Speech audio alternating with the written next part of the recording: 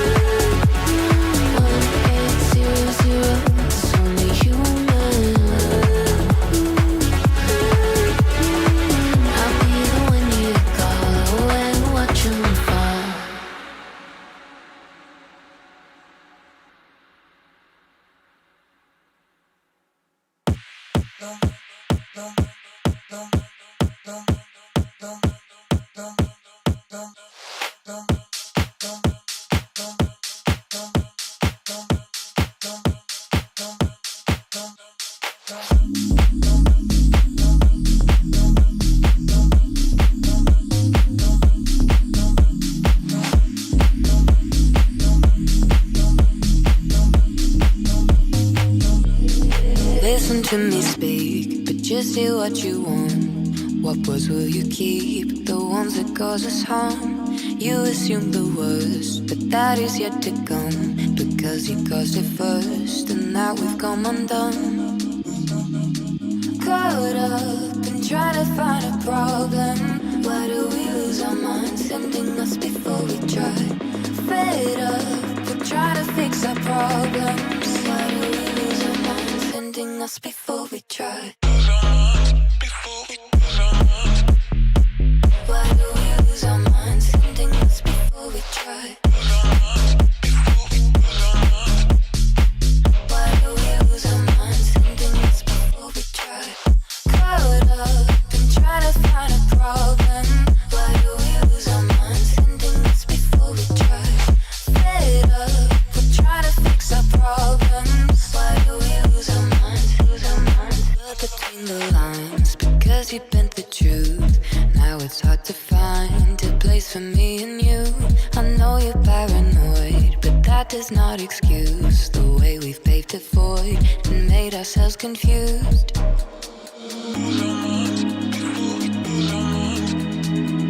Why do we lose our minds, sending us before we try? Why do we lose our minds, sending us before we try?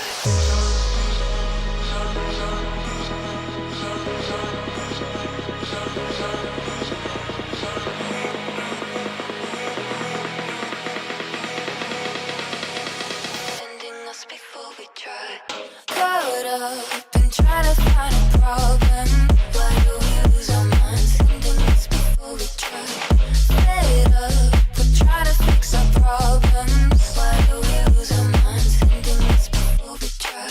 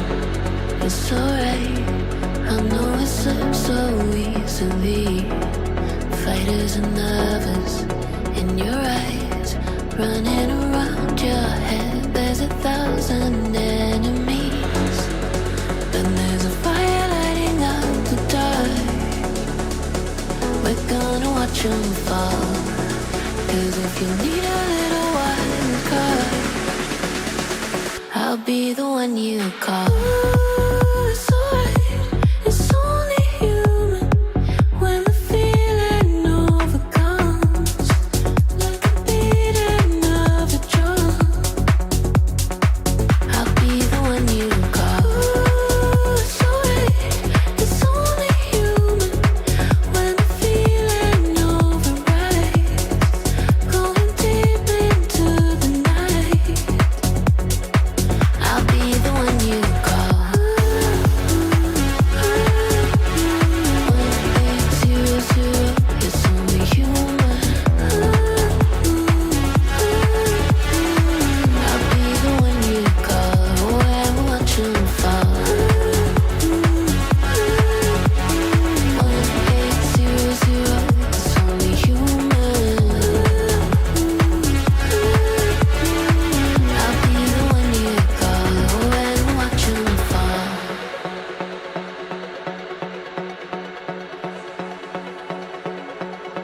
I know you wonder how it ends, so that your body can begin.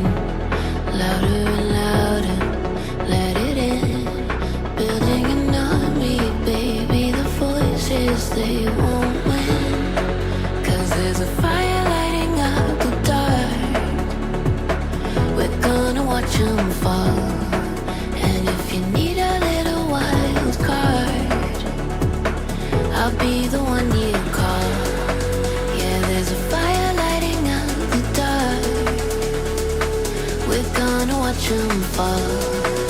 And if you need a little wild card, I'll be the one you call. Ooh, it's alright, it's only human when the feeling overcomes like the beating of a drum.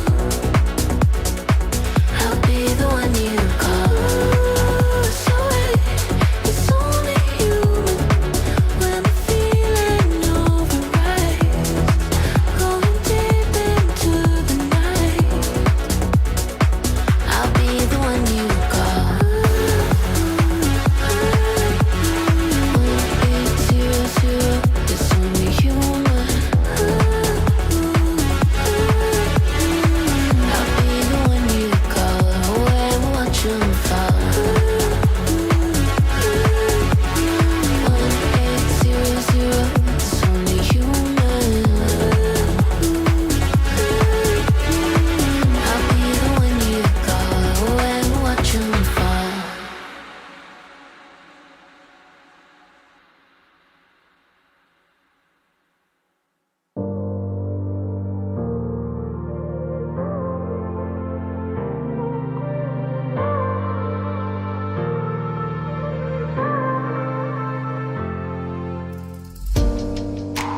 Caught up in a lie.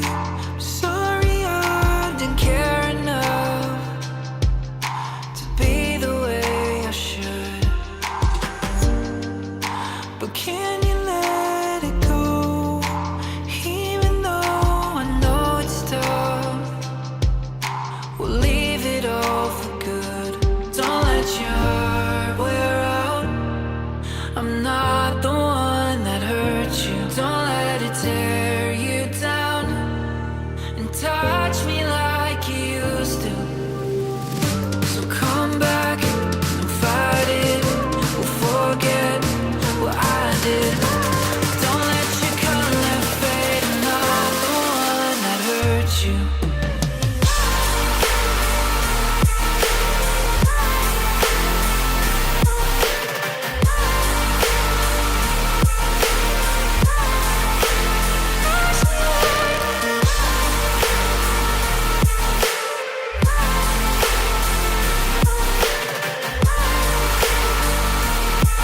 I'm not the one that hurt you. I watched you as you cried. I'm sorry I didn't think enough to say the things I should. But can you let me know all the ways to make it up? 'Cause I want this to be good. Don't let your heart wear out.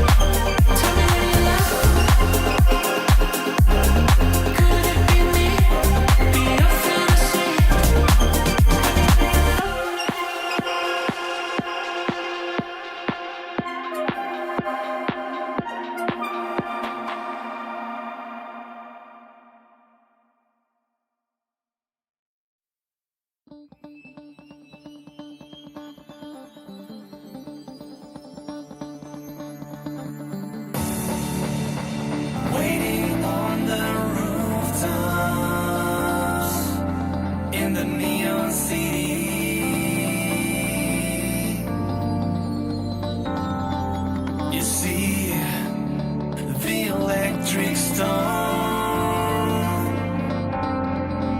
in the traffic below. Chaotic people anticipating.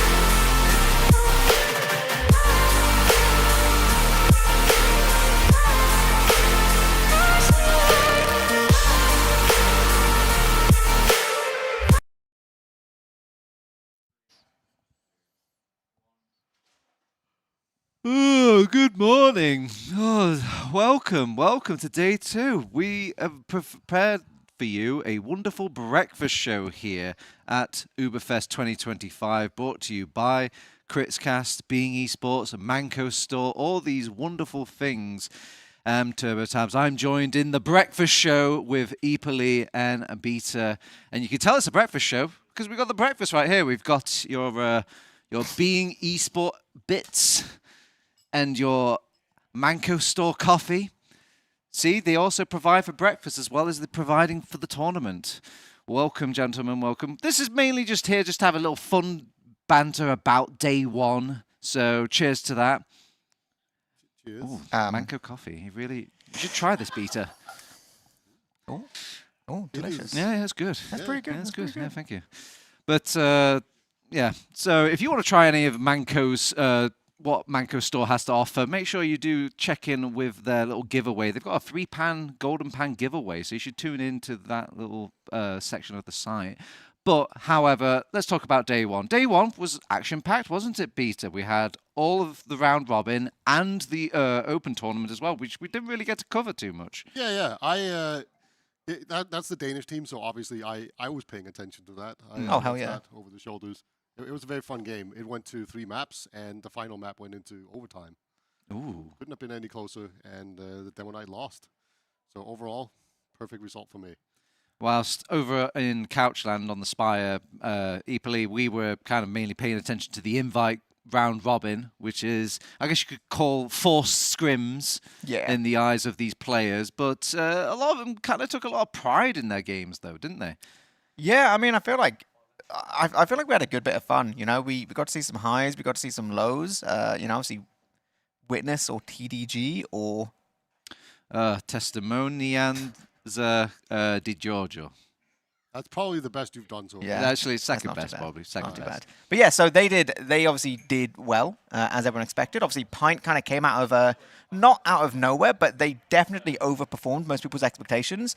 And then we had the MAC team, the Bloodsail Buccaneers, really underperform, I think, almost everyone's expectations. I mean, is that underperforming, or is it more that they overperformed in the online and then they've come back to reality here at the LAN? I mean, I don't want to be a hater. I feel like something about day 1 wasn't gelling for them. But, you know, like, not to say this is like the be-all end-all, because the whole point of day 1 was, you know, seeding and this and that. But, like, day 1 is kind of to get your eye in, right? To kind of to try and work out these problems. And ultimately, you can lose every game in day 1 and still win the tournament. Yeah. It rarely happens that way, but yes, you're right. And the result that really popped out to me was round 6 on Gollywash, Dirty Mackers versus Bloodsail Buccaneers. It ended in a 10-minute roll. Yeah. Oh, my- my. Yeah, dude. Whoa. Wasn't 10 minutes, it was 9 minutes. Let's Sorry. get this right. Yeah, it was like 8 minutes 52 seconds of just absolute bloodbath, and to the kind of thing that I'm amazed they The even did blood the was final game. sailing very much. Dude, it was It's brutal. not the opponent. No. Yeah. It was I feel like we could have casted that while like someone was on a toilet break or something like that. Yeah, was- Yeah. I'm pretty sure we've had pauses longer. I'm 99% certain we have. Yeah. Yeah, but it wasn't just the results as well. The gameplay was pretty good. Obviously, Beta, you were observing directly. Did you see anything, potentials where you're licking your lips at like, my I'm going to eat well on my frag videos? Every time they're on Badlands Spire, I'm just, I'm so giddy. But yeah, I haven't seen like anything crazy. I know I missed a bunch of stuff. That's the main thing I remember. But, Yeah.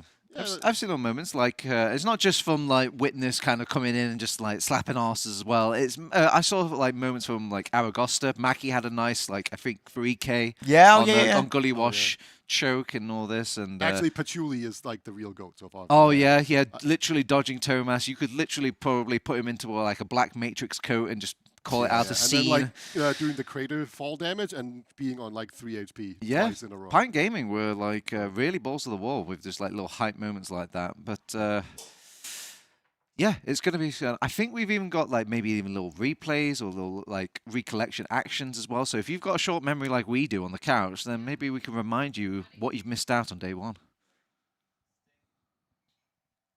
So the open group stage, they were split into 2 groups of 4. Each of them playing best of 2s. The winners of those are playing a final, and the winner of that would join the invite teams on Saturday for the weekend.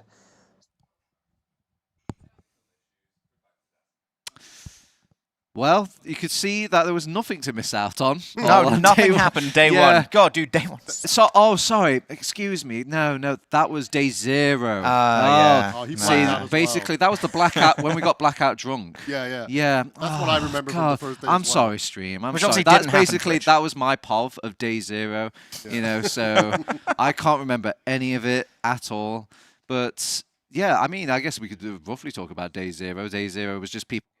So, the open group stage, they were split into 2 groups of 4, each of them playing best of 2s. The winners of those would play in a final, and the winner of that would join the invite teams on Saturday for the weekend.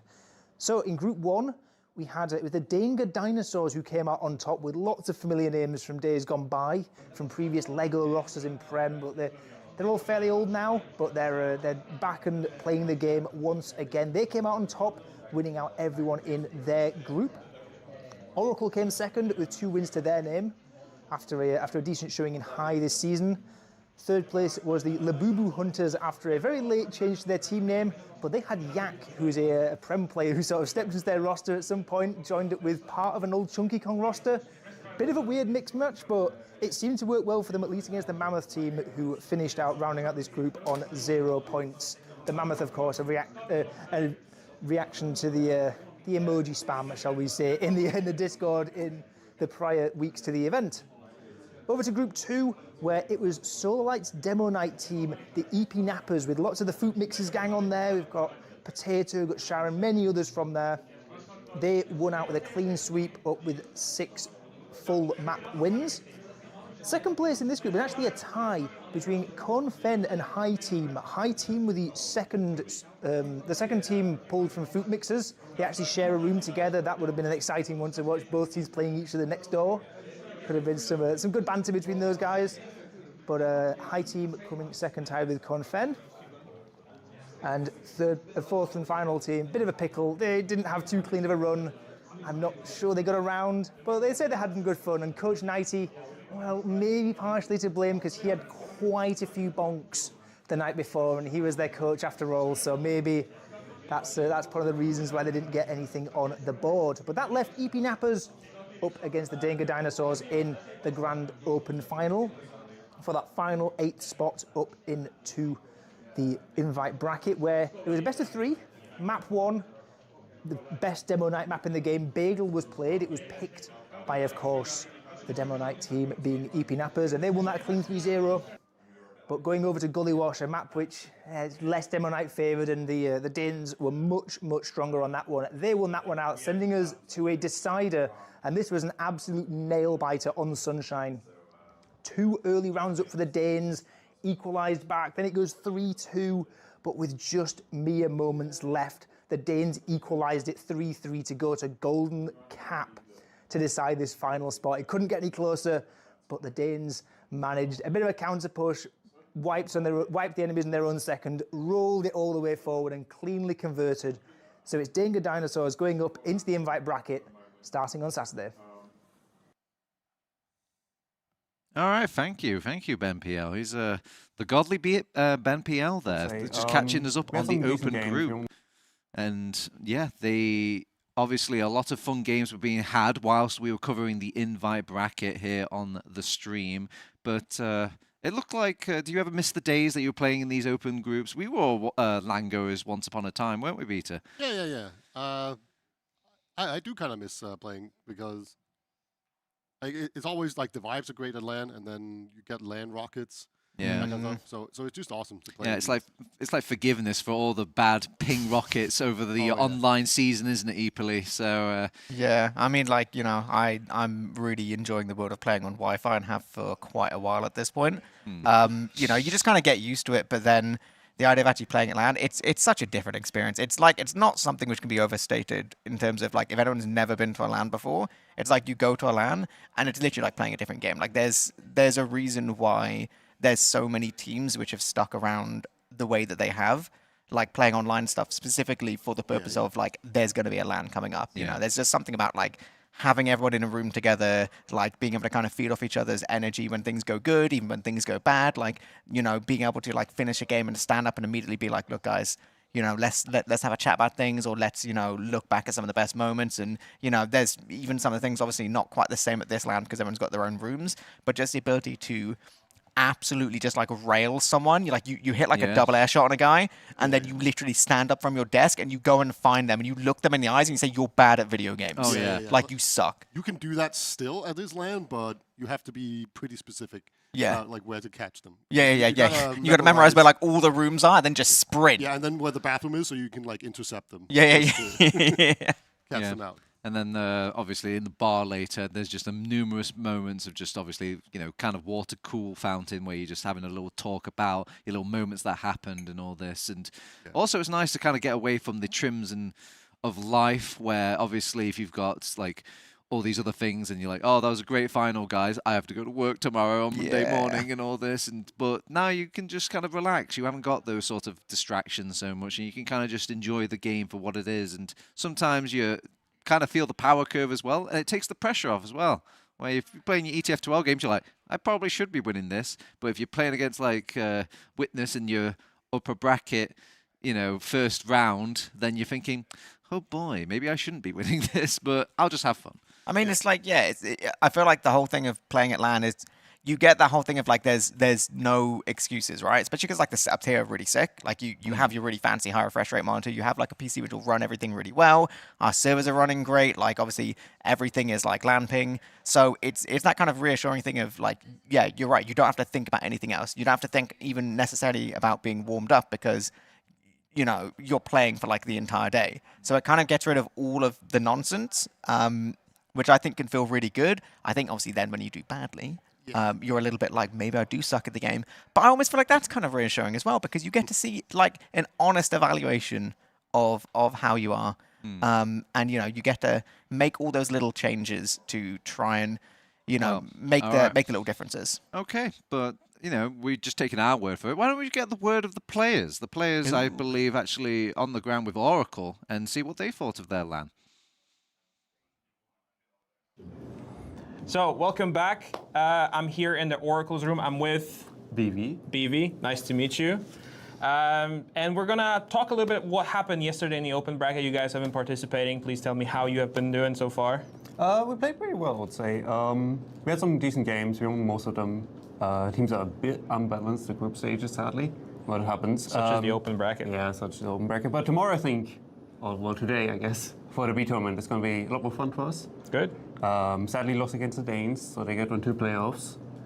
But yeah, we've been having fun. Yeah, speaking of the Danes, yesterday they were playing against EP Neppers. I'm aware that you guys were watching this stream more or less in the Cerny and the Steven personal private cast as the VIP room, hijacking your computer.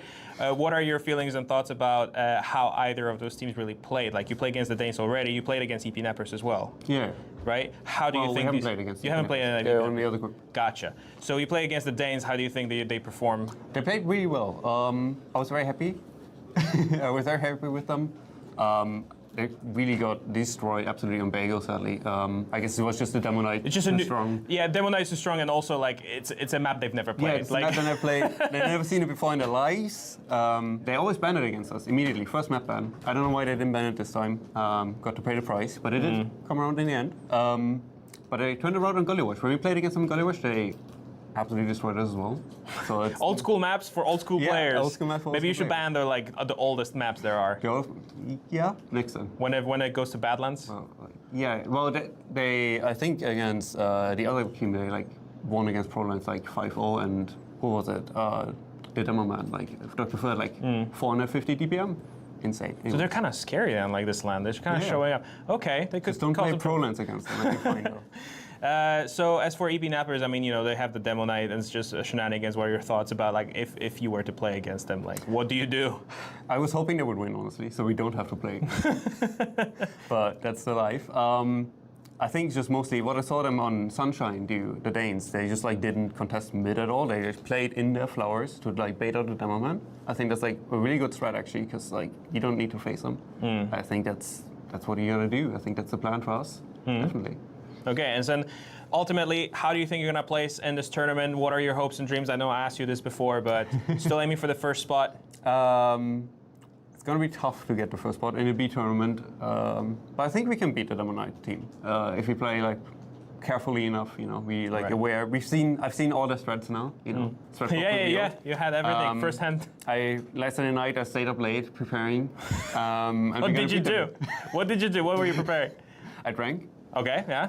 Mental, important. That's it. Okay. Well, I wish you guys the best of luck. Good luck in the tournament, and we're gonna throw it back to the studio for a post-game or pre-game analysis of the open brackets, and then get ready for the rest of the day. So stay tuned.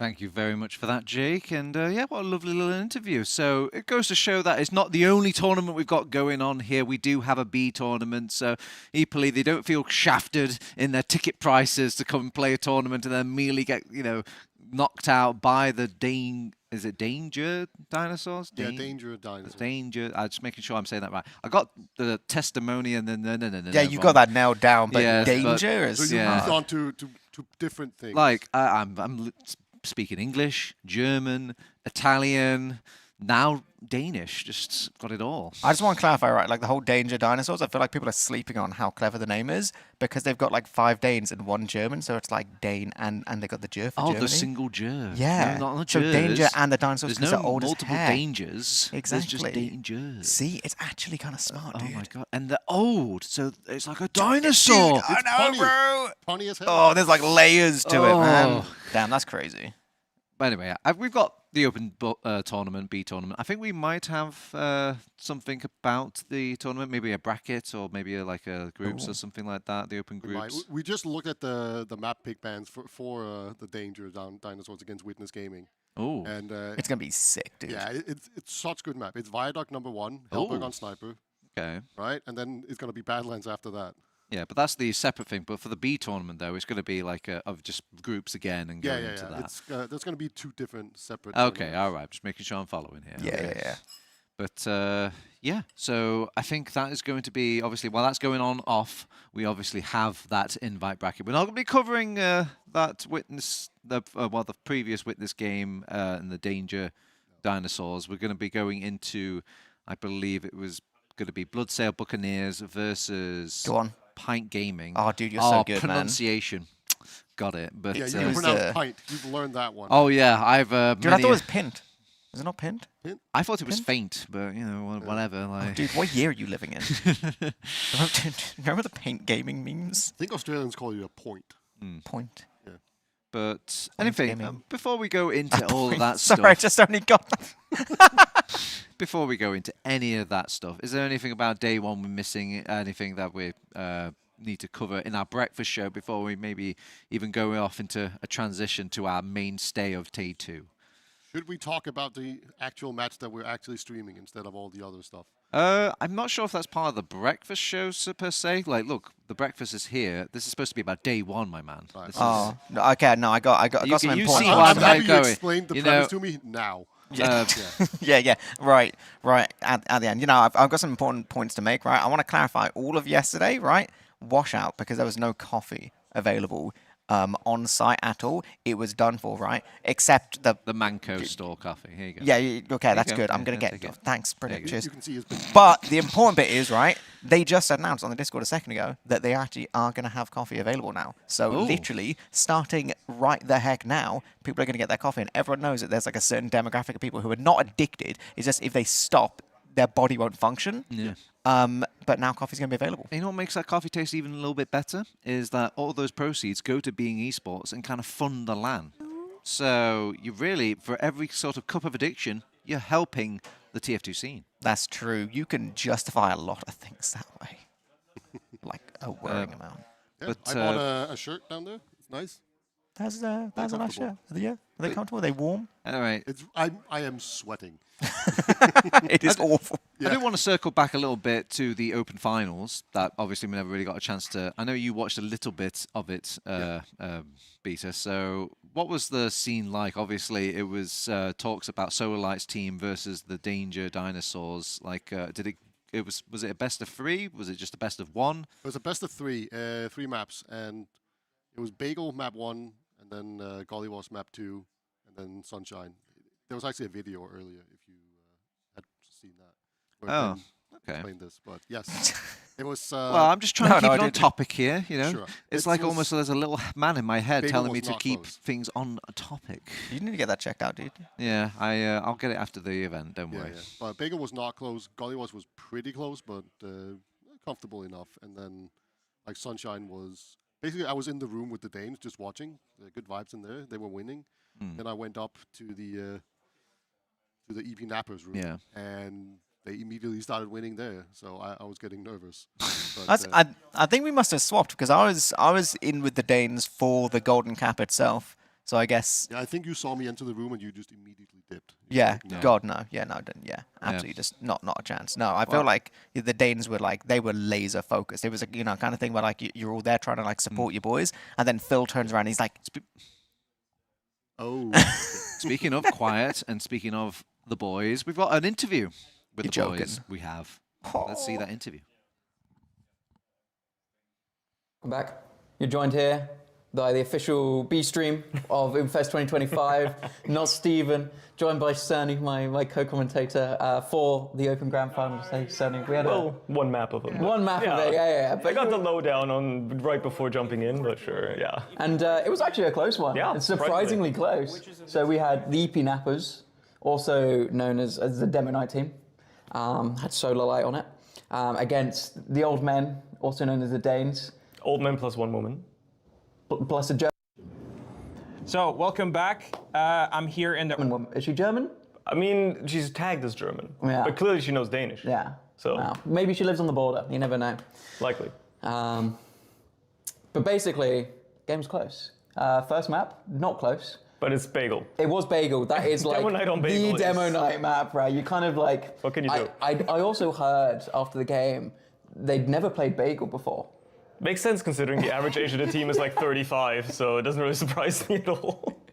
They're literally saying like, we didn't know what to do. Like they've obviously seen the map, but they're like, we just don't know how to play against it. And they were just like constantly abusing coming out the house. Like you see the witness do it quite often. They'll just like Uber out of left house as they're going in right. And like, what can you do? Like your medics walk through the door. You're like, oh, we got through, no bombs, no Gamma Man stickies. And then there's just an Ubered scout on your medic. And what can you do? And there's also a solar light charging in to pour We it. saw this when Odin was in Prem for a season as well, when they played Bagel. Like, Yeah. there's so many blind angles. Just the fact that the point is like that race platform, you're always, like, your demo knight could literally be standing right behind it. And you would never know. The snap of your fingers, suddenly there's a demo charging around the point, and you're screwed. You're absolutely screwed. There's nothing you can do in that situation. He's got 1,000 FPS as well, so he's actually just Yeah. turning in circles. Literally. It's nuts. I do not understand how this tank works. Like he was posting in the Discord, like, because he can't get it at home with his PC. He was like, wow, this PC is so good, I can get 1,000 FPS. Yeah, he was Just coping for to me. He was like, oh, I had to buy a pre-built, guys. I need to spend money. So Bagel's a bit of a wash. Frio, pretty easy. Second map, Gully Wash, was the pick of the Danes. And it went the distance. It was actually really close. So it was EP Nappers, they pulled ahead 2-1. They were looking pretty strong. Danes got around, I think, bring up to 2-2 in the kind of last 5 minutes. And we were like, oh, it's going to be Golden Cap. There's only really a minute remaining. I think it was said that on the Danes' second point, they just took like a wacky fight into mid and the EP Nappers just completely wiped. And then they just roll it all the way into last, minute remaining. Danes get the last cap. Like keeping it close. I mean, the fact that it goes that far in the first place. I had a quick step into their room afterwards, and like Dr. Phil was there and was like, yeah, it was just annoying going up against the Demo Knight. It was just annoying. They didn't really know what to do, even though obviously most of the time when your Demo Knight goes in, he ends up trading, right? And you're not really worrying about like the demo damage necessarily. But if the other team plays around it well enough, they're still going to get a crucial pick with that Demo Knight. Yeah. If he gets onto your med, well, that's screwed. That's one player for Well, your it's med. just a better trade, right? Yeah. Yeah, and then the rest of it, as long as the rest of the team follows up a lot of the time, you just win. I watched Hellberg shoot, I think, 12 shots at him, and he just gets a kill. Hellberg's like, okay, he's just got another 100 health. yeah. Keeps shooting him, kills someone else, he just doesn't die, just has a run-out choke. Just All like, right, there's sure. nothing you can do at that point, right? He just snowballs so hard. But yeah, the Danes managed to bring it back. I think it was a bit of a messy game from the side of the EP Nappers, unfortunately for them. But then we went into Sunshine, and I had a little break, had a little bit of dinner, went and talked to Potato. He said, we win 90% of scrims on this map. 90%. But the scoreline, golden cap. 3-all. 3-all golden cap. Pretty intense game. The Danes finally learned, let's not go Valley. The demo knight will charge into our medic every single time. As soon, like for the first few mids, they were getting their asses kicked over and over again with Solar just going through Cafe, charging behind the blind corner into Valley, getting the medic like 2 or 3 times on the mid immediately. As soon as that happened, like the 3rd time, the Danes decided, hey, we're gonna rotate to the other side. We're gonna go our Cafe side. Solar couldn't do anything. No. He was I don't think he got a single med pick. It was a sitting duck on the point. You couldn't really get the blind charge surprise, and then he just gets focused down, and it's over at that point. And I managed to get them back because the EP Nappers were up like 3-1. They were up 3-1 at that point, and then the Danes get 2 quick rounds to take it to a golden cap. Yeah. So that was kind of crazy. It was good. And then final round just kind of goes the way of the Danes. It was pretty. They won the mid and went to last, right? They killed the medic. I think it was a bit slow. There was a bit of back and forth, but at some point they just wiped the Nappers. Yeah, it was basically the F2 lived, Google died, and they just managed to push last, and that's how that was that. Yeah. They had a bit more momentum, a bit more stamina. Yeah, and that will be the Danes going into the playoffs. Yeah, playing against Winners Gaming, Italia. What a privilege. Yeah, good luck to them. Nice. Yes! Get my fiddle up! Get my fiddle up! Stupid. So, congratulations. First of all, how did you think the game was? It was very strange to play against the demo knight compared to we normally play against with a demo. How strange does it feel? Like, basically, what kind of strategy do you need to employ to combat something you've never seen before? Well, we have played against it in scrims, but you have to, I don't know, play very different, have to play very scout heavy to try and deny the demo man. But then again, he just makes a lot of chaos. It's not like he does a lot of damage necessarily. He gets the picks once in a while, but more than anything, I think he's just a nuisance. Okay. And what do you think was the thing that worked in the last round? Because you know, it's been 3-3. It's been very like neck and neck. What do you think was the thing that actually managed to push the scale in your favor? I think at the end, or at least when they pushed in, they overextended way too deep with their combo. Yeah, and then we caught them, and I juggled the mid again completely and. Yeah. So what do you think was the mistake that they made then? Just basically they overextended. Yeah, the medic and the scout stayed in too long. Roger. Compared to the rest of the team, and we could catch them out completely. Makes sense. Who do you think was absolutely outperforming everyone on your team?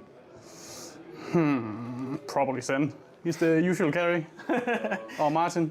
Yeah. And who do you think was on the enemy team that was giving you the most trouble? I don't know, both the scouts really. Yeah. Not necessarily one of them, I think they're both. They were quite beasts. Catching you off guard all the time. Yeah, they hit hard. So going forward in the tournament, how do you think you're going to place overall in the rankings? I have no idea. It really depends who we meet and all that. And I have no idea who we're going to meet. I'm not really but into how the bracket you're up works. for the challenge? Yeah, of course. You're here to win? Yeah, what else play? So if you were to win, if you were to be in the finals, which is of the team that you think you're going to play? Well, Witness or... It's always going to be the finals. Rhetorical question, isn't it? A bit of rhetorical. Witness is always going to be the finals. Right. With the way they're playing right now. Okay. Well, once again, congratulations on the win. Congratulations on the victory. Full sweep today, right?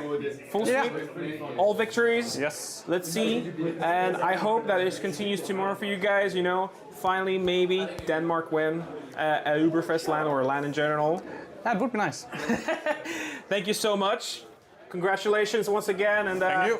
Good luck tomorrow. And now it's time to chill, rest, have some drinks, and yeah. Yes, it is. Catch you guys later.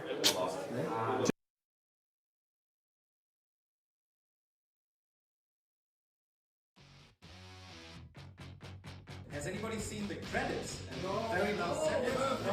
No. Actually, not. That's funny. We're gonna do it again!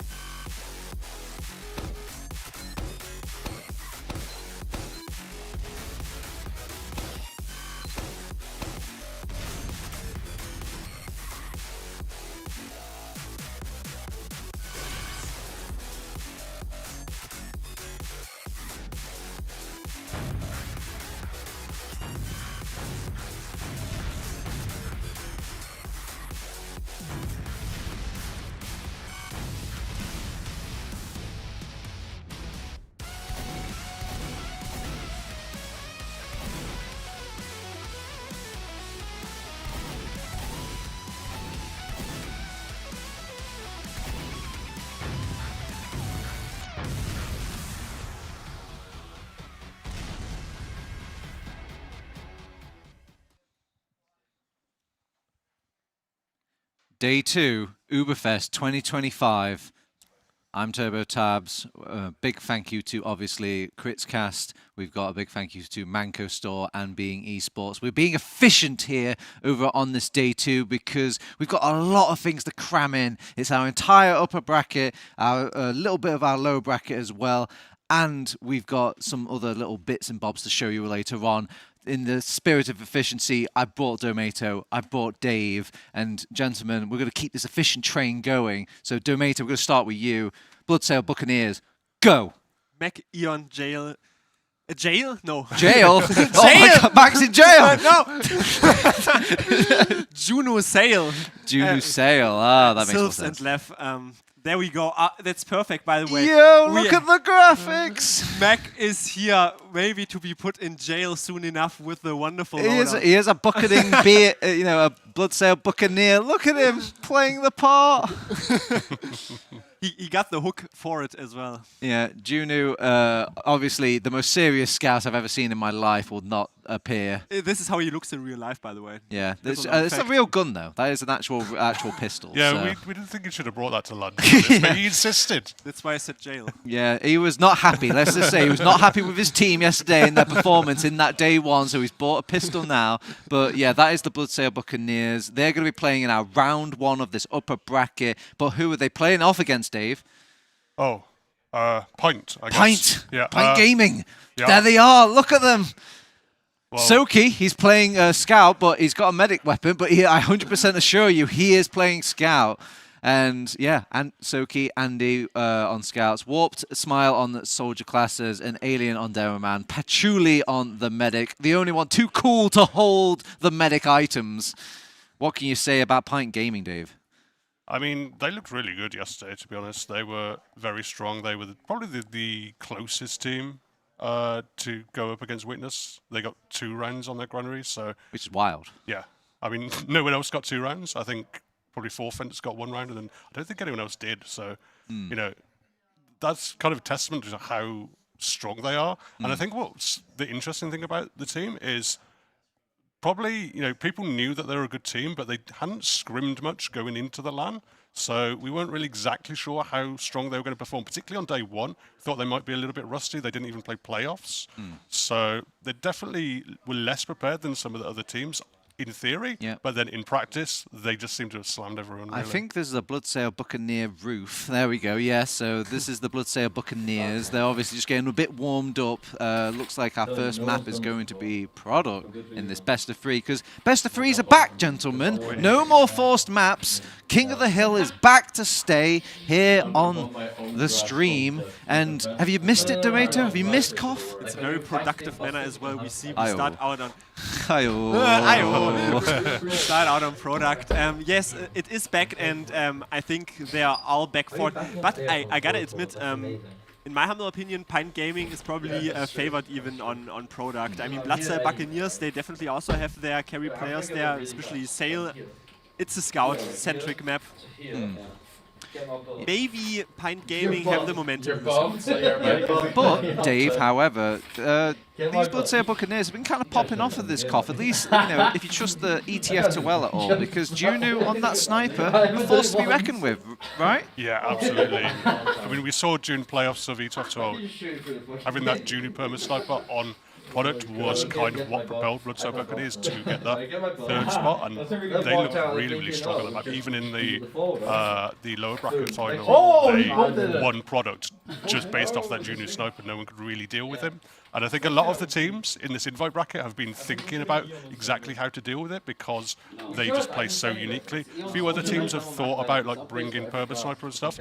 I mean, I'm not sure if Pint Gaming will do that. I don't really see anyone on the team that looks straight up like a Perma Sniper. So, but obviously, if we are going to play products, they're confident because I think most other teams probably would have banned this map against Bloodsail Buccaneers. Donato, talk to me about resets and going into like a day 2 after a day 1 situation. Do you think a lot of these teams are up to kind of making the pivot like this, or do you think they're holding a little baggage still from that day 1? Yeah, potentially. And what I was focusing on while the cam was ongoing, whether or not any players on Bloodstone Buccaneers are still grinning and having a smile on their face, because yesterday, to segue into your question, was a bit rough for them. Synergy, I think, is still in the works.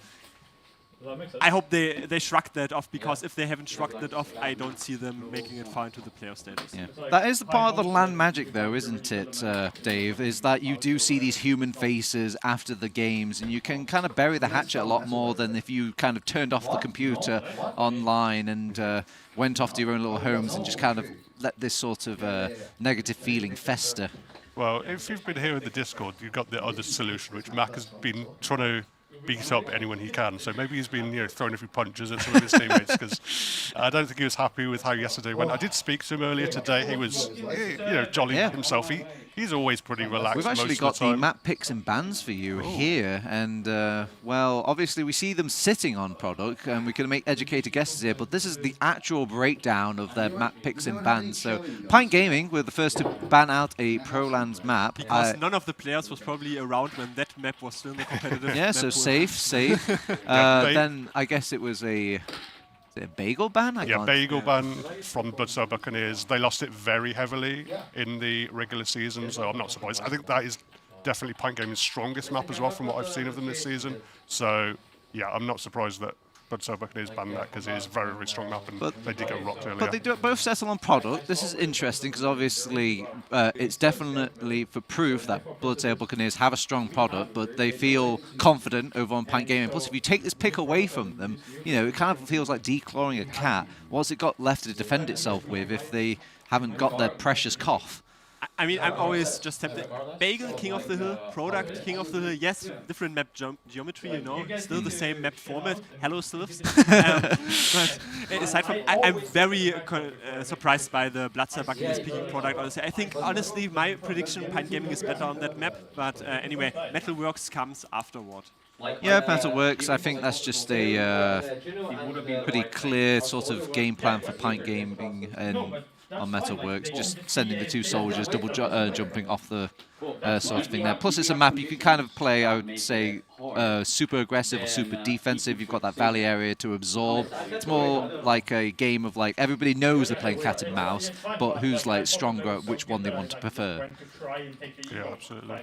And yeah, looks like Sultry was the next ban for Bloodstone Buccaneers. They didn't actually play this map yesterday, so I mean. Well, they must have played it once, because everyone got played forced maps, didn't they? Well, they did, but everyone also had a bye. Ah, see, this man's paying attention. Yeah, all teams missed out on one map, and Bloodstone Buccaneers missed out on Sultry. I don't think they played it during the regular season either, so it makes sense as a ban for me, because it's probably the map they're the least practiced on. Yeah, and all these other maps, Granary, Gully Wash, I think maybe leaning more on like a Derriman advantage and kind of can slow things down a bit more on Granary, which is kind of shocking, because they showed a bit of like, punch to them over on Pint Gaming against what the team we are calling Witness on the couch, but they're not actually called Witness. They showed them a good show on that. And the most cookie-cutter map of all coming in, Process as a decider, so I think that actually features well into that. Again, baffled, I don't know, Bloodstone Buccaneers. I don't know about that pick. Product. Metalworks, I can understand. Process Decider should be anyone's game. I don't want to take your job, Turbo. I was almost going to ask prediction. What is your prediction? Yeah, but I think we're not going to waste too much time here, I'm afraid. I want to get into all these questions. I know. I heard one question coming from you. My production are telling me, please throw it to the casters. So I'm going to listen to my production overlords and send it over to our casters, who should have the games ready. Thank you very much, TurboTabs, for expertly dodging your prediction questions. Equally, you aren't so lucky. No, I'm going to be real. I would love to say the Bloodstone Buccaneers are going to be bringing it back, but I think it's going to be an uphill struggle, I think so much is going to depend on this product, right? Like, I feel like when you have a day 1 as deeply, deeply unpleasant as the Buccaneers did yesterday, I feel like they're going to seriously need map 1 to like get the energy going again, like get themselves hyped up, get that momentum. I feel like if they kind of lose map 1, that could be the whole series right there.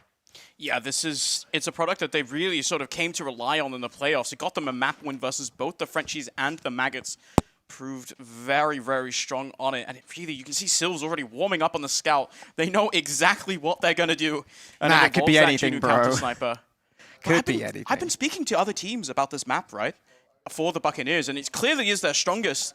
But I think, yeah, I got to speak a little bit to Pint this morning. Yeah. Particularly Smile, and he's not that scared of it.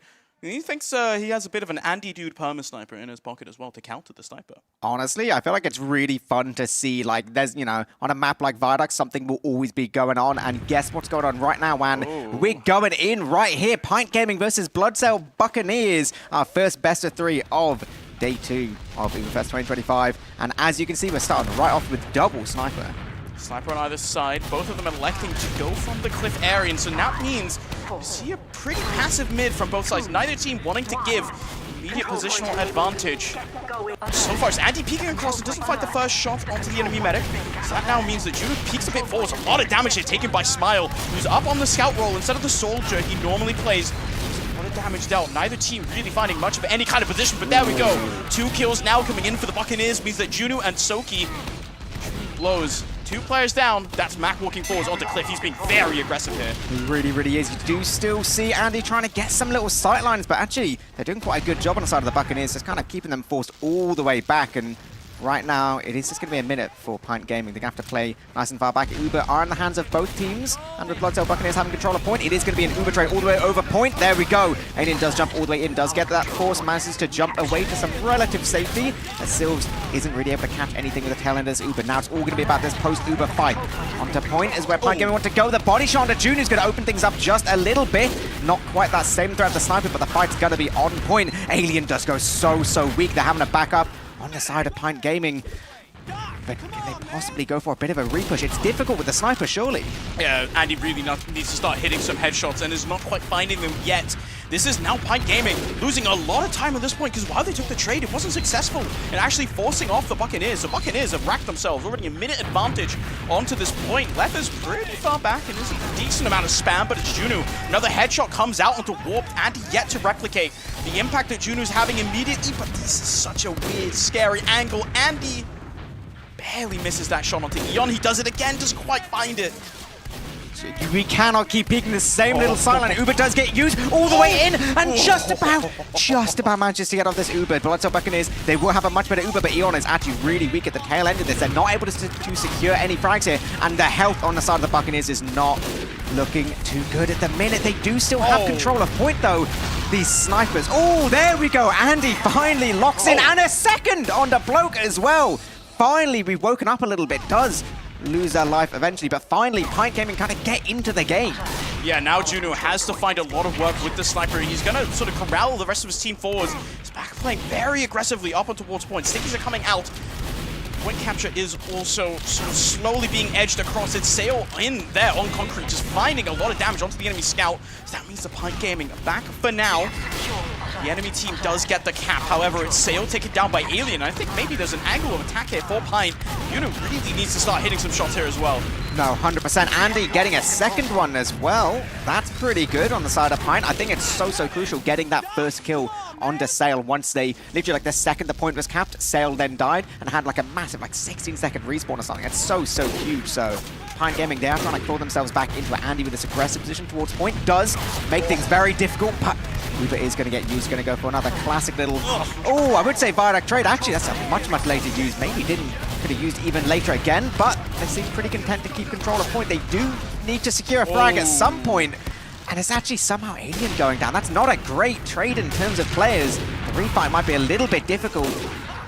All the health bars are so low on the Buccaneers side, right? So 2 players falling already. Yuno now does not find that crazy little headshot onto Smile, who does clean him up. And so that means that now Pint Gaming slowly crawling themselves back in onto this round.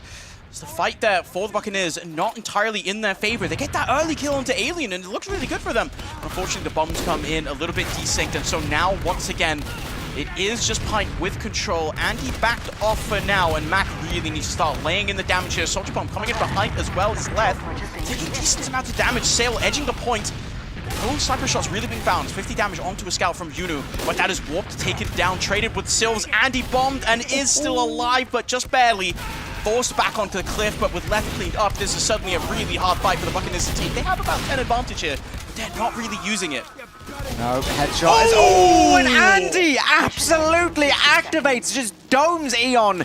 That is everything they need right now. You could not ask for a better situation. Mac just about managing to survive, but it doesn't matter. On the side of Pint Gaming, that is everything they wanted. They have 100% Uber advantage. They have almost all of their players alive. They need to just breathe, heal up a second, because in 40 seconds, they could be winning this round. Yeah, that is such a massive shot there from Andy, really turning the tides. It's a massive ad now as well. With the kill onto Sales, suddenly the momentum completely eliminated from Pint. You can see Andy now starting to feel himself a little bit. Another kill onto Mac, and suddenly this is much of the wins out of the sails of the Buccaneers, who have to find some kind of a consolation prize. A single kill onto Soki is fine, but it's just not enough. Yunu now, I think really all eyes on him. He has to be able to counter Andy, who is just on fire right now. Yeah, absolutely. Took a little while to warm up, but suddenly Andy is hitting these shots, and the rest of Pint Gaming are looking pretty good as well.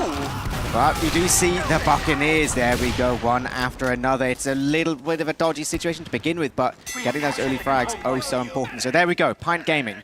They're right on to overtime at this point, so all they need to do is cap once. But this is Uber advantage, player advantage. This is a lot of different advantages for the Buccaneers. They need a little bit of a perfect hold, and I think once again this might come down to the sniper play. Who can hit some of these early crucial shots and make things just a little bit more difficult for Pint Gaming to get towards point. Every single second that you keep Pint off of the point is absolutely gold here for the Buccaneers. Any kind of shot from Junu to slow the enemy down, slow down this push, this trade that is inevitably kind of going to come out in a second, as Patchouli does reach 100% Uber. You see Smile already edging the point. He knows that's all he needs, and it's an early kill for Addy onto Sil. 7-kill streak now for him, and this is an Uber from the enemy Buccaneers that is not finding that much work. Sale with his medic, but Eon is so low here. You can't let them cap because they are just going to win the round, and unfortunately for the Buccaneers, it starts off so good for them, but heroics from Andy, and that's round number 1 on the board for Pint. Yeah, I'm going to be 100% real. Like, the first half of that round, I was looking at Andy and I was like, guys, I do not know if this is the best idea. Like, you know, I feel like their fundamentals as a team was shining more than the sniper. But once Andy got about halfway through, warmed up a little bit, locked in, that really was just the difference maker on that round. Going from a 2-minute deficit to winning the round is huge. That has taken completely just like all the momentum from the Buccaneers. This is Pint's game right now. Buccaneers really needing that strong start today. They did not have a good day 1. The mental was kind of crumbling. It was sort of all falling apart. Now it's Andy Sniper shutting down Mac before the mid even starts. And it gets so difficult now for the Buccaneers. Junior doesn't quite find that counter shot onto Patchouli. And so the Buccaneers now are going to have to fight without their demo, without both of their scouts. I think that might just mean the mid over Smile. Eon, unprotected by Junu, who's still just not finding the shot. As Smile running forward steals the health back as well. And that is bullying here onto the Buccaneers. That is such a brutal mid. That's such a, like, insane shot from Andy. It was one of those things where you're like, no, dude, I swear that demo's head was nowhere near the crosshair, but just because of how the hitboxes work, absolutely brutal to lose a life there. Oh my god, okay. Okay, right, we're going to get some frags here, but ultimately, on the side of the Buccaneers, they're not going to complain too much, because as long as the Uber gets forced, they are kind of happy. You can see the rest of the Buccaneers players all the way towards spawn. They're just building, they're trying to get this Uber up, and with this Uber advantage, they should, once they get the players, be able to start moving forward. Still, the constant, ever-present threat of Andy and his sniping, but they do get a bit of an opportunity. Juno is once again on the Pyro, maybe expecting a bit of a foothold. There's only really one soldier here right now, and no one else, and we don't even need the air blast, so we can just kind of stare at them before they leave. This is now Sills up on the soldier as well. Maybe to break the forward hold, but that's Mac getting picked off by Soki once again. And that means the wind's once again just out of the sails. I keep saying this, but you can't lose Mac in a situation like that. It's so much momentum gone. So Sills forced to go for some kind of sack in onto the enemy, but goes down way too early. Now it's left alone. Hits a nice rocket onto Smile, but it's just not enough here. Junu needs to find a shot. Starts early with a kill onto Alien, but this is warped in on behind as well onto the enemy. It is a complete collapse. Decent damage dealt, but Junu's found the headshot onto Andy. Doesn't quite find the shot onto Patchouli. No, not this time. So, okay, they get a moment. They get a second to breathe. They will capture point for the first time this round. They will start that clock ticking down. And with an equal Uber, equal player, equal sniper situation, like you said, it's going to be all about if Junior can find any little hits just here and there. Just taking their time. The little peek there. Possibly. Andy might have an angle here, but this is going to be Smile going all the way in. He doesn't want to wait on this trade at all. They do manage to get that one frag there. They have taken a decent amount of damage in. It will be a slightly better Uber for the Buccaneers. Mac really wants to commit off this. Not quite catching this medic, though. Somehow, these players just about surviving. Logue with the follow-up has been really good, but this is so little health on the side of Pint Gaming. It's going to make it a little bit difficult, but somehow just about keeping control. Juno surely gets nothing. Okay. For a second, I was like, dude, is he going to hit the nuttiest shot we've seen at Ulan? And then it's insane. like, nah, it's all good. You saw it happen before your eyes. That was a really nice surf there from Patchouli. Really did such a good job getting out in main and really sets his team up for success. Now it's bombs onto Cliff, kills onto Sylvs. I think Mac might be soon to follow here. Early kill actually onto Alien. Warp is going down as well. This choke is not going the favor of Pint in the way that they wanted. So now it's Andy still stuck on point, not finding the damage either, as the rest of the Buccaneers collapse in onto him. They do manage to wrest control off the point for now, so they still have a minute advantage, but they're off the point. They have a little bit of an ad, but Sniper down. Not good for the Buccaneers. No, it's not fantastic. You know, they will get that clock ticking down just a little bit. I like Uber's getting close enough. It's going to be all about this play towards point, really. We are going to be seeing Pint just trying to pickle that point, trying to bring some of these players in. The early frags towards Sylvs is very, very important. Uber does get used. They will just about be getting on the side of Eon. That was a little bit scary just then. But with 2 players down, this is a very, very difficult Uber to try and go aggressive off. So I feel like they're going to have not much choice. Once again losing Mac, I feel like there's just way too many situations. They're just getting absolutely crunched by the warp flank. That is absolutely brutal. They're not going to stand a chance, surely. It's just Sylvs left alive of an off-class as well. That was such a nice flank by Warp, and you could tell it was driving Sail back. He couldn't figure out whether or not he wanted to go forwards to push or to go back, and so now we see a bit of a pause coming out. Cheeky little tack pause, you know? Probably. Game one of day 2. And yeah, we're already getting ourselves into a pause. Does make you wonder whether that's a little bit of a, guys, we need a breather. We need a moment to relax, because this is the thing with Viaduct, right? Like on Koth maps, there isn't downtime. Because even if you take like 20, 30 seconds to just think about what your game plan is, that's 20, 30 seconds less that the enemy team has to worry about on the clock, right? Like there is no just waiting around. It is just absolutely brutal in that regard. I really, it's weird, right? You look at this Buccaneers product success that they had online, right? And it really was based off of 2 players. One, it was Sail playing insane. Like better than we've ever seen him play. Dude just popped off on the Frenchies and continued on, went like 30-3 against the Frenchies, something like that. I don't remember the exact scoreline. He had like 3 deaths, so I remember that. But a million kills. Sniper of Juno super effective as well. Yeah. And we're just not quite seeing that from them this time around. Sylvs also had a very impressive game on Scout Online. Just not quite seeing that impact. But I think the real diagnosis, to be honest, probably due to a lot of different things, but Mac is just kind of getting caught over and over and over again here. Yeah, I think you're 100% right in what you're saying, in that like this doesn't feel like the same level of togetherness from the Bloodsail Buccaneers. Like they're not able to play the map exactly the same way. They are losing players as a result, and the casualty often tends to be Mac. I think it's something which they'll be very aware of, and they'll know that they do need to focus on. But there we go, unpause, we're back in the game. You know, we do have a little bit of an advantage here on the side of Pint Gaming, but Bloodsail Buccaneers are going to be all the way towards point. They're going to be fighting this immediately. Junior once again trying to look for some heads while the fight is happening all towards point. You have these super long angles, but ultimately not really much of a contest on the side of Pint. Point does get capped, but then immediately losing Bloke again with a long respawn makes things so difficult. So now the sniper duel comes out. Juno with the first shot.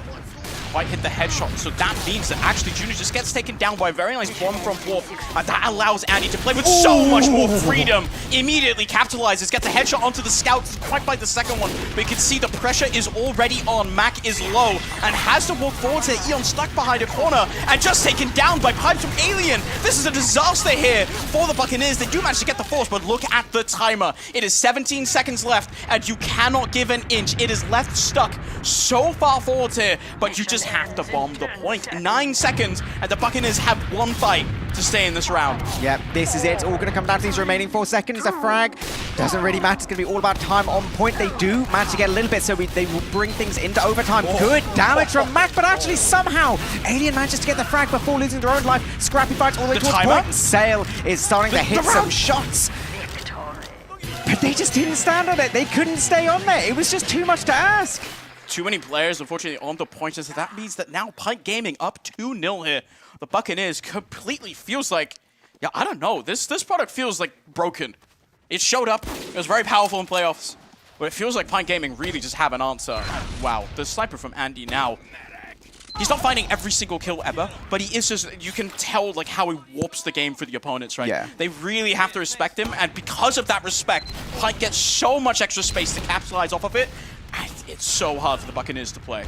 Yeah, it is just making things so difficult, and this is just an absolute disaster of a start. They have such an uphill struggle on the side of Bloodtail Buccaneers, but maybe the start of this is dealing with that sniper nice and early. We do see Jack losing his life, but it's still 4 versus 4. There's little opportunities here. There's a lot of pressure towards point on the side of Pint Gaming. But they're just kind of getting frag after frag. Ooh, nice little headshot. But I mean, they can't contest a point. This is all just going to be about whether Junior can hit any shots. This is the moment where we see exactly how aware Pint Gaming are of this sniper. If they're playing correctly, Junior shouldn't stand a chance. Yeah, Junior unfortunately not quite finding the angles. Eon once again testing Andy. Not quite finding the shot, but there's a lot of damage onto Junior as well. Health bars. So the Buccaneers not looking too hot, so they're going to have to retreat form now. About even Ubers, and you want to force them off ASAP! Andy again with another headshot drop onto Eon, and that sets a spanner in the works for the Buccaneers, left unable to find the air shot onto the enemy, and so that means that now, yes, it's Patchouli forced all the way back onto Cliff, but expertly dealing with the aggression. And now Pint Gaming, once again, massive advantage here in the 3rd round. Yeah, this is basically perfect. That late frag onto Sail, who's on the backlines trying to desperately get onto Patchouli. The fact that Pint Gaming were completely aware of that player and played really nice and smart around that is so significant. So now, Uber advantage. They have all their players up. They have control over point. This is everything in their favor. They're going to look to try and 3-0 this right now. This is Buccaneers. They have no choice but to go in to try and get some kind of force, some kind of play. Uber does get used, so it doesn't really matter about these remaining players. As long as they don't lose their medic, that's all that matters. And Loke actually managing to get a little pickaxe kill towards the sniper. He's going to make things maybe a little bit easier on the repush, but we've got some long spawns to deal with first. So there we go. Goal achieved for the 2nd. They managed to force off the Uber, but the time is still ticking down. They're going to be up against it. And Andy's going to be up in time for the push to come out as well. Just spawning now means that Andy is still a threat for this Uber ad push, which they also don't have quite yet, might I add. It is still 85% for Eon, so this Uber is going to be effective in about 10 seconds. It's a very nice opening shot there from Junu onto Warp, and that means he's going to back out. Sylv's immediately capitalizing, taking that extra little space, and it's Sylv's now onto the Soldier, not quite feeling the scout. That's the change-up that the Buccaneers are attempting to keep themselves in this round. Junu now finally ringing true onto his sniper opponent, Andy falling, and now the Buccaneers have control. Yeah, they do. It feels like maybe for the, one of the first times this game, or at least in quite a while, that they do actually have control here. They have a controlling position. Just not quite connecting the shots. Not quite comfortable, not quite hitting it. That would have been so crucial. Uber does get used now. It is going to be a trade. We do see Smile trying to do everything they can. Andy hitting a crucial shot on Junie. This is going to make things really difficult in this post-Uber fight. They do at least manage to trade things out, but with Six going down as well. Oh my god, Alien is just nuking right now. Even with Patchouli dying, this really isn't all that bad for the side of Pint. It's a total wipe. You can see them just delaying the cap here because they don't want to delay Patchouli on the respawn. They know what's going on. They've played the game a couple times, so they'll be waiting for that respawn and then go for that all-important cap. So there we go. Point once again in the hand of Pint Gaming. Their heals will be forward fast enough. The clock is still ticking down, but this is basically the opportunity you want to try and take if you're the Buccaneers. If you can go for an off-Uber fight here, that is so crucial. And that first headshot onto Smile, an important combat class, is going to open things up for them. They should be moving all the way towards point. That frag towards Warp is fantastic. Just need to be aware of Andy on this long sight line. Surely they know at this point. Surely they won't let him do it. Yeah, hard scoped up and not finding the shot. Eon ducking behind the rock just in time. So now Andy, once again, is going to continue to sit on this sideline, but he must have been called out. It's a dangerous peek to make. But Junior on the other side, sitting on the rock, is just trying to scope out literally anyone. But everyone hiding behind a wall makes it so hard for him to find much of anything. So Andy, once again, has superior sightlines, but not quite clicking. Finding the headshot, sees just a glimpse of Eon.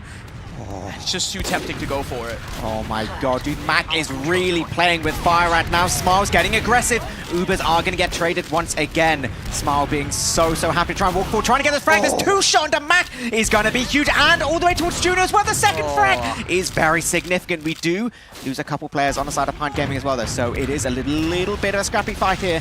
Alien with a follow-up, though.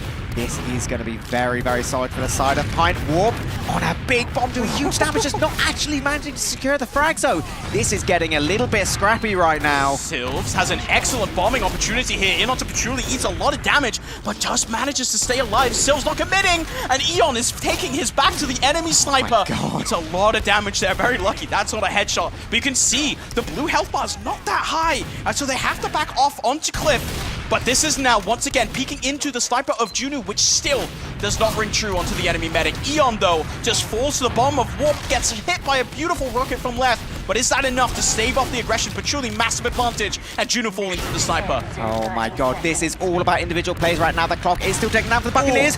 Let the jump all the way in, not quite securing that frag. That would have been so crucial, and now that Uber is in the hands of Pint Gaming. They don't have control over pointers yet, but they will surely get it now. There we go. What a headshot rings out, but they actually managed to force off the Uber. This is actually really significant. Forcing the Uber here is so good for the Buccaneers. 10 seconds left on the clock. This is basically going to be an equal Uber situation. If they can try and off Uber, push themselves onto point, get any frags, this is absolutely enormous. Losing Junu's not great. I'm going to be real. They need to be aware of Alien playing this aggressive. But okay, they need to take a minute. They can breathe. They have a few seconds to play with this. They need to get their players up. Any frags they get here is so important. Yeah, that kill onto Juno and onto left is a bit unfortunate, but you can see now the forward hold does come out. 22 seconds left on the timer for map number 1 for Pint, and it really just falls onto Juno. Once again, scoping forward to cap, and then 10 seconds holding would be a lifeline for the Buccaneers here, but they need to find it ASAP. The timer running low, and the soldier bomb's now coming up high. It is a lot of damage onto Andy, but expertly surfing it out means that both Sylvs and Bloke will go down. It's Warp, but Juno finally connecting a shot onto Patchouli, and that means now Pint Gaming are without a medic. They still have control of the point, and Bloodsail Buccaneers cannot let it go. So the Uber will come out onto Andy, and he is low, but he will survive with his teammates around him. And so now the Buccaneers, they're going to capture this point, and you just have to hold, because the counter aggression, neither team has Uber, and Andy's still up. He's still lurking, and he can still find a shot. Smile already onto the point as the soldier bombs are coming through, but it's Warp taken down in the air by Juno. The rest of the team, however, is falling. It is Sylvs, Bloke, and Sail all taken down, so Mac must do it. All Alien finds a kill onto Eon, and it is not enough. Pint Gaming 3-0, and they break the Bloodsail Buccaneers. Oh my god, absolutely brutal there. It was so close right at the end. There were so many little opportunities for the Buccaneers, but they just didn't quite manage it. That is an absolutely wild game to lose there. Oh my god. That is such a close final round, but my god. We're going to throw it over to a desk basically instantaneously. We need to catch our breath. Well, it looks like they don't like the taste of their own medicine, Bloodsail Buccaneers. They get counter-sniped, and, well, can you really call it a counter? It felt more like the sniper over on on Pint Gaming, not Bloodsail Buccaneers though. They're in tatters, aren't they, Domato? They definitely are. I mean, people sometimes know me as the funny guy. Now you have this 1 minute where I'm actually serious. I'm unveiling the secret weapon. Maybe also it is Dave talking a bit more about it. Andy Dude showing the ropes, showing Juno where the ropes are. This was their secret weapon all along. They knew that they would play on product like that. So that's for starters. Then Sylvs has to go on Perma Scout because double scout is so important. Yeah. Because Juno is Perma sniping. But then he doesn't. then he doesn't. Then he switches back to Soldier when they have a double Soldier on the third map because they wanted to take deeper fights. And that actually boded well better for them. But the problem is then Eon drops once and complete momentum lost again. Dave, what was the atmosphere like in Pint Gaming? I know you were like have your ear to the ground. You were in the room with those players. Were they feeling good throughout, or was there any stressful moments? Yeah, I mean, I'd say generally they're just very, very focused, very, very confident as well. They obviously feel they've got the beating of this team. They feel this Max team is kind of on a downtrend and they can kind of stomp them. So, I mean, Pint Gaming were very confident. I think it was interesting really to see when they swapped classes. I mean, it's a brave decision because of how good Andy has been on that Pocket Scout role for so long. He's been the main kind of element that's propelled them to their success recently. So to see him move over to the Sniper, I mean, he was hitting shots, but crucially, the other thing was Smile, moving over to the Scout. And he was doing quite a hard main call from that Scout. He was really leading his team forward, very belligerent and very dominating presence in the comms. And it seemed they were just very, very prepared on this map. They knew exactly how they wanted to play to counter the Bloodsail Buccaneers, and they really executed perfectly. Yeah. It's very tempting to just look at the snipers here, Domato, but that choice between rocking the Soldier, rocking the Scout, and all this, was it detrimental to Bloodsail Buccaneers? I know you said it felt like things were improving when Syl switched to the Soldier class, but I don't know. Do you think if you had like a Smile Scout on the Bloodsail Buccaneers, it would have been a different story? Or was it just a tale of two snipers? Yeah, it was a tale of two snipers accompanied by interesting calls on the Bloodsail Buccaneers. I was in their cabin. I heard that. Mac also called for the tactical pause, and you hear and see why he's the team leader. You know, jolly but can be serious once some fecal matters hit the fan. Because he just typed in pause and goes to Sail, I don't want you to be this aggressive. Go back, support me when I jump out. And then to Juno he said, you don't whine 24/7 on me, because Juno wasn't feeling it. He said, you're always taking fights out of my angle. I can't support you. So I would say the detriment really lied within the comms. And to come back to your very first question from before, evidently they have not overcome that hurdle from the first day. Sniper, Dave, it can be seen as like kind of an ego class. Do you think there's ever a room or a decision to be made about like, I'm not doing too hot on this, maybe I need to come off this? Or is that like a loser mentality? Are you supposed to just keep trying at it? You know, maybe eventually I'm going to get those heads ringing.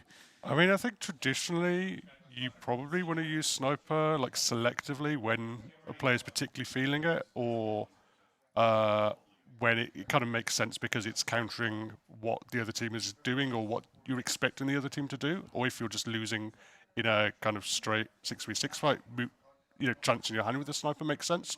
But with this team, Bloodsail Buccaneers, clearly they have this strategy and they want to make it work. And when it, they're obviously very, very committed to that strategy, and it's served them really, really well so far, but was not working. And as you said, they adapted a little bit, but wasn't enough. I mean, I think it was a smart adaptation, to be honest, but they could have maybe tried without the Sniper, but I don't know if it would have made a difference, frankly.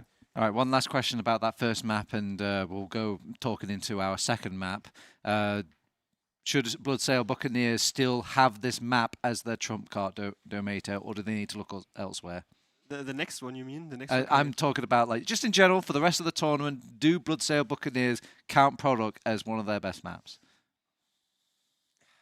I now have to rephrase because I wanted to say I told you so. Oh, right. It happened as I told you so. But no, I don't think. I think they should write this map off. Like, they weren't even discussing whether or not Juno Sniper was not the play to make. They basically only discussed, okay, Slivs, are you on Scout or on Soldier?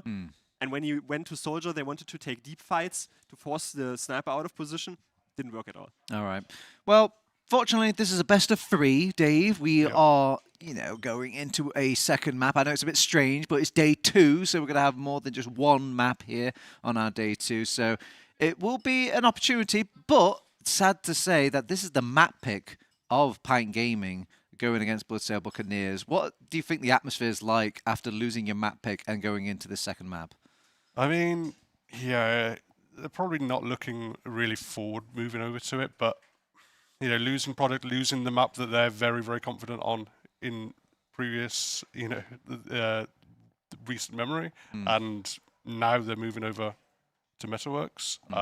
It's a rough one. I'd say Metalworks is a map that they've played before, and I don't think they particularly mind the map, but it seems everything from the side of Bloodsoul Buccaneers is just not going well for them. Seems they're really in a bit of a rough spot and probably need quite a big reset, to be honest. I mean, the good news for them is it is a very, very different style of map, so they're not going to lose in exactly the same way, but maybe it is a case of, now you're going to see Andy back on Scout, and that's another absolute menace you have to deal with. Our Bloodsail Buccaneers full emo here, Domato. Do they strike you as a team when you're in that box that would go particularly emo? Are they dyeing their hair black? Are they wearing their socks high? When you open the box, Max springs out and wears the pirate hat. Right, so it's like, it's okay, guys. Hey! Maybe if they get the hook. No, but I'm really interested. I really probably want to monitor the next game from the cabin of where you just were. I'm exposing you two from Pint Gaming, because Smile to me before said he's a bit more comfortable in this team than in the previous team where I played with Ems. Oh, interesting. So obviously Metalworks is our next map. Dave, when you think of Metalworks, is there anything that kind of strikes to your mind? What kind of makes this different from the rest of the map pool?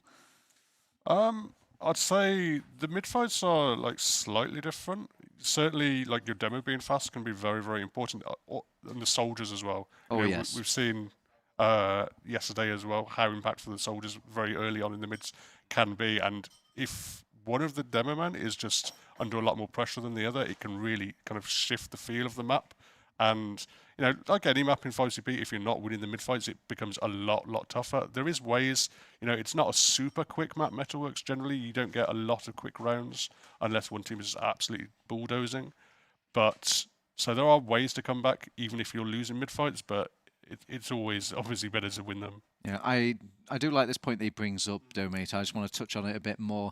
These two demo men, Alien, Mac, who strikes you as the quicker, the speedy Sonic, and is one of the others going to try and match that speed, or are they going to buckle and go to Valley? I would advise Mac to not be as fast as he was before. I can get exposed now. I think they played four fans, and we casted them before in the group stages, and the problem there was Mac arrived so early, but there was already a soldier there, and he was down to 80 HP and then had to hide in the lobby for the next 10 seconds.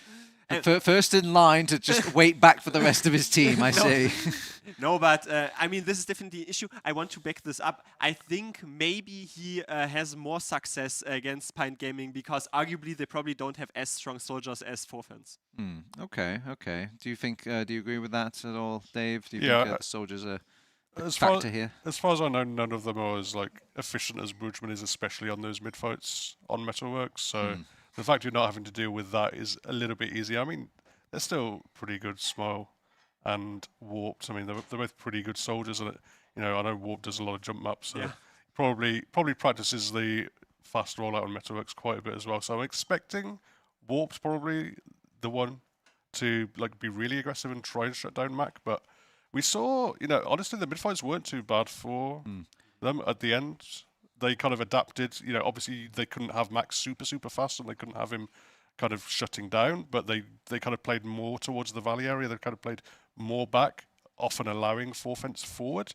And if they replicate that against this team, could work out. But maybe Point Gaming have some other ideas anyway. Admittedly, Metalworks is also the map where you have basically one of the farthest distances. So it's basically impossible, even if you wipe on a mid-fight, to not be able to set up on your last. All right, believe it or not, we've got the gamers in the server. They've finished the cigarette breaks, and we are going to throw it over to our casters. It's going to be Wandom and Epoli casting our map 2.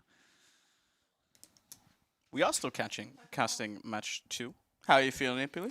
I'm pretty good. I feel like after that first game, it was one of those games where it's like, oh yeah, you know, back and forth, you kind of, you know, you're getting into it or whatever. But then when like the scoreline ends up being a bit one-sided, it's almost like that game where you kind of feel like you wanted it a little bit more, right? Like, you know, those tiny little micro situations where you're like, if I just done this, you know, if I just, you know, this tiny thing a little bit better. But ultimately, you know, I mean, TF2 and Koth in particular, it's a game of small decisions and micro advantages, and ultimately that is just what it comes down to sometimes. So, you know, it is what it is. That was map 1, but at least we're going into Metalworks, we're going into 5CP, something where you can play a bit more kind of controlling, you know, take more of a moment to have a mental reset. Sometimes it's quite, you know, it isn't quite as pressured every moment. So I'm hoping for the sake of the tournament that the Buccaneers do get themselves back into it a little bit. But I can't help being really, really worried for them now, right? Like, the product was sort of their pocket pick, where they looked really, really strong, very, very good, looking to compete with everyone else in Europe. Now with that taken away from them, and the way that they lost it as well, it was, the individuals just weren't finding the impact they had in the season. So now you're on Pint's map pick, much more standard, much more traditional TF2 here on Metalworks for map number 2 of the first round, the knockout bracket here of UBERFEST 2025. Pint very clearly took away map number 1 of product from the Buccaneers, and they have to respond if they want to stay in the upper bracket. Yeah, 100%. So this is going to be Buccaneers seeing what they can do. It's actually walked on the initial aggressive bomb, not committing to the frags, and we are just about to find some players. First 2 frags are in the hands of the Buccaneers, and he does manage to get one back, so not too bad. Great little serve from Eon, but slammed into the dirt by Warped there. But ultimately, after all is done, Soki is the only remaining player, and Leth doesn't even care. Not bothered. Fine, you can live. Tell your friends what you saw here, because the Buccaneers are back in the game. That's absolute heroics there from Warped, getting that kill onto Eon. I actually really like that we got to see Eon's beautiful serve. Oh yeah, Just it was great. Shut down. And it then, didn't matter. It was great, and then you died. Yeah, and then you just died. So now we're actually aggressing very early on, in onto second, taking a lot of damage here. Actually, Bloke falling down to spiral bombing across. Now back on soldier duty. We're no longer running a perma sniper. Smile can play his real role, but this now means that Ubers have effectively equalized, right? You can see both teams about 50%, and now with Pint Gaming already established on second, it's been quite difficult here for the Buccaneers to sort of push in, get a sidespot advantage. They're looking to go through alley, but this is going to take them a little while, I think. I mean, it's a classic, right? You know, if Viaduct mid is held and you're pushing forward onto second, do that thing where you go Valley and then you like jump one or both of your soldiers really high off the wall. It is like an absolute classic thing, done, I believe, in every single div. It is just such a, like, how Metalworks has played 101. And I think we're going to see exactly that. So Silves is getting a big buff. We do see some stickies on the high ground, but Float is well, does get really deep, doesn't get denied too much at all. What a great little surface. Somehow is lit. Hello? Can we shoot him? Like, at any point? What? How do you allow that? That is insane! What a misplay from Pint! No one near Patchouli! And that is a mistake that could cause chaos. That is the momentum that you need for the Buccaneers, because look at Eon. Just sat back in alley, and with 2 soldiers respawning, this now, huge advantage. Of course, massive rockets from left, but you have to feel like that is Pint dropping the ball. That is actually ridiculous right now. Okay, so Buccaneers, they do still have to convert second. Warp does get in. Great first rocket here. Does manage to force off this Uber onto Eon. He's taking a long time to get cleaned up as well. Only now are they getting that frag as they try and move forward towards point. The headshot from Andy onto Mac. This is disaster. The rest of Pint Gaming, they're already playing towards last. They were playing a little bit safe here, so they will be conceding the second point, but this really isn't too bad for them at all. Maybe just about. Buccaneers can be trying to get that cap. They will. The repush can happen from Pint Gaming if they want. Alien is trying to go aggressive through this doorway, combining onto his player on the right-hand side. Load will go down. Oh, wait, did Silves in on last? No one's there to stop him. Just a singular soldier. Shooting up into the air, and I think that means that fall down Pint Gaming do reply, but that flag from Silves now actually keeps the rest of his team alive. It lets them back out on second. Stops that meat grinder fight. It looks so good for Pint. Oh, for the Buccaneers, rather, right? But they're just, like, losing players, bleeding in, trying to push forwards. Really nice pipe there from Mac onto the enemy. As they're trying to push forwards, they have a bit of advantage. Actually managed to find the kill onto Mac. Eon's 80%. That means he's back on second, and I think Pint regained control. Yeah, I think it is a little bit sad losing Mac there. I'm going to be real. Uber is now in the hands of Eon, so they should be able to hold this mid at least. But with Mac, it would be just that little bit easier. But there we go. Equal Ubers now. Pint Gaming do seem to be a little bit more on the aggressive, you know, peeking into that lobby area, but not quite seeing the opportunity. I think they just took that moment to realize, okay, it is equal. We'll play it as such. We'll get ourselves set up, you know. Sometimes you do just want to lower the pace that little bit, and it looks like, once again, you know it, you love it, it's Metalworks. All the way towards Valley. I mean, we've seen this before. Surely they can't do it again. Silves is all the way in, this time combining onto the Scout, but that's going to be it. Yeah, it's a singular kill there onto Warped. Unfortunately, he was the one who stood in all of the rockets. So now with 2 soldiers down on the Buccaneers side means that we're just going to see immediate aggression from Pint as Soki runs in and with Patchouli kills everyone in the combo. So Juno gets flashed and Uber that will not accomplish anything, forced back onto second. And so that means now Pint finding themselves with a massive 100% Uber ad, 2 players down, including enemy demo, and they're going to take second for free. Yeah, nice little headshot. I love how it didn't make any difference at all. Absolutely didn't matter. Junior's on the backlines getting an all-important 1v1. That's a good frag. Is actually going to be dragging some of these players back. What a sick little surf there as well. Surely, okay. Does get cleaned up by Warped. That will delay things just that little bit. Maybe just buy, you know, the Buccaneers a couple seconds to get themselves set up towards last. Only now are they getting a gun. This is going to be difficult because Uber is coming all the way in now. Alien trying to find this gun. Should be able to take it down relatively easily. Players are going to move towards point. Oh my god, the double parachute. What can you do against this? Double parachute is so strong. You see the early kill onto Smile, but now both soldiers are actually taken down, but they deal so much damage, and the Pint completely lose the positional advantage that they had at the beginning of that push, because that gun was only a level 2. It came up Andy? Oh, late. Andy? But Andy? All the way on point? You are not looking at him in the 1v1, however, thank God, it is Juno that saves the round. So we're back on second, everything's fine. We have 100% ad. Push on to second, we even have a kill to work with. What could go wrong? Oh, don't say that. Can't believe you just said that. Wolves on the high ground in a really good position. Uber's actually getting forced immediately. That is such a good force for the soldiers on the side of Pint Gaming. And they're actually going to escape with their lives as well. So quick to get away. The sniper on forward does take one shot, but then going for the back spawn. Ultimately, they don't need anything else at this point. That force is great. They're happy to concede the midpoint for the sake of forcing off that Uber now. They're 90% on their own. Silves playing this high ground position. Just take a lot of damage. They will be forcing him back. Now, the dream for Pint Gaming is to try and push forward, get some control, maybe a frag, ideally without having to use it. And they're doing great, fantastic damage onto the side of the Buccaneers. Looks like Mac might be going down. What a crucial arrow from Eon. That is such a scary position. He will manage to escape. Now, it's the Buccaneers on 75, right? So they can potentially try to hold this second. Uber's going to come out through Patchouli, and it is just straight in onto the enemy combo, who have scattered to the winds. As the Buccaneers are sort of dispersing and regrouping, with the Uber coming out for themselves, as Leth corrals the entire enemy team into alleyway, just keeping them, luring them back. The soldier respawner is going to clean him up, but everyone else on Pint is out, and Silves onto Andy, shuts him down. Lots of damage onto Eon, and that means that the Uber is forced out, but Alien is low and will get taken down. So now, can you find anything else? This is a very low scout who is going to get out alive. Smile, though, is on the back cap. He won't get anything, but now he's alerted the enemy to his presence. They are just going to come out straight for him, but he can just distract, and it's completely fine, because look at the Ubers. He's also out, by the way. Oh my god.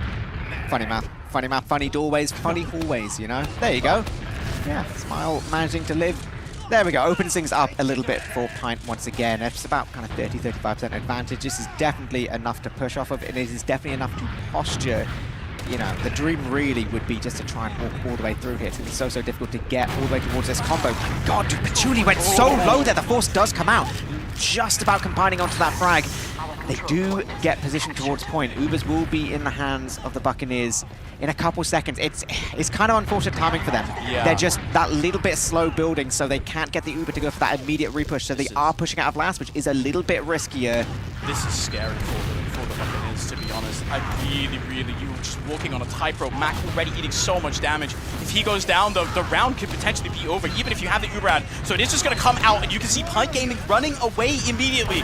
Warp underneath is going to take a lot of damage. He can't go for any sort of play. Just gets taken down. Soki now as well. And so suddenly this push is mildly successful here. No Uber on the side of Pint means the Alien's alone in-house, and the Buccaneers are surging forwards. They have to get in onto Patchouli before his counter reaches 100. So he's going to sit back in-house with 2 players down. You have to retreat onto the low ground, but what the Buccaneers are taking as much space as they can. Yeah, they're really going to try and get some position towards point. They're going to make it so difficult so that if Pipe wants to come in, they do have to use, and that is exactly what will happen.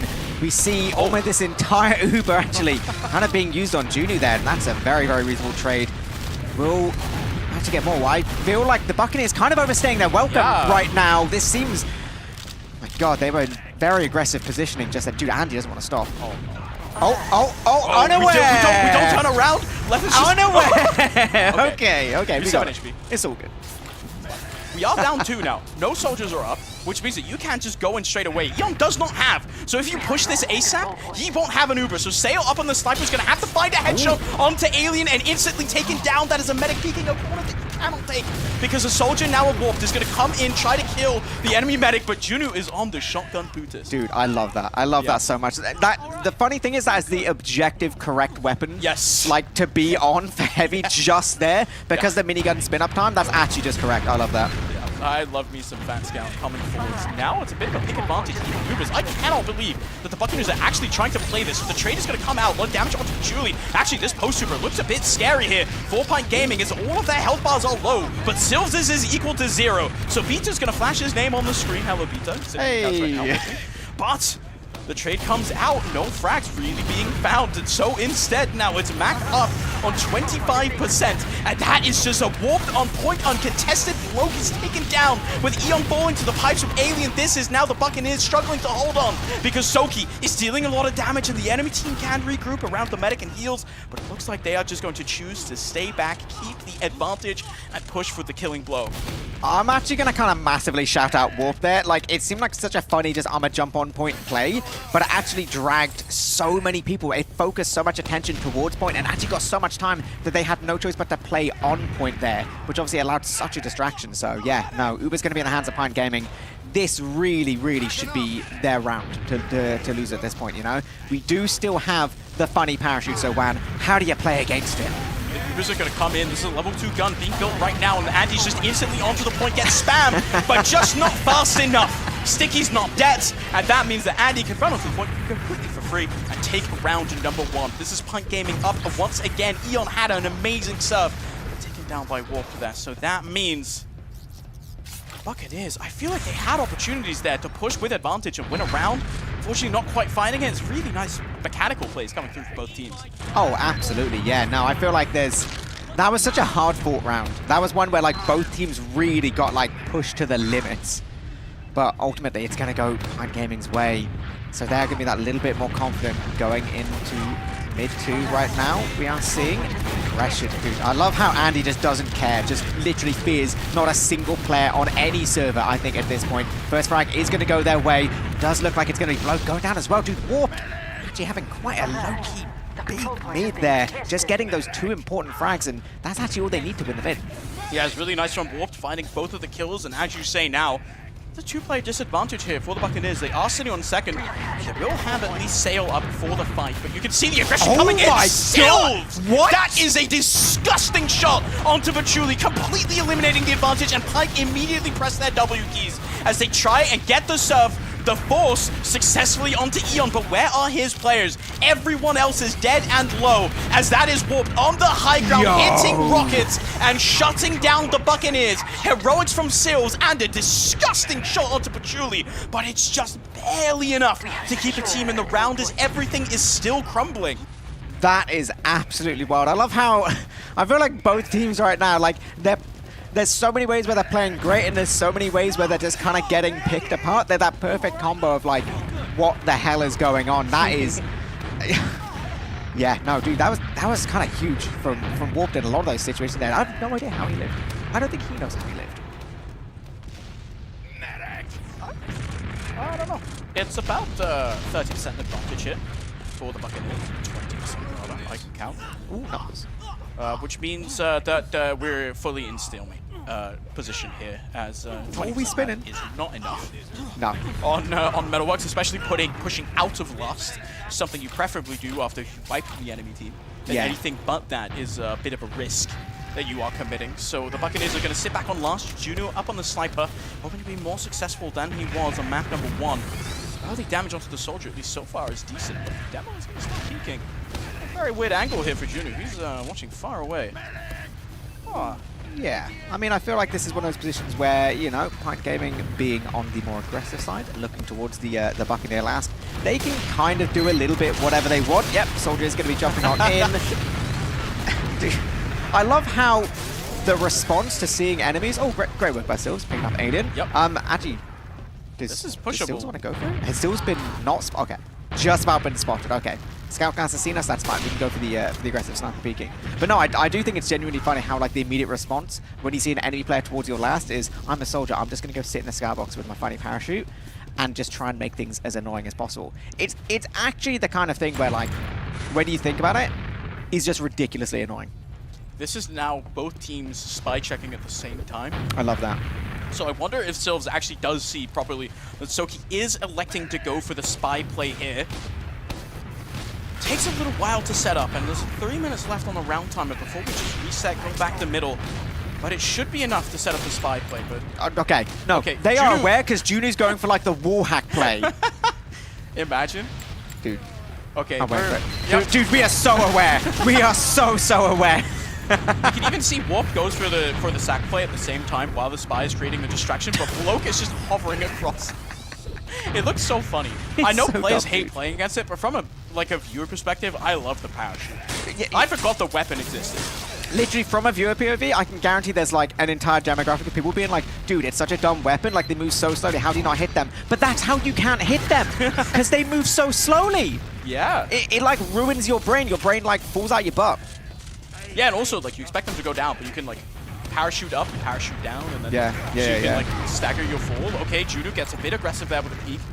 Well, he is able to find that kill to stave off the aggression. Still even Ubers for both sides. But for killing the sniper, maybe perhaps this is the time Pint Gaming to get a bit more aggressive. You can see them posturing already with their soldiers, but you're taking so much damage just walking in here as well. The upwards to Rex actually relatively successful. It actually does manage to pick off the sentry gun from Sale as well. Bounce kill onto Warped and a headshot onto Andy. Should stave the aggression off for now. And Smile is straight into the point onto Eon. Doesn't connect with any rockets. Sale is actually just kind of farming crit. Yeah, no, I was going to say, this is like value for money Frontier Justice right now. Juno, what a little crack shot there. And does he want a little bit more? Maybe not. Maybe we still just one hit, right? It's so hard to actually keep that. Pushing out into Metalwork second when you don't have a huge advantage is so scary. So you kind of just have to let the enemy team walk into lobby. Remind them you have a sniper. Just like, hello, I'm not going to kill you, but I'm just going to make things a little bit annoying. Minute left now on the timer as well. So this is beginning to become go time for Pint Gaming. 13 minutes left on the match timer as well. But the Buccaneers still, I mean, they can run down the round time and go back to mid, but they still have to get around themselves. Uber gonna come in onto Alien, gonna find a sentry gun and not much else at all. Gets the Uber Force out of Eon. Comes out quite late, but no one really dying on either side. And Pint Gaming gonna have to dry push this. 30 seconds left.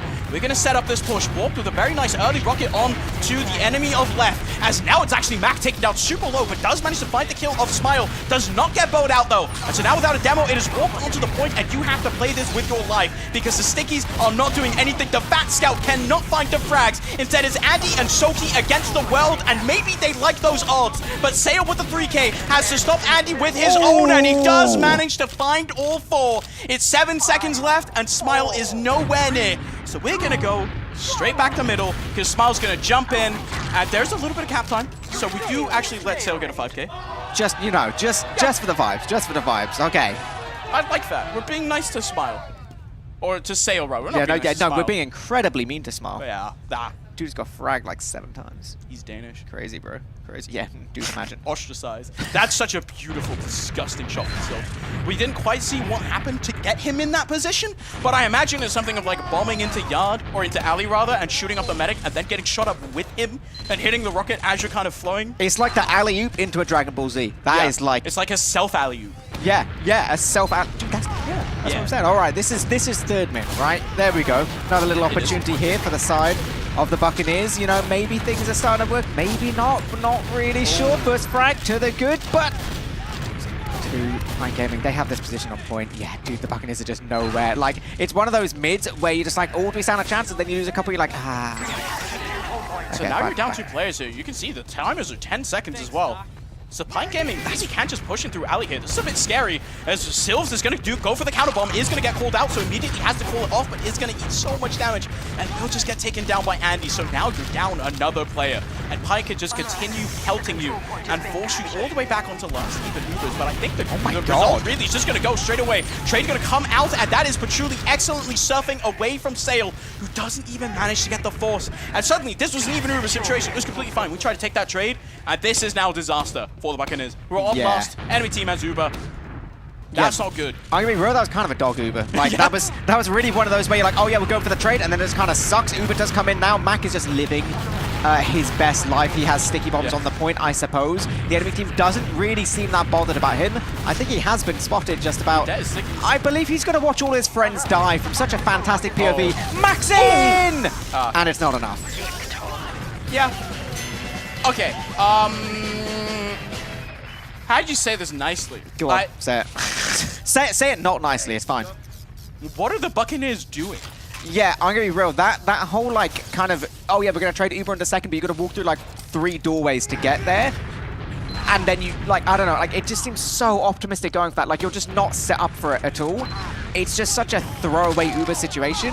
And then suddenly you find yourself just standing no chance at all. Like, that seemed really optimistic. I appreciate the KDA saving, like Max just sits on lamp and AFKs while the rest of the team tries to fend off the push, but also not quite successful. It's an early kill onto Warp once again. Blow for the really nice bomb in. Actually, a lot of damage dealt onto Pike Gaming, but they're staying alive for now as Patchouli surfing forwards beautifully from a bomb from Sylvs, but the cleanup is coming out for Sale. It's alone with Eon, and that means that they're going to back off. And again, we are leaving mid with neither medic going down, and even Ubers on second. The red second.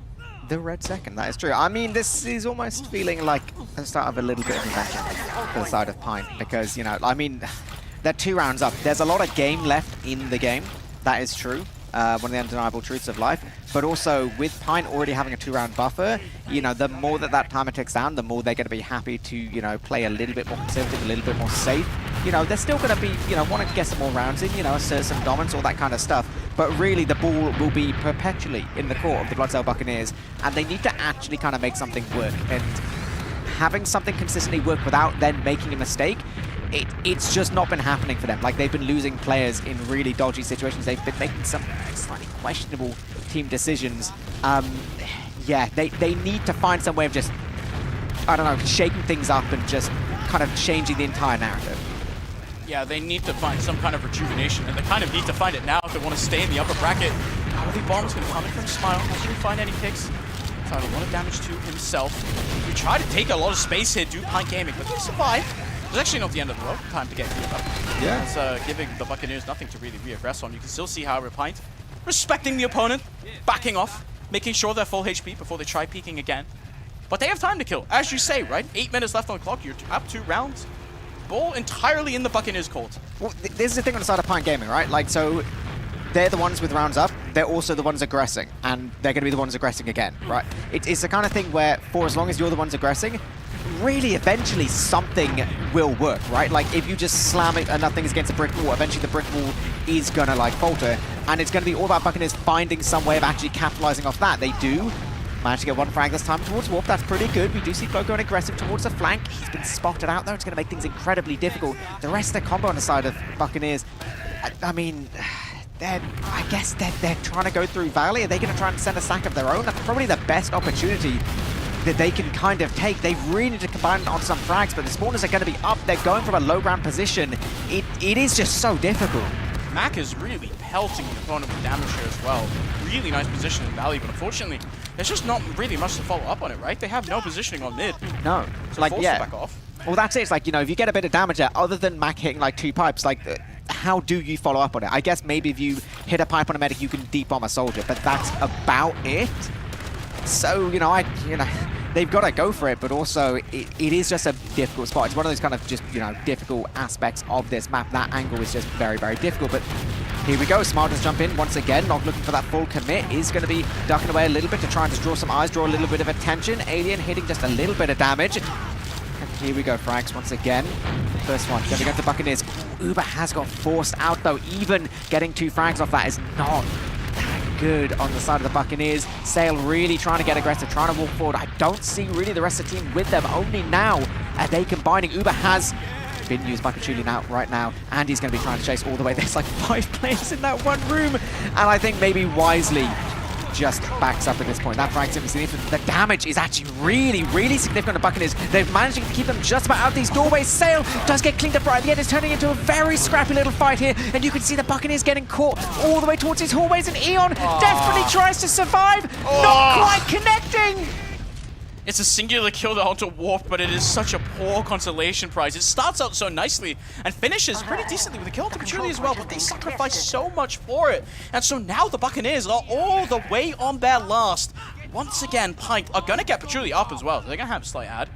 We don't really think it will matter much because we are on Metalworks and last, but Sniper rather up now for Sale, because you know that the quick aggression from Pint can come out with you being down, and that's Eon electing for a crit. We are trying something else because you have to look at the round timer now, right? It's 5 minutes left until the map and the series go the way of Pint, and you need an answer, and you kind of need it fast. This crits is kind of the last hope of the Buccaneers. A little bit, yeah. You can see them getting aggressive towards the second point. I guess they want to try and get control of second. Actually, they've done a lot of damage. This is really good. Potentially a big bomb or some kind of frag here on the side of Sylvs. Just about manages to get one before getting cleaned up. A little bit difficult here. Uber has been used. This is going to be so difficult. Andy's trying to get through this little hallway. Going to be trying to get forward onto this combo. Actually, not managing it. Chris is about to be up. Oh, please. Please, can we have a good crit? 99 is the scout crit in. Unfortunately, not finding that much. It's 1 kill to Andy, but the rest of Pint scattered to the winds here. There's still 3 down, though. So this is a lot of push that can come out of Buccaneers should they choose to. But unfortunately, Sale has to turn around and see that the rest of his team cannot run as fast as a scout. Unfortunately, Mac taken down by Alien as well. It's a beautiful rocket onto Warp that shuts his aggression down. But with left on the low ground means that he just gets taken out. The crits is nowhere near completion. And Buccaneers are scattered everywhere, not in unison. And that means the Pint Gaming can clean them up. It's Seals bombing forwards, cannot find the kill onto Patchouli. So the rest of Buccaneers are just going to collapse. They get wiped on mid as they try to push out. This is Patchouli, 80-90% Uber, sending it straight in onto last, and I think they're looking to take the series. Yeah, 100%. They're just not going to care at all about anything that's going on. The only possible option here is this Sales Sniper, desperately trying to look towards these doorways. Any kind of early frag, anything would be so crucial on the side of the Buccaneers. But Pint Gaming, I love how in all of the momentum getting so into this game, they're not letting it fall away from them. They're waiting for their spawners. They're getting those buffs. They're not rushing things. They know they're in such a commanding position, and all they had to do was take that minute, and there we go. Left-hand side, Uber has been used. Andy walking all the way through. Gun has been spotted. Should be dealt with relatively easy. We're going to be focusing onto this heavy right now. Just about managing to get that frag. Is Alien actually losing their life? Mac and Bloke combining onto these two so important players. Somehow they're keeping control here. Smile, great rockets. Absolutely nukes Mac.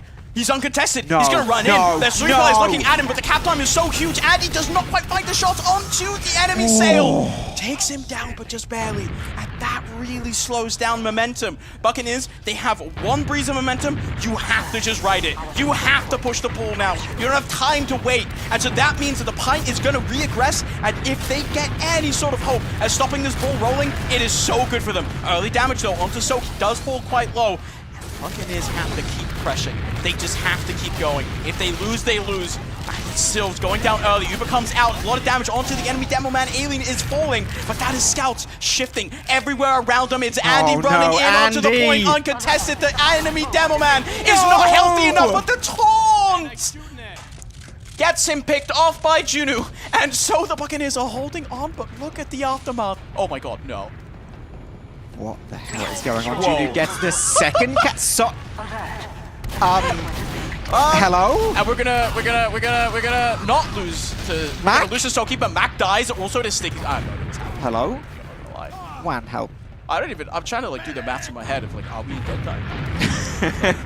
Are we? Physically speaking, maybe. I mean, okay, all I'm saying is Pint Gaming's about to get their Uber. So surely anyone playing close is going to find themselves getting nuked pretty quickly. Yeah, I think that may be everything that's about to happen. There we go. Yep. 4 players down on the side of the Buccaneers. Pint Gaming. It's like actually dead time now. They're going in. They're getting an Uber. They're getting onto last. This is going to be your opportunities for air shots. Oh! Yeah, that was an air shot. That was an Yeah, air shot. that was technically in the air. True. Love it. All right, Pine Gaming, 3-0 in the end. That looked quite close for a lot of it, but commiserations to the Buccaneers, man. Like, falling to the low bracket like that is just not how you want to go. Like, and I think like this is as harsh as it is to say, it like completes the arc of like. I feel like the Buccaneers are fully broken now. They come into this, they're like, okay, but there's no coughing group stage, and we're really good at product. But then the product is also just completely broken. Yeah, Like, go on. They lose product 3-0, they come into this, they're unable to really convert much of any advantage that they actually end up getting even. Losing that as well, and it's just, it's a bit sad. They go down to the low bracket, they're not eliminated quite yet, but this is now, they need some kind of intervention, I feel like.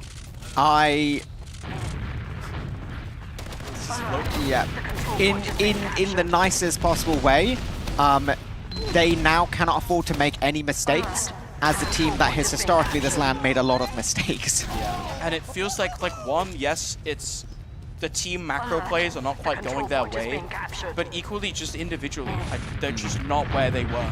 No.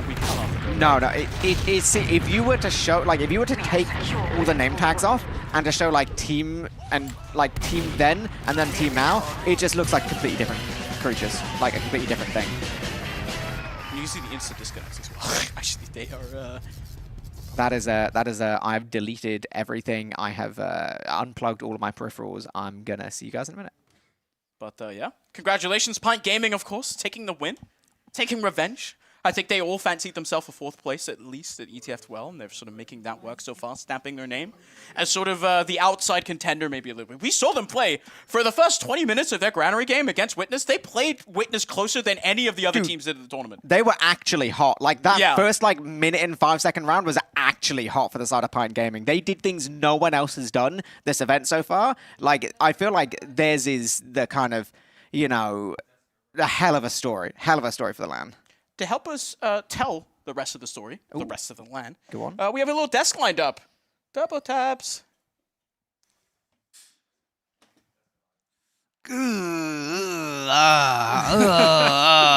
That's my formal analysis. Okay. If I was doing it more pirately, like shiver me timbers. Like, okay, Domato. We switched rooms for that one. Yes, I'm glad you had the happy room. The Pint Gaming room for me and Dave was very, very sad. That would have been my prediction, by the way. I think I definitely had the better viewing experience on that one. Like a well-oiled machine. Obviously, it is easier if you're winning to have good comms, to have good morale. But nobody is name calling. They are even counter name calling. They're saying, "I'm sorry, guys. For me, that wasn't even a mistake. He's still. I'm sorry, guys. Okay, I admit it. Sorry. I didn't wipe their team this time around." Dave, I don't know where to start because I feel like everybody had a bit of show and tell in the Blitzeo Buccaneers. Like, oh, you have this problem, but I've got this problem, and I've got this problem, and I've got that problem. Everyone was kind my of. problem is you. Yeah, it was.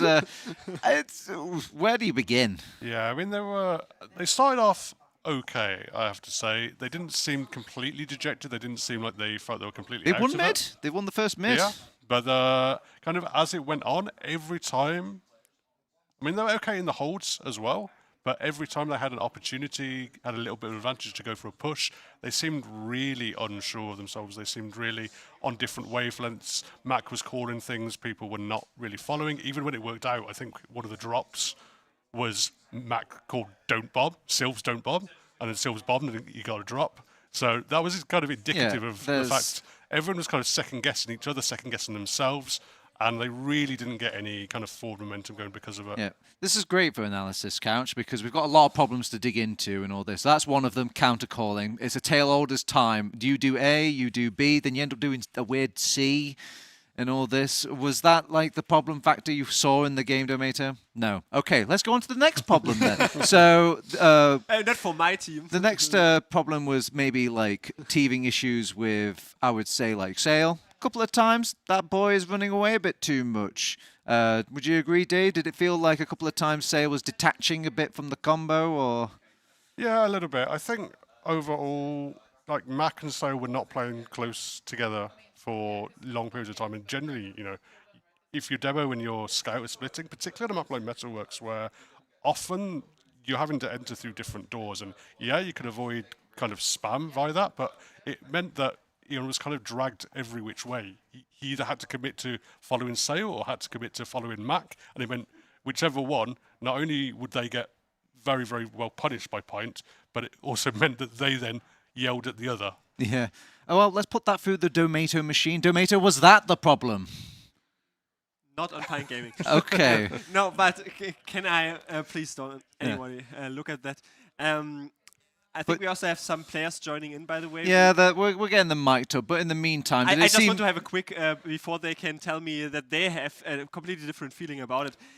I also felt like the last pushes were a bit more prominent for them, because even if they had the time to park the bus, they never did. They just still went proactive on those last pushes. Go to a sentry gun. They basically, by the way, cautiously used an entire Uber to kill a sentry gun and then wrap to the other side. All right, and... Locked.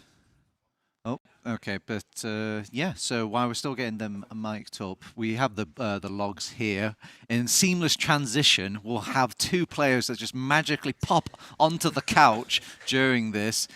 But in the meantime, is there anything you can do to look at the logs and distract Dave?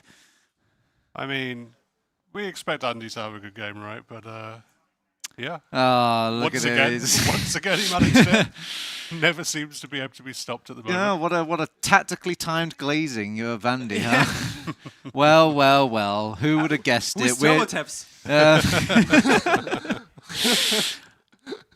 It's bigger, it's bolder, it's beautiful here on the couch. We welcome in two players from Pint Gaming. Obviously, we've got Smile and we've got Andy Dude. Okay, well, welcome, gentlemen. Obviously, congrats on your first step in this upper bracket. I'm guessing you're feeling quite relieved, Smile? I am. Yeah, I was trying to.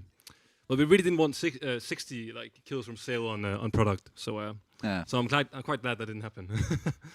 Andy Dude, who's the mastermind when it comes to the map picks and bans? Because obviously it's kind of hard to pencil between your team who's really the one that gets the go ahead or the first choice of map. Yeah, I mean, of course, it's everyone as a team, and of course, Smile's the one who has the word at the end. He's the one deciding then. Was there anything about the map picks and bans that was interesting, maybe from the players' side, that we didn't catch here on the analyst couch? Yeah, I mean, we kind of really wanted them. We wanted them to pick product. We know they're quite comfortable on it. They've beaten 4 fans, I think, in the season. Yes. And we are also quite comfortable on product. So so we were hoping that if we just leave it in, they would pick it. Yeah. And they did. So so that worked out well.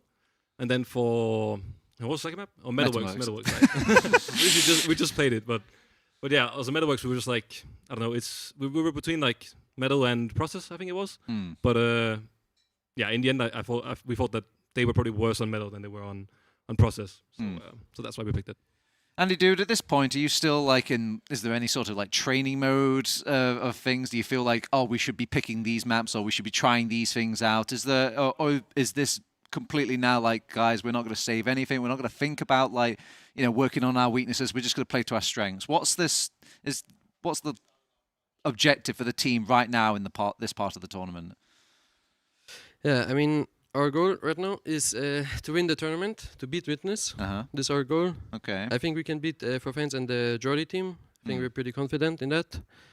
Is there much growth left in the team, do you think, or do you think this is this is where we're at right now? No, we can do way better, I think. Okay, that's cool to hear. That's really cool to hear. They just need better opponents. All right, Smile.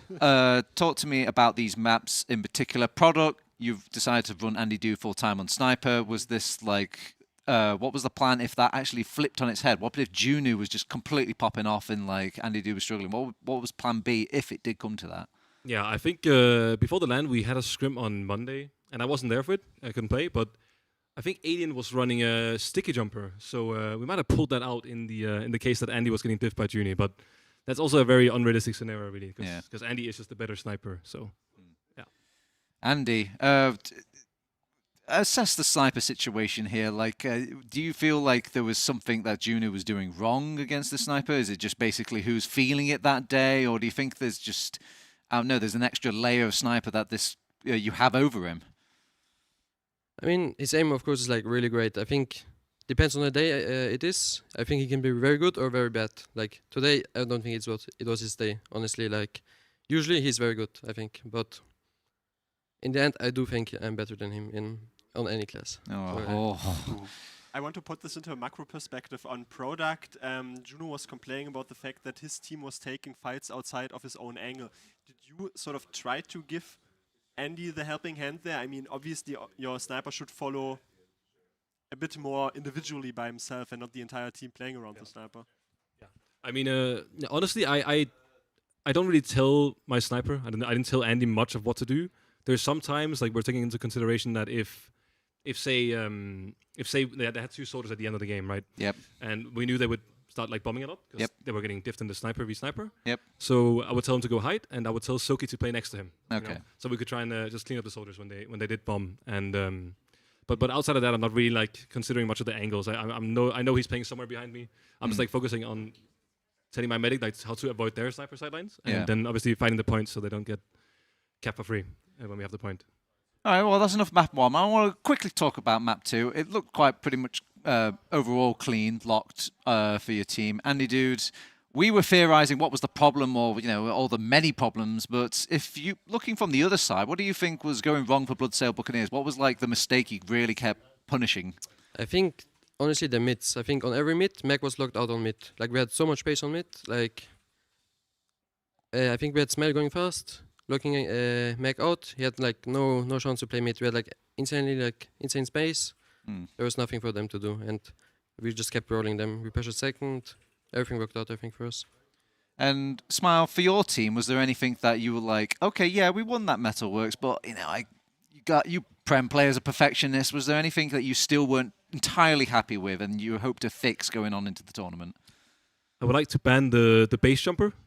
That would be a very nice addition to this tournament, I think, because pushing last into metal with the infinite skybox and then seeing a soldier base jumping in the sky. I think at one point Mac was in the lamp. Yeah, he was in the lamp on one of the it's pushes. like the pseudo base jumper. yeah, they had the base sitter. One soldier at least on the base jumper jumping around, and Mac on the lamp. I think on that push, like he was the last one alive, and I was like screaming above. Like I was so afraid like everyone would run into point and he would sink them and stuff like this. But he only had 4 stickies when he was in the lamp as well. Yeah. So it was just the most threatening security camera you've ever seen. Yeah, I see. I mean.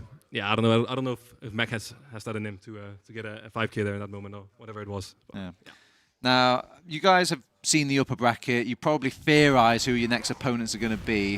Do you know who they are, Andy? Do you have a guess? Yeah, it's the big guys. It's Witness. It's Witness. Okay, so obviously, is that a big game for you guys? Are you planning to this is the best journey to go through it, or are you guys kind of expecting to make this low bracket run instead? I mean, we want to go for it. Like we had a good game on Granary against them. It was like it was a bit unfortunate because it was 2-2 like with 10 minutes left or something. I think even less than 10 minutes. Yeah. And then they they started winning the mid. And they won them in a fashion where we pretty much wiped every single mid. We got a couple of replays here. Yeah. You've noticed, you can hear in my thing, it's just pew, crit sound, crit sound, crit sound, crit sound. I saw Ian dropping twice there to the sniper rifle. Also one of my favorite moments on Metalworks. I don't want to glaze anyone, but Andy just wrapped around behind the point. The medic was not a priority at all, but just double meat shot. That is quite fast. I did like how you approached the last points. Do you have anything, maybe Smile, that is the duty of the team leader, on those last pushes? I was really surprised on one occasion you spent mindfully an entire Uber to kill the Sentry gun and then wrap it to the other side. Oh yeah, right. I mean, that was like an Uber trade because I think there was like 2 minutes left on the round time. I think at that time. No, it was 10 minutes left, and you said we just go for the sentry, kill the sentry with our Uber. We don't even care if they pop. They did pop in the end, but. I mean, the idea just is like because they're on metal last, right? And if we just get in, like use the Uber, kill the gun, and then even if they have full ad, they have to push out 6v6, and we can send back caps and make it really difficult. Yeah. So honestly, I was just kind of trying to force an error out of them. That's the full process. Okay. Yeah. So basically bait. I guess, yeah. We're trying to bait them into 2. And here we are. We've got the upper bracket now. We've got the results over in. So spoilers for people out there. Dirty Maggots did beat Aragosta. I know, you're shocked. Please pick your jaw off the floor. And For Fence do take it over Alan's workshop. I don't know how that's possible, but they did. And yeah, it's obviously you guys versus, oh God, Testimonianza di Giorgio. That was not okay. That was actually all right. You know what? I want like a crowd. If there was a crowd out there, I want some clapping or something like that because this has been my bane of my entire LAN. So, Pint Gaming versus obviously the artist formerly known as Witness. Is there anything you could give me, Smile, Andy? Like any, do you have anything cooked up? Did you look over any demos or anything like that? Do you have any sort of like tidbits or sneak previews maybe going into this match? Yeah, I mean, I honestly think like we have a solution for what went wrong on the last because I think we started off by winning most of the mids. I think we won like the first like 4 mids or so. Yeah. And then we started losing and getting wiped. But we do have like a solution. I'm not gonna say what it is, but okay. I do think we have enough. That's cool. That's good to hear. On Granary. And my last final spicy question is, okay, so you're living on the good timeline. Cinderella has, come out and put the glass slippers back on and you guys win LAN, okay? Are you guys still going to break up the band and reform this team even if you win this tournament? I mean, if we win LAN, we might have to reconsider, but...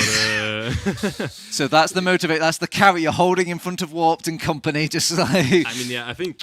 Come on, boys, you got this! I think any team that can beat Witness is I mean, there's got to be splitting something up after there. beating Witness is a bit of a troll move. I think so. Do you agree with that, Andy? Or are you like, nah, get this Warp kid out of here, get them... Soki, bye-bye. Yeah, I think Warp is especially a very good player. I think this LAN he stepped up a lot. Like, especially like, not like this game, but like the other games like before, like we played. He played very good, honestly. This like guy's this guy's making a wreck post, really, kind of 5D leading, if I do say so myself. What better motivation than to make them want other teams want them so they play out their minds. But yeah, it was very nice to have you on the couch, Smile. Very nice to have you on the couch as well, Andy Dude. Tomato, I mean, it's okay, I guess. And yeah, Dave, yeah, hi. And yeah, but that's the couch. Obviously, no, of course, I do adore you two joining me on the couch. We're gonna go into our next round of games. We'll see you then. Otherwise, it's just gonna go to a little break and maybe some content. Who knows? We go to break. Break it will go. Yes.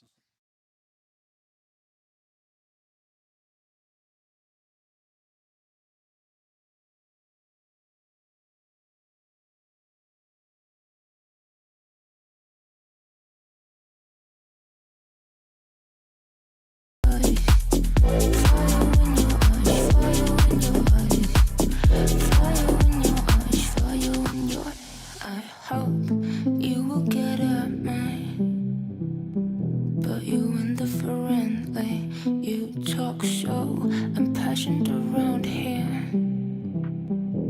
When will you put me? I surrender. You act like you don't remember me. You're cold as December and explosive when you look at me.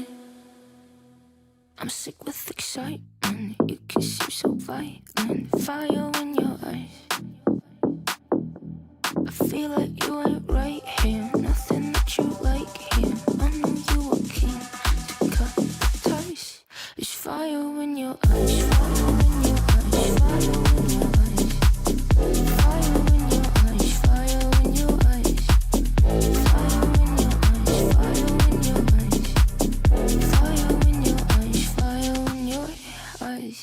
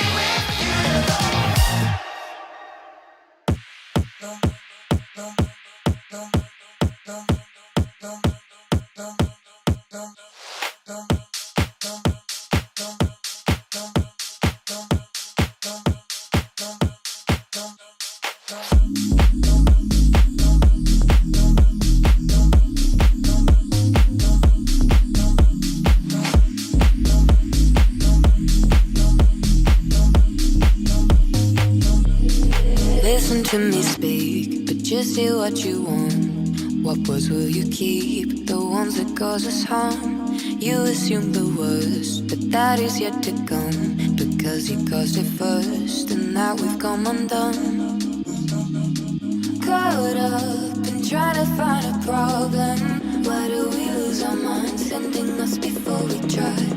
Fed up, we're trying to fix our problems. Why do we lose our minds, sending us before we try? Why do we lose our minds, sending us before we try? Why do we lose our minds, sending us before we try? Caught up in trying to find a problem. Why do we lose our minds, sending us before we try? Fed up, we're trying to fix our problems. Why do we lose our minds, lose our minds? Look between the lines, because you bent the truth. Now it's hard to find a place for me and you. I know you're paranoid, but that does not excuse the way we've paved a void and made ourselves confused.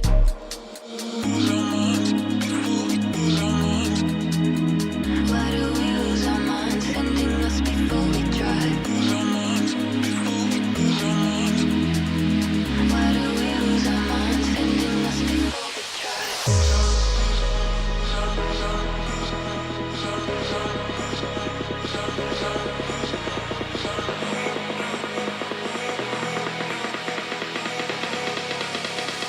Sending us before we try. Caught up in trying to find a problem. Why do we lose our minds, sending us before we try? Fed up, we're trying to fix our problems. Why do we lose our minds, sending us before we try?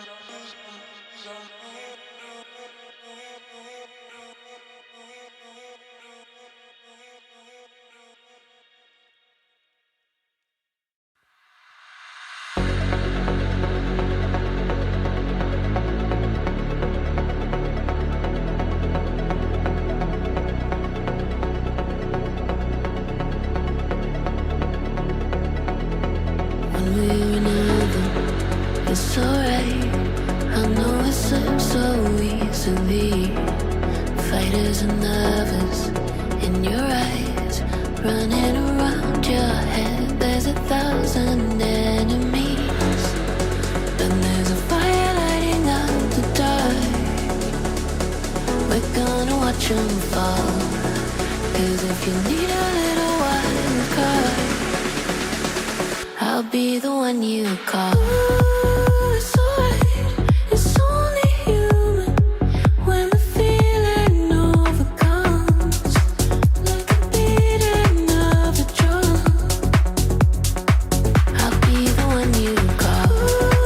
It's alright, it's only human when the feeling overrides, going deep into the night. I'll be the one you call. 1800, it's only human. I'll be the one you call when we watch them fall. 1800, it's only human. I'll be the one you call when we watch them fall.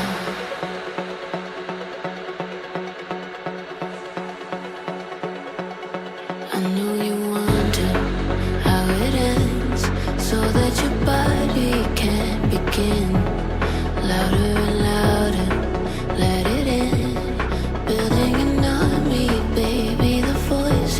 they won't win. 'Cause there's a fire lighting up the dark. We're gonna watch them fall. And if you need a little wild card, I'll be the one you call. Yeah, there's a fire lighting up the dark. We're gonna watch them fall. And if you need a little wild card, I'll be the one you call. It's alright, it's only human when the feeling overcomes like the beating of a drum. I'll be the one you call. It's alright, it's only human when the feeling overrides, going deep into the night. I'll be the one you call.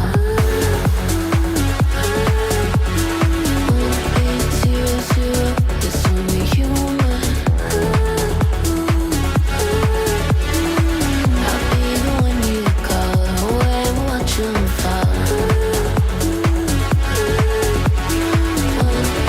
1800, it's only human. I'll be the one you call when we watch them fall.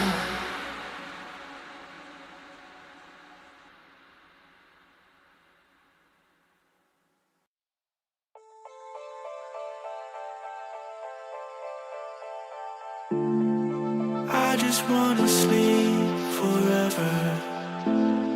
I wish you'd call. Stuck inside a dream forever. Climb only to fall. I don't wanna bring you down, so I lock myself away. I told you I don't need your help, but now I wish you'd stay. I wish you'd stay.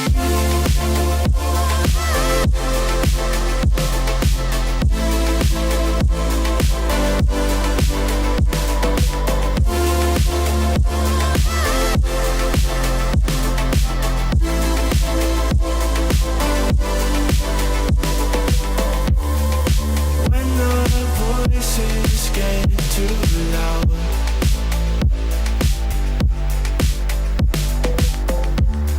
you know you're all I think about. I don't wanna bring you down, so I lock myself away.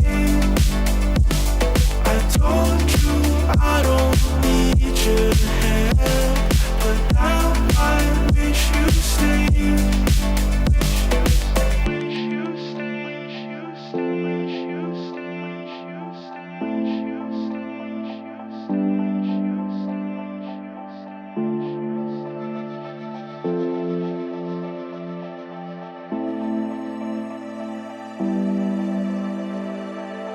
I don't wanna bring you down, so I lock myself away. I told you I don't need your help, but now I wish you'd stay. I wish you'd stay.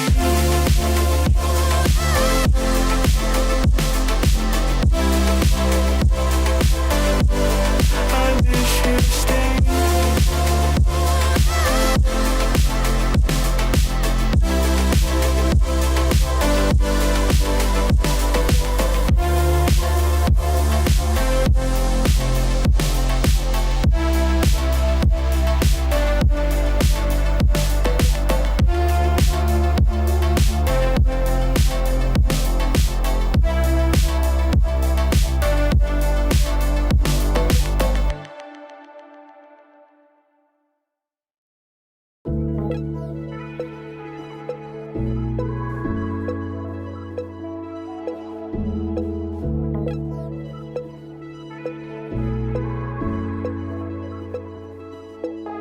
What if I stayed? What if I leave? Could it ever be more than it was?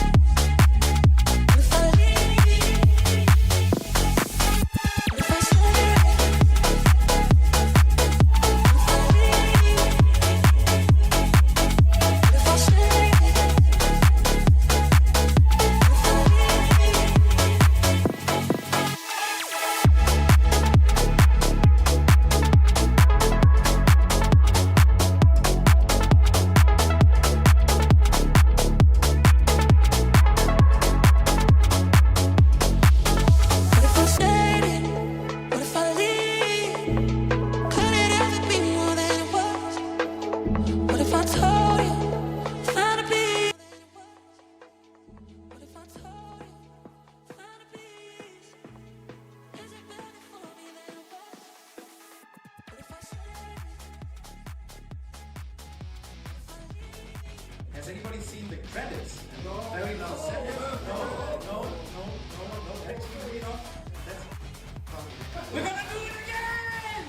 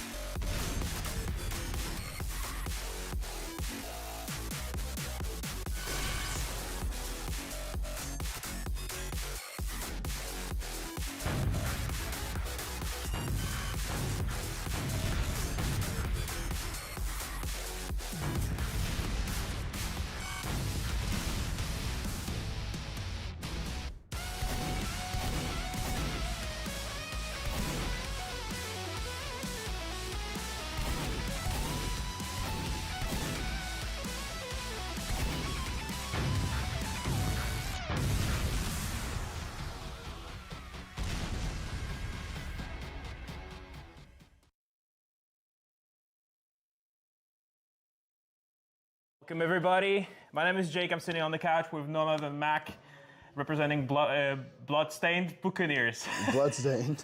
It's bloodstained. Now they're a little bit bloodstained, aren't they? Oh, massively. Massively? Massively bloodstained. How are the current stress, adrenaline, and confidence levels? Adrenaline is low, confidence is low, stress is at an all-time high. Okay. Yeah, I was watching the last game, right? And it just was a bit of a tough break because everyone would you can do it, but considering how I was talking with you guys yesterday and that you weren't really feeling it. And I felt how do you approach this situation right now where you're kind of down on games, you're not out yet, you still are in this and you're going to be playing the Danes in the next round. How do you reset from there? Realistically, no disrespect to them, we should dispatch the Danes. Go for that. But anything can happen, seemingly, with how it's going at the moment. So maybe I shouldn't say things like that and then get embarrassed. No. Deal with them. Get one of Frenchie's or Geordie, the dirty maggots, and then we'll see how it goes from there. Both those teams, in the best of ones, we didn't get completely dismantled. We lost, decidedly, but kept it tight, 2-1, 3-1. Yeah, the games were going on for quite a while. No, actually, the Geordie one was a 5-0. That's bad. That's inexcusable. But against Pint, shouldn't happen again. Pint, our worst map today was the Metal on 4-0. And that was your pick, wasn't it? No, the first map was your pick. First map was our pick. 3-0 is a pretty bad scoreline there, but we pushed every round to the limit, more or less.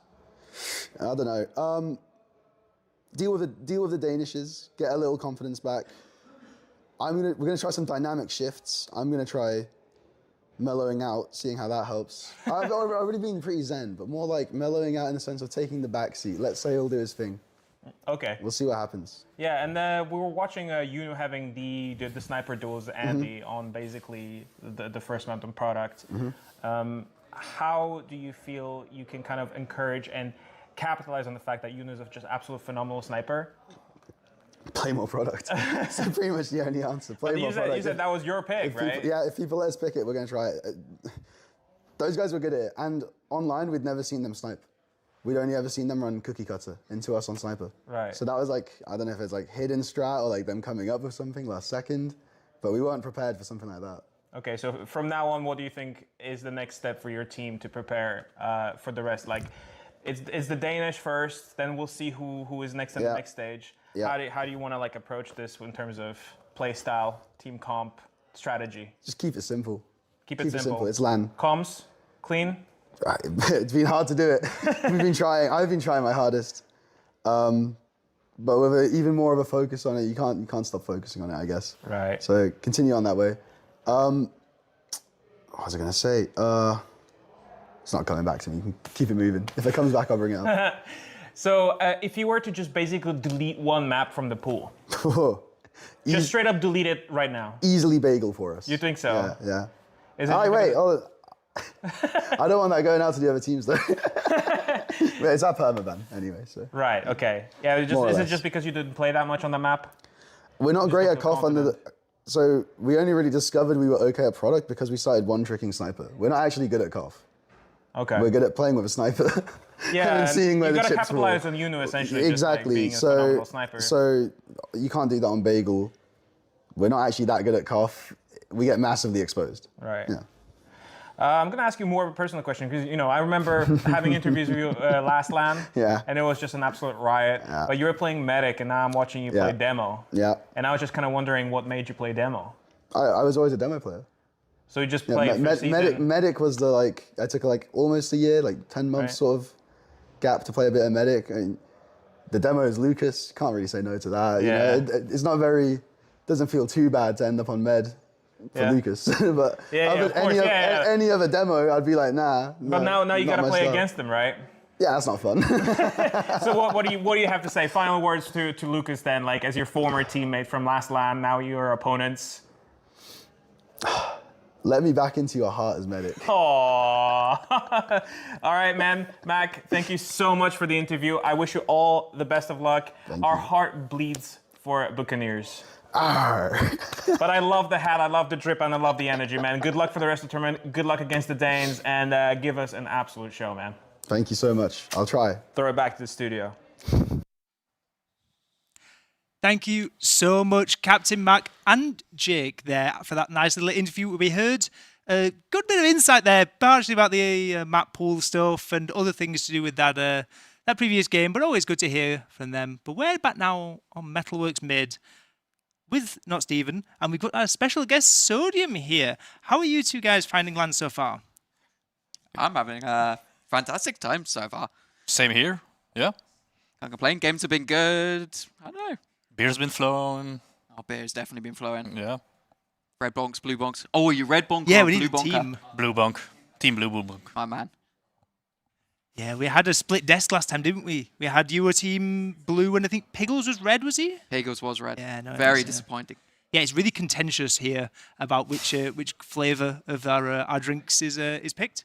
But yeah, no, absolutely great stuff. So we're going to talk a bit about that previous game just first up, because honestly, I think Mac might have been underselling that a little bit. I think they got quite dominated. I think it might be worse than he's letting on. Obviously, he's nice and zen. He's the sort of the leader who tries to lead by example, tries to keep everyone calm, tries to at least bring the illusion of things going to plan. But I don't know. I feel like maybe after that interview, I was like, maybe.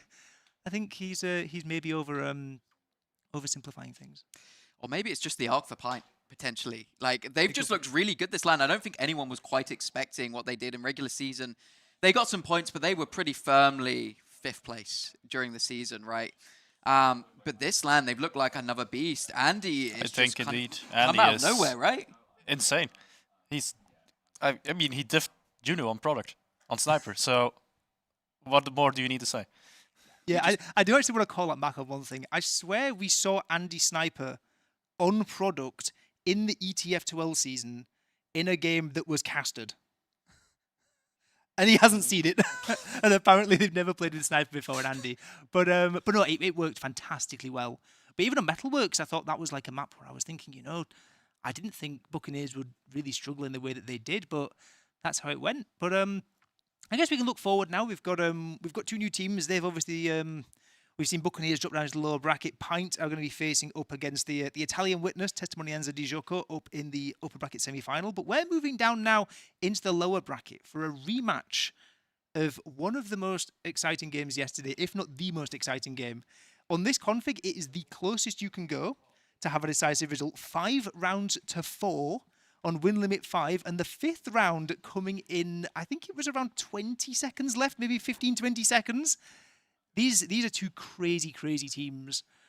What do we even make of it? That game yesterday was utter madness from moment 1. Is that just LAN things, or is that something we're going to see again? I think these teams are just so evenly matched. I mean, Aragosta, obviously, were playing Prem last season. I think this match of Alan's Workshop. while they didn't play the regular season, they play LAN together all the time, right? And I think they're just kind of on that level, and they have somewhat similar play styles. And I think LAN, you always just get such a buff. Yeah, we can have a little look at Alan's workshop. I mean, I always like to call out Omga whenever I see him, because I feel like he's the most like underplayed, undersold players. I mean, he's well known for playing with the Demo Night team. I had to bring it up somehow. But he honestly carried that team. That team does not win without Omga. He is just so good. He's so consistent. And you have players like Kasuki. It's just a highlight reel. And then, yeah, Phoenix is also goated. And then Sneaky's unemployed as well. So it's a great roster overall. Ever the buff for these players, and they got all the time to practice. I don't even think he plays the game. I think they played like one scrim before they turned up or something. I do believe they didn't have much practice before this. No. Yeah.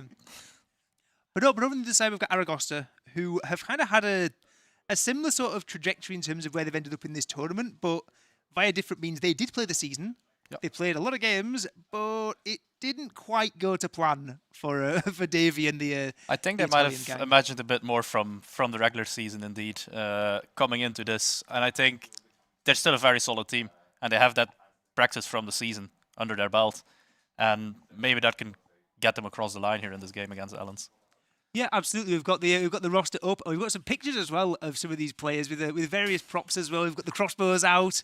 We've got hats as well. It's what a gang.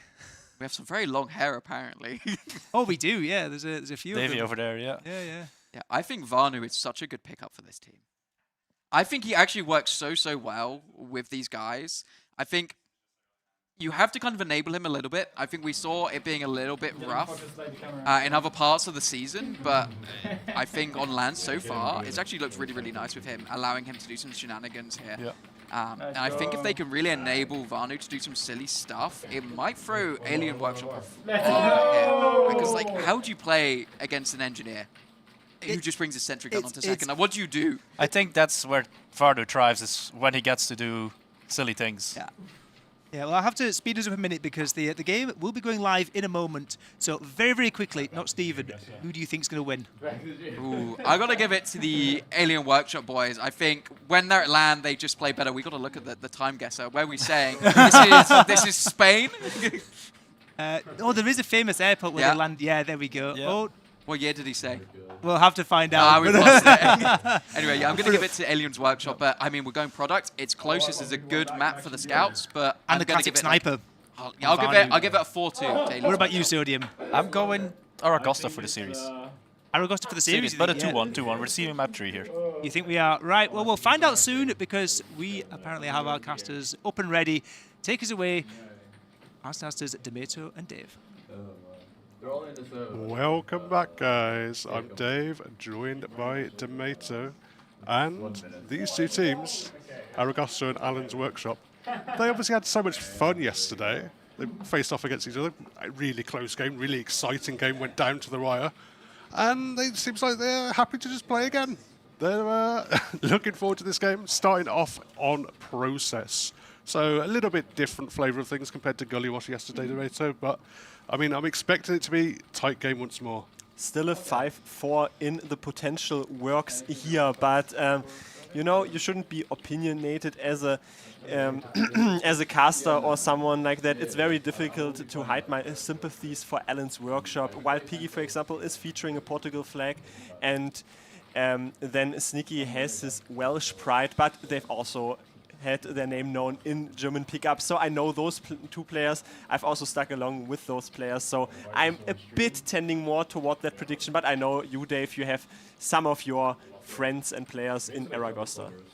Yeah, I know a few of the guys from Aragosta, and I mean, they've had a rough day one. They've lost a lot of games. They've obviously lost here starting off, but looks like the teams are ready to go live here, ladies and gentlemen. Aragosta starting off in the blue. It's going to be Alan's Workshop in the red as we go into this first mid-Demeto. What an immersion that was set ablaze by the cut, but now nothing really is cutting the edge here as it's a slow approach. Davey was the first to the Smith, but Kisuki is already high panorama bombing. Doesn't really find a consequential position to land in. Picks up the health pack. Now Phoenix might initiate so much damage. Which one? Solo Rocket. Sia is the first one to fall after this entire fight concluded a little bit early on, but they're still flickering about. Yeah, just the one pick, but it feels they have to get out of there now as it goes on longer with the firepower. 5v6 is going to be difficult for Aragosta to continue the fight. So they're just going to back up to second, stabilize, get themselves in position. Everyone playing around the high ground.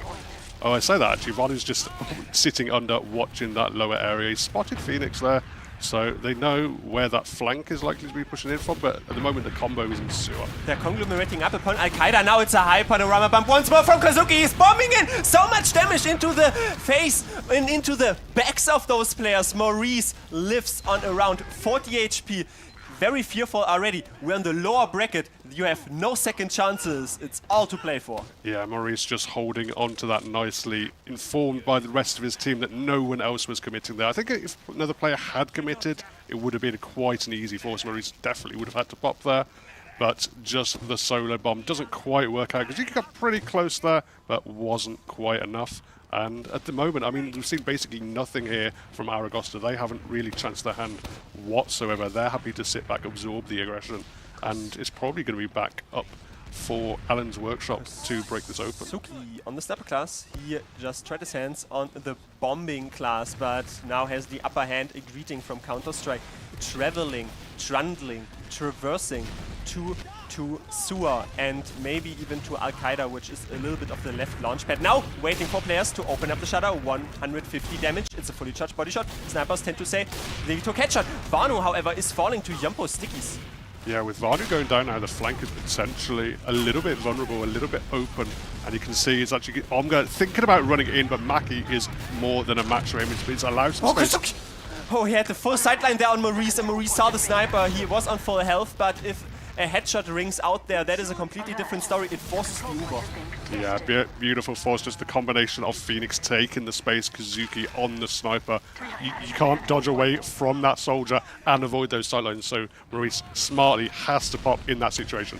Now they're stuck back on last, and Wild Piggy himself has full advantage. Juxta is juxtaposed to the players that are on their cookie cutter classes. He was on sniper, didn't really find a favorable angle. Now the sentry gun is once more turned into the ground. Phoenix still battles about in the panic room. A little bit of cap time is already secured. Umgar is still on it. No one is really contesting it. It's a 3K. Sneaky and Phoenix and Umgar, they all perish from the scene. Vanu is on here for the chase. Kazuki only on the sniper, really has to leave. Finally, he's still staying in somehow, but Davey says maybe you have something else to say about it. Jumpo, however, responds in kind.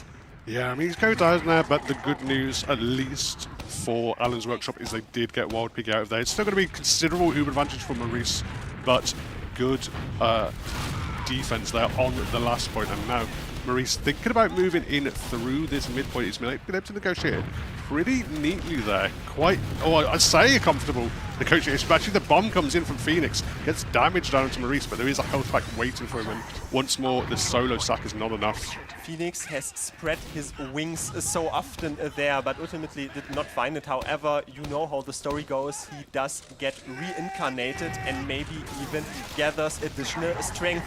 Now 100% Uber guns glowing on both of those sides. Here only has a little bit of idle spam from behind the lines. And now Becky is already charging in. No really singular big rocket flung upon Maurice. It's a very safe trade out, but Juxta and company, they're leaving their forward positions. I like how Alan's Workshop played that, because it looked like they were very committed there on Aragosta. I thought they were going to have to commit to a trade, but Alan's Workshop, they just held strong. They just held their position, backed up a little bit, allowed a little bit of space, but crucially, the bomb came in, they dealt with it, and then they made sure they didn't eat any of that long-range Demo Man spam coming in from Info. So crucially, just once more, it's going to be Wild Piggy, nice and safe, Uber ready to go, so they can just wait once more for maybe some kind of sack, or maybe we'll see some other kind of shenanigans. It has been the soldier showdown show for the majority of the 5 minutes that we have already witnessed this game. It is obvious, since we are settled on second points for a prolonged period of time. Meki now coming through the IT area. IT sometimes stands for intelligence, since he is not spotted, and that's a very intelligent play. So much damage, not able to follow up. No, not quite. Maurice actually went down very low in the meantime as well with the counter sack. And Sneaky is thinking about it. They know that everyone has to play super far back to make sure their medic is nice and safe. So, I mean, there's a brief window there, but obviously with just the single pick, they didn't feel they could really chance their hand. poking and prodding. A rather orthodox approach. Vanu now switches to the sniper role. He has the bone in hand with the skull attached and maybe sending shivers down their spine. Now Vanu is creeping up to field progress, I want to say. But, okay, third. No, you can do it. Fourth. Yes. Way! Fantastic, Vanu, you've done it. But he is now in a position where he can also be seen from the scout that is peering toward the fence. Yeah, you can see a scout, you can see the fence in the way, so can't actually shoot him, but maybe deny that angle, and yeah, smartly, scout just backs up, doesn't want to go down, but probably spotted Vanu himself, so now they have information that that sniper is there. It's a lot easier to deal with. He has the Mannco reskin. I just realized that. I'm not sure if you even paid him for that. Now Vanu also still scopes out the angles there. So much damage flung upon Mackie since they rotated their combo. Sneaky that is with Wild Piggy to the IT area. Now the force is eventually coming out since so many players were forward. It's an exchange. Sneaky is trying to assume the top role indeed. And now all the compatriots are coming in. Tau on them. It's a double bomb into the choke. Nothing of value was lost, however, and Sneaky is dying in this afterfight. Yeah, no health at all on Aragosta, but they're just about able to go in. But actually, Kazuki flanks right, takes out Debbie, takes out Maurice, Mackie down as well. An absolute nuke from Kazuki. The collapse comes in. If you think you have one flank checked, yeah, that's great, but maybe you should have also checked the other soldier.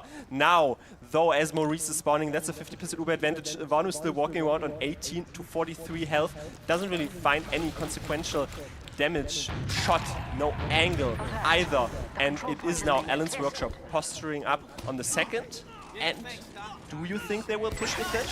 Yeah, I mean, they still have considerable advantage there and dealt very well with that second push, just waiting, probably knowing that Vanu's up on Sniper. Vanu plays a lot of Sniper, so they're more than ready for it now. Their own Uber is up in Wild Piggy's hands. The dot push comes forth here, stampeding and trying to gore some players. It's only really the sentry gun that gets turned once more into the ground. Sneaky is collapsing this point with his body, so something is gained, but it's a scuffle now on the right side. Davey is falling, so no defensive stickies anymore. Yimpo still on the field, can maybe progressively come into the afterfight. Yes, sticking toward that point, but it's a flank. Sia and Vanu, Sneaky down, Phoenix as well. It's easy to read the kill feed because 3 players are down. Kazuki there's a 1v1 battle here, wins that versus Mackie ultimately. This push is thwarted. Absolutely. We joke about Vanu spinning a wheel to come up on a different class. He came up on a visible heavy this time. Nobody focused him, nobody shot him. He was just able to sit there with the Tomislav doing rat-a-tat-tat damage over the course of that last point. And very difficult to remove it in that situation. Nix flying once more in, and he would have dropped the medic if Maurice didn't even pop. He didn't even see the flying soldier, but they essentially saw so many red players in the front, and their eyes were glaring up with frag potential. It attenuated, however, the stakes here for the red team, as they are already also sort of early forced. But Jumbo is jumping in, and Maurice has to surf it out, but no, it's Kazuki once more coming in from behind, and the pincer movement might work out. Juxtaposed to all those other players into the respawn queue, joining them conjointly, so only Sia left alive. Absolutely no escape. Kazuki on the wraparound from behind, perfectly positioned hello. for the pincer. What? That was wild. That was wild. What was that? Crazy, crazy stuff. I mean, Wild Piggy going down is bad news bears here for Alan's Workshop. They're going to have to back up. They've got the second cap at least, so they have that in their possession. They have a little bit of space and control, but they're going to have to back up now. Maurice, he's got the heals crucially forward now. A little bit of Uber advantage, but it's still quite a while before Uber comes up to either side. This is one of those small infinitesimal moments that can really cost you in the mindset, but no, don't worry, full mindset reset. However, no Uber gun reset as a 20% Uber advantage. I'm tempting toward a prediction that Aragosta might not make anything out of that if they don't get any proactive situation. It seems to be the way, though, of the red team trying to find something cheeky from Choke, from IT. Nothing of note is found. Aragosta only capping it now. Yeah, very easily and smoothly taken from Aragosta. Both of the soldiers were down. They knew there was no attempt for a sack, but then now is an opportunity. Phoenix sinking rockets in that choke point. Actually takes out Devi. Maurice backed up and went away from it, kited it backly, very nice, but Davey is going to fall either way. Sio's up in the air, both soldiers. The bomb from Wild Piggy. While Piggy did not bomb, he got bombed. And now Sneaky, though, on a 4K. It seems to be the Soldier Showdown once more, but let's see. There is a wonderful win there from Vanu versus Sneaky, who has his combatant readily set up with the deathmatch, and Yempo is now charging forward. They have man advantage, they have health advantage, and they are probably happy to bunker since it is 6s in process. Yeah, slightly questionable Gantu, but I have to say they're just the 2 scouts on the beam and no explosive damage to follow up on, so didn't really work out. They're going to have to back up. At least they have control of mid still here, Tomatoes, so I mean, at the moment, neither side really piercing. Simply buffing their soldiers up to a higher health bar, and once players reach the fullest fitness, Mackie will do that once he spawns. And maybe we see some more shades here, but Sia only having, I don't know, a field day, practicing rocket jumps there, but essentially we are only waiting for another crack shot go at it here, waiting for Mackie, Sia to spawn, maybe even off class coming out. Never mind, it's a double soldier, so very cookie cutter. Yeah, at the moment, just chilling, neither side really chancing their hand, neither side really doing anything crazy. I mean, this would basically be the kind of time you'd expect Vanu to find some way to sack in and probably go some crazy class. Maybe Spy, maybe Sniper. Maybe Sniper. Who knows? Spin the wheel, find out. Maybe Sniper. I'm not sure. Maybe. Oh, Vanu is on Sniper. Who would have known? I'm also guessing that he probably has practiced the jumps here onto the rock. You see my third eye is open. Okay, never mind. He's not even tempting his luck. He's going toward this interesting position now, but you need a complementary player to hold it open, and nothing is found. The Yumpo also crouching. Since he did predict something definitely with his third eye, but the soldier also waiting here concurrently, though, jumping out, pronging himself up, but while Piggy has to hide behind this wall, and now Sia has Phoenix walled. Kusuki, however, walls Vanu. Yeah, crucially taking out that Sniper. It could be very pesky to deal with in that sewer. Actually, bomb coming in once more. Sia getting, I mean, not really significant damage at the end of the day, just nicely dealt with, nicely juked away from Wild Piggy, and allowing his scout just to follow up. And now they're thinking about moving towards this choke point, or at least posturing up and taking their position. I mean, Kazuki can't enter from sewer. I don't think there's an entry either for Phoenix, so they're probably just going to back up and once more hold position. Somehow the medic wasn't nuked. I wasn't even sure why there was no damage number going onto that medic, but maybe imbued with some more cardboard suicidal waves. We have soldiers high bombing. We've almost hit the mid marker. Phoenix, that is fantastic. That would have been even better if there would have been a player there to shoot. Now 100 HP, really only trading out the health pack numbers. Mackie now has another leap. And they are having a double soldier sack here, but unfortunately, Wild Piggy hit behind his own players. Yeah, a bunch of players hit there for Alan's Workshop, but crucially no frags from that double soldier. Now it's a lot easier to take this choke point. You can just roll on through, don't have to worry about bombs, don't have to worry about spam at long range. With Sneaky going down, that's probably going to be a cancelled push now for Alan's Workshop.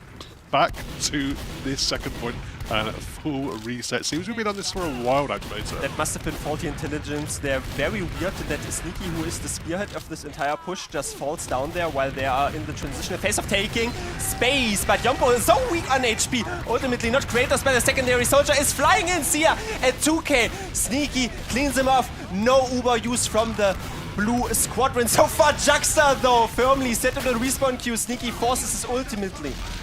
Yeah, and it's just Wild Piggy backing up. I mean, I thought that was really smartly played. Great bomb from Mackie. Knew he couldn't, he got a clear opening through IT, but couldn't get onto the medic. But just crucially got the damage down, followed up syncing with his other soldier partner, and they just got the damage dealt even if they didn't get any full classes. Then Vanu didn't get the memo. 1 HP is enough. Phoenix cleans off Mackie on the side flank. They weren't really aided by the spawn times of Alan's Workshop. I think if Alan's Workshop had 2 to 3 more seconds onto 2 to 3 of those classes, probably pushed it and maybe even nailed the last push. But now we have entered the half-minute marker. No team is leading so far. It's a mild Uber advantage for a team that is holding last, which will mean nothing of note will come of that. Ongo's checking in the spawn on Spy. No off classes on Aragosta either. Bit of a crazy contrast from yesterday, isn't it, Tomato? Yeah. We saw these two teams really just scrap it out, take every fight, take every chaotic situation they could, and now they're playing much more sensible, much more measured TF2, and it's good to watch in a different kind of way. Might not be super exciting, but you're seeing both of these teams play a lot smarter and kind of testing each other out, feeling each other out. I mean, it could be a long game. It is best of 3 here. Banu is cracking this one open from the one area, and already Yompo down to 3 HP. Can they follow up on this damage? He receives now an aiding bolt, but Sia also has a lot of rockets forward, and they are slowly busting this open. Banu still in the panic room. I think they want to turn this into a force play if they can, or even into a better push. Piggy drops! Sia comes in with the most crucial rockets, and Aragosta, the lobster, has the grabs on that last point, but not if they have something else to say. Maurice is on a 5k, somehow Sneaky falls. How did they not manage to get that push?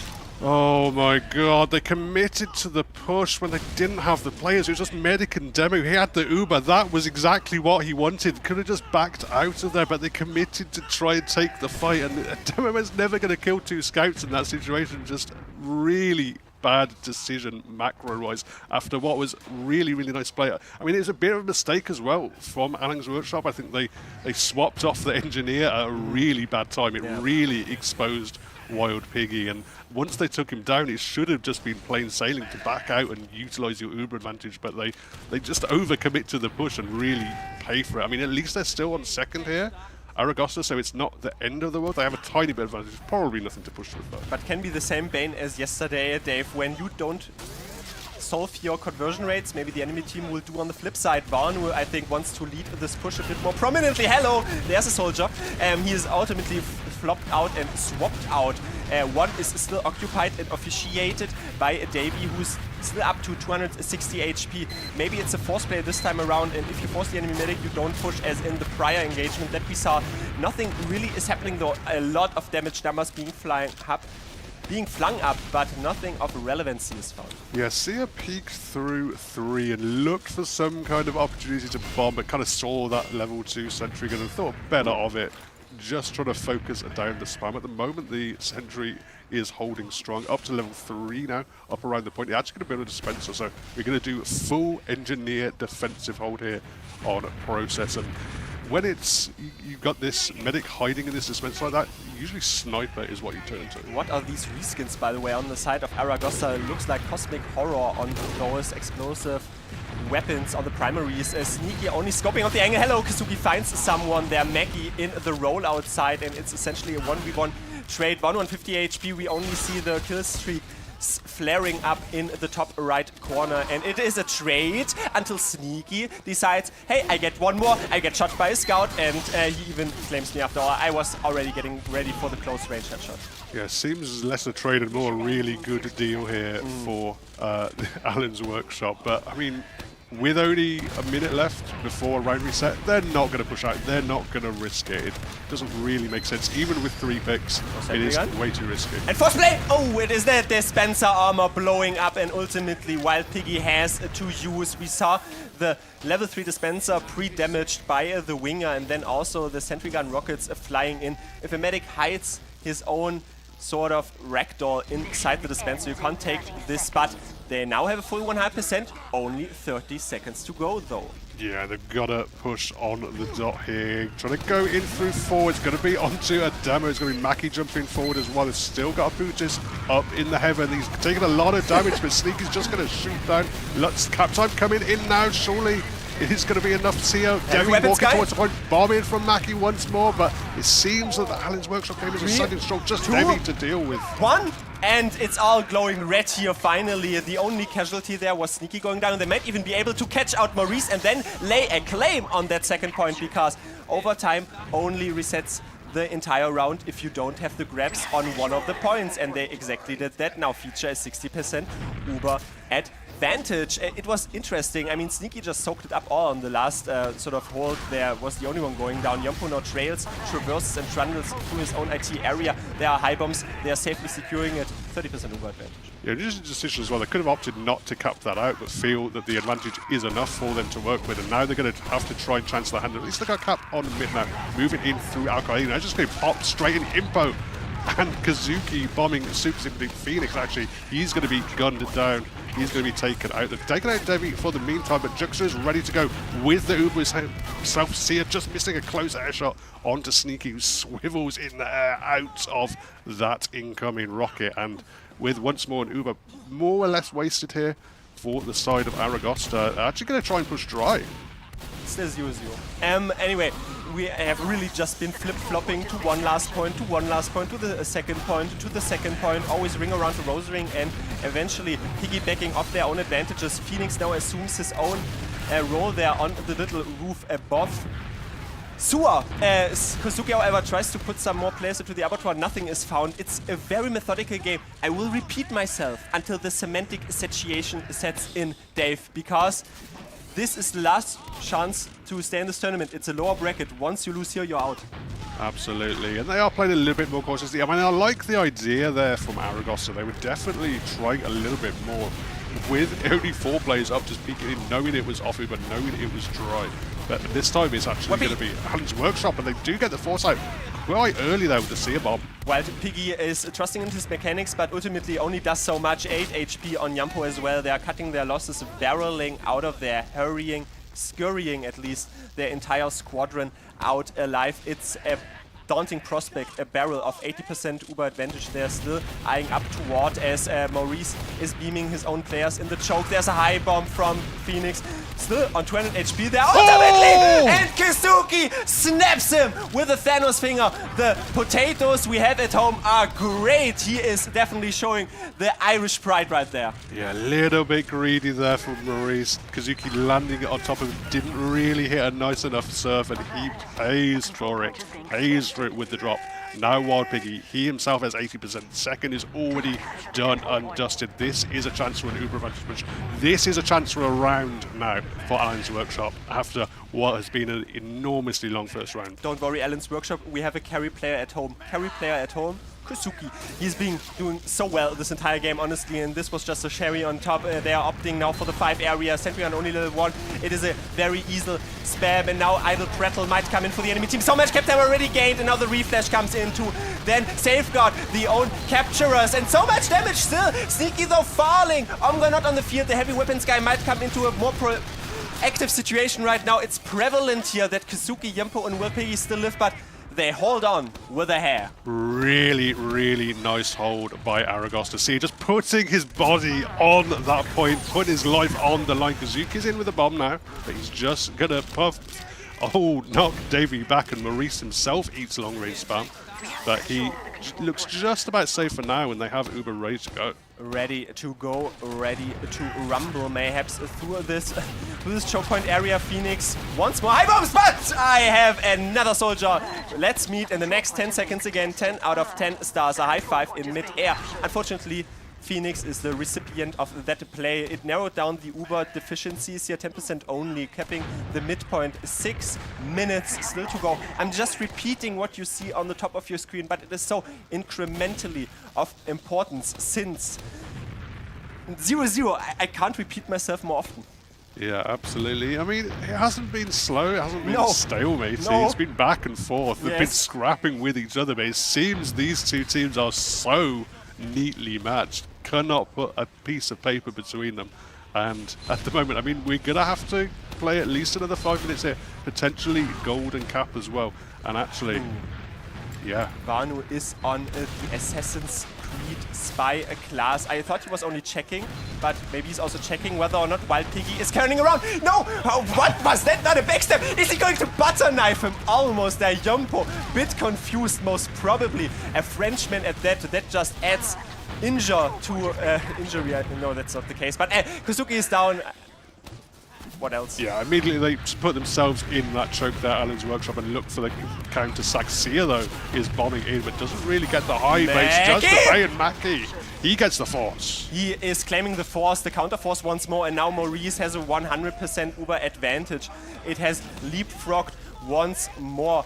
And really just salting the wound there, that is what I wanted to say since I stumbled through the Oxford Dictionary. They are now opting toward this IT side of living, buffing their troika of Doom up alive and maybe can even catch out any more players if they are not able to watch this lower area. No, it's a very methodical approach. Davey has stickies forward. They still do feature a 50% Uber advantage. Yeah, they can still go here. They're looking to go. He's in through forwards onto Davey. He's got a Sentry Gun in front of him. Sentry Gun deleted in double quick time. Sia's going to jump up top. Everyone is just landing on top of Sticky. Sticky's very, very low. You're going to have to block the cap as well. All the nukes are coming in. The soldiers are onto the point. There's still Sia in the back, but that's about all. Maurice claimed as well by Phoenix jumping forward. They didn't get enough done with their Uber, and that is a nice dance.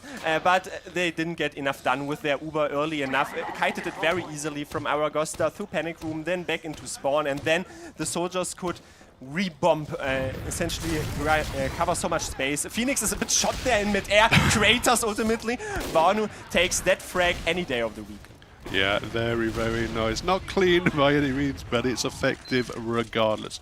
Mackie as well, eating a little bit of spam, almost met the same kind of fate that we saw by Phoenix, but he's going to land on a health pack for his troubles. So once more, they're just going to hold on to territory. And maybe they're not, because Vanu's just going to peek alone at the moment. Vanu, what are you? He has zero support, he has zero over here, but they're trying to bait the counter jumper. You saw it there as our POV faded a bit looking at the choke. Also, I think Vanu is just looking, he's staring at the rock. That is his final boss, as we saw before. But 4 minutes, basically 3 minutes, not even in round reset territory anymore. Just very, very slow and methodical game once more. Yeah, that was a considerable Uber advantage there from Wild Pig, even a full 40 seconds of advantage lost. I mean, I guess they just felt they didn't have the momentum, and pushing onto mid, even with an advantage, if you have a couple players down, can be very treacherous. So just thinking better of it, but I don't know, I'm seeing a play from IT here. Perfect. Since they realized Vanu was in the sewer area, so they instantly repopped and pushed behind them. The problem is they have a much longer Uber duration, and now this inconclusive insurrection might help Piggy to be brought back to the slaughterhouse. It is the only frag they have gathered, but they have Uber advantage now, they have heals advantage now, and that should definitely be boding very well for last push that is oncoming. Absolutely crucial. Didn't get too many kills, but got the important one. Got the one onto Wild Piggy with that speed shot through the choke. So now they have over advantage. Maurice not building as optimally as he could by any means, but they're still going to have quite a large window here to push with. Just waiting outside, making sure there's no shenanigans, making sure they're not going to go down over peeking to a sniper until that Uber's ready to go. You can tread slowly but calmly, buff all your players up to a higher fitness and slowly travel Vanu on his main class, essentially, even on process. It is a derivative. If we see, by the way, the Uber is coming in, there's nothing of note found. Only the sentry gun really is turned once more into the ground, and now though the counter bombs are unleashed, that was not the play that they are banking on. Vanu also falls. I'm not. Maurice should also be. What is he doing? Yes, holding the solemn vow, and that is the head play, the intelligence play. Do no harm. Well, harm is done. Oh my word! What an absolute fail push! But then he just sneaks in Maurice. He is absolutely on fire. He has too much brain power for these Allen Workshop gamers, and Aragosta go one up with only a minute left to play. You can only say solemnly, wow, that was fantastic. I mean, he was just having the head in the hands, and now it's basically speedrun here. Speedrun for Allen's Workshop, since you really have to pressure cook this, as Sia is trying to control the top area, but once you delay like 10 or 20 seconds on each point, it's probably going not to matter. Maurice is being bombed, but they can safeguard their own medic, a little pipe there in mid-air. Maurice ultimately claimed, but that seemed to be the last resort play.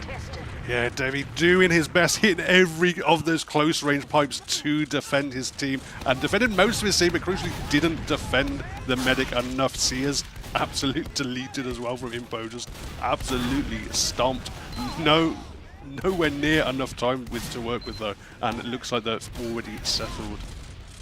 It's garbage time.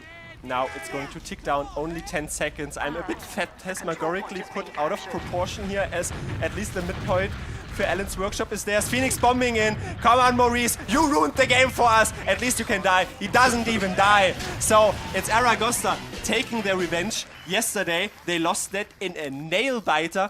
I already said it, Dave. I was ready to say, okay, and Maurice also gets caught out. But is that player of the LAN? I'm not sure, but definitely player of this very day already. Crazy, crazy stuff. I mean, it was very big contrast from yesterday, but I mean, I don't have too many words for that backup, so maybe we'll pass it over here, back to the desk, back to Spire. Absolute cinema there over in that final few moments. Maurice, the pug star himself, taking on a 1v5 clutch CS style. But unlike in CS, in a 1v5, you normally have a weapon to fight with. It's like going into a CS 1v5 with just a knife and winning and just clutching completely. He got the ninja defuse. Yeah, it's a ninja defuse. It genuinely is. It's the equivalent of that, but in TF2. I've never seen anything like this. What about you, Sodia? You must feel so bad for Kazuki, to be honest. He jumps in, pretty much gets a 4K there. And then they just let the medic back-cap a 1v5. Yeah. Yeah, we were chatting so much rubbish on the sofa about, they beeped another full ad purge. And then they pull that out of the bag, and I don't know. That was gimmicky. That was a rough game, I think, for both teams, though. It was, and I've got to say, looking at like how those pushes were going, I think they actually on Aragosta needed something like that to happen. What about you guys? I don't know, they had the better of the play, I think, but I wasn't particularly impressed by how some of these pushes went. No, I think if you look at the game between these two teams, something ridiculous had to happen for someone to make a round, because full Barrett pushes were failing left, right, and center. Both sides. It wasn't pretty, but they did get it over the line. Yeah, the whole game just felt like it was a lot of unforced errors. We saw a lot of Uber forces that I don't think should have happened, or just a lot of Uber pushes that didn't really need to happen, or just focusing down the wrong targets. I think Aragosta really were struggling on those last pushes a lot, I think especially. I think we just saw them not focusing the right targets or trying to go for flashy plays that weren't working, rather than just playing the point or, killing the gun and just walking over and killing the heavy. Because, I feel like every push that they failed, I remember two specifically, the heavy just doesn't die. And, it's so simple. Just that you kill the gun, you kill the heavy, you seem to win process last, right? Unless the soldiers are crazy, hit some air shots. But they'll have to take that into next map, because that was messy, that was close, and I think both teams need to take a breather and think about how they're going to approach product. Yeah, there's one weird thing to mention here, because it turns out that was actually Alan's Workshop's map pick. And I'm not going to use Sodium, because obviously you've adminned many, many tournaments in your time. You've obviously dealt with many, many pick bans. I need an opinion. Does pick ban actually matter in TF2? I think so, but I think more in regards to the game mode sometimes. Okay. More, because some teams struggle on COF, some teams don't. Do you have a good perma sniper for product, or do you not? And then from that, you already get a slight disadvantage. We're seeing Vanu Classic, aren't we? We might well be. We actually have the full pick ban here, but yes, it is product next, and it's going to be an interesting one over with that potential classic sniper, potential other off classes as well. Kazuki loves a sniper play. That's true. As a soldier classing off, so yeah, fabulous stuff there. And just a quick little aside before we get into too much detail into what might be happening on product. There's actually some news posted just on the Discord a moment ago. If you are in the building, there is a new viewing area that has opened up. We're seeing it on our screens now. It's just on the first floor. If you go up the stairs, just on the right-hand side, this whole new area is not been populated too much yet, because I'm not sure people know about it. But you see lots of cool little couches, sofas, and lots of space to go and watch the rest of these games. Because as more teams get knocked out, the bar might be getting busier and busier. So yeah, if you are in the venue, do feel free to hop upstairs and join us just next to production to watch any more of the games. But speaking of the games, there's potentially a long way to go in this series. I honestly thought that was going to Golden Cap. I thought we were going to still be playing at this point. I do not know how on earth we managed to have that final round. But now coming into products, they played a very messy game yesterday against each other. It was really scrappy, aggressive, back and forth. Koth feels like the perfect game mode for that to get unleashed. Yeah, we can have a little look at how scrappy things really got here. I mean, those medics, I'm surprised actually to see those stats of the medics dying so little. Maybe it was just they were getting forced more, but it felt like the medics were constantly just in danger. But I guess it was just kind of back and forth, soldiers dying a lot, sacking through, trying to get something happening. But yeah, as you said, a lot of the time, if we go to product, those scrappy plays can work, or sometimes it's just playing those Uber advantages really well. Can you edge cap the point well? Can you take your scout trade effectively and not have to multi-flash? And I think we might see a struggle, I think with Aragosta especially. Even though it's their map pick, I worry. I see Davey a lot overextending, and I do worry if he gets disconnected from the combo and he goes too deep over the point and doesn't have the support. That it's so easy on a pin, just that one demo man down just means so much pressure is gone that it just allows potentially Anne's Workshop just to steamroll over them. Yeah, I think it's, as Ben mentioned, it's a map that lends itself really well to some scrappy plays, and this has been the scrappiest of plays between these two teams, not only today, but yesterday as well. So I think we're on for a banger. It's going to be weird as well, because we sort of alluded to a moment ago that that both these teams have players that enjoy playing Perma-Sniper. We're going to have Vanu on over on Aragosta, probably going on to Sniper with whatever rifle he chooses. He's picked up pretty much everything at this point. We know he's willing to test the limits of the meta and you know, just pull out whatever he feels right. The Classic has served him well in the past as well. But when it's like Sniper v Sniper, obviously a lot of the eyeballs are going to be on the snipers. Is there anyone like around the supporting cast that you think could like thrive in a Sniper v Sniper environment? I mean, I think the sniper's the only one who thrives. Who will survive is the question. I think it comes down to a lot of the pocket scouts and the demo man just holding down control of what you can. So I think it will matter a lot about keeping those medics in good positions, out the sight lines, making the good calls. But it can also be the soldiers going for crazy plays behind. If you don't protect your sniper properly and the soldier can get in behind, it just causes absolute chaos. I mean, we saw that with Witness a lot, right?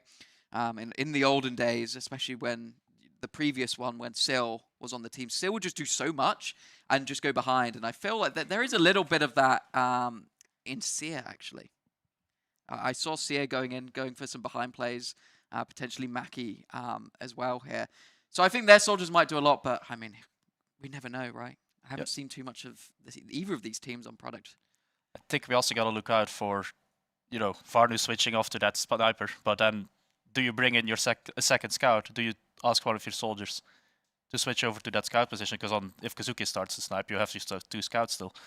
So I don't know who normally switches back on Aragosta to scout in that case, but I have seen Kazuki scout before, so I think it's not unheard of. But I think it will be interesting to see what they pull out. Also, there is the chance of the heavy. It's a bit of an unseen play, but the heavy sniper it's a strategy. It's a break the game. Time. It has been used. That would break the game. But speaking of the game is going to be going live in just a moment. We're going to have some final predictions. Sodium, who do you think wins product?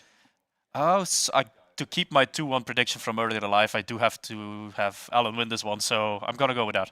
Okay, Alan for Sodium. What about you, not Steven? I'm going for the Clip Farmers. I think they win this one out. You think Alan's going to do it? I think Alan's has got it. We're going to go to map 3. We might be going to Sunshine, but we might first be going over to product because we've got David D'Amato ready as casters for map number 2 of this low bracket round 1 game. We are slowly reassuming the actual action, and the theory crafting might come in later once more for everyone who's, by the way, aware of Maurice's online nickname. You can just say he slayed that very first round, but that was really slated for success and setting his own team up for success. That was, you know, a lot of last pushes. Ultimately, the medic was the backcapper, but we enter very productively the second map, product. Alan's Workshop in the red, Aragosta in the blue. Absolutely, and it's going to be Impa immediately taking control of this midpoint, just spamming stickies every which way, and as we expected, both snipers up. Kazuki. Vanu.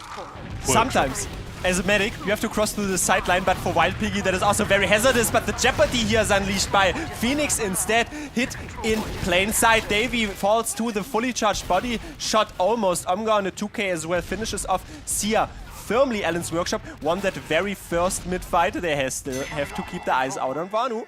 Absolutely. Just popped enough players up into Kazuki's sightlines so he was able to get the crucial frag. He's able to win the SVS now as well, taking the first one of that ego matchup on the sniper.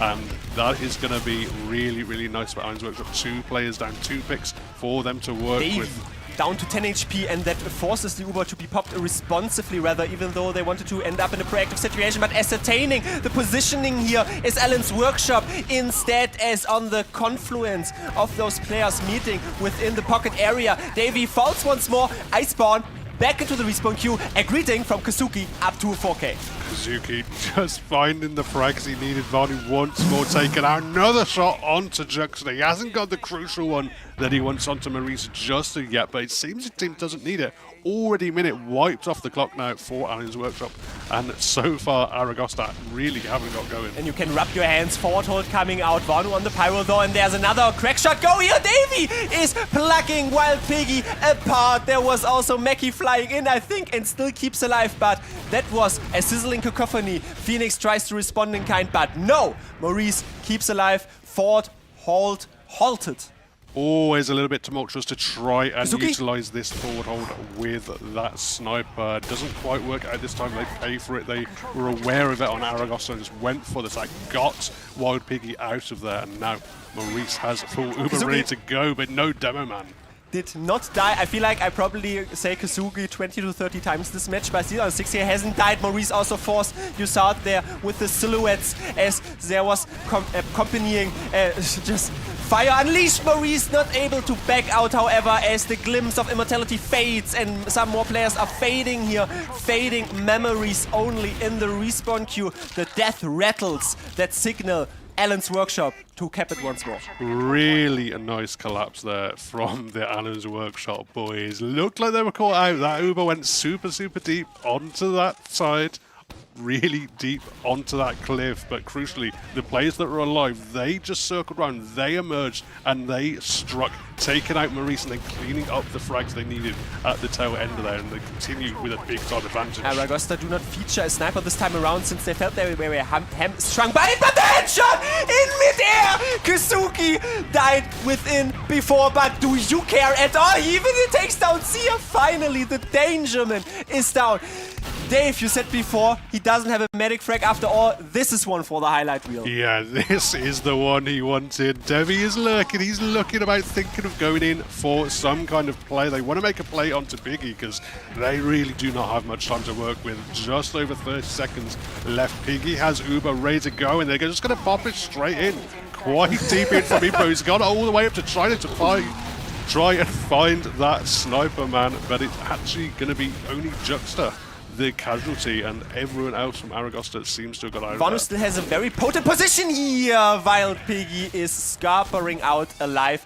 He wasn't even aware of what danger he was in. It's only 10 seconds to go! And Kazuki rips them apart once more in the sky. Finally culled by Sia, but only 3 singular seconds to go. Yeah, really nice sneaky flank from actually Sia it was rather than sneaky, but Vanu now is... I mean, was that his first kill on Sniper? He hasn't really found very much. It's been all the Kazuki show so far, but maybe now an opportunity for Vanu to show what he can do. They have control of the point. They took that quite nicely despite Mackie going down there. So now Vanu has some position up towards this point. And neither a one-trick pony only. I mean, if they can keep that up for 10 more minutes, I think that's definitely going to bode well. Vanu is now trying to peek and scope out the angles here. They try to, yes, enter from a main, helped by the accompanying players, but sneaky charges in behind. Vanu might not even fall down after all. Ultimately called out, but it was a safe trade eventually. No one else overcommitted. Yeah, I think they're just playing this smartly. They have such a large time advantage. They only need one successful fight to emerge in their favor. So not taking too many risks, just pushing it slow. They know eventually once they utilize one advantage, it will be enough. Hello, Kazuki doesn't even take damage. Okay, Mackie was focusing on Wild Piggy instead, but now this ends in 1 second. Kazuki not getting another med frag for his logs, but ultimately though, it's still a scuffle for this fight. Yes, the guns are unloaded. Everest misses as well to frag down some more players. And Juxta. Kazuki finds the headshot onto Maurice. He had to stand on top of the point. He had to keep the cap time up, but he pays for it this time. Kazuki doing what he's done all of this round, finding that clutch shot, and now Wild Piggy has a better spawn. It's only 20% Uber advantage, so it might be a while, but it looks like they might just try and take the heels and push it. They want to immediately go forward. Yes, wow, the battle for the Bright Rock Phoenix is eventually Simba after all. And now, though, Juxta is trying, Mufasa, sorry for everyone, is charging now forward here. Vanu on a 2K, they're still keeping this point alive. Maurice has a Quarrelsome Quarrel for Omga, who is plugged down into the ground. Kazuki not hitting the headshot, only minus 50, and suddenly Wild Piggy falls in the afterfight. What looked so well for Alien's Workshop, it's slowly being taken away from them. I mean, Kazuki's been hitting so many shots on Sniper, but crucially, Vanu swapped over to the Scout, and they had an extra combat class to win that crucial absolute DM fest on the point with the 5v6. Even though they lost players early, it was enough. They had the extra strength. Davey down. And Maurice has an Uber, but no demo man to use it on. If they keep Piggy alive here, it's wonderful for the post-fight. They might not get Uber up, but it doesn't matter if you keep the players alive. Kazuki Kratos to the ground, and Vanu is still parading upon, charading even on his own battlements, but only 7 to 5 seconds to go. They really have to be very fast. You have some overtime to play with. Phoenix is already once more spreading his Phoenix wings. He is ultimately in behind, but it's a bit of an intermittently change of players. Compartmentalizing on the point. Finally the medic. Wild Piggy in the air, but out of nowhere, Aragosta take that back. What a turnaround from Aragosta. What a bomb from Mackie as well. Just absolutely shunting everyone in that main, under that bridge. Just absolutely destroying. And I have to say, that is a big collapse from Alan's Workshop. They had such a large time advantage for the whole round, and they couldn't convert. I love how you think, okay, the highlight reel probably that happened within like the 3 or 6 minutes. No, that happened within like a time span of what, 20 seconds? So it's basically the Kazuki show. But eventually Aragosta coming out with better team play and better adaptations, definitely. But Davey has a wonderful mid-fight, can visit that once more in like 10-second time. Vanu also culled. The Cutchels are out. Mackie is hiding in the connector, jumps in toward his own position. Once more, mid-fight win for Alan's Workshop. Yeah, just really nice defensive position on that mid-fight. Just expecting the bombers to go in, expecting the aggression out of Aragosta, and more than ready for it, finding the frags they needed. Absolutely focusing down those overextenders, getting the early frags, and then easily just able to walk onto the point. They even had 10% advantage here on Aragosta. It is even then Wild Piggy popping significantly earlier, so 50% Uber duration. That is longer for the side of Aragosta. They don't really do anything out of that. Maybe now they do, as they're reassuming their positions. Phoenix bombs Vanu, Omga shoots Davey apart, Kazuki body shot on Sia. The man advantage in their hands. Yeah, I mean, they're just going to play it slow and try and bait out the cap. And I mean, they got some cap time, but that's always going to work in the favor of the team with the sniper. And eventually, Kazuki's going to hit a shot. He's been hitting just about everything so far this game. And yeah, doesn't seem to be able to be stopped right now. Juxta, the next casualty. Can you read me lotto numbers? I mean, it's not that hard of a guess here to say that Kazuki will probably frag more. I want to cast other players than snipers. Get off that cam!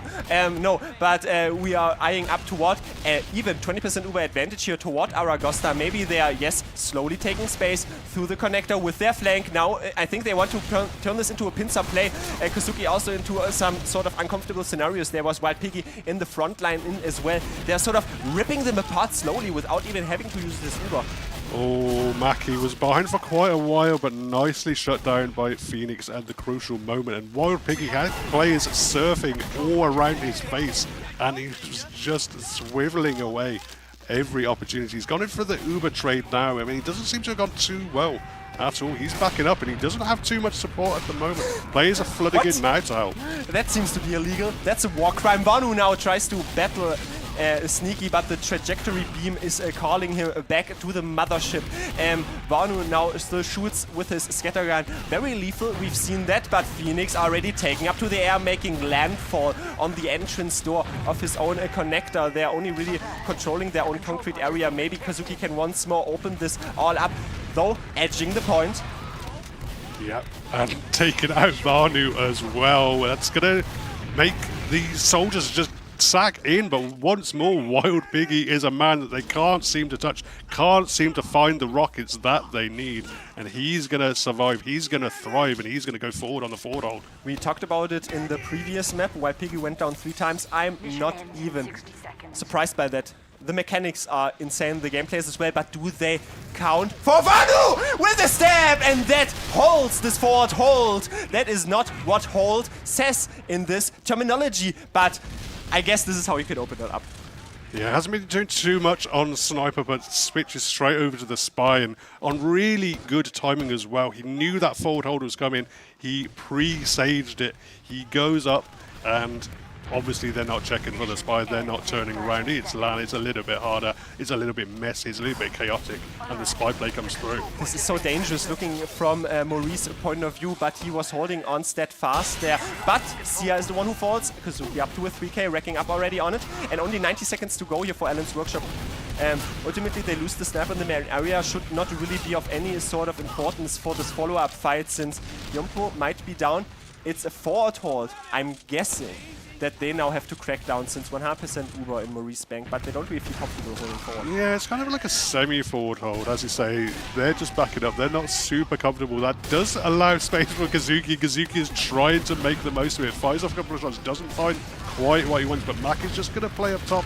Duel with Phoenix. Vanu is there to follow up. A really nice rocket from Phoenix just to shut down Vanu. He's going to back him out there, but Davey is launching down all the way onto Cliff. Gonna take out Kazuki, gonna shut down that sniper. So actually very smartly played there by Aragosta, just baiting them forward and then once more pouncing once that sniper had committed. Aragosta is still laying siege in a form of a forward hold to the enemy team, and even if Wild Piggy and Entourage do feature 100% and an Uber advantage in that, it's very difficult since you have so much ground taken away from you, and you see this, they have to pop out so early, only regain Maki. As a frag, Maurice down to solo on HP, jump on a 2k, jumping in, the Everest, the guns unlock Davey, even with the pipe into Wild Pig.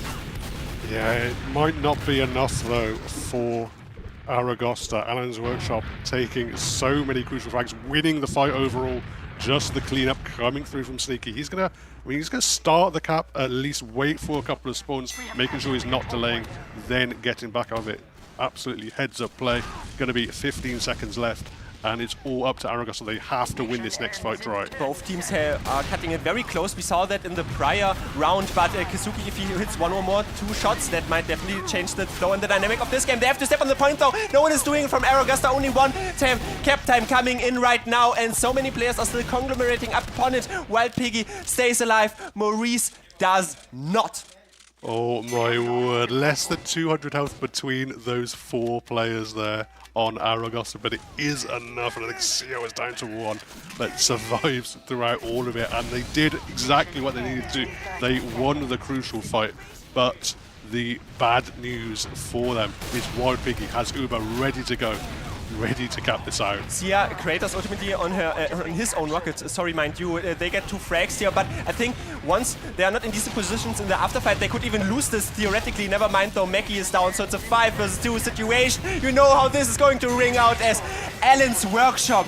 They like to cut it close for the fans at home. They had a lead of around 2 minutes, akin to the very first round, and you see Aragosta end with the 7 seconds.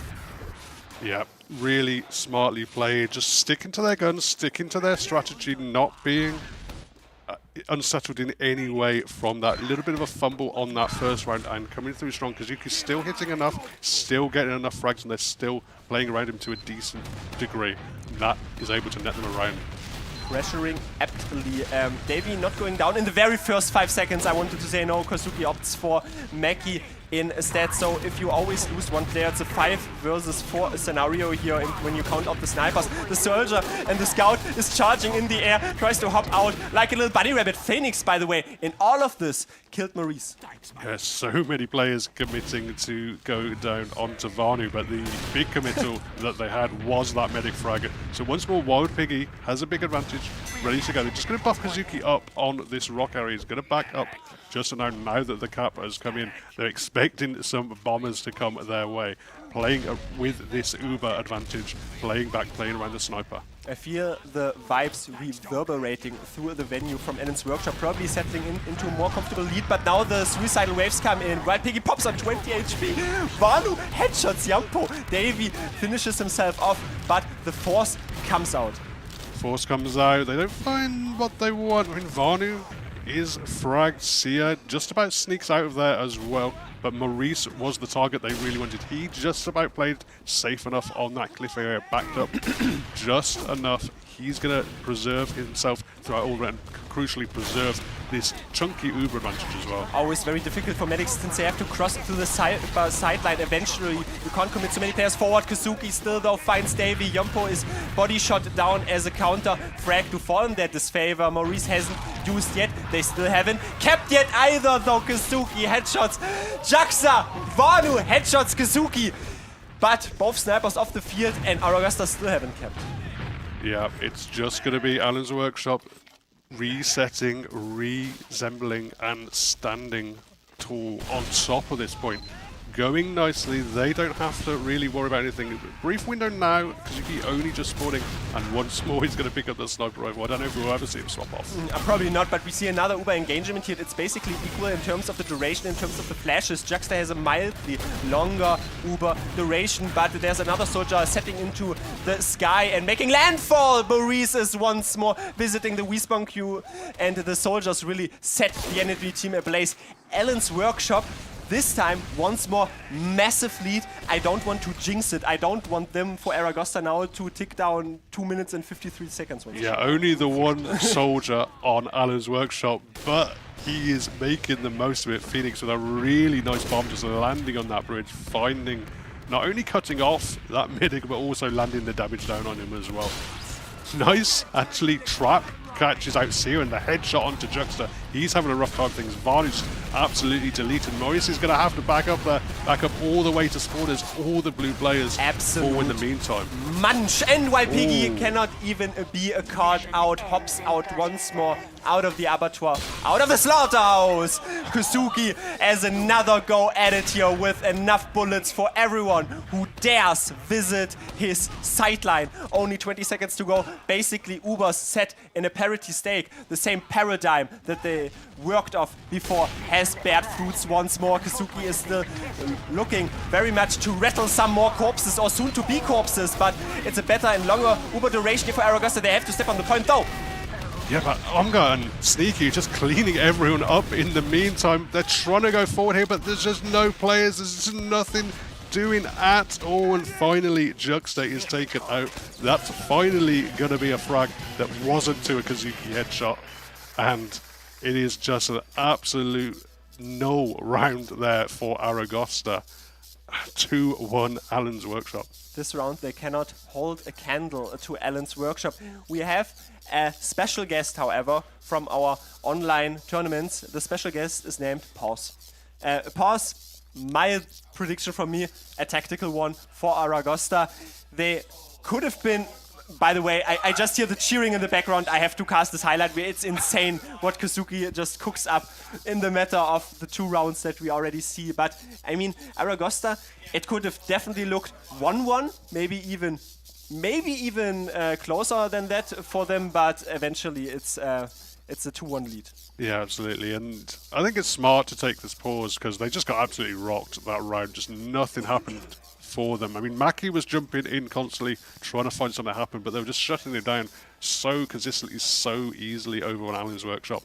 And it felt like Juxta was playing with that big heads mod because he was just getting domed every single time he walked forward. There was nowhere safe on the map for him to enter.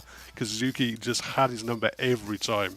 I have a comment from a other game format that you're very aware of, Dave, but I will not mention here, where there are constant pick classes, and I sort of feel relieved that I see those medics having to suffer the same fate, because product, you have to walk through a sideline eventually. You can only do so much as dodge, especially if you cannot afford to send, for example, 2 constant soldiers forward to deter the sniper from taking a shot at you. Yeah, absolutely. I mean, we've known forever, basically, that as a sniper is very, very impactful. This map, very, very powerful. The sightlines are crazy on this map. But there was a while, at least, you know, at the top of Prem, where teams seemed to have kind of learned how to deal with the sniper, and it was much less commonly used. But seems we've kind of shifted back into this meta where teams once more have got a little bit better at playing around that sniper, utilizing the defensive, making sure you have 2 scouts up to shut down all those bombers.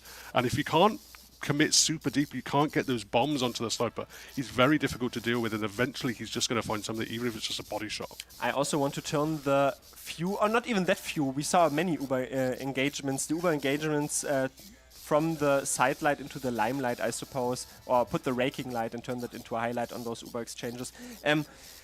Honestly, for me, at least in the sort of first half of it, it felt as if Aragosta definitely had their tactics put together very well, but it seems, as I said, I feel the vibes reverberating, and Alan's workshop is definitely improving on those sort of Uber engagements. They also feel as if right now their game plan is working. I think they're, you know, slowing it down a little bit, keeping calm, keeping collected, and just call out the sniper, call out what side you want to pressure. Yeah, I wouldn't even be surprised here if Alan's workshop were kind of not doing, not even talking about it at this stage. As you say, their game plan has just been working to a T the last couple of rounds. They're probably just chilling back. Maybe someone's giving Kazuki a bit of a massage, because that's all they need. They don't need to make any kind of tactical adjustments. Yep. It's obviously down to Aragosta. They've got to think through this a little bit. I mean, they've tried a bit of Vanu Sniper, who hasn't really matched up to Kazuki very effectively. They've tried, I mean, I thought they looked a little bit better in that second round when Vanu was playing Scout. He got much higher up the scoreboard, just running around, tearing everyone up with that scattergun. But overall, on a macro sense, they weren't able to secure that round. They weren't able to find exactly what they need, and they just don't seem to be able to shut down Kazuki right now. The pause ends, and it's now locked in a 2-1 lead here for Alan's workshop. I like this mental image that Alan's workshop is going to take that pause of Aragosta to just massage Kazuki there, maybe, you know, just loosening the trigger finger there a bit, and now could be the final round here on our second map. Aragosta took the very first one with a very clutch backcap by Maurice, but Alan's workshop is leading now, and they are definitely the brute force that forced open so many doors. Vanu on the upper hand. Yeah, solid 4 or 5 minute pause, but looks like they're sticking with the same idea. I mean, it's a different sniper rifle. It's actually the classic that they're going to go in for. But Juxta once more immediately dies to Kazuki. They're going in for the plays here. I mean, they probably have enough frags to work with. Davey just spamming some long-range mortar pipes, trying to hit Kazuki, trying to hide away from him. Actually, Vanu is able to take him out. And something even more genuine than this very sniper rifle, the taunt afterwards. So Kazuki, a new sniper, fresh in new with new energy, has entered the fight. Vanu still tries to scope out the angles. Alan's workshop a bit on the back foot right now, but that shouldn't really change their success formula, as still both snipers on the field. Kazuki opting more for his own cliff. Maybe there's a loose frag just laying around in the terms of Mackie, but no, I think Uber engagement happens now. Yeah, just Uber trade. It's just really taken out onto Davey, and Sneaky's having to think about going in for something deep, going in for Vanu, but Vanu's able to hide, but he's not able to hide away from the Phoenix bomb. Just jumping cliff to cliff, finding what he needs, finding that sniper frag. Mackie taken out in the air as well, and that's a really nice initiation for Alan's workshop, and they can get on the point now. Wonderfully curated and compartmentalized their own resources. The soldiers took the forward ground, so they sort of denied any forward progress from the blue team, and that enabled so much space for the scouts to clean up the stragglers that were still left in the forefront. Vanu settles onto Jaina. Not that of a budget! Not that much of a budget sideline. Wild Piggy goes down to 10 to 20 HP. Now it's a follow-up rocket though from Mackie. Wild Piggy, not long for this world. The headshot comes in, but he has already inflicted the damage. Oh my word, and Phoenix at exactly the same time bombed onto Maurice, got 2 rockets down, got about 130 HP off him, but wasn't able to secure the frag. I thought Omgar was the main character. No, Mackie was the main character in this clip. He almost even laid a claim there on the opposing team's medic. It's a bit of a forward hold. I want to say Vanu was, for the longest time, the only one really forward holding. Backs out now. Absolutely. I mean, yeah, once more we can see they're not happy to go for a super aggressive forward hold. They're just going to play back a little bit. Probably just going to bait Kazuki in once more to a slightly more aggressive position and then pull the trigger. You can see Sia initiating a little bit of a fake bomb at the moment, not really transferring their hand, not really throwing themselves at their opposition. But now Sia once more in with the bomb, pops him up in the air. Nice little shot onto him, but he's not going to secure the frag. It's allowing Davey to just walk forward, but Impo survives throughout all of it. Impo went down to 1 singular HP, and after all, though, there was set up a wonder wall, and that wonder wall was called just trusting your teammates and not using Uber. And they're still holding on to this midpoint here. Finally, though, the glowing players are in, while Piggy didn't even have, only 1 to 2 seconds separated him from having, but Yampo is sapped of all of this vitality. Juxta has a bit of a rivalry there with Omga. Omga ultimately reigns triumphant, reigns superior in this fight. Another go here at it. So much damage onto the main area. Kazuki down, but now Aragosta firmly put into the dumpster. Yeah, not a good play at all by Aragosta there. I mean, they have a lot of time Do they know about off Vanu? this round. Do they know about Vanu? Does Vanu know about Vanu? No, they do not know about Vanu. I'm going down, but sorry to interrupt. Yeah, I mean, it looked really out of sync. I mean, we haven't really seen them do too many aggressive sack waves, too many aggressive plays like that, and I mean, that did not work whatsoever. They have time to work with, but they need to focus and they can't fumble around this time. Could be the case. Meki is only trying to lure some more players in. Ultimately keeps alive. Sia does not in the midst of all of this. Aragosta claimed that point. Vanu takes down Phoenix and puts him into bloody bits eventually. But it's a lead. It feels for me, for the very first time now, for Aragosta, Vanu is definitely helping his team out. So much damage plugged forward. Yampo still 2 seconds spawner.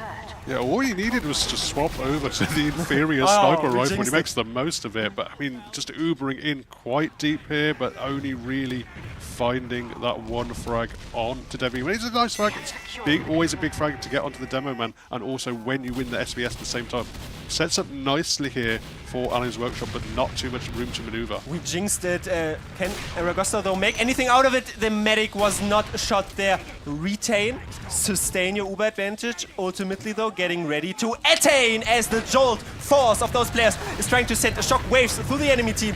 Nothing though is found, easily kited by the jumping players. Only 12 seconds to go once Aragosta recap, but it is still a shot here that Alan's Workshop have to go forward. Losing Omga, however, very bad health on them as well. The counter jumps come in, but the cap does as well. Yeah, I mean, they're getting to overtime here, Aragosta, and that is really good news for them. Sneaky once more, just delaying the cap, going to wait for Phoenix to spawn those 2 seconds, then stand on top of it. But Royska out of there, so it's only going to be like 50% Uber advantage for Wild Piggy. But, you know, with just over a minute left to go, they're probably, I mean, they have an option. They could either go for a sack wave now or just wait for their own Uber. If you wondered why Vanu was doing the taunt, he wanted to try, or he gave himself vision there in third person. This also enables Sia to bump in. Kazuki is down, the force comes out. Aragosta are finding themselves into the same position as Alan's Workshop was in before. The Uber at least rips some more players apart. Vanu doesn't even need an Uber to rip other players apart. Yeah, I said going for a sack wave. It was literally just a one-man Sia just jumping all the way in and got everything he needed. But Vanu has continued to pop off with the space that has been made, with the heads that have been turned. The heads have now been taken out by that classic of Vanu, and just everyone going down. Juxta able to take this Uber quite aggressive. They have to block, but no one is there. It ends here. The Finn, the Siegler, Aragosta definitely better on the conversion rates when it is needed in the end, and not really replicated there by Alan's Workshop. But I mean, we see it here, the snipers, and this time though Vanu not only taunting but making a fair arrangement of cadavers of the enemy team. We enter, Dave, the final round here, the 5th round on product. If Aragosta takes it, they are traveling way further through the playoff stages. If Alan Workshop do not win, they're out. Yeah, and this time Vanu opts in to just play cheekily on this concrete area. Doesn't find that first little shot on to anyone. No one's initiating just yet, just biding their time. Phoenix, though, he's going to jump in. He sees Vanu on that little boxes area, but it's taken out, dealt with easily. Actually, Wild Piggy, Davey just plows forward, takes out Wild Piggy. No one was there to stop him, and he absolutely mulched this team. Wild Piggy surfed out the rocket of Mackie, but Davey was in there as well, so only so much a medic can do, especially if Alan's workshop cap now. By the way, it doesn't really lengthen your own respawn timers if it's the very first cap of this round, but Aragosta are prone to pounce on that point instantly. Yeah, they're already going to tick it in their favor, but immediately the bombs are in from Phoenix, getting the force out of Maurice. Everyone is going to try and scoot out there, try to evacuate. Actually, at the moment, everyone's alive, and there's no blue players to work with whatsoever. They're going to have to back up. They're going to have to make sure they don't get taken down. And, you know, despite that really big play from Mackie and Davey, they haven't really capitalized off it. And now it's going to be Wild Piggy with considerable advantage. Maurice still not out of harm's way yet. Also, before... well, never mind that, as actions already is so fast shifting, so it's once more snipers. I wanted to comment on Uber exchange it, but it doesn't really matter. Alan's workshop still have a 30 to 40% Uber advantage and have the grabs on that point. It is really level packing here. Oh! It's another suicide wave! Wild Piggy down. Absolutely dumps it there. Pops up Davey jumping in, launching up Wild Piggy in the air, and then followed up with the classic. Nice little frag there.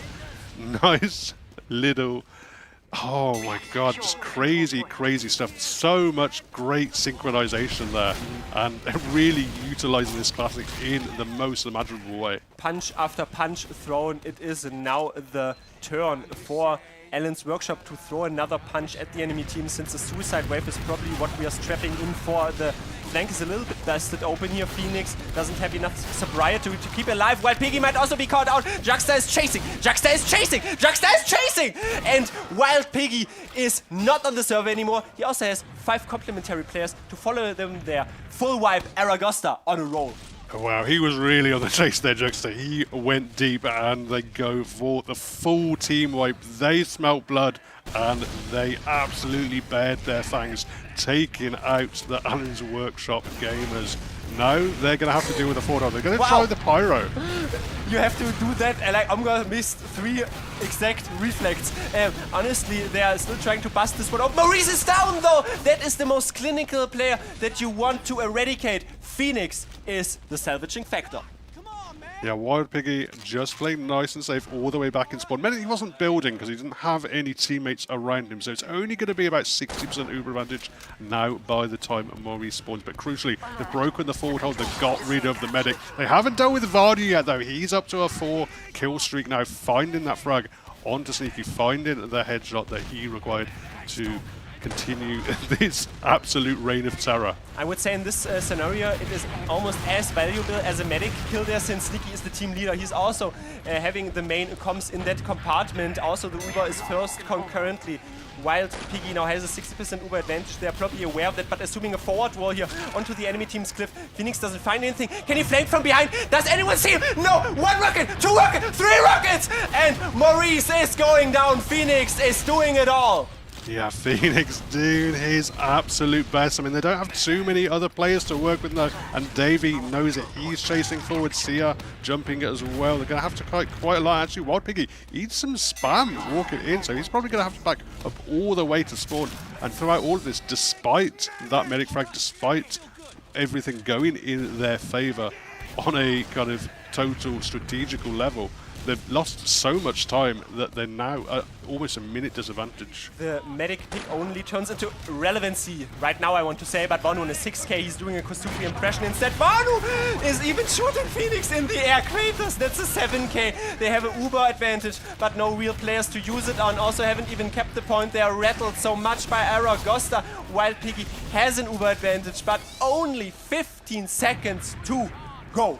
Yep, they absolutely need to make the most of it. They're just going to launch it in. It's Impo It's sneaky. They're chasing forward. Davy is the casualty, but that's not the casualty that they want. Maurice is back nice and safe in the spawn. Counter This jump. time there's no Phoenix in the back Maggie lines. with the counter jump on Wild Piggy. They weren't safeguarding their own medic. Phoenix though kills Maggie. Kazuki kills Vanu. I think they are though scarpering out, shielding their own medic in their own respawn queue.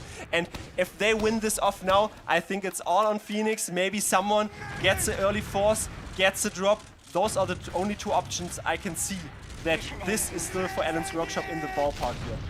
Yeah, they only have a second to work with, so they can't really give up the cut by any means. And it's just going to be used now onto Devi, jumping forward, Good kite. launching forward. He is kited nicely, but now the cap time is surely going to come in. Omga has to give his life for it, has to jump on the point just to block.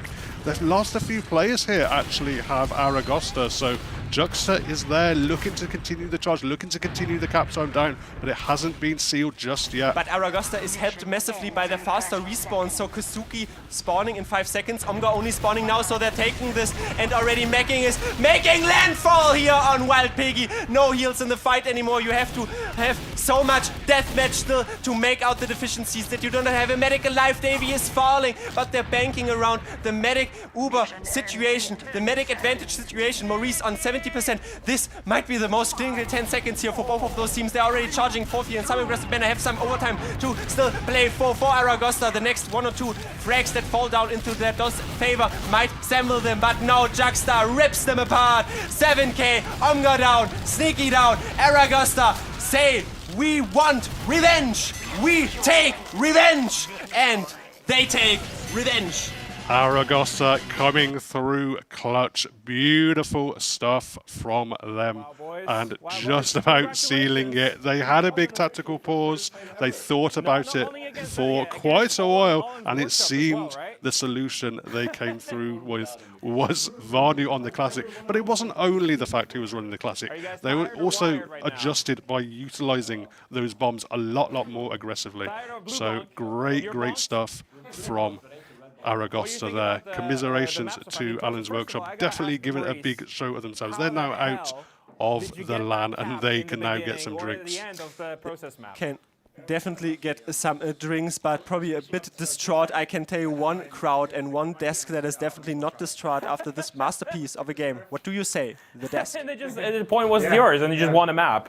Because it was like a very long stalemate. So how did you break that stalemate at the end? Like, what happened essentially? Was it a bit of luck? Was it just actual strategy employed? I think we were just trying stuff. Like, I think we weren't really sure what to do. Yeah, because it was like 25 minutes of just basically back and forth, but hanging around middle. And I mean, I didn't have a great game. I had some pretty stupid drops at the beginning, but we got the win somehow at the end. Yeah, yeah, no, like absolutely. And then we're going to product as well. Yes. And it's just been like back and forth as well. It's just like 3-3 down to the wire. Yeah. How did that kind of feel like? How did you have to change your strategy against Alan's Workshop? I think we were feeling confident-ish. I mean, Vanu and Sniper, I mean, means this should be a good map for Yeah. us. But their Sniper was doing really well.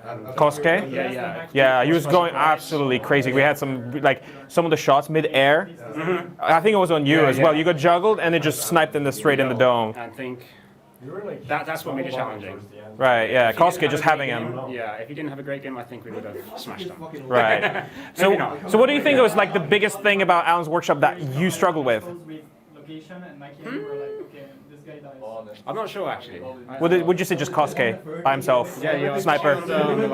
Makes sense. All right, well, congratulations. Well played. You advanced. Any words to the team?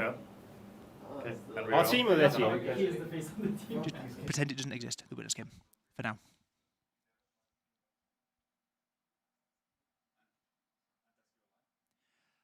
Well, what a game that was. A tale of two snipers and a tale of two halves. We're seeing some clips on our screens right now. Some of these shots were out of this world. We were up and screaming here on the desk. We were sat just like jumping around, having a whale of a time, just watching in awe of some of those shots, particularly from Kazuki in the first half of that game. It was an absolute joy to watch that. But we're joined again. We've got not Steven Sodium again, but we've got Rook as well. How did you find that game of product? I mean, it was an absolute laugh to watch. I'm really glad to see some exciting sniper play coming through, and even the classic coming through from Vanu, which is not something you see every day. Yeah, you mentioned before, not Stephen. You said you said that snipers might play a part of this one, and I incorrectly threw the question of, okay, in a double sniper game, is there anyone else we should be looking out for? And you called no. We should only be really focusing on the two snipers, and I think, are you holding by that point? I think so. I think these teams we know they have two snipers. Kasuki always plays it, and he showed why during that game. They may have lost, but Kasuki was the whole highlight reel we saw there. He was just taking over the games for those 2 rounds that they won on Alan's Workshop, pretty much carrying the team on his back. And then kind of towards those final rounds that we did see Aragosta winning, I think a lot of the opportunities that we saw did come from that classic sniper. And I call that the classic from Vanu, my magic 8 ball. I know he likes the weapon, and I think product is really good. It was kind of the second coming of Piney. A little bit coming out there, but you got to give credit where credit's due. There were some good Ubers, there was some good protection of Maurice to manage to keep them in that game. I was saying, oh, okay, so they keep the medic alive, they beef the Uber push with the minute remaining. I was like, they still have one more push, they still have one more opportunity. If you don't keep your medic alive there, you just never win that final push. So. Yeah, I've got to say that it did, at least for Kazuki's sake, it felt like there was sort of 2 different versions. There was the version before the pause and the version after the pause. Is it just like a mental thing, or do you think there was like actually some kind of strategy coming in that changed? I think for Kazuki, not too much change, but I think Varda just turned it on really well once he picked up the classic and just actually started providing Kazuki with an answer to his shenanigans. Yeah, no, it was absolutely crazy watching those last 2 rounds. Because yeah, even earlier on when they snuck that first one, it was so close that there were. I think you quoted it was 2 minutes 30 to 3 seconds in round number 1. But yeah, Aragosta come back and make that one work, and they decide it in 2 incredibly tense games. Even that last round going down to the wire too, combined with obviously the 1v5 clutch in the first game. But it's sad to see Alan's Workshop going out, isn't it? They're a team that have had some deep runs before, and I think they are our first team to be eliminated. So have we got any final words for Alan's Workshop? You did a good job. We saw some really nice play overall. And I mean, obviously, we were talking about Kasuki, but the rest of the team showed us some brilliant play across those last 2 maps. Even though it didn't quite work out, you should be proud of yourselves for turning up. Yeah, always some classic players there. Not the sniper rifle, but they always love the LAN vibes. And to be honest, I think they're going to be having some fun now they're out the tournament. Their tournament equipments are out. They're going to maybe chilling and enjoying our bar. But for the rest of the team, we've got Aragosta, who are going to be pushing through into the lower bracket round 2, which we will be covering later today. But there's one little thing that might be looking a bit odd on this screen to anyone who is potentially not aware of what's been going on outside of this game. There were 4 games happening simultaneously. We had the lower bracket round 1 alongside the upper bracket semi-finals, and do not scratch your eyes or adjust your monitor. It does actually say that Witness Gaming are tied on maps versus Pint. This is real. Map number 1 went to a golden cap, and Witness won the golden cap. Map number 2, Pint Gaming have won. Insane. Yeah. It's just insane stuff. Like, this Pint Gaming team, the dark horse, we've been saying it all weekend long. But they just come out of nowhere, and they are playing so well. There is a reason why Andy has been playing for Witness. They definitely see something in him, right? Right, we have had a slight correction here from production. It's not 1-1 yet, but they are winning on map 2, or they were winning at least on map 2. It's looking like it's likely to be 1-1, we will say. But even still, Pint, they brought the game to Witness yesterday, and today, the first map going to Golden Cap as well, are they the team that we're looking to here to potentially be the big threat going forward? I think we've also got to keep Dirty Maggots in mind. We haven't really seen much more than a best of 1 from them against Witness yesterday. I don't think we've had them on stream yet today, so we haven't had a look on how they have been performing. But they were definitely a team to reckon with as well. But I think Pine Gaming is definitely putting their name in the hat as well to make it a very interesting. It's an odd one because coming into this, they didn't have a great online season. And coming into the LAN, Warp did an interview with me for TFTV before the LAN, and he was saying, I know that I'm not on the team anymore or whatever. The team might be falling apart in some way or another. We're all just going to play and have fun. And now they've just got 10 times better. How does this happen, Rook? What do you think's happened with this team? Well, to be fair, if you're playing to have fun, LAN's exactly the place to do that, right? When the vibes are up, when everybody's in good spirits, it makes a big difference, right? And with a hot show of performance, you can definitely really start to deliver on this. And again, kind of, it's not particularly shocking that we see a lot of these players come through and perform. We know that they can perform at this high level. We've seen other teams rate them this highly. It just needs to be the right day, and sometimes it's the right weekend, right? And when you have all that come through in a perfect storm, I wouldn't be shocked to see them actually take the second game and at least threaten that third.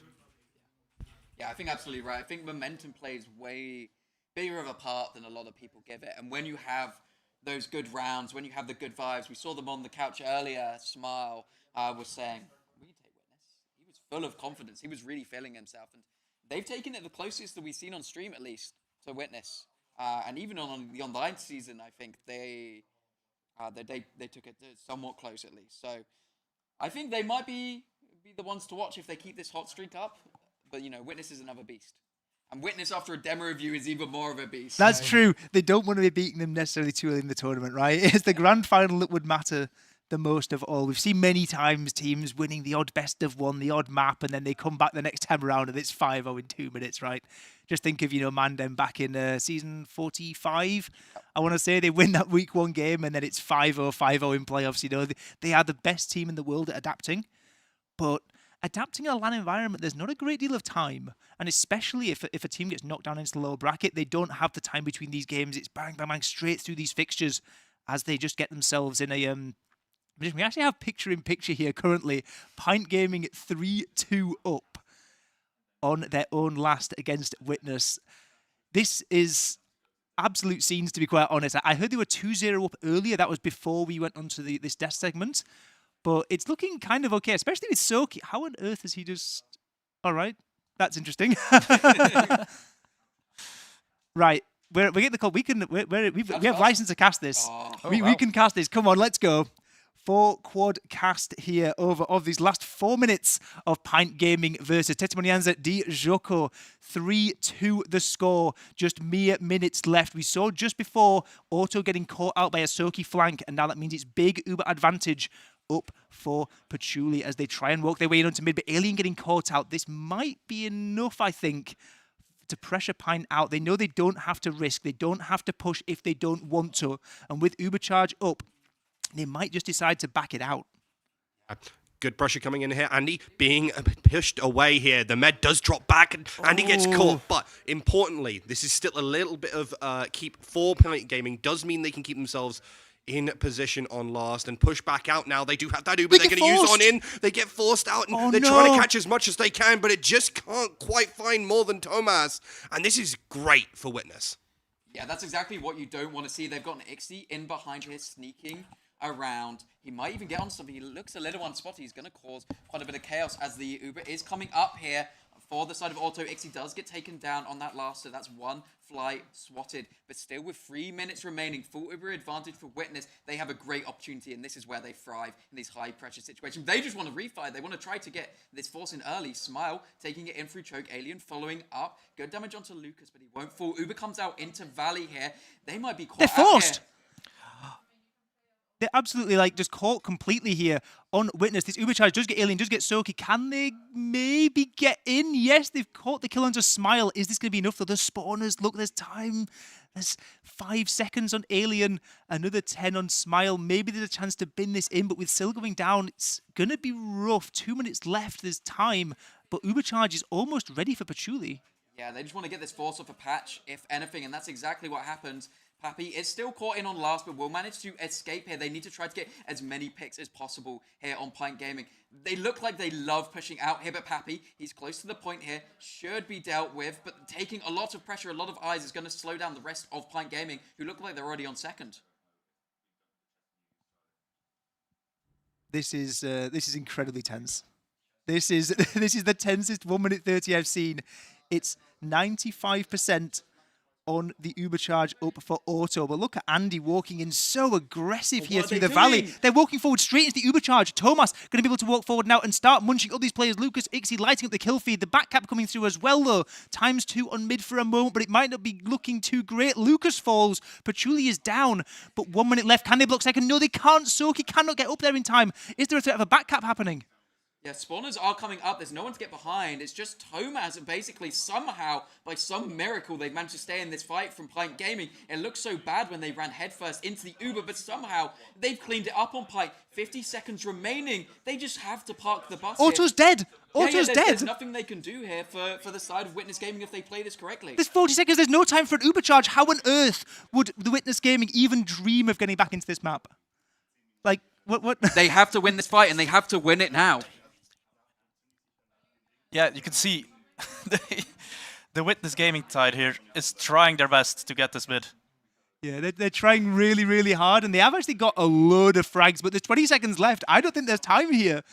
I think it might be theoretically possible if they get on the cap now, but Celentez getting a pickaxe kill. Is it too little, too late here? I think it might well be. I think they called it. There's no time at all here. There's actually no time. 6 seconds left. The timer tick-tocking down.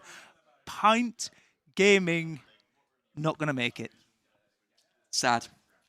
Good effort. They tried as they might, but it wasn't enough. Good effort. 2-0 up to 3-2 down. It feels like that. What can you do?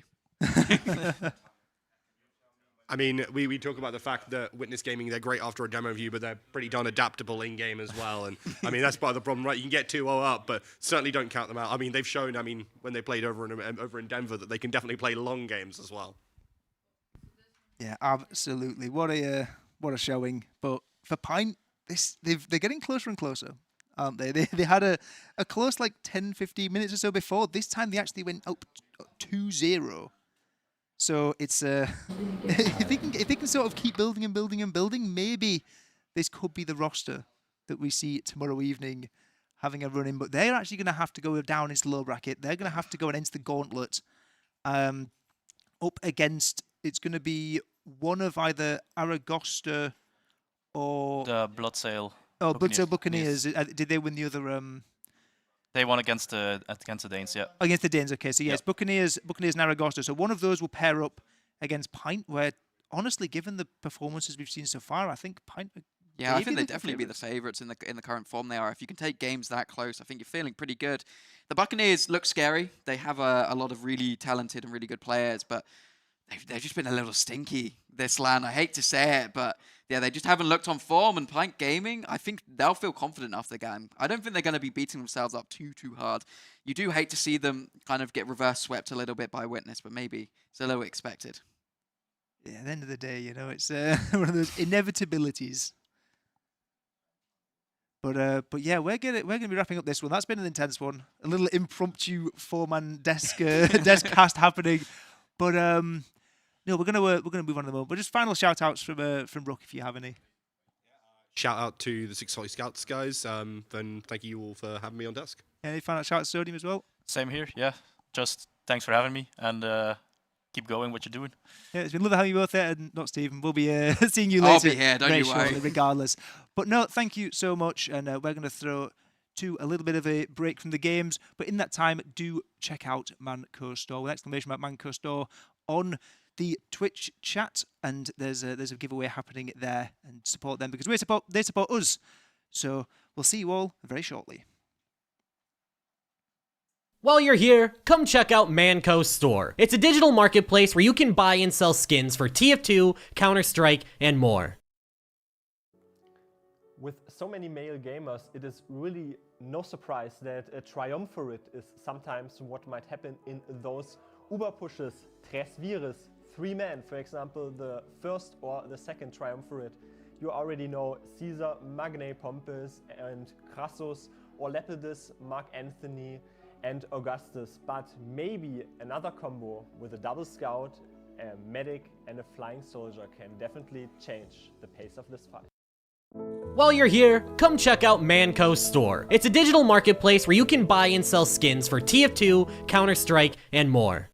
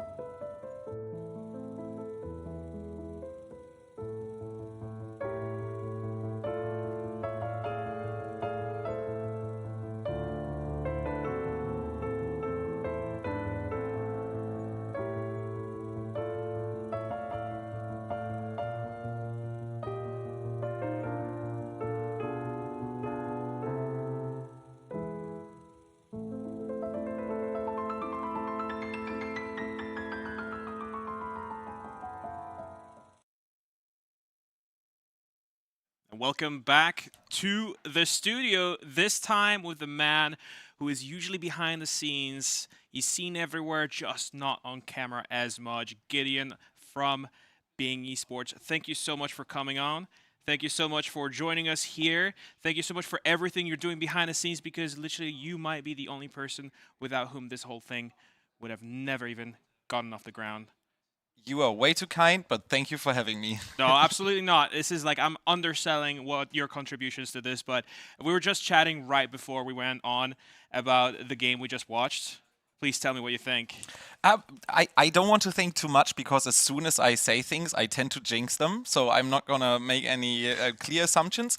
I will just say that I really like that the team that was everybody was talking to be like the number one team that will definitely never lose, looks as if they might be able to lose, at least maybe like a game or something. So I'm happy with that. You're happy when there's like a bit of a drama happening in the...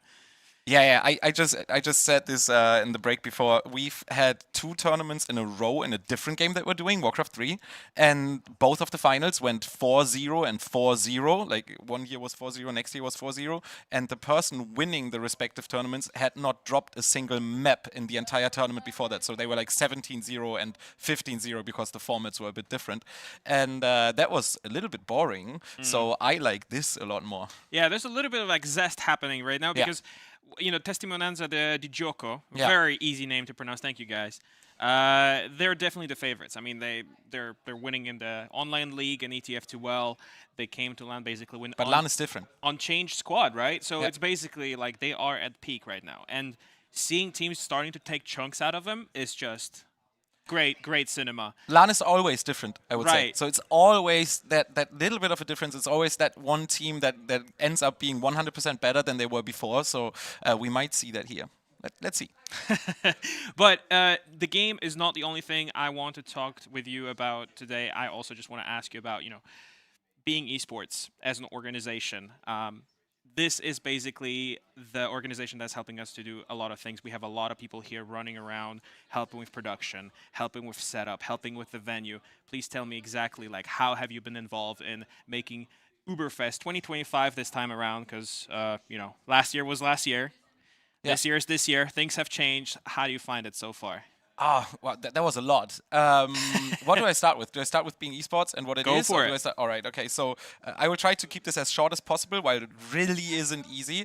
One thing that people would need to know first, I think, is Being Esports is our like online and offline tournament event management agency that is basically a constant rolling with the punches kind of thing.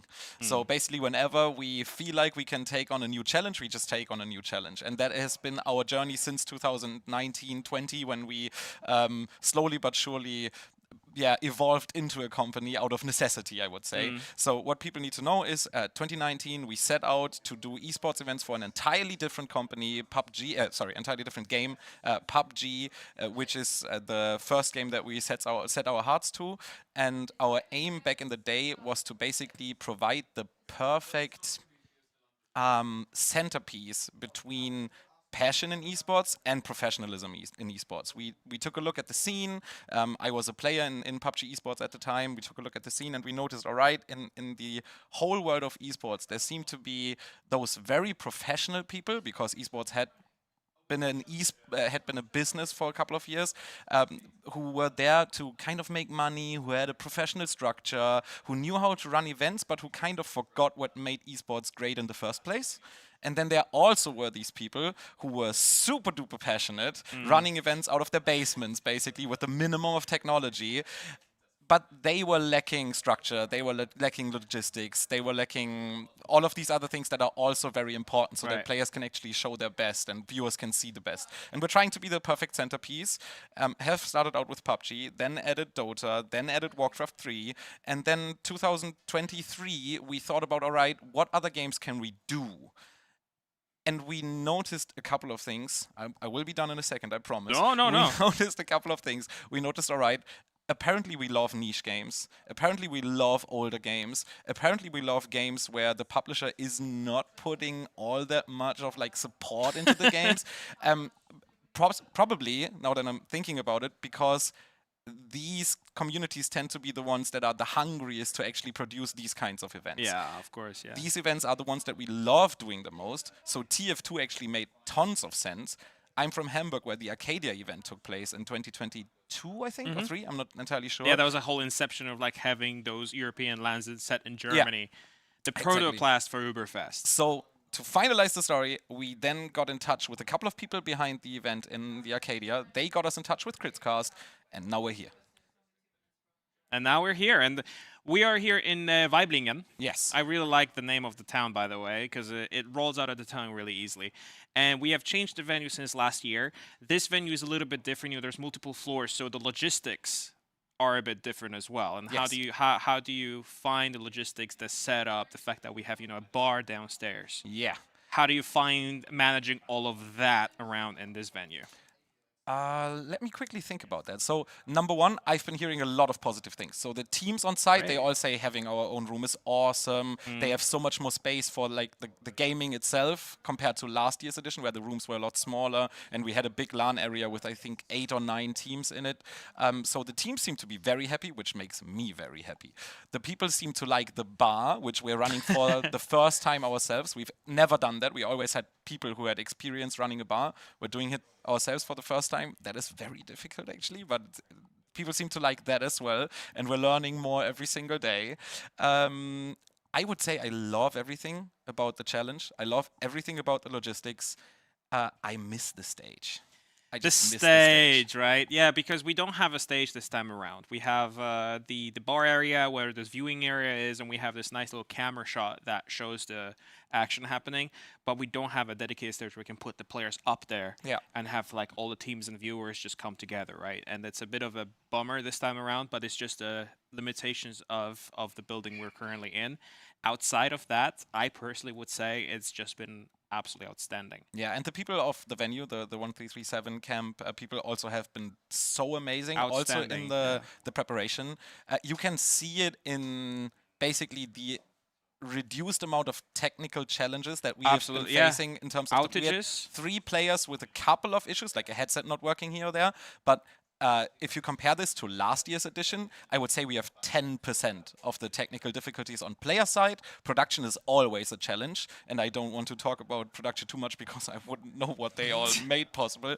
But in terms of the preparation and the PCs on site, it's amazing. So kind of breaking away from the org and the venue a little bit and focusing on you. All I right. asked you this question before in private. We're just like chatting and having fun, but I've always been interested in what motivates you personally to basically just push yourself and everyone you work with to just make being esports into what it is, support all this, all these events. What makes you, what drives you?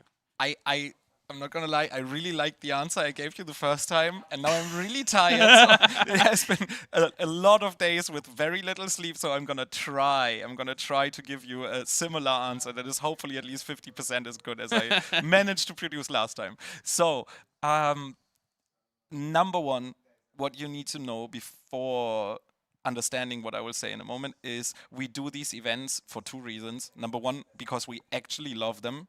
If we were to do these for monetary reasons, that would be a stupid thing to do, because these always either net like 2,000 euros of a loss or 2,000 euros of a win, somewhere in between. But if you account like working hours onto that, you make 10 cents an hour maybe, because there's like 500 hours going into it before the event, and then like accumulated thousands of hours during the event, and then the work is still not over. So we do these, number one, because we love them, honestly. I know it's going to be hard to believe, but it's true. Number two, because we obviously hope to gain the experience and the brand for our company, for being esports, to do these even bigger and bigger and bigger in the future, so that 1 year down the line, these will be a financial success. So that's one thing that you need to know. And the thing that fuels us in doing these, for me personally, you asked me personally, I would say it is, I will make the exact same comparison that I made yesterday. I always like to joke that being in a zombie apocalypse, would obviously be horrible. Yeah. But it would also be really nice because I have a head that never turns off. Like never turns off. I always think about 7 things at the same time, but I don't when I'm at an offline event. Because I really know, okay, here that we have like 180 people here, and this is the next task that I need to do to help this person have a better experience. This is the task after that I need to do to help this group, and then this is what we need to do to get the next game going. And I have a very clear path and a lot of like ease of mind. It feels really good because these people have such a good time. So this is a little bit like my zombie apocalypse minus getting bitten and turning into one yourself. It's just really nice. I Little love bit, these you know, days. tiredness Yeah. will set it at some point, so Yeah. you might approach that stage, but it's not terminal. You know, it's the good type of getting tired. 'Cause Yeah. it's like this the satisfying type where you go to bed. I heard so many things, by the way, from the people working around here, like in production, at being, you know, even people from the venue as well, just saying like, I slept like a rock tonight, and I woke up and I was so rested. It's always really good waking up, not needing a snooze, and Just not- being wired, just ready to being go. Like, all right, this is the thing that I need to do now, which is getting bread rolls for me every single day. The first Supporting thing. the crew with food. But Another one of your responsibilities as well, right? It's like waking up and the things that you would normally think about that would really suck. Being like, okay, I have 10 minutes to shower and get ready because then I really need to get going. It feels really good at LAN. It feels really good at these events. Yeah, I would say so as well. Like being like in a state of constant, there's something to do. And then you have to constantly reprioritize things as well, right? Yeah. Like you prioritize getting people in place. Yeah. You prioritize making sure that everything works. Computer doesn't work. Okay, what do we do? Yeah. And So- there's always like you always get an instant feedback as well. Usually a very positive one. Yeah. Usually like somebody needs something, you fix it, they are happy. No one's angry. No one's like having an attitude. Everyone's super helpful. Yeah. And I think it's just the beauty of Team Fortress 2 community as Yeah, well. it is a beauty of like this community is insane. I said this last time. I always have to get very careful, and I need to make sure. I hope there's no like PUBG or Warcraft people watching right now. But I said this last time. I will say it publicly again. These 2 UBERFEST events have been my favorite events when it comes to the people that were there. Last year, I was just stunned by the like friendliness. Also, diversity is such an overused word, but this is a really diverse community. Like you have everybody here from all sorts of walks of life, and also all ages, different ages as well. It's like vastly crazy. different. Like Yeah. there are some players here that could literally be the children of some of the other Yes, players. 100%. Age-wise, There it's- are 2 parents with their child here, actually. Yeah, the community ticket holders, not players, so they are watching, but there are 2 parents with their child here. Yeah. Now you're making me feel old, man. I'm not getting entirely on. sure how old you are, But but it's like it's just one of those things. Like it's been like I've been playing this game since 2012, basically 2011. So Yeah. it's been quite a while. But there are some people who are basically as old as the game itself is. Yeah. And it just like That shows. would And be we've this guy. yeah, you know, you look very good. Thank you so much. So do you. Yeah, a very very handsome man and very capable one too. But I would say one thing as well that I want you to tell me personally, because it's also like I'm just asking my questions. I also want to Sure. ask, like, you know, people get to listen in at least. Is where if you had the ability to just like, you know, magic wand, or Mhm. you just suddenly get unlimited amount of money. Yeah. Oh, give me that wand. I will take it. What would you want to do? First things and go. Like personal things or esports things? Start with personal. Why not? Personal things. My answer personally will be super boring. I don't need anything. I have everything I need. I personally, I like to stream. I like to, even though I haven't had a lot of time for these past like months, but I like to go to the fitness studio. I now like the new place where I live with my girlfriend. So basically every single euro that I make beyond that goes to that last mentioned person anyways. So I don't need more money for personal things. I literally have nothing that I would want personally that I would have to buy, other than maybe nicer vacations. Longer and Yeah. nicer vacations, that would be really nice. But I have we call it the German dream. I need a house with a garden where I can invite my friends to barbecue, and then I'm done, right? So I don't need that one for myself, but for esports, I would do some damage. I would take everybody else that we have at Being Esports, all of these amazing people, and I would give all of them the resources that they need to make the next 10 events that we're doing the best possible. And I would do UBERFEST, but with 32 teams, huge stage, 5 days, Yeah. qualifiers on site, all of that. Push them into DreamHack. That would be so nice. And I would do the same for a couple of other communities. So the PUBG community is still very dear to my heart.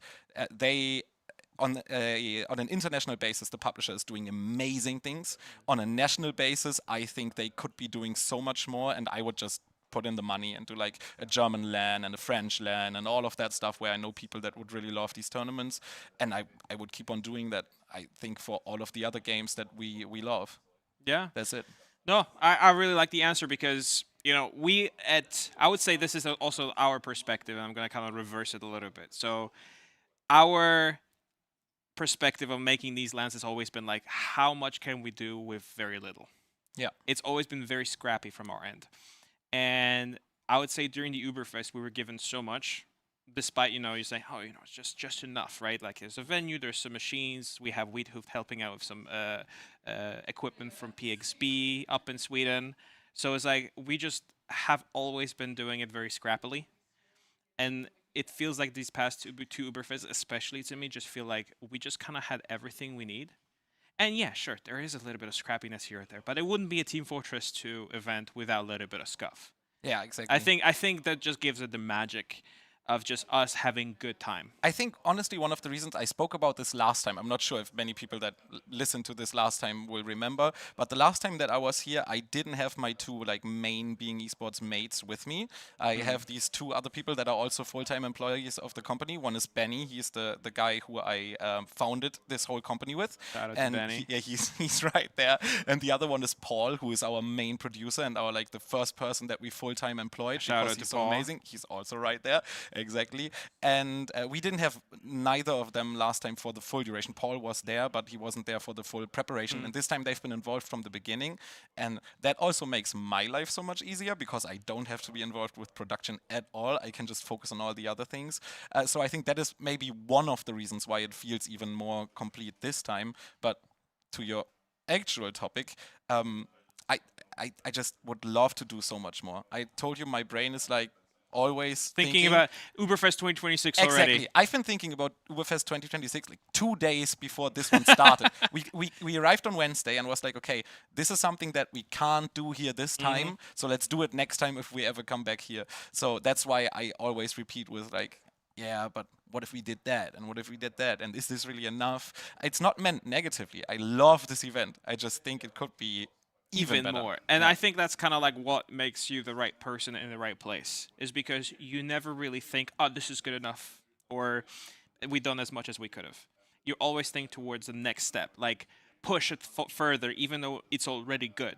At least, we were doing right things. We know exactly what we need to do, production-wise, venue-wise. Everyone's cared for. Everyone's catered to. The bar is stocked up to full. I've asked you so many times, are you sure about the amount of beer and drinks we're going to have? I now am positive that we will defeat the community this time in terms of beer. It will not go out. It is Are you impossible. making that statement? I Look am into making the that camera. statement. This one. Which one? This Number one. I am making that statement. I'm challenging everyone. I mean, I would obviously love for it to go out, but it will not go out. Tracking the consumed beer across the last 2 days, it is impossible that you will defeat the bar. It's not going to happen. It's not going to happen. We have 25 kegs of beer. People have been drinking bongs, left and right? We had to send people to get the ingredients for the bongs, the blue and the red one, 2 times already. That one I drastically underestimated. But beer, we have 25 kegs, and we are on the 10th or 11th. And it's Saturday afternoon. unless this evening is somehow turning into an insane frenzy of beer drinking, you will not defeat us this time. We ran out last time. We ran out the last year, so that is why I put so much of an emphasis on this. People were mad with us. that was like the biggest complaint of the entire LAN. Yeah. Was not the LAN, not the games, not the technical issues. Where is our beer? Yeah. Yeah, and they also didn't like the brand I bought because I didn't go for like German beer. I didn't go for there we go. There we see the beer consumption. But it's not gonna go out. But last time for some reason I thought I had decided on a really nice brand of beer, but everybody was like, we're in Germany, why don't we drink the German beer? I'm very happy to say that those same people are like, okay, we can drink this forever. Yeah, this one. Which brand is it? No sponsoring or anything. But if you were to recommend it for casual, enjoyers. Yeah, I actually just went. I had this company on the phone with a really amazing lady who just suggested so many different things, and she said we have this Helles beer, which is like a very easily drinkable one. It's like a Greek beer, right? Yeah. Sorry? Helles beer. Is it like a Greek beer? Helles? No. Helles means bright in German. Okay. So it's a bright beer, it's a light beer, it's very easy to drink, and it is currently the one that many, like more and more people start drinking in Germany. Helles is just the one. There's like Pilsners and Helles and wheat beer, and Helles is right now the thing where it's at. So I bought Engel Helles, and it was a really good idea. It's a good choice. Yeah. Like it just goes down really well. It's not too overpowering. It's like really nice to sip. I love that we're sitting here talking about beer. I don't know. I mean, we're Germany, aren't we? You're right. Yeah. Right? It's and true. We're in Germany. We're Stuttgart. It's a nice city, historical. I didn't have that much time to really walk around, but I've been looking at the pictures on our Discord and the photos and videos of like people walking around taking Vista shots. Yeah. Just something absolutely out of this world. With the weather we've got like yesterday, well, maybe not so good, but today was really sunny. And I'm just like, I wish I could go out, have some extra time. Maybe next time I would just book a little extra few days and just like spend some time. Let's do that next time, and then we can show you around a little bit if we finally manage to do an event in summertime. Yeah. It is a little bit difficult. We might have to get in touch with Poland if they are doing another one, because they always go for like February or March, I think, and that makes it really hard to do one in May or June because that is so close to the other one, which is why we went to this part of the year every single time. So it would be amazing if they could go for like November, so we could go for July. We'll see. We'll talk to them. Yeah, I mean, we are in Central Europe essentially, like the same longitude, latitude. I'm not sure what the. Please don't. I will be wrong. Yeah, so like just make me the one that looks a bit stupid. So whatever the long part that is horizontal on the map goes.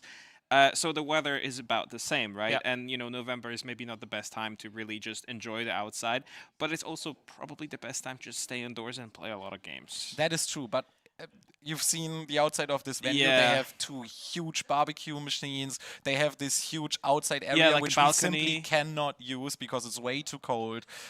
So I would like an event in summer. We have too little of those, which usually also is quite good for us, actually, if I am allowed to share that, because in summer we usually are way more busy with the things that basically fund this event a little bit as well. So where we make our money, I would say. It's like in June and July, August, September is where we have so many clients anyways that an UBERFEST might be difficult, but I would still like to try. So just wrapping our conversation up, as much as I could just keep talking to you forever, when it comes to our UBERFEST 2026, where should we keep looking forward to? Maybe for the time change of the year, so we could like maybe do it in a warmer month where we can enjoy the weather outside. But where should people go to find information about it? I would say the #1 place where you should go watching from home right now is definitely now our Discord, I would say. I think it's the best place to start. I hope there's like an exclamation mark Discord or something. Agro's probably on it. In the chat. Perfect. So join the UBERFEST Discord. We manage it throughout the entire year. It obviously gets much, much quieter 1 month after the event. For the next 30 days, we will be posting pictures, updates, and all of that stuff. Then it will get a bit more quiet. And then when we are ready and able to announce another one, we will announce it there.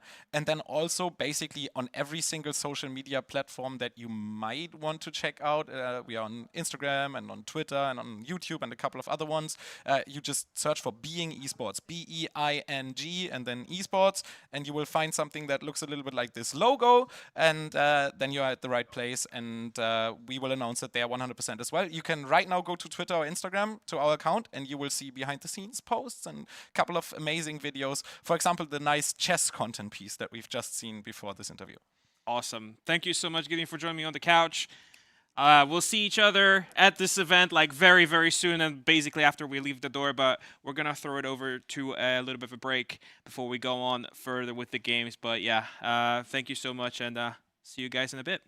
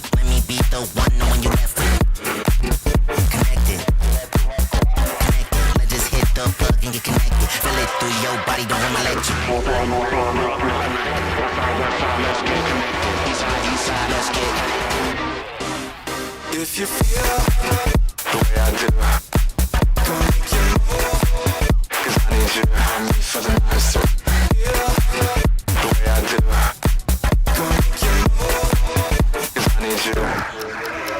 Can't focus, but your body give me clarity. I can tell the way you move and how you stare me. I'm obsessed with the way you caress me. I undress you with my eyes and you bless me. I confess my love and affection. I'm blinded by all the imperfection. Recognize the dark in your perfection. Can't wait to make you my selection. North side, let's get connected. West side, let's get connected. East side, let's get connected. South side, let's get connected. Worldwide, let's get connected. Local side, let's get connected. Online, let's disconnect it. Offline, let's get connected.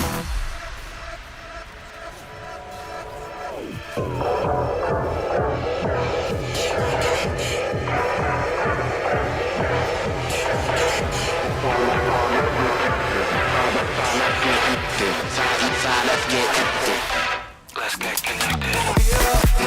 The way I do, gonna make you move, 'cause I need you and me for the night. So the way I do, gonna make you move, 'cause I need you. I need you. West side, let's get connected. West side, let's get Welcome connected. back to the venue, and welcome back to me. As I'm going to be Let's walking you through what is happening currently at the venue, as we have a bit of a downtime and people are currently in the moment of relaxing, as we're going to walk to the bar area, which is probably the most populous room, the most loud one. I hope that we can actually show what is happening. Actually, it's not that loud today. What's going on, guys? There was a very nice interview and we all listened to it Yeah. patiently. It was great. Yeah, thank you very much for the compliment. How are the vibes so far around here? I mean, how is the sales so far? We are having fun. There are people. We are drinking a lot of red bombs, so great. The Reds winning? Yeah. God bless. I mean today.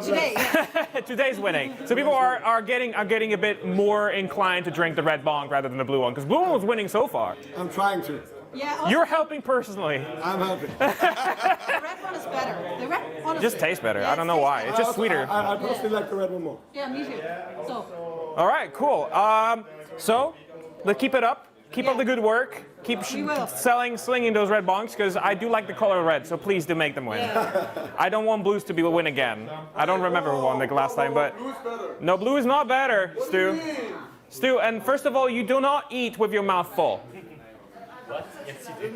You don't eat with your mouth full, man. I don't speak with my mouth full. Yeah, but you kind of do. Just swallow first. Okay, anyway, moving on. Moving on before it gets any worse. And we will get taken off Twitch basically immediately. Hi guys, Sodium, Supra, how are you guys doing? Discussing top secret stuff. Okay, well, do share. Okay, so basically I was discussing how are we going to proceed with the next LAN called Poland.TF 2026. Right, okay. Because we are thinking about what kind of format we're going to have. So everybody's going to be happy, as we want to host some American and Australian teams. Oh! And obviously they play a different format, and we want to make everybody happy, because they told us that our format is boring, and Europeans told us that their format is boring. Where's your LAN then? Yes, just bring us over then, huh? We have some good teams. Why don't you bring us over? Why do we have to do everything? Yeah, I agree with you, but the point is that, I have a doubt that they're gonna win enough money compared to the money they're gonna spend to come, and they want it to be enjoyable experience, so I kinda understand them. But at the same time, I want it to be an experience for everyone. Wow. You know what? I agree with that. Because TF2 is all about being inclusive. Everyone from every walk of life, every age. I mean, like I said, we have some real vets out here. Yeah. Which do sit over here in the room. Yeah, just on down that corridor we just walked past. And then we have some people who are still not legal enough to drink. And no, I'm looking at you. I'm just looking at Shruki to make sure that he keeps that rule in check. He is walking currently away.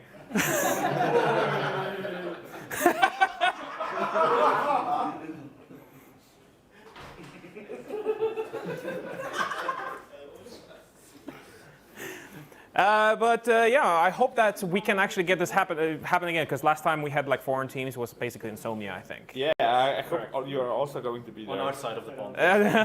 You heard that I'm gonna be there. You already have decided. Yeah. All right. Well. I'm waiting for you, and I'm waiting for Simon. I hope he's listening. I hope Simon's listening. Our old cameraman. Yeah. Well, our old cameraman. What's up, Stu? Am I allowed to be at the corner? Maybe. Ask your parents. Ask your parents. We're just gonna have a little bit of walk around as a beater looks a little bit tired. No, I'm just trying to talk the camera. You're just tired of you just don't want to be on the camera? Yeah. But the camera loves you, man. No, they really don't. Have you seen me on the screen up there?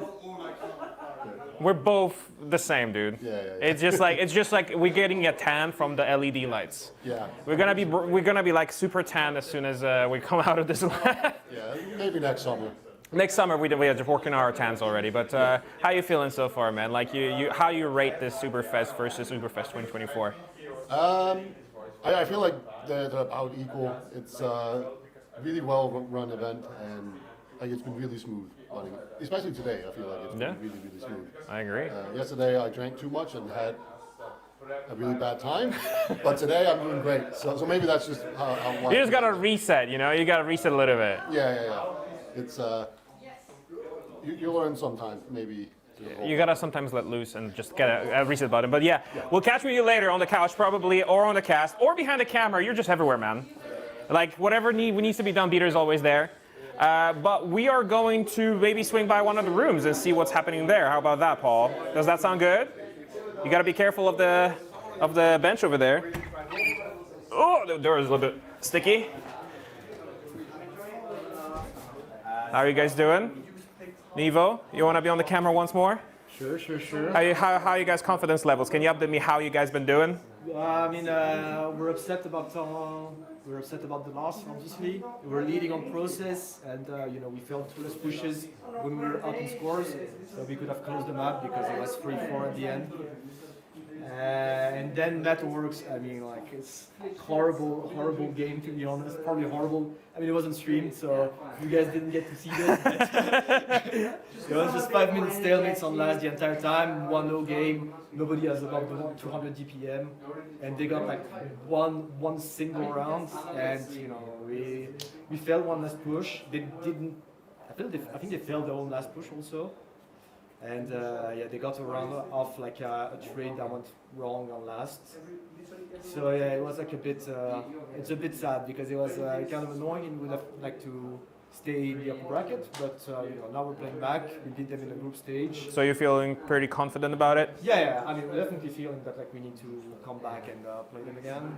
And I think This is going to be a do or die for both of you. Yeah, exactly. So I hope nice, clean fights. Exactly. No BM in the chat. Yeah, it's okay. Maybe a little bit, but cheeky. No, it's not. I mean, we're friends. Of course. It's fine. Like I don't. There is no direct BM. Like even if we say a few stuff, it's just. Gotcha. It's not a big deal.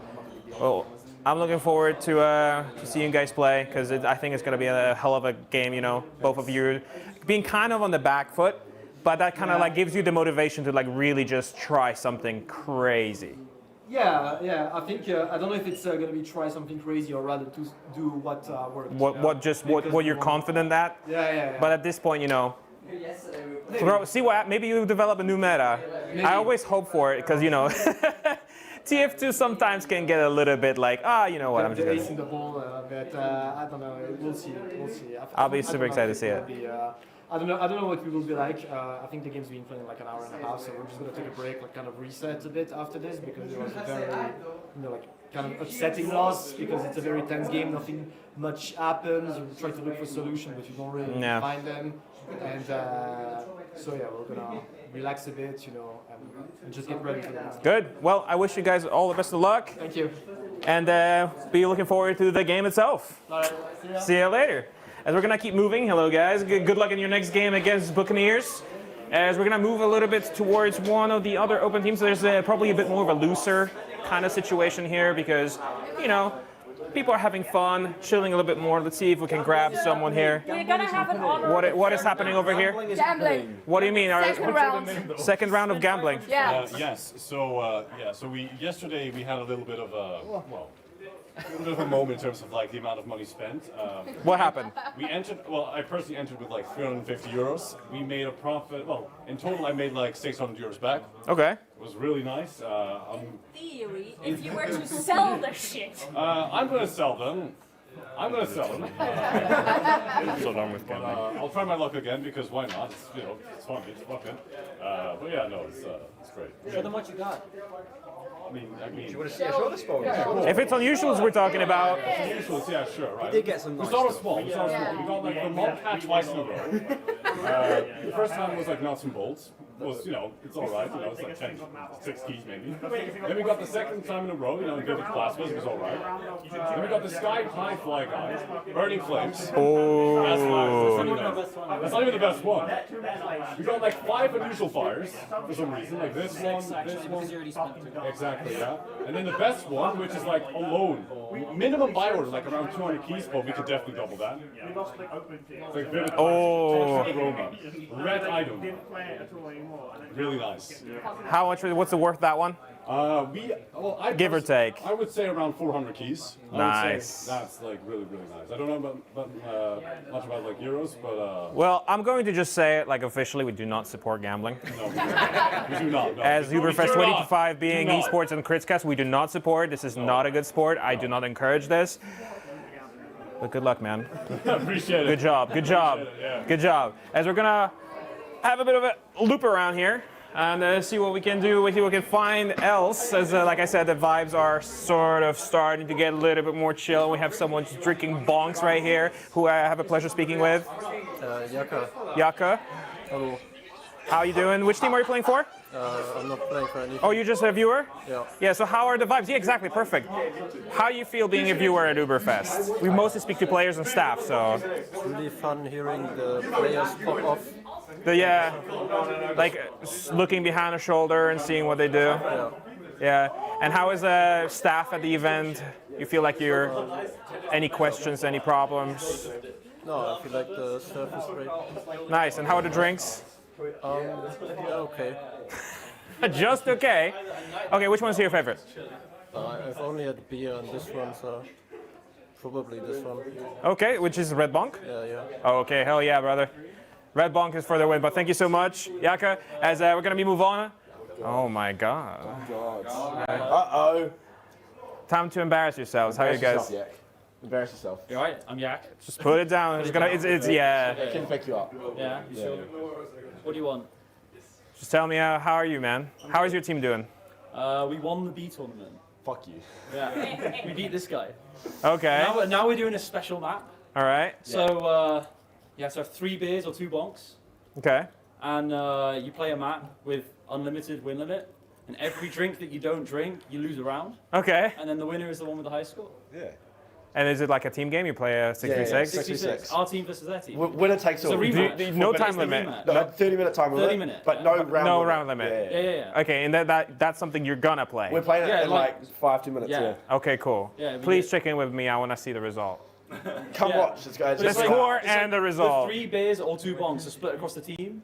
So everyone's got. Yeah. Some people will have 3. Some people might have 5. Some people might We have none. Ramid, so he's gonna have 0. Yeah. Cheater. What do you mean cheater? That's okay. no, I then have to drink his beers. Oh, so you do double? Yeah. That's Okay, that's fair then. Yeah. Because the amount of booze that's gonna The go debuff is the is someone same. who doesn't drink alcohol versus an alcoholic. So. Yeah. Okay, so who's gonna actually survive this better? Me. All right, and as for the tournament itself, who do you think is gonna win so far? Witness. You think so? Even though Pine just took like 2 points, almost won a map off of him? I mean, You think that they're this infallible? They're just going to keep dog walking everyone. Like, You really let's think be so? honest. Yeah. But if someone was to upset, I mean, you might need to mess with their PCs or something. no team that you think they can take on Witness? No. Just unbeatable. Only if Venom Crest comes back. Okay, well, wishful thinking. All right, thank you guys so much for. I miss you, Turam. I miss you so much. For a bit of a word. I wish you good luck for whatever game you're trying to play. But I will wanna like figure out what's gonna happen later on because I'll check in, boys. Maybe I'll do some B-roll and we'll see it on the stream. Let's B-roll it. Yeah, you gotta bleep that thing out. This is live. Oh, yeah. But thank you for behaving yourself, Yak. Anyway, we're gonna wrap it up here and throw it over to the studio in a second. So this is UBERFEST 2025. What more could you want, guys? Take it away.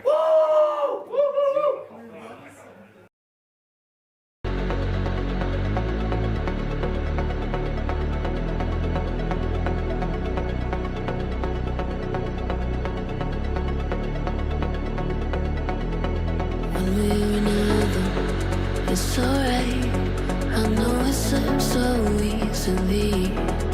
Fighters and lovers in your eyes, running around your head. There's 1,000 enemies, then there's a fire lighting up the dark. We're gonna watch them fall, 'cause if you need a little wild card, I'll be the one you call. It's alright, it's only human when the feeling overcomes, like the beating of a drum. I'll be the one you call. It's alright, it's only human when the feeling overrides, going deep into the night. I'll be the one you call.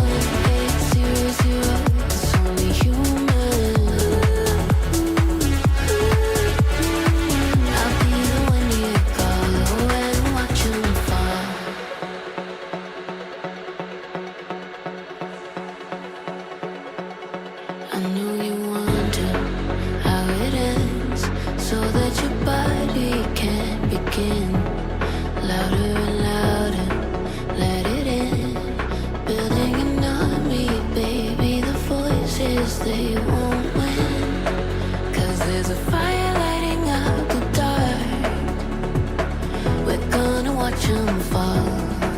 And if you need a little wild card, I'll be the one you call. Yeah, there's a fire lighting up the dark. We're gonna watch 'em fall. And if you need a little wild card, I'll be the one you call.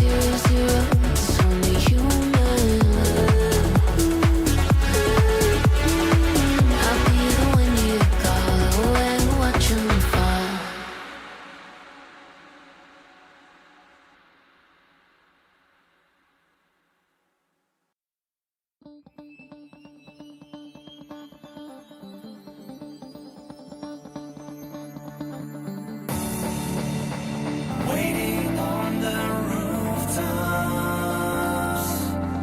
in the neon city.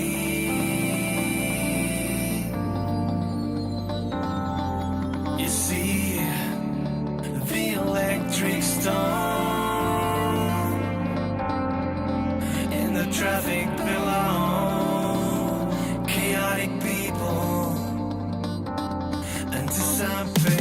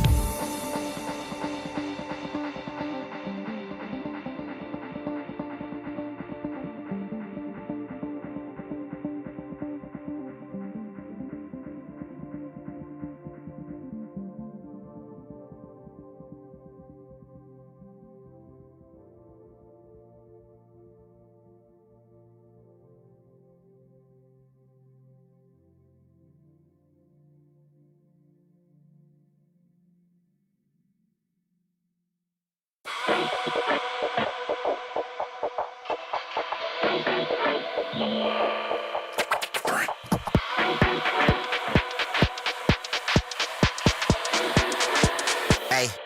let's get connected. Connected. Connected. Let me be the calm when it get hectic. Let me be the one knowing you left with. Connected. Connected. Let's just hit the plug and get connected. Feel it through your body, don't want my electric. Let's get connected. Eastside, let's get connected. If you feel the way I do, gonna make you move. Cause I need you to help me for the night. So feel the way I do, gonna make you move. Cause I need you. Can't focus, but your body give me clarity. I can tell the way you move and how you scare me. I'm obsessed with the way you caress me. I undress you with my eyes and you bless me. I confess my love and affection. I'm blinded by all the imperfection. Recognize the dark in you perfection. Can't wait to make you my selection. One side, let's get connected. West side, let's get connected. East side, let's get connected. South side, let's get connected. Worldwide, let's get connected. Local side, let's get connected. Online, let's disconnect it. Offline, let's get connected.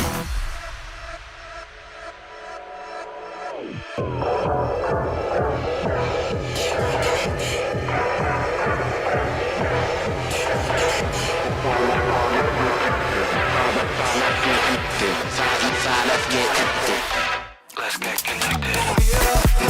The way I do, gonna make you move.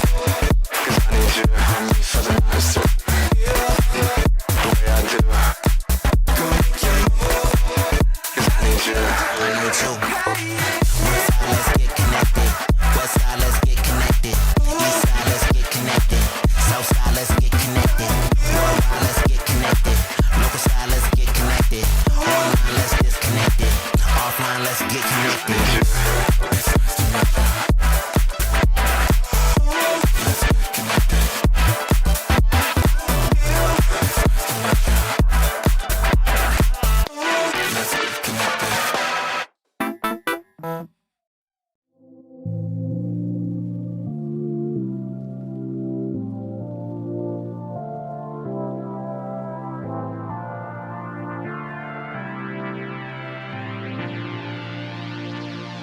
The way that you make me feel like I've never been felt before. When look in your eyes, I found the one I've been waiting for. I'm feeling electric. Our love is electric. The way that you make me feel like I've never been felt before. I'm feeling electric. Look in your eyes, I found the one I've been waiting for. I'm feeling electric.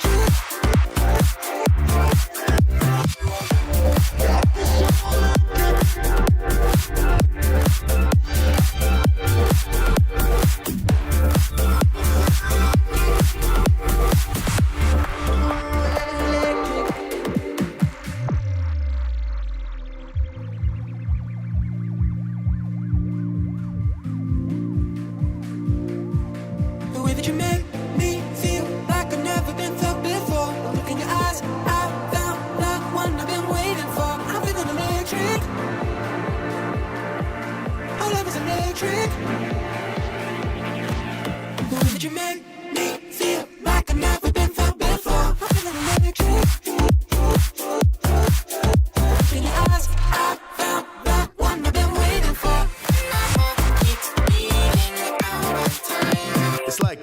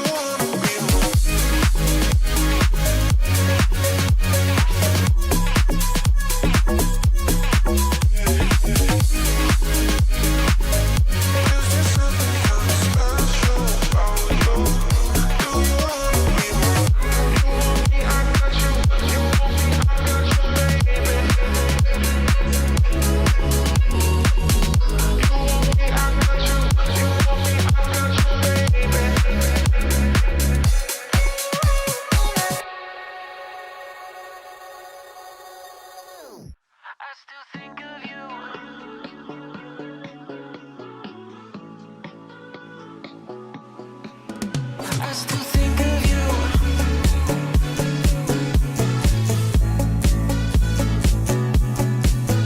I still think of you.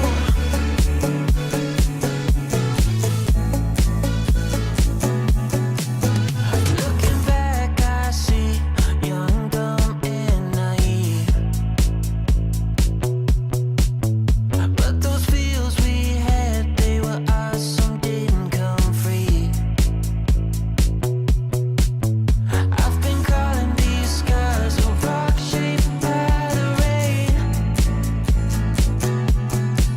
And when you look at the stars, do you ever say my name?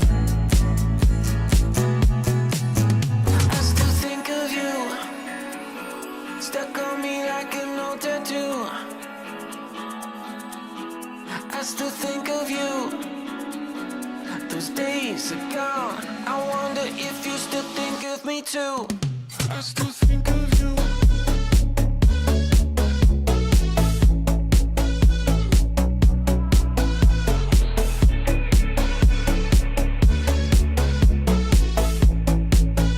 I still think of you.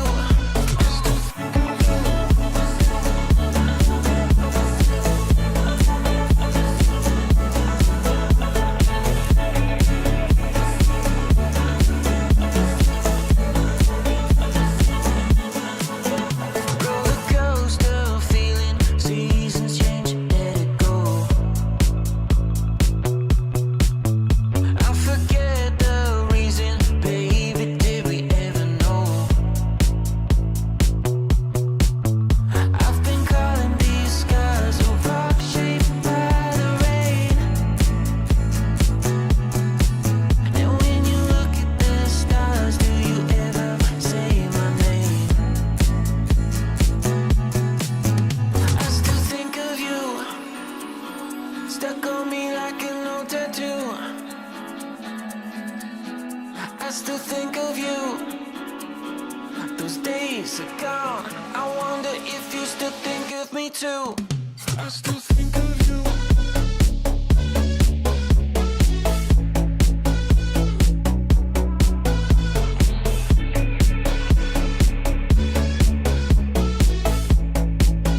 I still think of you.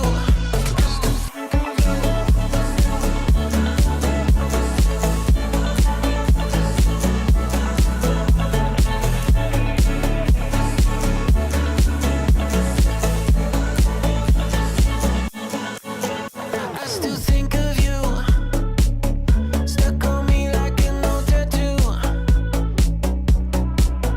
I still think of you. Those days are gone. I wonder if you still think of me too.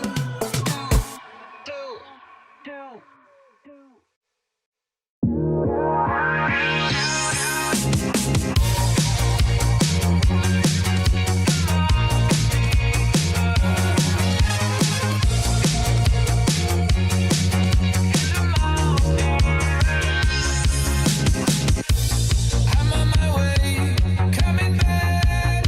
Rain on the streets, I'm running fast. Where are you now? Going in reverse. I'm going through the multiverse. I'm seeing double, double. No more trouble, trouble. I'm seeing you and me. Where we will be. Sailing through the multiverse, looking for a sense of time in the multiverse. You and I, so diverse. Why you waiting now? We emerge to a story where we traverse. Step down here in the multiverse.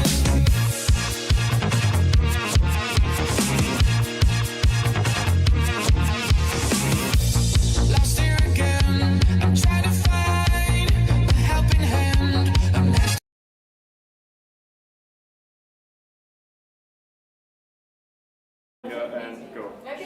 Welcome back to the venue. We're gonna go on a tour of the first floor of the venue. There's 3 of them, but we're gonna go to the first one right now. We're gonna walk into this room with a couple of players. mostly empty. Everyone's kind of taking a bit of an R&R here, and we have this executive desk in the middle with someone who's currently busy playing. I do believe is deadlock, so there is not just Team Fortress 2. People have various ways of relaxing as we're just taking a look at how the common room really looks like. Everyone is in this half circle. There are, I believe, 2 teams in this room right now. I believe so. We have someone in the corner here who is currently very much locked in, but I'll try to hijack him a little bit. What's up, Solar? How are you doing? This is Solar Light. He's coming to the LAN. We had a bit of a chat yesterday as well, but now we're streaming live. Am I disturbing you a lot? Not really, it's set up You're just having fun and doing your normal, usual shenanigans? Yeah.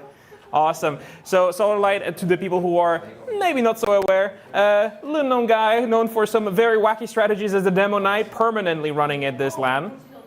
How are you guys been doing so far? I mean, I watched that game yesterday. It's a bit of a tough break against the Danes, wasn't it? Yeah, I'm a bit disappointed about that one, to be honest, but it is what it is. And could you like turn around a bit more? If you're really busy, I will not pester you too much, but you know, like, people want to know who I'm talking to here. So, what do you think went wrong against the Danes then? Like, why? I thought that you guys had it. My last holds are not good, to be honest. I died a bunch during those. It's like I stand too far forward, I die, and we lose the points, and it's like just one ground difference can make a whole massive difference. Right, and I had a bit of a chat with Phil after the game, and he said like basically once we didn't know what to do against Solar, but once you kind of realize how to kite him well enough, there's not much that Solar can do, even if it's scary and can insta-kill you. You just kind of hang the med back, right? And then you can just get what you can, but you don't get the med, and I think that was a bit of a crucial thing for you, right? Yeah, I think so too. So what is in store for you next then? Just the B tournaments mainly. I forget who we're up against next though. Okay. I think the others are sorting that out. I've just been bubbing. Right. And do you think you're gonna win that tournament? You think like you're confident about it, or you're just gonna enter it to have fun? I'm just entering it to have fun, really. Gotcha. I mean, again, just see how far I get. All right. Well, I'm gonna get out of your hair because I see you're locked in right now. But yeah, pub and absolutely. Thank you so much for your time and good luck in the B tournament. Regardless what your intentions are, as we're gonna keep on moving. We see a few more gamers. How are you guys doing? How is the energy level right now? Pretty good. Hello. Pretty good. We just lost. You just lost? Who are you playing? And introduce yourself maybe to begin with, so everyone knows who we're talking to. I'm happy. Happy? I'm glad to hear that. I'm Pigeon, yeah. Pigeon? Plan 9. All 3 of us are from High Team. High Team, okay, gotcha. Hi, I'm Top, the Belgian guy, not the Dane, just to make it clear. Okay, very important distinction. Yeah, just viewing, but also helped one of the teams when one of their players was missing, and just picking out. Understood. So you said you just lost the game, right? Who was it against? Oracle. Oh yeah, B tournament. So does that mean you're out so far? We're out for the B tournament, but we're up for D-Mixes. Oh yeah, hell yeah. And up for crashing the bar, I assume. Oh yeah. See how it goes. Gotcha. All right, I'm gonna let you guys back to your little powwow here. Because I don't want to disrupt you too much. But we're going to keep on moving and show the rest of everyone who's currently watching online. The rest of this floor at least. So we have this little area here where you can kind of chill, sit down. It's been used a few times for like, you know, a few interviews. You can see a worker jacket. I believe that one belongs to Beater. Hello. As we're moving in, there are 2 rooms here on the left. One of them being VIP. That one belongs to Oracle. We're just going to take a look inside how the VIP area looks like. It's quite nice. It's quite well dampened when it comes to sound. It's also quite warm, usually.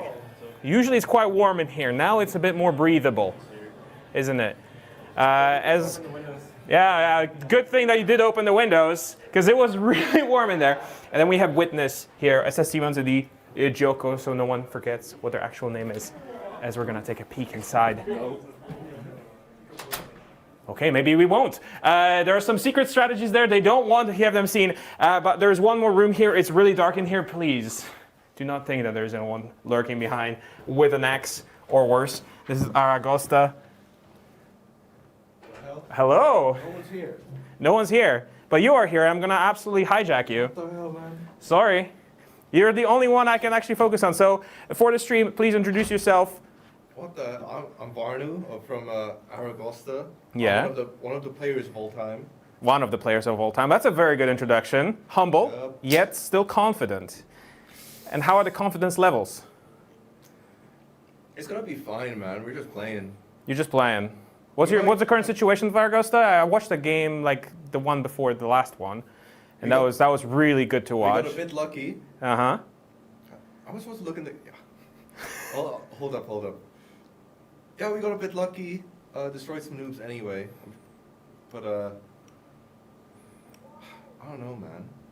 You're just but confidence levels high, low, medium, rare. I mean, I just had a bunch of carbs. Probably when you massive carb fog is gonna be. I might play really bad. Okay. Everyone else is getting like eating kebab downstairs. I already finished it. It might not be good.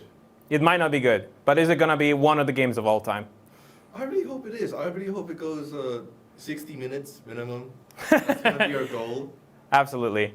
All right. Well, I'm not going to bother you then too much. Let you have your crash in peace. Thank you so much, Varnu, for having a little bit of a time with us. And we're going to move on. And we're going to move on to one of the lesser-known secrets here. I'm going to help out Paul a little bit here. Yes, the doors are heavy, but that's for a purpose. Because I don't want to have light doors that just swing wide open. As we're going to move and have a peek in one of the more secret areas, which we haven't seen so far. We see Ben, we see Guido, as this is one of the places that are quite important for the constructionist line. You can see the casters right now in their natural habitat with 3 cameras pointed. This is absolutely perfect situation for them, as we see one of the casters right there seeing us right now, but deciding not to pounce on the prey. But he sees the camera. These individuals cannot help themselves to look into the camera and cause some trouble, probably talk a lot of stuff, basically like me right now. But we're gonna move in. This is just a sneak peek of the natural habitat of the casting individuals with a couple of little goodies, as we're gonna move on to the last area of this LAN. And this is the upper floor rooming / viewing area, and there's a bit of a feedback over there, which is going to be a little bit distracting. But we see Dr. Happiness, we see Stu, and we see Squirrel. Squirrel. What's up? Not much. You're enjoying yourself a little bit of beer? Yeah, a little bit. Yep. What do you think about the beer in this venue? What was the choice? Fantastic beer. Yeah. You think so? Yeah. It's Gideon's choice here, so you know you gotta. Yeah. Would you buy him a beer if you could? Oh, absolutely. Yeah. I think he gets free ones though. So You do think so? Yeah. But I think it would be a good choice. Oh, yeah. No, if I could buy him a beer, I would. No, I'm just joshing with you. I'm not gonna make you to do anything. But you can see this area is quite big. It's quite spacious, quite well lit. And when the sun hits just right, golden hour, looks absolutely perfect. But the couches are big, spacious. It's a bit more quiet than downstairs in the bar where it gets rowdy with Shruki manning the bar. And yeah, you see a little Ben PL over there, rolling around at the speed of sound. So I am casting in about 5 minutes, but I'm just here to mess about. I just have the camera. Yeah. What did I just tell you about casters and cameras? Like they just know. It's funny, you know.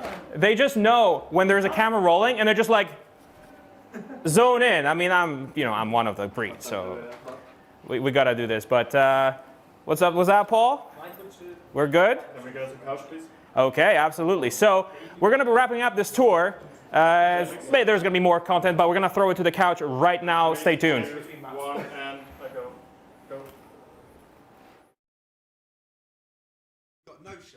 Say it into the microphone. Welcome to what is going to probably be the most chaotic couch to date in my career. Good this is UBERFEST 2025. Yeah, this is UBERFEST 2025. Okay, let's cut to the chase. We've got Geordie. We've also got some other guests alongside me, host Turbo Tabs. We've got Wandom, we've got Piggles, and we've got Eepoli. Yeah, so welcome to the couch, guys. Obviously, you heard Piggles before you saw Piggles. So I think that's usually the case, I'll be real, in most buildings that he's in. You'd rather listen to me than see me. I don't want to look at you. Let's start with... I've been told that before. Let's start with a soft question. How is the LAN going, Geordie? Good. Okay, and Piggles. I found 4 hats yesterday That's in true. That TF2. is genuinely 5 statistically now. wild. Yeah, I found 4. 3 of them were all class. That's genuinely insane. One of them actually. was. Did you open crates? No, I found them. You They found were them? finds. Wow. Yeah. I haven't found a hat in a year. I found 4, 3 all classes, and one was something else, but it was a good hat. And now I found another one. Did you delete them, or did you? Did Why you would I keep them? delete? I delete my hats. You ask stupid questions. I delete you my do. hats. Why do you delete your hats? Because they don't really do anything. Think of the pennies, my friend. The pounds will look after themselves. Are they actually like proper nice hats? Do they actually work? Yeah. So one of them was a Crohn's Dome, right? Crohn's Dome, the witch's hat, Balloonicorn, and the bandana. There's like a black bandana. Oh, okay, that was nice. Well, anyway, obviously you caught us all here. We've been supporting the bar with some shots here and there, obviously, but not alcoholic shot Twitch. We've been it's all tonic water, keeping it safe. Well, Mannco tonic water to be exact. But so obviously you're probably wondering how can I support the bar? Fortunately, we're going to have a pub quiz later. So all you guys have a great avenue to spend money at the bar, gather up with your fellow player, and enjoy things. And to motivate you a bit more, we've got some prizes for the pub quiz later on. It's going to be happen after game, so predict around a 10 o'clock CET time. These were lovely donated by Being Esports. So not only are they organising this lovely LAN for you, but they're dishing out prizes for you to get absolutely plastered and put the wrong words on the quiz sheet. So, These are amazing, by the way. Well, you better do Shout out to who is it? Being Esports. Being Esports. Shout out to them. But yeah, so you better do well in the pub quiz then, Piggles, if you want the chance to win them. But I'd imagine you're going to have to beat everybody at the event in this. I'm not sure if you won last year, did you? I think you came second or something. Did you actually? Do you actually know things about the game? I think all I can remember you were doing was chanting Sweden and... Yeah, I didn't win, but it sounded like I won. Okay, so obviously, that's the pub quiz. So if we're going to do that later on at 10 CT, yes, you can put these down. Obviously, in eyesight to make sure I'm not losing these. These are donated by Being Esports to the prizes. Anyway, so we're still carrying on with our upper bracket, lower bracket day 2 here at UBERFEST 2025. And now we're in, I think it's the semis. It might be the semis of our lower bracket. Now, you guys have gone into the upper bracket because you beat off Forfence. We certainly did beat them off. Fuck me. And yes, then there was a brief moment of showing exactly why where you are in the tables. There you go. So you are going to be playing off against... This time for sure. Testimone Nianza Di Giorgio. So you're going to be playing against them in the upper bracket final. But because Forfence ended up losing to you guys, they've been knocked down a peg, and they're going to be playing against Bloodsail Buccaneers, and that's the game we're going to be covering in this stream. Really good game, this. But Pint Gaming and Aragosta, sadly, we're going to miss that. They're just going to be playing that in the background, and we'll get you all caught up on the results of that later. But if you weren't paying attention as well, we didn't cover... Oh, God. Testimone Nianza Di Giorgio versus Pint Gaming. It was very, very close to say it was a 2-0. So they ended up edging that out over on that team, that Italian team. So they will go through. But yeah, so Bloodsail Buccaneers, Forfence. First off, I'm just going to ask you, Geordie, in your little game against Forfence, was it close? Was it not close? No. That's a lie, because I watched your game, Geordie. It was very close. Pickles didn't die. I mean, well, yeah, but it was like a couple of round differences, though. Very, very back and forth. Pickles didn't die. Yeah, but other people died on your team. You died a lot, Geordie. What, in 2 maps? You didn't die in 2 maps? No, I didn't die in the second map. Oh, okay. Definitely died in the first. Yeah, you 100% died. I died like Evo 3 times. headshot. Only guy who has to die. Map. Yeah. Like twice, I think, even. But he still lost, though, didn't he? So it doesn't matter. But yeah, I think it was like a... No, it was actually a 3-4 on process. Yeah, very close. That was the map pick of theirs. Very close on that. We ended up like 3-1 down. We paused and like won 2 rounds in a row. We lost pretty much like every mid. But just like clawed it back every time. It's pretty high. Pretty high. It was a really good game. It was really good. It was good. I hit like a couple like -48 air shots. You were kind of... You hit a crazy shot on On Mula. Mula also. Oh yeah. Yeah. See, we saw that from the Frenchy room. And Oh, we yeah. got to see Mula in real life just like implode. I learned some new French swear words when that happened. That's amazing. You know, the worst thing about us winning a lot at the minute is that we don't get to spectate anyone. I love watching behind people at LAN. I think it's awesome. I love seeing the reactions. I love seeing them moan. I love seeing them scream. Well, it would be now. We have like a break now. Yeah, but- we're gonna but- watch and this. Now we're being pulled into this. Yeah. Yeah, but this And game that's about to come on. Aren't you lucky? This game that's about to come on is going to be a banger. Yeah, it's going to be good. So obviously you've had a preview of Forfence, but have you guys faced off against the Bloodsail Buccaneers much? So we did yesterday, but it's hard to remember because the game lasted 9 minutes. Oh yeah, They've had a that was that game, wasn't it? Yeah, they've that had a was very the rough game. LAN. Yeah, that was our Bloodsail Buccaneers. So they're not feeling great. They're down bad at the minute, but yeah, we have hope. Okay, well, so if you had to give any advice to, like, say, I don't know, well, first I want to find out who are you kind of backing in this matchup?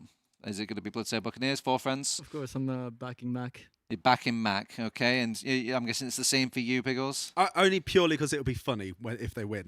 Like that's the only reason. I mean, the guys turned up in a pirate hat.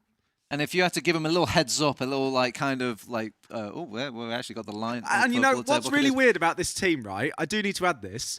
Jonu looks just like the scout from Team Fortress 2. Yeah, I never noticed that before. Huh? I'm glad you pointed It's that out. uncanny, isn't it? Yeah, that is actually uncanny. Pretty good prop. Yeah. Yeah. We only. Why has he got a gun? That's what he's been really suffering in the Bloodsail Buccaneers. So he's like, he might take matters into his own hands in a minute. I realized Junior was an American player. No, because Jonu hits his shots. He can't be. Oh my god! Yeah. We'll just let that sit for a moment. But yeah, if Mac wins, it'll be funny. Well, it's for 5th place, right? Okay, I don't want to talk about Americans. Show me Frenchmen. Show me Frenchmen on the stream, please. All right, okay, so we've got Forfence here. Nobody looks like a TF2 class amongst the lot here, so that's nice. That's good. D-Mool is confused where he is. Evo looks too happy with that axe. Yeah, He's smiling too uncomfortably much. so.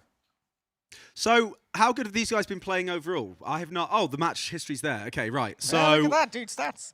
that's pretty good. Yeah, They've done all right. Overall, they're winning more than they're losing. It's just you guys. You seem was to be just us, the, wasn't you it? just Yeah. seem to be the kryptonite of this Apparently. team right now. Yeah. But even then, it's looking close. Look at the score lines. Like I said, you Did were they beat lying Witness? before, Geordie. It was close. Did they beat Witness? Is that a real 4-1 scoreline? Gully. Is that real? That's not correct. That's not real.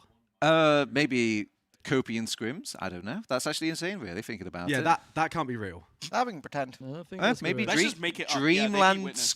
Dude, it's crazy how they did that Dreamland thing. Like you said. results. Maybe they were just charitable and gave them the win anyway. Yeah. Dude, all I know is I saw the Danes beat Witness, so I don't think Witness is all that cracked up. Yeah, you know, Oh, Pint yeah. Gaming are taking rounds off them. Witness who? Witness. Actually, I think this Italian team that's replaced Witness has gone really badly. They need to bring back the old Witness. But they've all got bloody broken configs, haven't they? Oh They've all yes. got big shadows and stuff. Oh, and that's dragging them down somehow. Those big shadows. But going back to this match, like, if Mac should not win this, but I hope he does. The Frenchies. Well, what happened in the online season then? They won that.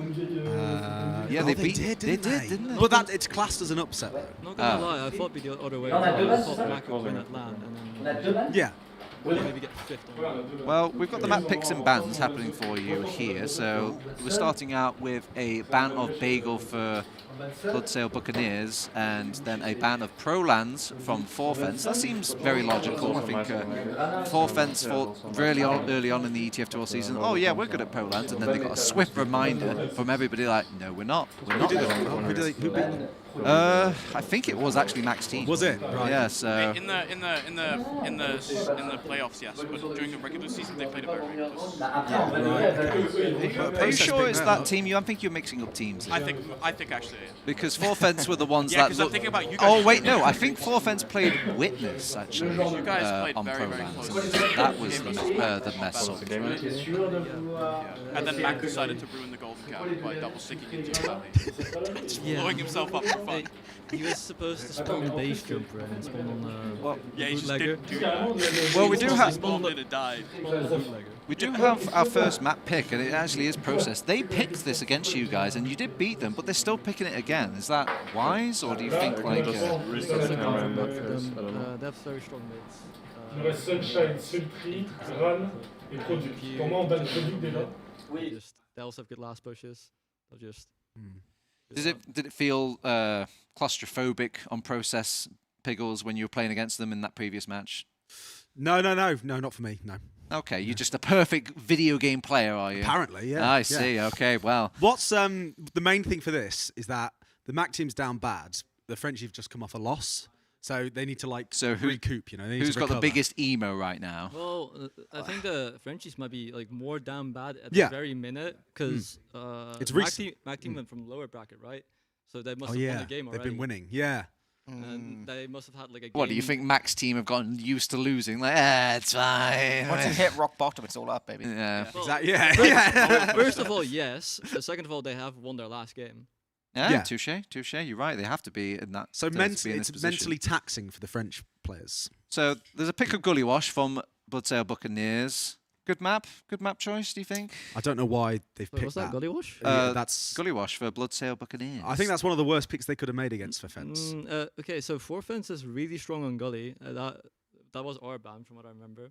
But Mac has beaten them on Gully the past 2 times. Why do you think they would have picked that then? Obviously, that's just an internal pick. Like, do you think there's something about that map that enables?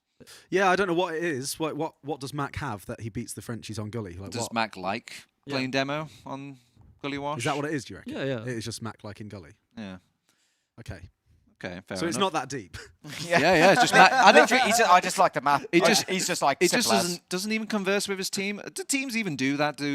Does anybody ever have like master hold of who gets to pick the maps on these teams, or do you all have to talk to each other? I mean, I used to have like a lot of control over what we picked, but a bit more collaborative. Usually, I also ask. Oh, okay. I mean, Maybe Mac asks them and then just ignores it. No, they definitely have like a universal like agreement, like any team does. But there's like one guy that definitely like makes the decision, you know. Okay. And it would be Mac, I imagine. All right. And then we go back to banning again. So Mac and company will ban Metalworks. They were pretty close with you guys, and that was your map pick as well. It was 1-0 for that map, so it could have been. And I think they had you pushed back to last for a little while. So I guess maybe makes sense. Same with the product ban as well. Makes a lot of sense, I think. Yeah, I think coin flip. You know. I think Frenchies obviously they feel the sting of that ETF 12 playoff where they got absolutely trounced. That was their first pick, their own pick. Map pick against them, and then they got trounced by Juno, and they literally don't want to see that again. So I'm really surprised the Mac team didn't pick Gully. Product instead. After that is a good point. I mean, that was my thinking going into like the picks and bans. I was like, are we going to see them go Product again? Because that's kind of been their pick every time. Because I think the reason why they lost against Pine Gaming is because of Andy Sniper. Yeah. But I don't think the Frenchies have a sniper that's as good. I do have some sweat knowledge on this, though, because basically after the playoff, they scrimmed against Forfence right after it, and they played Product again, believe it or not, and they got 3-0'd back by Forfence. So that was literally right after the playoff. Sniping. Oh, okay. So I think they're a little aware of like, oh, okay, maybe if these guys like figure out what went wrong, they can play this map. So maybe that's why. At probably a Granary, right? Sorry, they've just banned Sunshine. Ooh. So what's left? It's Granary. Sultry. Oh my god. Are we actually going to see a Sultry in 2025? The Mac team could pick Sultry. The Mac team should have picked Sultry. The Frenchies hate Sultry. There we go. There we go. It's Sultry decider. Wow. I hope it goes all the way. I'm guessing they just. I favor the Mac team. I favor the Mac team in this series now. Like at least map pick wise. Yeah.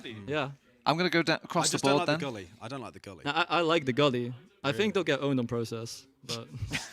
Wandem, what do you think? 2-0 Frenchies. 2-0 Frenchies. Okay. Eeply? I want to be a contrarian, and I want to believe in the in-depth logic that we have, but I really just feel like the Mac team wants to spend more time at the bar and less time playing. Yeah. I think they're called a certain they are amount. looking at the pub quiz prizes and they think if we just do our homework for that rather than the lower bracket, they could get this wonderful cooler. Yeah, and I wonder if it values out a bit better than like third place. Dude, someone needs to do those. Probably. Yeah. That would be so funny. At least individually. So basically, what I'm getting is like Bloodsail Buccaneers, Frenchies. What did you go with, Piggles? Because you said you just didn't. I think it's going to go all the way, and I think in terms of So it's Mac. edginess, I think if it gets more edgy, Mac's going to win it out. Okay, so that's 2 for Bloodsail Buccaneers, and you were going with. I was going to say Frenchies. So, I'm the. Which is great because we get to find out whether casters are idiots or not. maybe. Yeah. Because like, are the players right? Are the casters right? Yeah. Historically, we're always wrong. So maybe you'll follow that kind I'm of. known for making records, though. Yeah. I don't make music. If I had to tie break though, I'm feeling the Frenchies. I think the Frenchies can claw this back. I think there's something about LAN. I think that hurts Bloodsail Buccaneers. I think everyone gets a bit shouty at LAN, and everyone's got like 5 million ideas on Bloodsail Buccaneers. There's like a crock pot of like, we should do this, we should do that. And yeah, honestly, I bet you that's why online some of these players are like really quiet, but at LAN they're just like, yeah, go in, do this, do that, do this, do that. One thing to note from that is that no one is near each other this LAN. They're private rooms. So there's no like rumbling from another team that you're playing, you know? You can't hear them go crazy when they run around. Does that happen a lot, Jordy? Do you guys actually like use every aspect of LAN to kind of like take the edge? I don't know if it was much using it for edging, but like Yeah. for getting an edge. Taking the edge of the gameplay, yes. Yeah, I don't think it was. I don't think we used it for that, but we just did it, right? I always just did it. At Arcadia, we were just like loud. Screaming. Yeah. The whole time. Yeah, it's hilarious. Yeah, I think we were like playing the Germans and they had Shocky on the team, and we'd just we'd kill him and we would scream Epsilon. And well, I don't know who would do that. Have you guys had this happen in your team at all, where you play online, the comms are different, but when you play at LAN, like the comms are just very different. Like people are more vocal, people are more hyped. Really. yeah, no, there's a lot more energy because it matters a lot more. Yeah. I think our team is pretty iffy, like online and scrims. It just depends on the day if AF decides to come or not. Yeah, I've been sat in the Bloodsail Buccaneers. I feel like this hurts them, whilst like Pint Gaming or something, they've been like amplified by it, for example. To be fair, I haven't been in your room. I don't know what the comms are like. So, but like I said way before, I thought the Mac team would get the LAN buff. Yeah. Lef, Mac, Sil, they all had like a really Eon good as LAN well. last year. Yeah, Eon had a good UBERFEST last year, didn't he? Mm. Yeah. I'm really surprised with how they're playing. It's kind of tragic. Well, this is the final moment now. They can't possibly, save any strats or kind of have any copium to kind of huff at this point. So we're going to go into process. It's going to be our first map. I don't think we're starting yet. Yeah. I'm going into. Don't worry. This is part 1 of our discussions because now we're going to talk about the mapper process. Oh. Yeah. See. Wow. I've got this. Figured this out. I've been doing this a long time, Piggles. Yeah, this is hard. Is it really? You're doing great, man. You're wearing the hat. You're showing the prize. You're pulling your weight. I'm a stunner for the camera. We heard you first before we could see you. You're doing everything. Rule 1 of broadcasting has failed. Interrupt You would everyone. be fantastic. You'd be fantastic at radio. Would I? Yeah, you've I got have got a face for radio. it. I've got a face for it. I took that joke off you. Yeah, You're not having see, it. this is why you're good at it. Geordie, process. Obviously, this should be a bit easier for you because you've had a sneak preview of Forfence on their process map. If you had to kind of give Mac a few pointers to make your prediction happen, what would you tell him about this process map? I don't know. Don't go to mid. Don't go to mid. That's a very Eames take on things. Wandom, you've been looking more at just all the teams and how they've been playing. If you had to give any pointers to say your team that you're picking, which is the Forfence team, what would you tell them about Bloodsail Buccaneers that they need to watch out for? Just show up and play standard, and I think that they have better players across the board. Play normal, and I think they should win every time. Piggles, counter with Bloodsail Buccaneers. What do they need to look out for against Forfence? Just keep the vibes up, stay positive, keep ploughing through. Don't get caught up on like slight issues, which is what they've been doing. Okay. Like, why are you talking about something that's just happened when you're still playing? I think it's a really valid point. Like the amount of time, like when people get in their own head, and it's like one of the most annoying things in the world where like you lose a round and then you spend the entire next rollout talking about the last round instead of talking about what you're actually going to do to make a difference. I mean, isn't that adaptation though? Yeah, but that it's a really inexperienced team, so they're forced to adapt at all times. Yeah. Oh.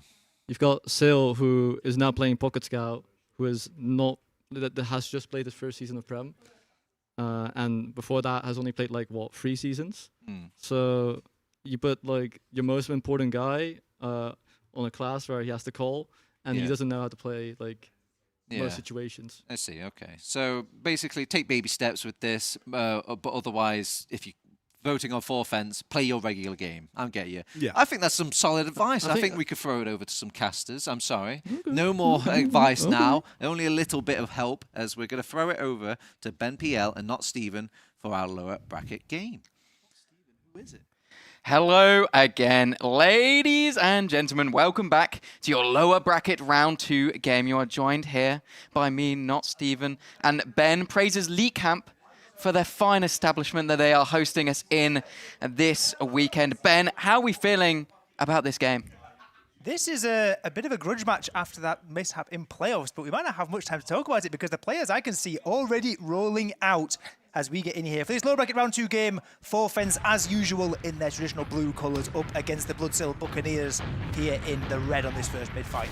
Yeah, a lot of height taken from the soldiers of the Buccaneers early on. No real fights, no early bombs coming, just playing it a little bit slow. First bomb's coming in now from the French side, not able to get onto the medic. Mac is a casualty, however. We'll see what the Buccaneers can do. Can they retake this height? Can they retake the pressure? They're both playing it pretty slow here, Ben. A big denial from Nevo there. Sylv's just got taken very low, but Broke is actually the one bombing in, landing it onto Delhi, trying to sink up some rockets, but he's going to play with his life and not find anything in return. So it's about now, can the rest of these players on the Buccaneers get out? Can they scurry something together? They're quite deep in. I think they're going to be losing the scout as well. Yes, Yunu's gone down.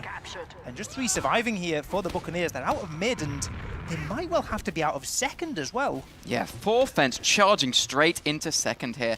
They give it up here on the Bloodstone Buccaneers. It is not worth their life. It's not worth the risk here. They are just going to be getting set up onto this last point, while the midpoint still being capped up by the Frenchies, and now be looking to move into lobby, see if they can get some sacks going. Yeah, this feels like a bit of a land decision, this sort of backing out. You're not trying to risk anything on second, not going to go for any kind of crazy counter push. They know the stakes. They know how important this game is over the Buccaneers side. They don't want to go for any crazy kind of risk. That's why we see Sale building the gun, and that's why we see Yunu just picking up the rifle, just with all intent of slowing this down to a halt. And that's a good start with a nice shot over onto Demul. Yeah, that just slows things down instantly there. They know they can't push with Demul. However, with him going down, it gives a little bit of a chance for them to potentially get an off-class here. Obviously, they know there's a Junu sniper here. Occasionally, you want to take him down first, but Junu's just kind of hitting shots here, so it might be a hard task, especially when they don't come up on anything. They're just going to cookie cutter it, try to get this sentry gun down, and most likely go for a couple of sacks out. Yeah, with these single picks to Soldier and hitting those headshots like that, it does slow things down, but that's about all it does. There's no real chance of a push out unless it's going to be a kill maybe into a demo or a medic, so Yunu just going to keep doing his job, just trying to hold on these doors and try and slow things up.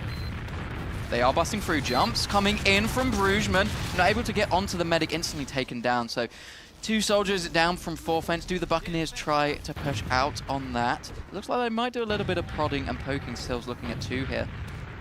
Having a look, having a peep, no soldiers to spam means they can actually get fairly far forward. As we see Silvers just deciding, you know what, enough is enough. Gonna back up, and they're just so content to just sit here and chill.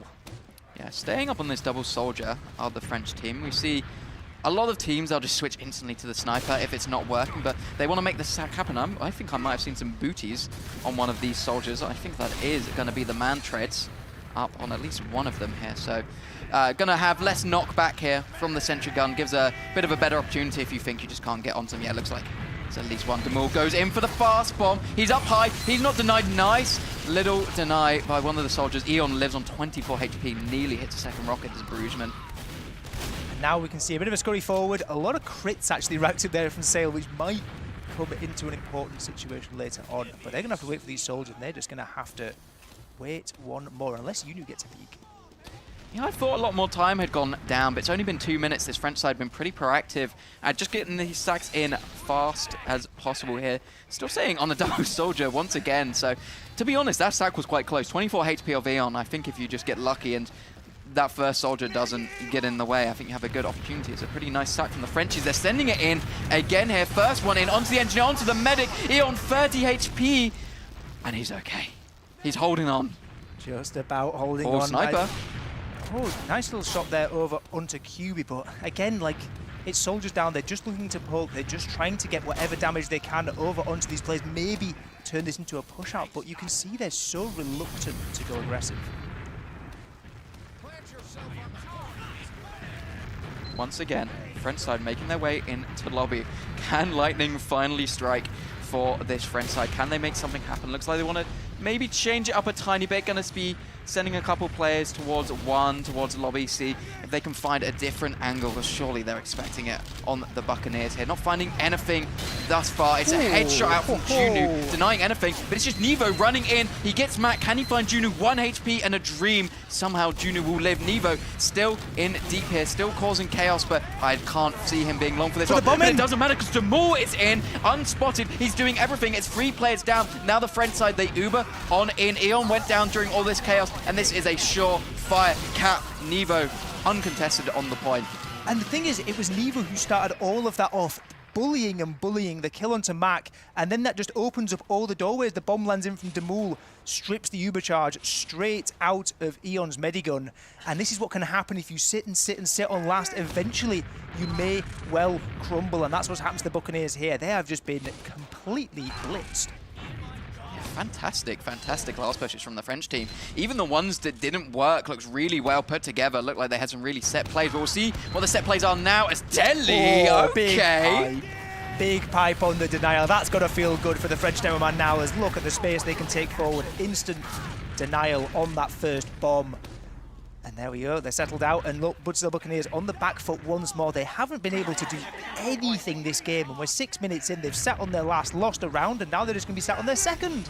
2 mids in a row for the French side, instantly pushing into sewer here, putting a little bit of spam, taking their way onto grass. Nevo charioting his medic of Mula while there's some spam in through on the flank here. No one taken down particularly low, probably looking for some stickies on Eon, make a sack easier. Nothing really coming out. Looks like the French team gonna back up for a second, gonna get a little bit of health before they can really do much more here. As we've seen before, that there's no rush. Nah, no rush whatsoever for the French, especially now they're a round up. Looking to do about the same here, Demul. Looking his way into IT, the rest of his team will be looking at choke and into sewer here. So it only takes one sticky, it only takes one opportunity for someone to go in deep and get onto that medic. Eon did get tagged a little bit, given a little more space. This time are the French side here, but still not able to get in particularly deep here. It's ever so hard. We might even see an Uber trade coming out if we're not too careful. Yeah, Nevo's getting a lot of fun here on the grass, pushing it forward, getting a lot of beam and a lot of space, but eventually it's unsustainable. They're on the low ground, they're taking rockets left and right, and we see Forfence, they just want to reset. They can just go for this as many times as they please. Yeah, so second attempt for the French side here. Do you think they switch something up, Ben? Do you think they go for a different strategy? I think what happened last time almost worked. I think they had the pressure in. It's just that they didn't quite land the damage, didn't quite land the stickies that they were after. And XBC, again, they're trying to go around the same strat once more, pressuring out onto grass. There's a soldier top IT, maybe looking to rip a sack in with a scout as well. So potential flank play, but it's the combo bombing in. Brugman, nice rocket there into Eon, who's down at 70 HP, but is perfectly safe out behind the point. Looking to put a little more pressure into choke are the Buccaneers here, having at least a little look. It's a soldier in onto the medic of Mula, will surf out safely. Silves does go down, gives a bit more of an opportunity with that 20-second sack. Brugman coming up any second, but they don't even want to wait for him, because they're already peeking their way into sewers here. Can they find anything on the flank? Can they find anything on grass here? They know there's one player disadvantaged, and Nevo is so deep. He takes the Uber, forced out, and Eon drops sail here. This is tragic, and look at this. They've got the high ground straight away on the French side. The Buccaneers, tail between their legs. They have to leave. Lovely little trade, and once again, Eon just dropping sail, can't keep happening. I was about to be criticising that Uber used there from Forfest, but it worked out perfectly well because the kill comes in to Sale. Brugman in behind with a few rockets, a few ambitious attempts there as he drops down. And actually, there's a good bit of damage here towards this heavy. Maybe there's chance for the Frenchies to start spamming forward. Can they get a sack in before Eon is fully protected? Because there's no Ubers in play and there's no gun yet until Sale is able to pick that one up. But there's a good timing for a sack, but just not quite coming to fruition. I think they're deciding against it. No reason to really risk your Medit's life here. Kubi is coming up on the sniper here, so we did not see that last time. I did comment how often coming into last you will switch to sniper and try to get something going with that, but the Frenchies didn't do that before, but now maybe, you know, it's a bit of an element of surprise. Going to be looking into one. That is where Mac is located. Can he find a shot? Mac was the first one to fall last time around, and maybe will be the first one again as he's the one jostling with this rifle. But it's such a narrow little corridor. It's really tough to find an angle, to find your way around that spam. And with Yudu on the other side too, we've seen what Yudu can do already at this LAN. Might be a tough peak to take for QB. Yeah, he's now a known element as well. I feel like sniper works best where you have the element of surprise and you can just kind of take that pop shot when someone's not really thinking about you, but now they're going to be playing those safe angles, going to be playing a little more scared, and yeah, Juno is going to be constantly looking for that counter snipe as well. Currently creeping forward, 150 onto a soldier, but not enough damage to land the kill. As now they're just going to try and rotate round. QB this time just switching it up left and right. This is what you've got to do in these situations. You can't let your position be known long term. You've got to be swapping it out. Trying to play into one, but denied by those stickies onto Mac. Will move his way into two, gets a 50 damage at least, and instantly going to rotate here. You have to think, this time, last time they pushed last, they'd already had 2 soldier sacks in, and that's what they're going to do again as Brugman comes in, playing into this heaven area, not able to get anything, but gives good space to QB. Can he find the crucial shot to keep his team in? Doesn't look like it. Mac going to take down Nevo as well. Blows in. Can he find the shot? Forces Moolah. Huge stuff from the Buccaneers. Absolutely fantastic work there from Bloke on the counter-attack. That's what they've needed for the first 11 minutes of this game. That has been the first explosive moment to come out of the Buccaneers, and it comes from Bloke on a fantastic counter-attack, getting the force out into Moolah. But Demul is on a back cap. Has he been spotted? One scout, 1v1. Cap coming through. There is a cap 3 times on second. But Yunu wins it out. And second is secured. It's going to be big advantage coming into mid. The Buccaneers might have some wind in their sails. Yeah, looking straight into IT here. See if they can catch any players out. They are flying on in. It's going to be a sack in here from Brugman, taken down cleanly. That's 3 players down for the Frenchies. This should be a conversion straight onto second. It's 50 ad as well. Moolah nowhere near getting this uber charge. Demul and snipering forwards, but trying to peer in, trying to find anything. But look, they're already out of offense. They don't want anything to do with the second hold. Yeah, 85% on the Uber. Should be getting it by the time that the Buccaneers do move their way in onto last. It is going to be taken in through 3. Mac charging in here. Uber finally used. However, it will be the Uber for Forfence coming out a lot later. They have a heavy, they have a scout, and there's just a Sylves in the backline. Is their only hope. Taken down here is the rest of the Buccaneers. Luckily, 4 of them managed to escape. It looks like Forfence, they want to get things going. They want to continue in. They clear these stickies well, and it will be soldiers bombing in. Brugman a little alone here. Nice arrow from Moolah, but it's kind of getting a little messy, a little scrappy here, but it's looking a little bit better for the Frenchies. Absolutely so, and you wouldn't normally see a team pushing out like that. It just with 2 soldier picks, we saw Buccaneers never do it, but the difference here is that there weren't Uber charges in play. There's no threat of an Uber trade, and that means that Buccaneers, they have no way to stay in without their soldiers. The French side does not want to stop, storming their way straight through choke, trying to take some space in this upper area, and looks like they might be doing so successfully. Bloke taken down to single-digit HP, does have to back out, and some nice rockets being hit from Brugman. But they're still scrapping it out, Ben. They absolutely are. They really want to stay in here, and they really want to fight this, and with the spawner advantage and equal Ubers, they can eventually rip a trade across this point and try and get something going. But look how passively Buccaneers have been forced on this mid. They've been forced all the way back to their own choke, and they might just be having to concede this just by the sheer means of pressure. Yeah, very long extended fight there. I was maybe expecting they would just trade on the Buccaneers. Mac was in quite a poor position. Honestly, feel like he's lucky to come out alive from that one, but now we will see the Frenchies in a position we've seen them in before, trying to sack their way on at 2 seconds here. See what they do, if they change anything up or if they continue to go for this kind of pressure cooker from Grass. looks like grass might be on the menu once more for the Frenchies. They've got their scout in position, Demo in position also, and Brugman, who's the one spamming rockets in. It's all about can they land some tags onto Eon, but actually Mula, the one who's taking a bit of chips, had to go back for the pack there, but we'll see Nevo coming in, see if they can just land anything, and see if they can eventually get onto Eon, who has evaded them for most of the game. Yeah, last time I feel like it worked for the French side because they did get that Sylves long respawn here and took that nice aggression with Nevo, but I don't know if they'll be able to do that this time. QB has actually taken a lot of space into IT here, but just they're not really able to get too much going here on the flank straight away. QB backing up. Is it over for this push potentially, or are they just going to keep pressuring on in, trying to just find something? Again, they're playing it in such a low-risk fashion. I think from Forfence, nobody's committing hard, but they're not sending anything. They're just waiting and waiting to see if there's a mistake. But the Buccaneers, they're holding solid. They're spamming. They're doing good damage, and they're just doing enough to stop Forfence from just walking in for free. They have weathered the storm this time, but once again, the French side coming for another contest, doing the exact same play. Nevo going so aggressive, I thought maybe they were going to take straight. Bruges is in. Can he find the second rocket? Finds the first, but Eon will be living that one. It's bombed straight away from the Buccaneers. It is going to be Bloke coming in behind. Finds a nice big damage rocket, but it's not quite enough, unfortunately, finds the faces of the rest of the team. Nevo now, though, he wants to come in, Ben.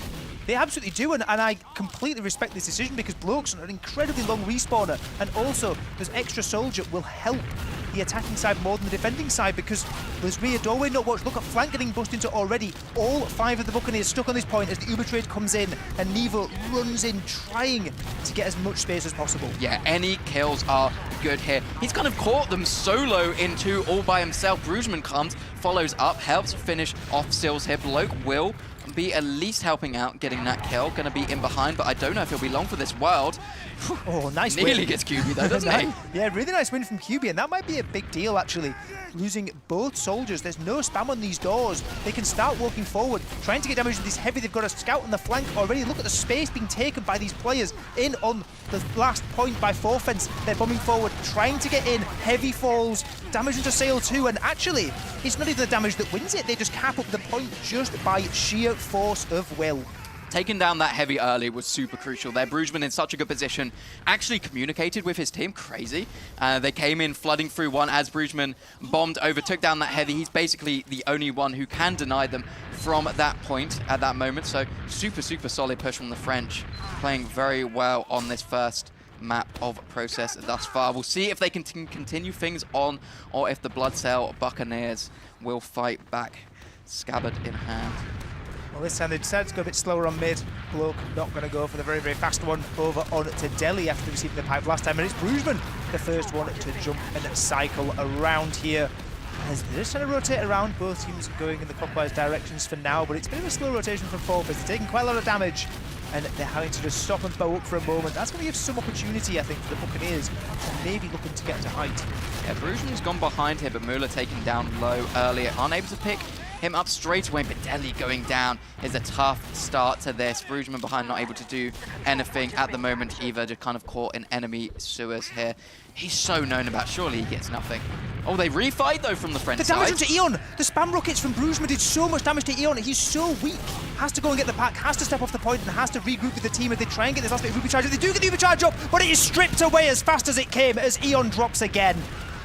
How the French side came back into that, I do not know. Those rockets, immaculate from Brugman. Surely someone just deals with him. There's a couple of stragglers trying to get in onto Müller here, but he is a smooth operator. It's just so telegraphed. It's so telegraphed on the feed wave in onto Müller as they try now.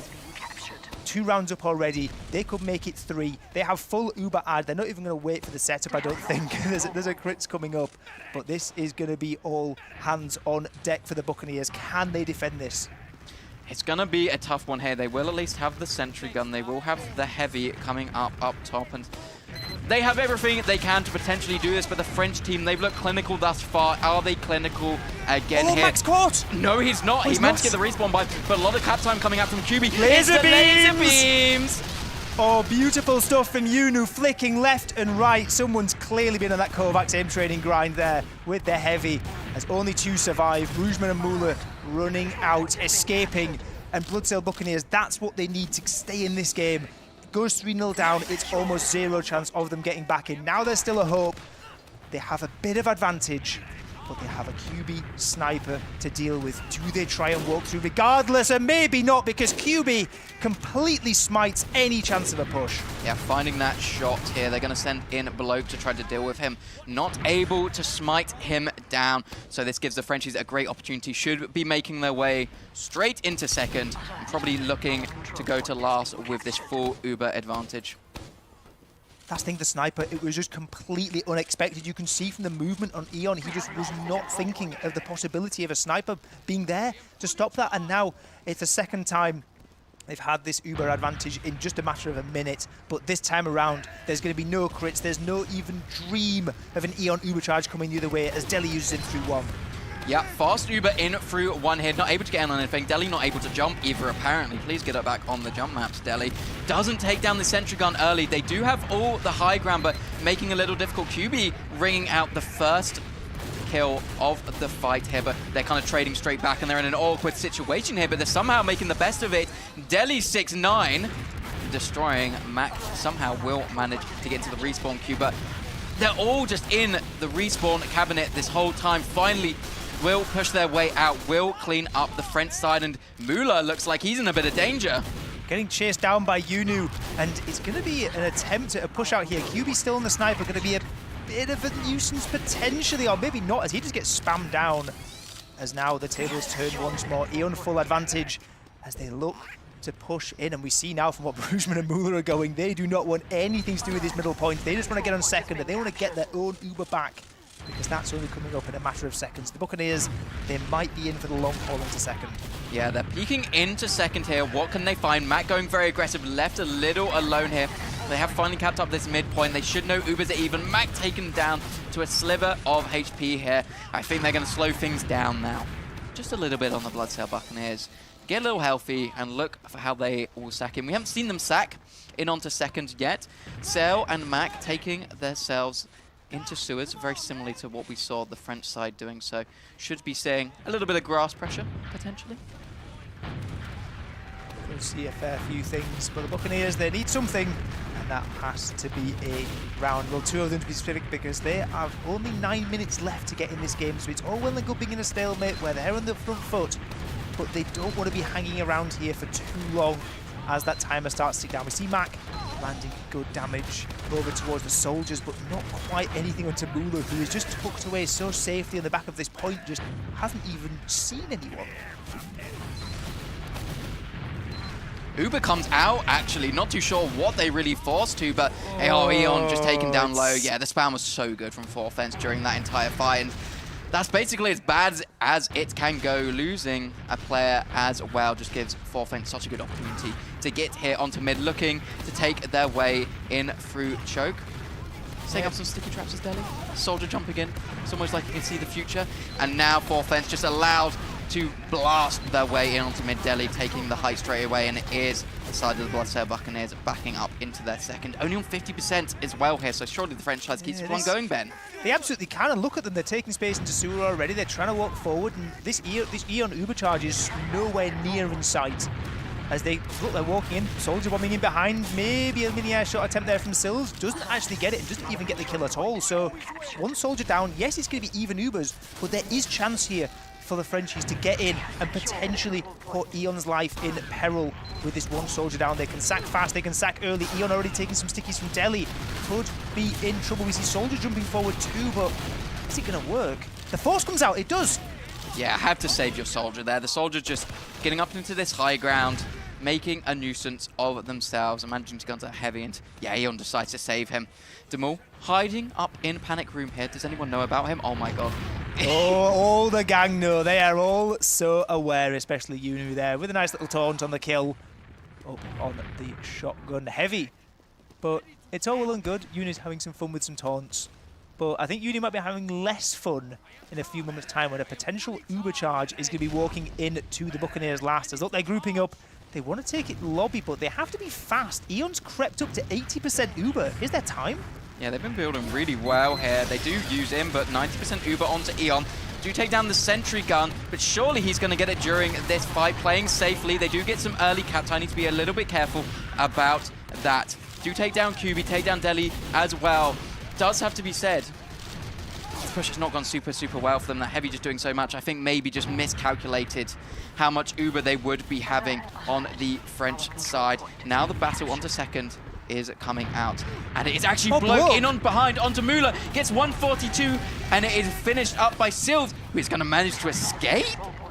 Just about. There was a few stickies towards the choke point that got Bloke, but that was it. Sylvs gets out, and this is maybe what they need in the Buccaneers side. Massive advantage, going to be probably ballpark of 60-ish% as they walk forward now onto mid. They need to get this fast. They need probably to get second with this advantage as well, and look to perhaps use it into last, but it's do or die. There's so little time left. Yeah, this is where you need to start playing aggressive. You need to start playing balls. You need to take these risks, but if you take those risks, Nevo might take your head off. It's going to find a body shot onto a scout, but taken down for it. It is going to be 3 players down for the French side for 2 on the Bloodsail Buccaneers. Do they just run this one in, or are they going to wait here for the rest of their players to come up? It's going to be tight if they decide to do that. 50% on the 4 fence side. It's about 20 seconds to build that Uber. Yeah, Mac's just doing it. Mac has to. They know the time pressure. It's time-sensitive mission for Mac and co as they surf their way in onto this last point. They haven't used yet, just about used Uber now. Unu going to walk in, try and do damage to this right-hand side. They need cap time. They need something to get in before their reinforcements arrive on this point, but Sylvs going down, not what they're wanting. They can't quite get anything onto the point because Deli has just laid it with sticks and he's constantly resupplying them. And now with both soldiers down, it looks like the Buccaneers, they're going to have to back it up, back it over on to the second point. It didn't quite work. The 2 players down was just too much. Yeah, I like the attempt though. I think that's what they need to be going for to be able to stay into this game. Unfortunately, didn't work out for them this time.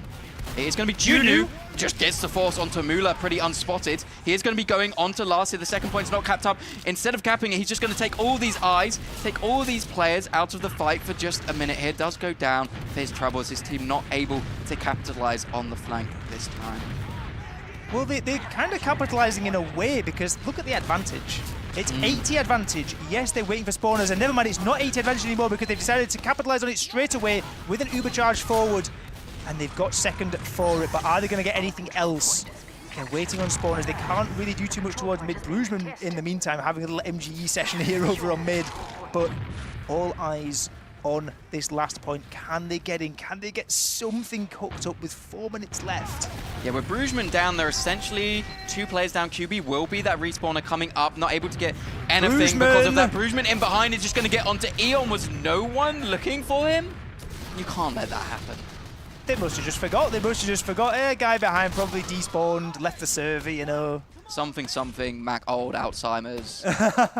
Yeah, no, it's that's crazy. Brugman, just perfect timing, coming in up from top lobby, and that should be the nail in the coffin, you'd have to say, for the Buccaneers. 3 minutes left. It's possible, but is it plausible? I think not, especially with this Uber. Sylvs coming in for the hero bomb, along with Bloke not able to hit that first shot. However, Bloke will manage to do it for him either way here. Not able to get much else. They do escape actually very well on the Buccaneers, and I expect them to refight pretty promptly. They may as well, right? They've got the force. They've got some advantage, but the problem with the advantage is so far away that they're not going to be getting the Uber charge for a while. Sylvs trading out with Brugman, not ideal either for the Buccaneers coming in. They wanted to get that kill clean if they want to start walking this one forward much further, but we're into the... It's probably possible, but we'll see.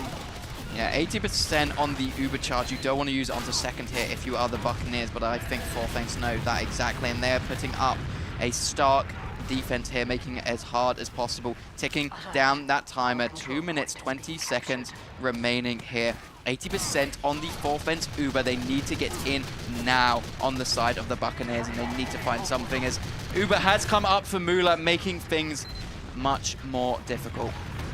They have to they can't wait for sacks, they can't wait for anything. It has to be here and now for the Buccaneers, but they're taking so much damage in lobby. They've lost Sail as well.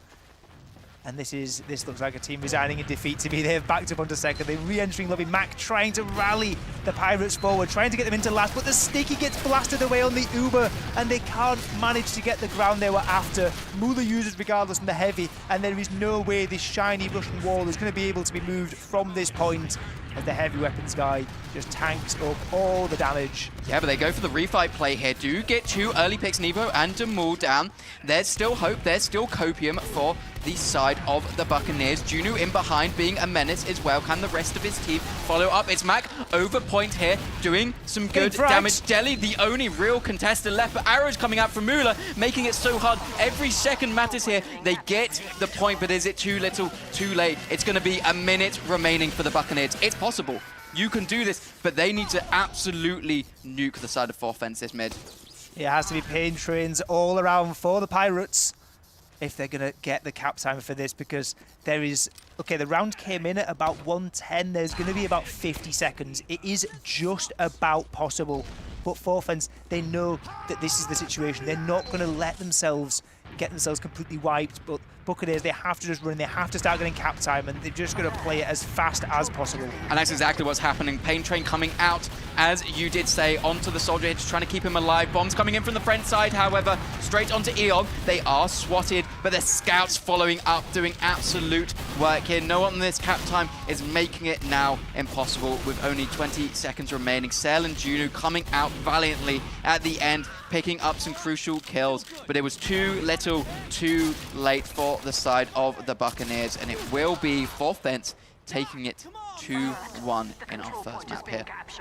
A worthy effort in the ending there, but not quite enough. Like we say, it was too little, too late. It felt like the first 10, 15 minutes-ish, they just couldn't get in the game on the Buccaneers side. They were locked out, they were stalemated on their own end for, well, a large chunk of that game. And yeah, it just felt like it was all in control for Forfence. They just felt so chilled the whole game. Yeah, they just won those early mids and then just managed to make the most out of them, essentially. Had some really stellar last pushes out of them. And yeah, the Buccaneers, they came back. They made a worthy effort, but that's about all they could do. Yeah, we'll have to see. But we've got a few moments before the next map will be coming up. So we've got some talkment to come up over on the couch. Let's go Turbo Tabs. Mids, oh wait, where'd Metalworks go? This is a fake. This is a lie. What the? No, we just transported oh goodness! God, dude, that was freaky. Oh my god. Okay, I thought we broke the immersion for a hot second there, but yeah, welcome back to the Metalworks map. Which is on Metal. I mean, it's just one of those. It's a magical sofa that just transports to different areas. We went on Spire, then we went to Metalworks. Who knows? We could be next. There's a fridge. You can't see it, but it is up there. Is it? There's a fridge on. Yeah, like it's just like above. It's on point. But like if you look a bit like up there, there is a fridge. So I don't see it.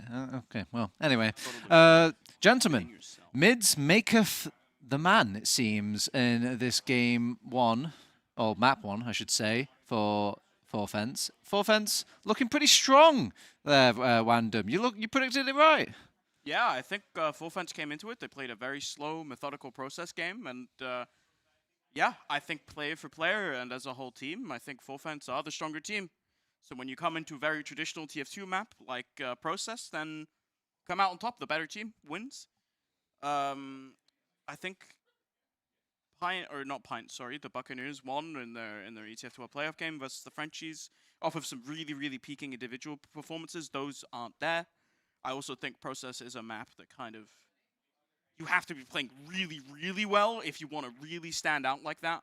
A map like process, it kind of has a way of neutering your sort of individual power. But yeah, I think while the scoreline isn't too crazy, it was a 2-0 in the end. I still feel like for most of that game, Forfence was very much in control. It was probably a very plain old game of TF2 equally. I don't think there's too many moments that stand out. It just looked like, solid core fundamentals that Random was mentioning. Or did you manage to catch anything that was maybe a bit wild in this game? I mean, other than obviously a couple of the clips we're seeing here, there wasn't anything that crazy. When you get to random stuff I mean, to be fair, the flank was pretty good there. We had random body shots and kind of heavy critters, those kind of things. There was a couple bits here and there, but I do kind of agree with Juan where ultimately I think what it came down to was the first couple rounds, right? Once those first couple rounds were in the hand of the Frenchies, they were in control of the game. I was saying during the game that I feel like you can tell the vibe of the game very, very easily by just looking at which team is constantly being the ones kind of pressuring. And it was always the Frenchies. Once they had that advantageous position, dude, they were just happy just to like play their game. They were in no rush. And you could tell the fundamental race is told by the medic classes. Look at the difference in deaths compared to Mula and Eon. What I really like about Forfence that they improved on this game compared to their game against Dirty Maggots was they were much better to kind of keep Mula alive out from failed last pushes. Their failed last pushes, there was a few times where Mula managed to kind of keep himself alive, come back to second, and they recycled that at seconds a few times. They recycled it even as far as going to mid. They just did it again and all this. And having that percentage just that bit higher than the enemy team at all times really makes you feel like you can stay in control of this entire map. And that's what this entire game was just control. I mean, I'm going to be real, though. Like, saying all of that, I do think there's, like, the 2 really early drops from Eon. I would have loved to have seen that game in, like, a parallel universe where those 2 early drops didn't happen. And not necessarily saying, like, the drops were the issue. It's, like, being in a situation where, you know, because sometimes it's, like, if you drop or use, it's the same outcome, right? So if there was a kind of, you know, alternate world where they weren't quite in those situations, it does make you wonder how things would have started, because I really do think like the first 2 early rounds was just kind of the nail in the coffin for the Buccaneers, but they were kind of off the back of some really, really crucial drops. It almost feels like that was kind of the beginning of the end for them. Yeah, I guess that's what happens, Wandon, when you have this perfect sort of face and poster child of TF2. Those 1 or 2 pimples just look like they are so much of a bigger problem than they actually need to be. And can we really beat up Eon in these sort of games? Do you think it really comes down to his sort of thing, or do you think these were kind of drops outside of his realm of control?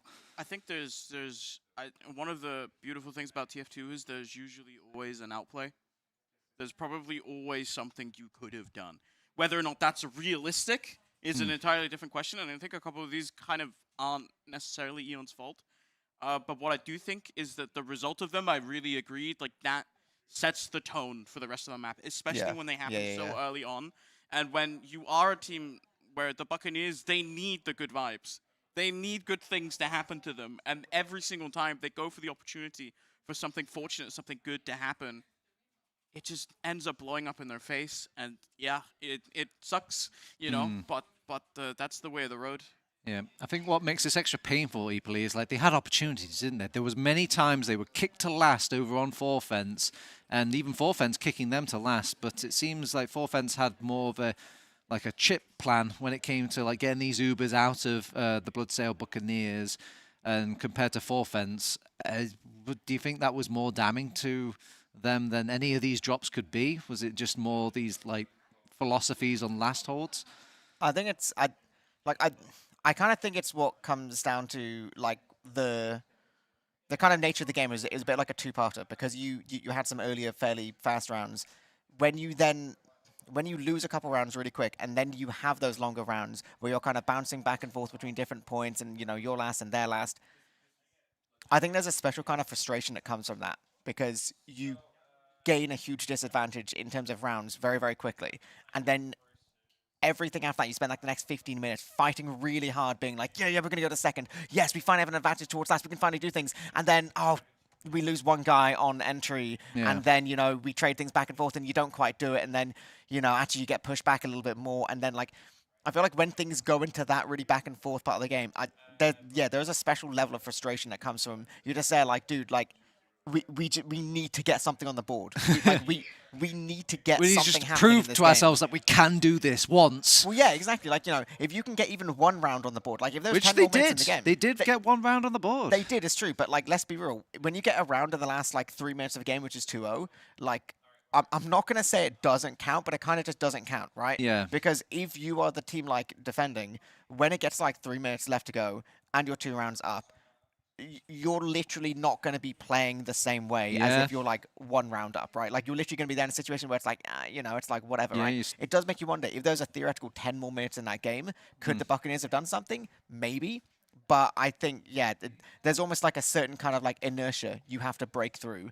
And that constant back and forth can just make things so difficult, just not finding that success. Like you said, there wasn't a huge amount of individual star players. Like any big thing like that could have maybe woken them up, but when you're battling for every inch, it just becomes so hard. Wandom. In EU, this story comes up a lot. High-pressure games, high-pressure lands, and then that 30-minute timer just starts wringing its face dirtily on the stream again.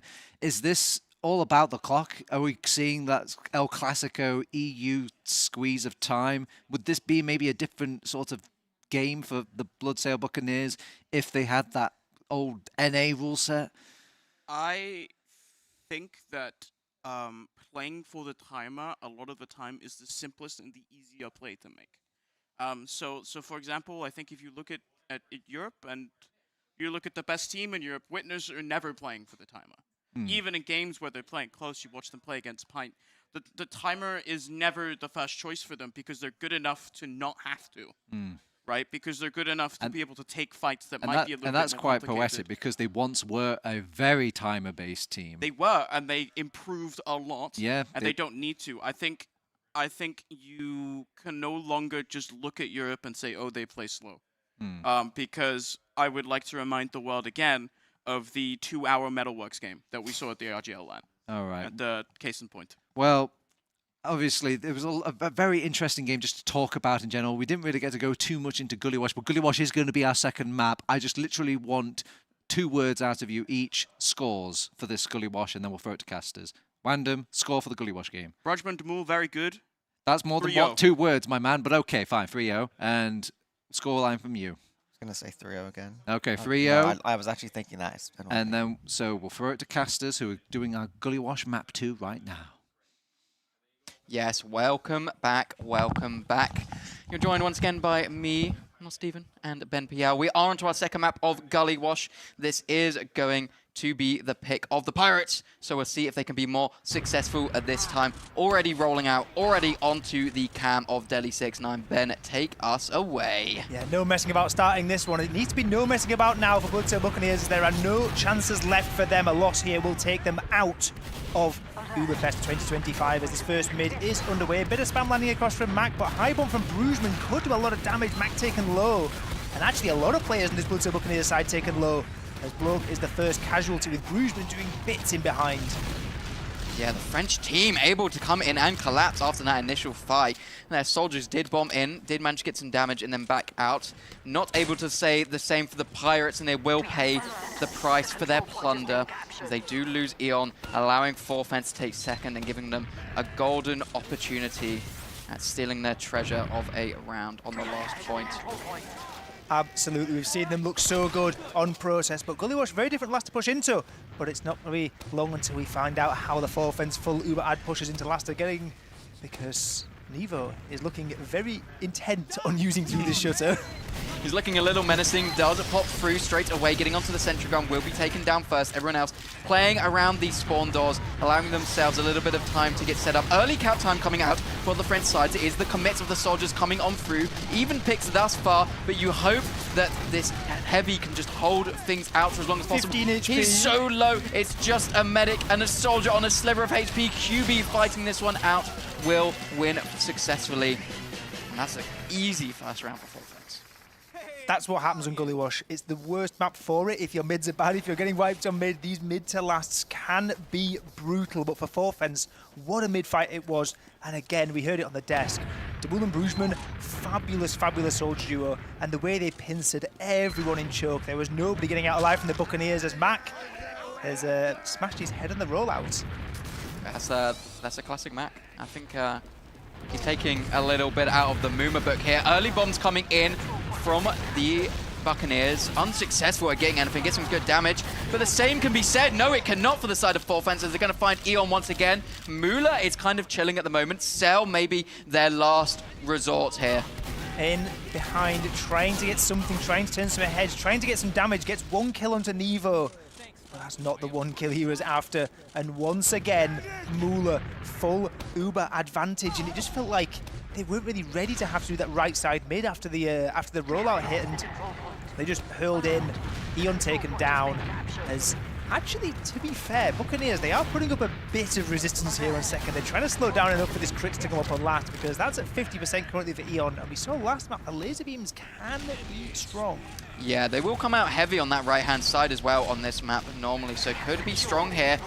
80% coming up, but it is for Fence all the way in through Shutter here. Gonna get once again onto the sentry gun. Do so very surgically. Cell does get the crit Krieg here, not able to find anything. So much spam coming out from Deli.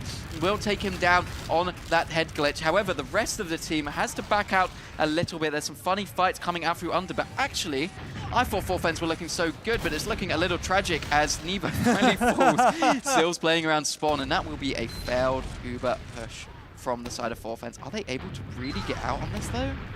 No scouts and a couple of late spawners is maybe enough to tempt them with the idea, and maybe that kill onto Demul is what they need.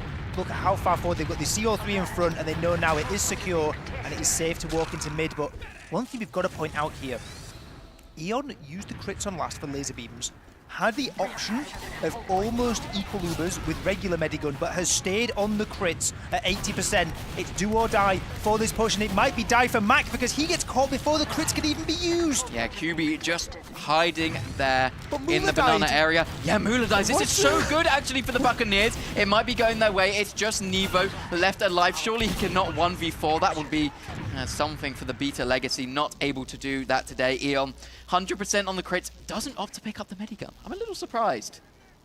Yeah, intent on the crits, but crits into last is not exactly great. There is actually, I believe, a heavy and forward spawn from QB as well to contend with. There is potential for funny business here, but Delhi gets destroyed by some nice rockets from Silv, who's on a 5k, was actually on a tear on mid 2. But crits into last, how will this go? Heavy disrupting things, gets such good damage onto that scout, going to slow things down at least for a little bit, but does it really matter as the rest of the team, they have capped up the point. They're looking into River.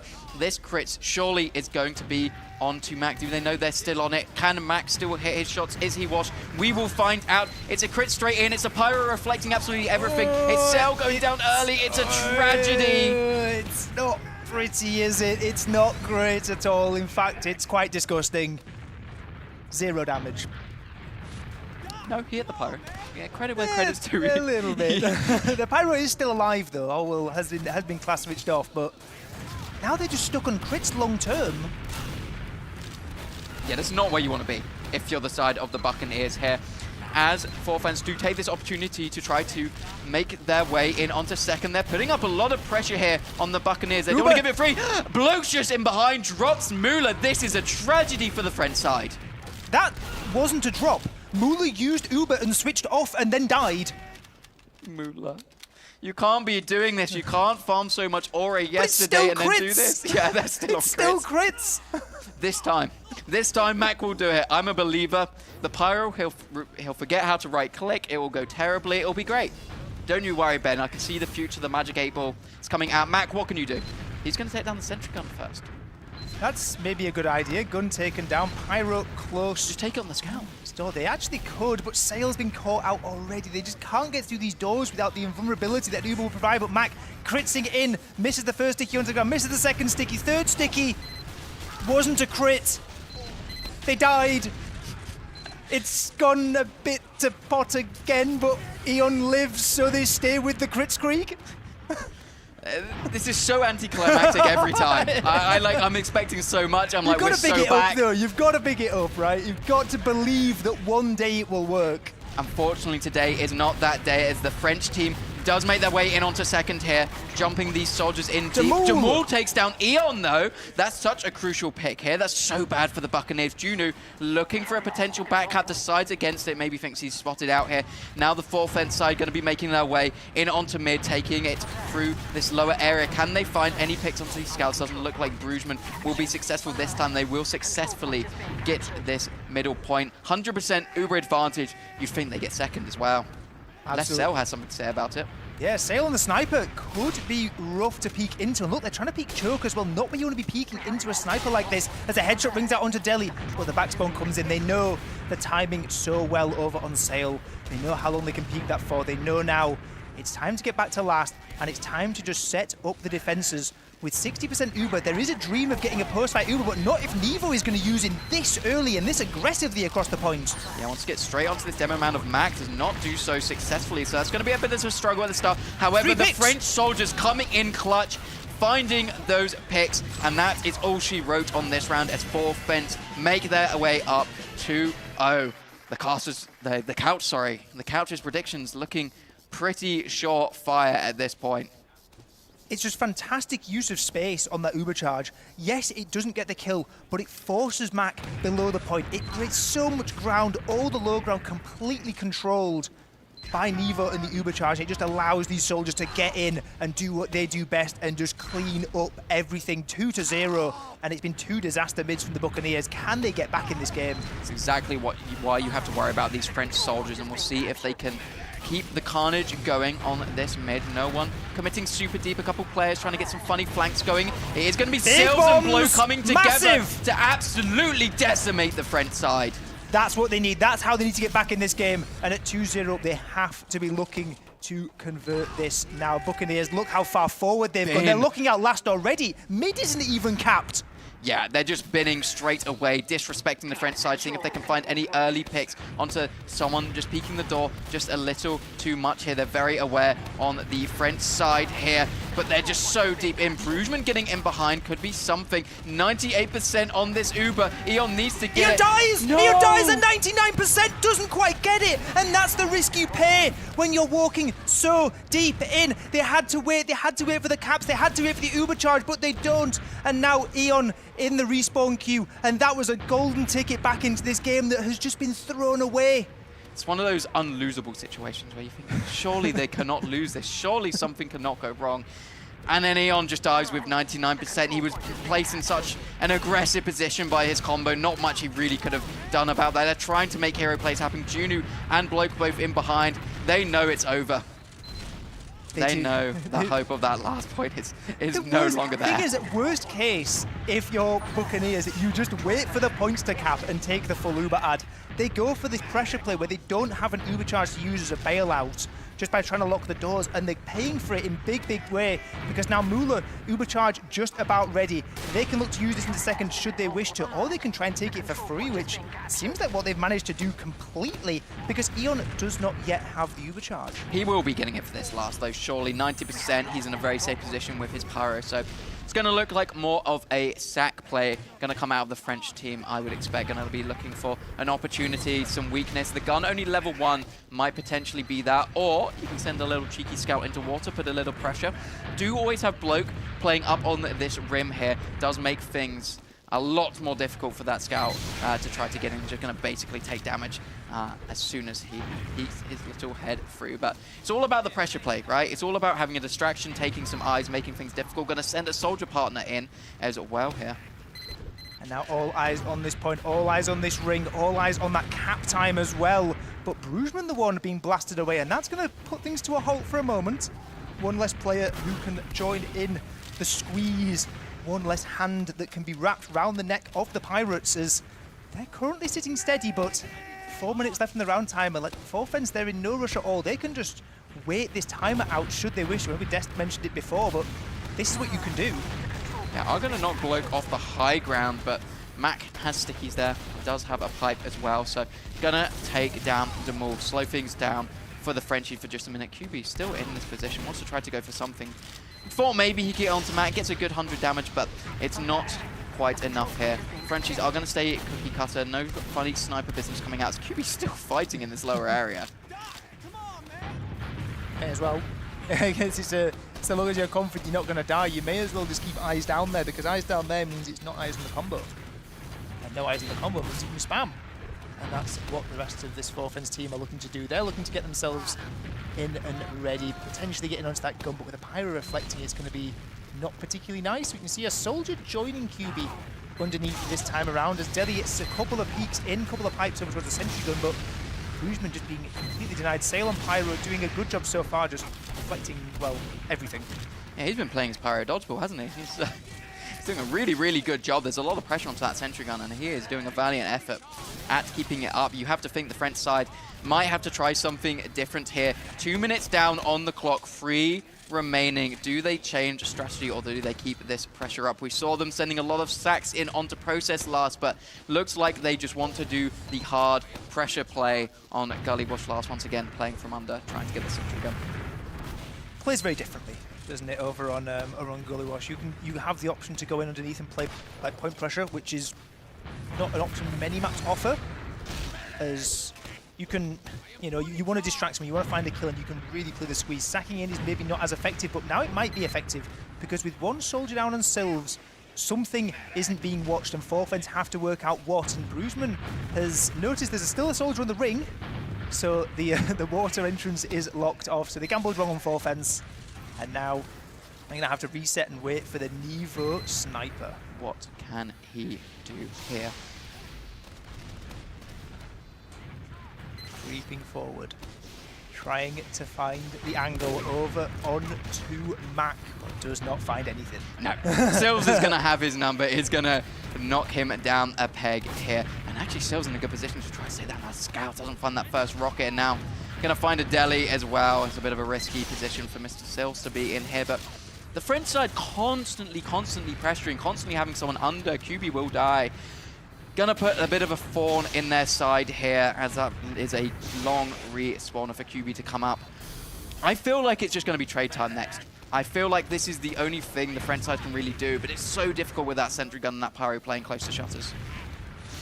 They have to try. They have to go for, well, that's it. If they want to get a round off this, they have to try. If they're completely content with wasting another minute off the clock and going into half number 2 of the game up 2 rounds, they could just sit here, but it seems to me like they have higher ambitions. Delhi trying to make some ground, trying to knock them off the ring, but the soldiers in the ring have been doing such a fabulous job so far for the Buccaneers. As, yeah, looks like trade might be coming in through the shutter. Can they get anything with this? Yeah, they are playing against the Pyro class. QB is going to be on the Force and H trying to knock them off, so they're pulling out all the gimmicks, but don't even force the Uber from Eon here. Thought the Buccaneers might take the full Uber advantage and the 2-player picks, but no, they are quite content to round reset here, and they're feeling confident that Lightning can strike twice and they can manage to successfully win another mid. It was dominant last time. We'll see what they can do on this next mid. There's 15 seconds remaining. Surely this soldier under doesn't do anything. QB in secret though, there's a lot of pressure. A lot of cap time, a lot of cap time coming in. Ubercharge used out. It's going to take quite a while to decay, but 6v4. Surely Forfens do not have a way back into this. Demulans needs spotted out very nicely. And Silds with the rockets. It's a full 6-man feed coming in. Nevo now on the point, but so many warm bodies on this point. Moolah going to be the last to fall. And there we go. Yeah, round reset for the Buccaneers. It was a little bit scarily close. QB just basically getting 3/4 of the cap time out there. But yeah, the round does reset. Frenchies 2-0 up still into our second half of the game, as you did mention, Ben. What do you think the Buccaneers have to change here? I think on the mids, maybe not too much. I just think they need to be, when they're in positions where it's going well, they just need to stop for like a moment and just think and not let themselves have this rush of emotion and aggression that it seems that they're playing with so far when they are in these good positions. But now, early damage onto Eon in the mid is going to be nice for Forfens. But once more, the soldiers are going really aggressive from the Buccaneers. They're landing in really deep. Kill onto Moolah, kill onto Delhi. And once again, look at this now from Bloke. They're trying to just completely squeeze. The health bars on Forfens just are not there. Yeah, the Buccaneers showing why they had confidence in this map pick in the second half of the map here. It looked like a very, very dominant mid, keeping Eon alive. Moolah going down. They're not going to make the same mistake of overextending, trying to bin in onto last. Just going to cap up this point. We'll see what push they decide to do. Will it be Shutters? Will it be River? It's going to be Uber. The other times they've had crits. So yeah, and they are like actually doing a normal push. They're not trying to stay in and do silly spawn trapping and that kind of thing. But this time around, it's a good old stock standard Uber charge. Could be taken on Mac through the shutter. Stickies to be aware of. Mac jumping through, blasting onto the gun. Attention now going to turn in a moment to this left spawn. And never mind, they're going to actually try and just barge straight out from right here on Forfens. Sills bombing in, doing a great deal of damage, buying so much space, which plays into the point. Currently keeping Forfens in this round. They've denied this incredibly well. And look how no cap time has managed to come in. Yeah, it's just the Stickies on the point are not persuading them easily. Cell comes in, hits a nice Timmy 2-shot, but I don't think it's going to be enough here as the Pyro of Nevo will take him out. Eon looking like he's going to go down late as well. It couldn't have gone much worse for the Buccaneers on that push. That Uber kind of just didn't get anything. It got a lot of space right side, but they really just couldn't get any cap time. They couldn't deal with anything underneath, and it just meant they were just getting squeezed out, and that really late death from Eon is meaning this is a full 100% Ubercharge advantage for Moolah and for Fence, and we might be in a very familiar situation very, very soon because mid's been taken. Second may well be getting taken. UNU Sniper in forward spawn, trying to hit some hero shots. We've seen these happen before on Product. But on this Gully Rush forward spawn has not been able to land anything yet. Yeah, French side will be getting a couple players in. However, Kubi will be the first casualty here. Rougemont follows up, so what was looking like an easy push does not go so in the end here. They just got a little bit too cocky, a little bit too greedy, and now they do finally use in, but they're in a pincer position here. They can maybe get onto Eon, and they do successfully do so, but the backcap's coming in, and there's no chance for them to outcap on the French side. Taking a couple picks might be enough, though, if they play this well. This is probably going to end up in disaster now for the Buccaneers, right? They're trying to scurry out. The spawners came in, they were completely locked in on enemy choke. Midpoint's going to flip, and again, it's going to be massive advantage for Forfens. You see, nobody in the Buccaneers is even thinking about contesting mid. They're just happy to be out and alive, to be quite honest. As they can now settle in, but once again, it's on their own half of the map. They're really not going to have much of an opportunity to get through and forward, or not even going to get a chance to get onto second even to begin with, because it looks like second's locked out. 10 minutes left. There's going to be 5 minutes on this round timer. Buccaneers are really up against the wall. Yeah, they are in dire straits right now, and it's the Frenchies' opportunity to push into last, and they do so through Shutter. Once again, has worked out for them the past 2 times. They've tried it straight onto huge. Mac. This has to be a round. Absolutely has to be. No stickies for this point. Not going to be able to be defended at all, as it's 3 rounds to the good for Forfens. They have 1 foot in that lower bracket semi-final already.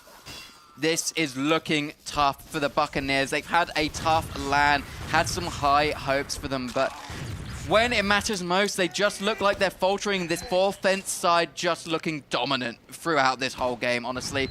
There has been moments of glory, especially on the mids for the Buccaneers, but it just hasn't been enough. They haven't been able to convert onto these last. They need to step it up a gear. They need to make something happen in this last 10 minutes if they want to stay in UBERFEST 2025. Demul going down first, though, might be exactly what they need. It's not as clean as we previously seen. They're not finding those super early picks. QB going down, though. The picks are going the way of the Buccaneers, but the crucial one of Mula has not been found. This is it's as good as you can realistically hope for the Buccaneers. Yes, 10 minutes to find 3 rounds is tough, but they've won the mid, and they've won it convincingly enough to also win the second. So now they can look forward towards this last point. They can look to spam in. They can look to try and sack early, and it has to be early. It has to be fast. They cannot be wasting around with time here. This timer is ticking. 3 rounds is a lot to find.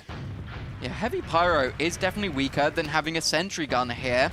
Better than a level 1, though, potentially, so this might be a decent opportunity to try to get something, do a fast bomb in, do some pressure. Is Junu looking into water, but the soldier there straight away to deny him. What will they do? Are they going to do the pressure similar to Forfens? Are they going to go for some fast sacks? It looks like Bloke is going to be playing in through under here, trying to get a good amount of damage. Nice air shot.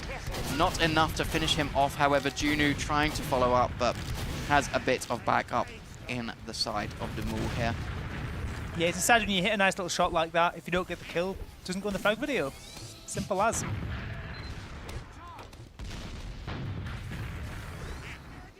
Things now slowing down. Uber's still even, waiting for their spawners on the side of the Buccaneers. The clock ticks down fast, though, at this point of the game, doesn't it? This feels like it's such a high-pressure situation, and all that pressure is going to land on the shoulders of Junu coming up onto the sniper. I think the theory of this is you put him in main, he takes down the guy on rim, and you can finally get that pressure onto point that you so desperately need.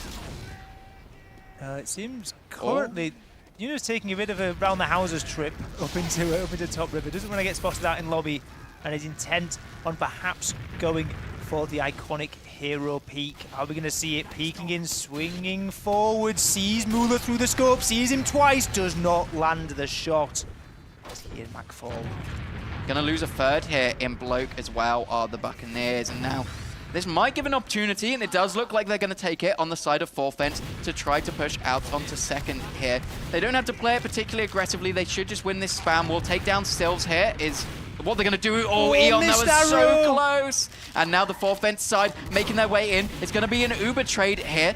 used pretty equally. However, the Buccaneers, it's just going to be Sale alone trying to get something. Meets up with Mac as well, but now this is getting messy. But the rest of the Buccaneers, actually, they're coming in. They're making it a real fight here. It's going to be a scrappy one. It absolutely is, and it is still already being a scrappy one now as Sale going to pick up Nevo. And look at this, a late spawner on Nevo. Second point held. Buccaneers have one lifeline here. They have a late spawner. There's no gun. They can look to pressure straight away. There's stickies and to clear. There's a soldier already going up through water 2 in the background. As soldiers bomb forward, they try and get into Moolah, and they get the kill onto Moolah. Sylves, fantastic rockets. So that does give them the Uber advantage here on the side of the Buccaneers. 2 minutes remaining to try to push into this point. Eon going to be coming up far beyond that. They need to make this perfect for this push, Ben. They cannot do anything wrong here. It's such a high pressure situation from the Buccaneers.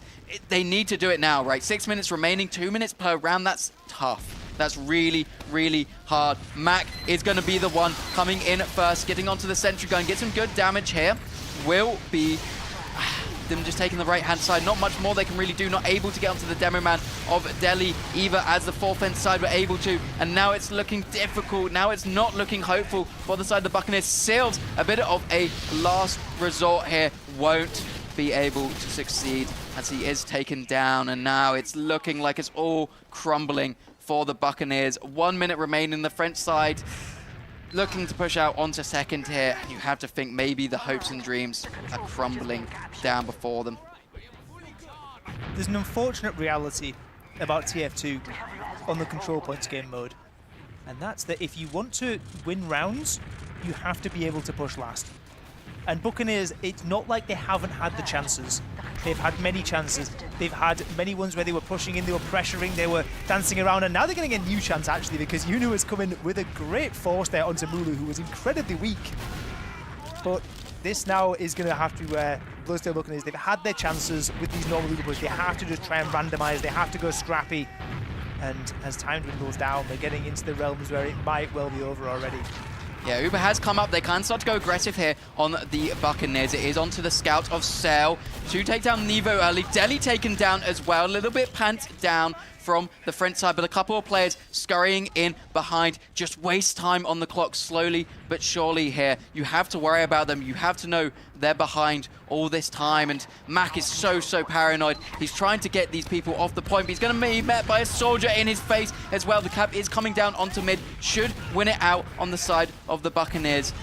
But the 4th fence side, they're coming back in. They want to contest, but no, they're going to back out. I'm going to give it to the Buccaneers. They know they don't need to do these aggressive plays. It's 4 minutes remaining on the map. It's looking hard. It's looking nigh impossible, but they do not give up on the Buccaneers. Junu taken down early. Nice play from the side of 4th fence, and now it's just getting so messy. They're just looking desperately for these hero plays constantly, and it's just not going the way of the Buccaneers. Mac, last one alive in choke. Don't think there's much he's going to be able to do. Not at all. Mac going to be trying to get out on this one. Yunu on the sniper again hasn't really lit up in the way that we've seen in prior games in this series on a whole. We saw a couple of nice shots on Process, but had a couple of chances here on Gully. Hasn't quite had the impact we've seen he's capable of on some of these other maps, but it's probably home time, I think, for the Pirates at this point. It's been a good run, but all good things must come to an end. Time to pack up their bags, sail on home, take the plunder that they have, because I don't think they're going to be in this one for much longer. Having a little bit of fun with it. Junu coming up on the sniper. Might as well play your favorite class for the last couple of minutes. But the Bloodsail Buccaneers, I feel like there was a lot of hope for them. I feel like there's a good core out of this team of Max, Sail, and Bloke have played together. Last LAN looks pretty good, but just not able to really make things happen here. You talk a lot about the LAN buff, but it feels like the French side have taken the LAN buff out of the Buccaneers, and they might put another nail in the coffin of the Buccaneers, because they look like they want to push in onto last. May as well make it 4. Prove our desk wrong, because they both went for 3, and they will be smirking at us if it does actually end up at 3-0. But no 4th has anything to do about it. QB sneaking underneath, trying to get onto the cap, and actually does get onto the cap. So Wandem and Epley in shambles. It's a 4th round for 4th fence. What can you do, really? Oh, that's so unfortunate that he That doesn't hit that arrow. arrow is so sad. Those are like the frag video arrows that you always hope for when you're playing Medic, but it doesn't go to plan. And now we are truly in garbage time. We've got rocket jumpers coming out galore. How do you feel about this 4th side, Ben? Do you feel like maybe they're showing their form a bit more in this game? I think they are. Honestly, with the show we had yesterday, I was slightly concerned. I felt like they weren't quite the team that we'd seen online, and particularly online in prior seasons, because this online season, again, in playoffs, they fell to the Buccaneers. But I think this is a team where when you've played together for so long with a consistent roster, you just know each other inside out, you can get over humps like that. You can, when there's a day of bad form or there's a couple of results not going your way, they can reset. They're old mates. They all know how they can adapt. They all know how each other play inside out. And in a LAN environment, in a really high pressure environment, that is just completely invaluable. And I'll let you know, I put my prediction in. I thought 4th would come second at this LAN. I expected them to have a deep run. And I thought, like, I just look at the names on the server, right? Bruised and Dummel, they've had great games. We've seen incredible clips from Delhi. The scouts have been munching up everything in front of them. This is a team that is up there as one of the best in Europe, and that's for a reason. And there will be 4th making their way into the lower bracket quarterfinals, semi-finals? Lower bracket semi-finals. Semi-finals for the side of 4th. So one step closer to that rematch, making their way all the way into the finals. We'll see what they can do tomorrow, I believe. Because I believe we've got an upper bracket game coming up after this one. Yeah, they're going to play the winner of the Aragosta against Pint Gaming, which has been played simultaneous to this. But you see, garbage time comes to a close. Players even leaving the server early. They want nothing to do with this one. 4th domination on both of these maps. Yeah, they just look like the better team today. And sometimes that's just the case. Sometimes they are just better. But the Bloodsail Buccaneers, they put up a valiant effort, 5th place for them in this LAN. And now they can fully enjoy the rest of their night and all of tomorrow, as we've still got plenty more games, Ben. We absolutely do. As they're gonna be in action later, but I believe we have a desk of people maybe ready to talk about that one and break that one down.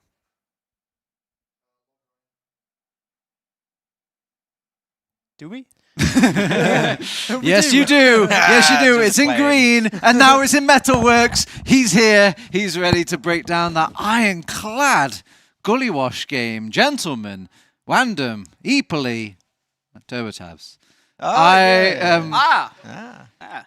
That was quite the fortress they had there, Wandom, on that Gully Wash game. They Like were a team. They were pushed back to last a lot, and every time I revisit any of my Gully Wash games, I'm like, how do you defend this map? There's like 2 little squares that you have to get out of spawn, but they find a way. I feel like this map especially was a series of tragedies. Yeah, for the Buccaneers.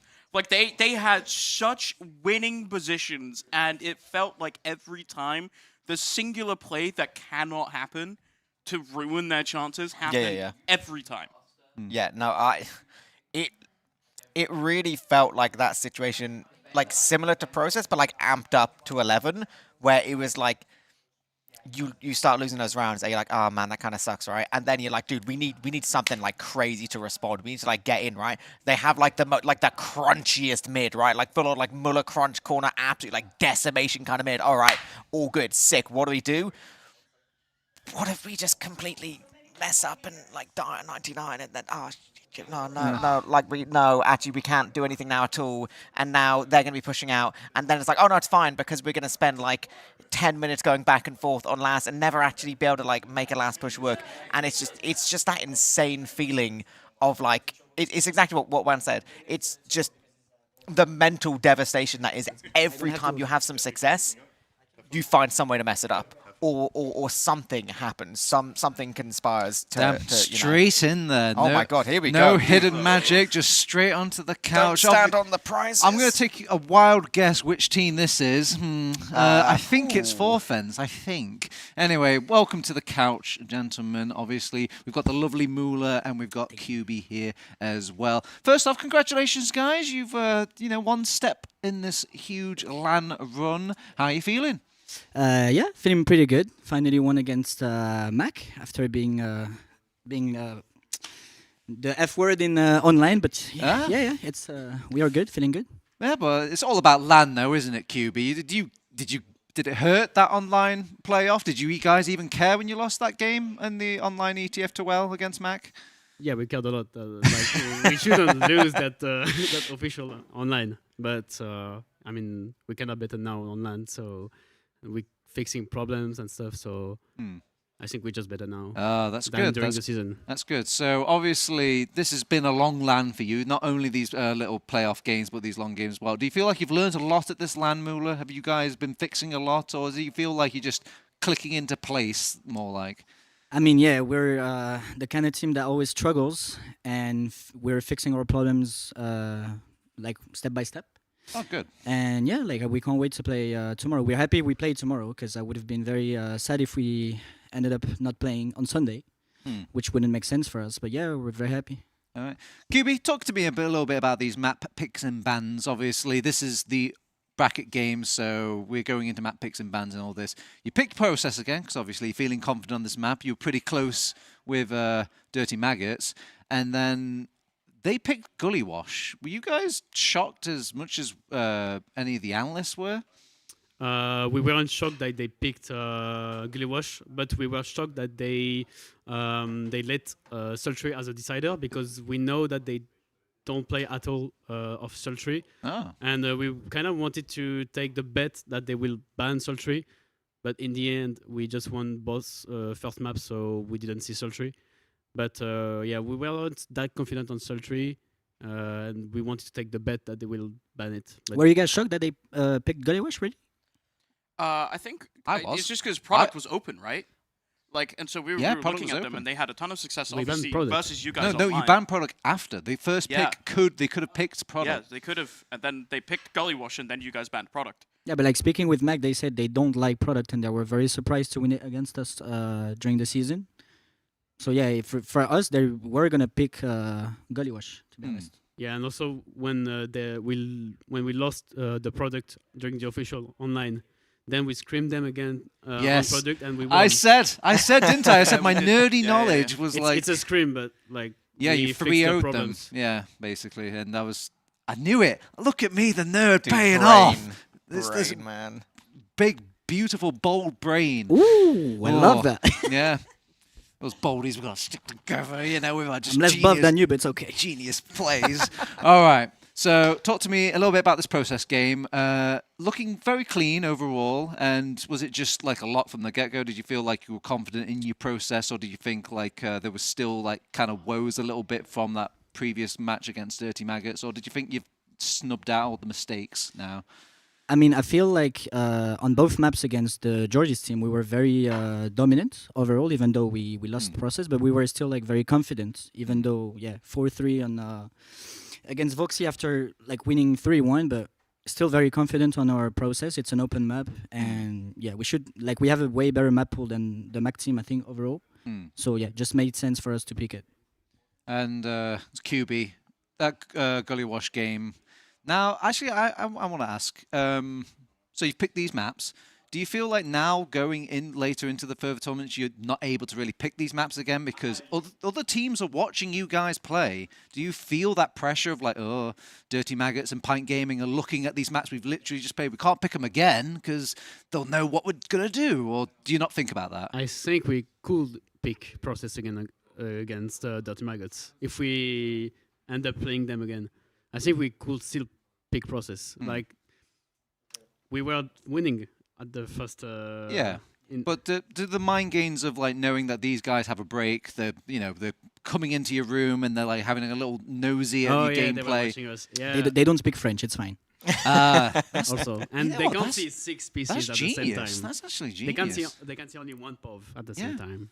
Yeah, that's Wandom. Is that that's not like a big difference if they watch us playing. Yeah, Wandom. That's actually quite. I never thought about that. Do comms, like being able to listen in on an enemy comms, is that like a massive advantage, or is it not really that big of a deal? I think for me, you learn a lot from getting to stand behind players and listening to their comms. Like it's something like it's a bit boring of me, I think, to harp on the witness journey again, but going in and like standing behind Thomas and listening to just the way he comes to his team, you learn so much from it.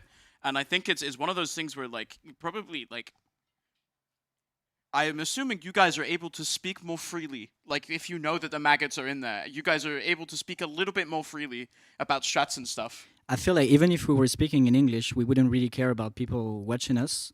But the thing is, you have to consider that speaking French is definitely not like something good for us, because speaking in French during the games is very hard. Like every sentence is longer, takes more. Interesting. Yeah, like That's speaking really in English in TF2 is much more easy than speaking in French. That's really cool. So what you're I saying? agree totally. Yeah. Oh wow! So Eeply, who would have guessed that all the English speakers are playing TF2 on hard? I mean, easy mode right now. Yeah. So, I guess do Witness need to start speaking French now if they really want to prove themselves in the game, or do you think? No, I think English is just like easy road to high divs, right? Yeah. So you need to be an English-speaking medic That's the one. That's the that one. is very charismatic. Yeah, I'm yeah. basically describing Pickles at this point, aren't I? Definitely. And really, Condog. Yeah. Yeah. We need Condog, yeah, by the way. Yeah. I feel like if we were speaking in English, we would be the best team ever. Really. Like, maybe hot take, I don't know, but like we would be the best team ever. Why don't you? Huh? Yeah. I mean, yeah, we just speak French. Like You gotta some make of it us don't fair, speak right? English. Who's got the lacking English in the squad? No, I think everyone speaks English quite good, but like I don't know. For example, Bruno might struggle a little bit. He speaks very good English, but like he's the main call at some point. So like if he struggles to be clear in his ideas and everything, But we just speak French because we're a full French squad team. It is very interesting because I mean this is obviously a history lesson now, but Tech, a very talented soldier back in the day, barely spoke a lick of English, but that didn't stop the lad going on these other English teams and all this, and not like having to just quickly, Tech, by the way, can you do? Obviously speaking French at this point, but he's like, yeah, Tech, can you do this? And then he tells everybody else what to do. Dude, I mean, like an air shot's an air shot in any language, you know. Yeah. It all just works. Air shot. Oh. All right. So so we've got your next game coming up. That's going to be against Pint Gaming. What are we thinking? What are we feeling, QB? I have a question. What was the score, Aragosta and Pine Gaming? Do you know what? Yeah, was the Wandon. score? What was the score of the game? What a great question. You know what? I'll tell you right now. It's probably a big fat 5-0, 5-0 probably. But dude, hang on. I'm gonna have a little look. Predictions. I was expecting Aragosta being able to upset maybe one map, but you've not been watching Aragosta like we've been watching Aragosta. I was, to be honest, if I'm like being 100% honest, I thought that winning this game, we would be playing the loser of Witness and the Dirty Maggots. We have one more game. I didn't even know. No, that the upper. I know. I forget about them too sometimes. But yes, they're still playing in the tournament, Aragosta and Pint Gaming. But yeah, you'll be meeting up against Pint Gaming. Any reactions? Is that like a bit easier than Dirty Maggots, or are you actually scared Pint of? Gaming took Witness to a golden cap. Yeah. On map number 1. I think we can't really compare like. Well, it tells you on the low bracket here that it is going to be Pint Gaming. So my guess was right. And they 2-0'd them. Beautiful. They did. Yeah, it was. I'm just nosing at the logs right now. I'm seeing a 5-1 on Gully. Damn it. And a 3-1 on Viaduct. Oh, that's kind of. Oh wait, that's Viaduct. They couldn't go any higher if they forced the number. But yeah, Pint Gaming reactions. Any comments?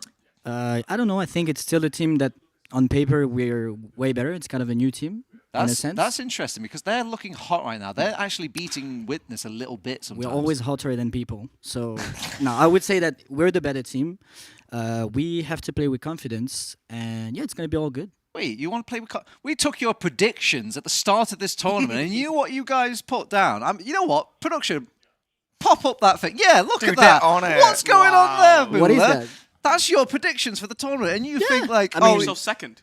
We're first. Is that... No, is you're that not surprising? first. You're second. on second place. Look at the column. That's you at the top there. That's your predictions going down. Oh. So you predicted... Who made those predictions? Did we predict that we're going to be third? You predicted you were going to be second. Are you No, reading the we same predicted chart I we were am? Yesterday that was not like that. No, Yesterday no. that was us first, no? I don't know. I didn't. Definitely, I wasn't the guy doing the predictions. Definitely. Who's the biggest emo on your team that's writing these predictions? Has to be Bruno. Has to be Bruno. No, it's Bruno. Definitely. If I was the guy making prediction, we would be first 100%. Maybe, is this what the chart would look like if you were coming in English or French? Or Maybe, I don't yeah. know. Interesting. I didn't know we put us on second. I didn't know. So, but yeah, like you said, you should have these confidence, but maybe you've built it now, so maybe it all works out. But yeah, Pint Gaming coming up at QB. Any thoughts, any comments about this team? Are you worried about them maybe less or so more than Dirty Maggots? I think we will be less worried than against Mac because that's a different matchup. I think we kind of struggle against the teams that looks like Mac's teams because they are kind of gimmicks teams sometimes. Okay, does Pike Gaming strike you as a gimmicks team? No. Okay. They play Okay. like very normal, very commonly with like a big pocket scout playing, taking trades and stuff like that.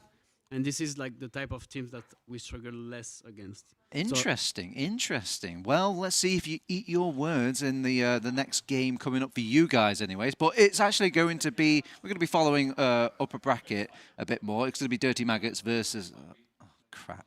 Go on. Testimonianza di Giorgio. I'm actually improving. No, I'm getting it's okay. in Italian. It's in Italian. Be careful. Yeah. Don't worry, it's not French. But that was okay. But yeah, they're going to be playing off against Dirty Maggots. Don't scoff at me. That was okay. That was. Keep adding an R, and I don't know where you're finding this Why, metaphor. you know what? Why don't you take a hot, try at it? I think TDG is going to do great. Oh my god. Okay, touche. But any sort of predictions just for fun? What do you think that For this matchup? For basically Witness against what used to be Witness versus Dirty Maggots. Who do you think will win that? 5-0, 15 minutes everyone. Oh, wow. There you go. Okay, they said it right there, 0050. But let's see if we can do that. Obviously, because you've been so nice on the couch here, I'm going to give you some shout-outs. Notice I didn't give Piggle shout-outs last time. No, he shouted enough. He's loud enough, you don't need him. It was shout-out straight away for that man. But yes, if you've got any special people out there, maybe just thank your team. It's up to you. In French, though? Yeah, can do. Keep it Christian, though. Petit shout-out à tous les petits Français de Mumble, les Explosive Dogs, Car, Alex, surtout, et ma petite copine. I've taken Duolingo, French, like 5 times. So you better be. All right. Okay. Yeah, I have no girlfriends to shout out, but shout out to all the Frenchies, definitely, and yeah, shout out to Condog as well. The man has to let the stream know that he's single and he's ready to mingle, huh? All right. Thank you very much for Fenton. Obviously, thank you, Wandom, and thank you, Epoli, for the analysis. Yeah, shout out to the production as well. Sorry. Oh, that's the correct shout out if I've ever heard one. Again, a big shout out to Mannco.Store. A big shout out to Being Esports as well, and a big shout out to the pub quiz. We're going to be doing that later after game, so make sure you turn up. We've got prizes. Look, lift the prizes. Oh God, there's a prize, and then there's the keyboard. There's another. There's a mouse behind lovely you. donated by Being Esports. There's just loads, such lovely people. All right, okay. Yeah. Let's bow us out now. We need to go. We're going to go to a break. We're going to set up our upper bracket final. Finals. Yes. Yep. Got some junk clogging up your TF2 inventory? Come check out Mannco.Store, where you can buy and sell skins from all of your favorite video games for real money. Oh, hello there. I didn't see you. Anyway, on today's word of the day, we do have syncretism. What does that mean? Well, there are very different kinds of syncretistic plays that you can witness on this very fine LAN. It basically comes from a newer Latin version where, the creeds, they combined and they had combined efforts to beat out any foreign invaders, which you can also see on this very land. So incorporate new ideas, maybe try to listen to a medic for once.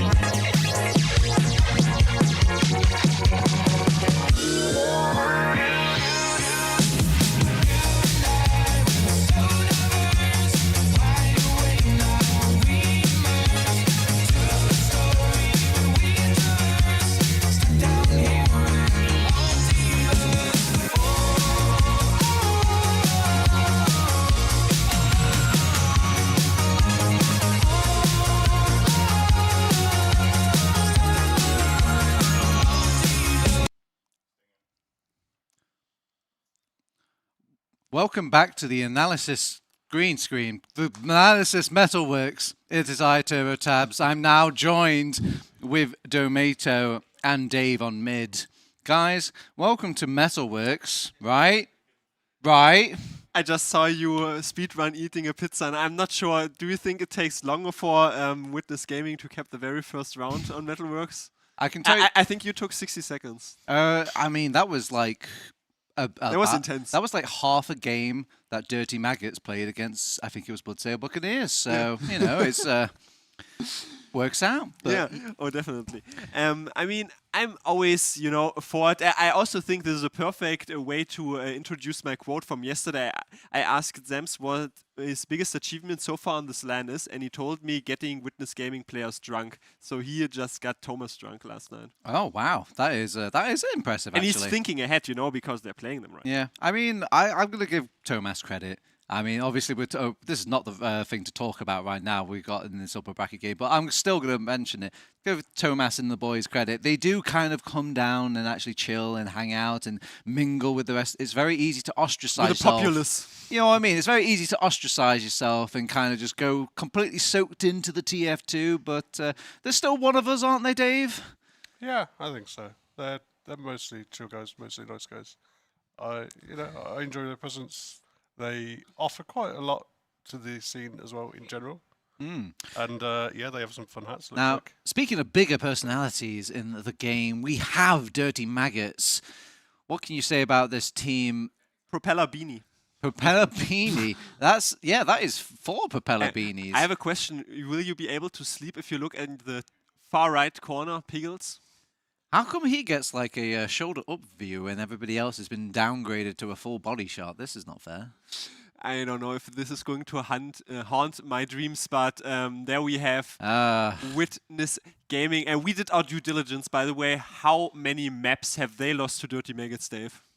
So in recent times, they haven't lost any maps. They've lost 3 rounds. Yeah, 2 to 3 rounds. In 7 maps. Someone needs to look up that loss on Gully Wash against Forfens, because I don't think that's the case. What on earth happened there? I don't remember that, but I think that is a production error. Oh, is that a scrim, maybe? I don't know. No, it was 4-1, but it was 4-1 to Witness from what I see. And here we got the map pick. We've got the map picks and bans. Just quickly, Bagel pick, Gully Wash pick. We will be playing Poddock if it comes down to that. Is it going to go to 3 maps? Yes or no? No. No, I don't think so. Okay, good enough for me. Straight to the casters. Do you think that after this many attempts, maybe eventually Dirty Maggots might succeed? Maybe this is the time. I would really, really love to see it go to a 3rd map because I love the idea of a best-of-3 series having 2 COF maps. Like, just that idea is so funny. Shut me in. It's just the idea that it is like currently local time 8:47 at night. We're just starting a best-of-3. I just love the idea of it getting to like 10 p.m. after just a day of playing. It's like, dude, you have a full like game of product to be playing. Yeah. It's such a LAN vibe. Bro. Hop on Sniper, dude. Get on it. No, I'm really excited for this. Okay, here's the thing. We've seen this matchup throughout the last like week and a half. Yeah. So many times at this point. We watched it in the upper bracket finals of ETF2L. Yeah. And Maggers got rolled. Yeah. And then we watched it happen in the finals of ETF2L. And Maggers got rolled. Damn. And then we watched it happen in the group stage. We did. And the Maggots got rolled. So the track record's not amazing. And it feels like the reason it's not amazing is because Maggots, much like the game we just watched, whenever they get a lead, it kind of just instantly blows up in their face. Yeah. Because Witness are too good. That is an issue. I'll agree with you on that one, yeah. How do you feel about us going to Bagel, Epoli? Honestly, I'm kind of vibing with the idea of Bagel. I think... So the biggest thing for me is the fact that obviously playing, Witness on any map is immensely scary. Bagel is gonna be hard. Like any COF map is gonna be hard when you have just like, you're against like the best players individually on their classes. But at the same time, I feel like it's like if you're gonna make some magic happen, you gotta do some like crazy individual plays and stuff. It just almost feels like when you have a map which is by its nature faster, that allows more magic to happen. Like in the last series we just saw, right? I feel like the entire reason the Buccaneers couldn't get anything to happen is like the second they got any momentum, something happened and then they end up on like 5 CP trading Ubers back and forth on points which like they're never really gonna cap because like they just can't get through. Whereas on Koth, doing that, like you either lose hard or you make something happen. Like you get forced into it. Yeah, it's a really scary map. I think Bagel might even be the scariest map to play Witness on, in my opinion. They are so good at just tank. Like, if you want a demo that you can just tank behind a point and have him win you rounds on his own, it is Lucas, right? Yeah, no, I feel like if you're against any demo man, like, you know, nearly in the world on this map, I wouldn't want to be against Lucas. Because like you say, you can just tank them so hard. They can just do so much damage. Like, the point ain't that big. And we saw this map in the finals as well. And really what the differentiating factor was, we had a close round at the first one. In the first round of that map, it was really, really close, but really the defining factor was just the flank. Yeah. Those houses on Bagel are so important to allowing your team to flood across the point after your demo has done a lot of spamming.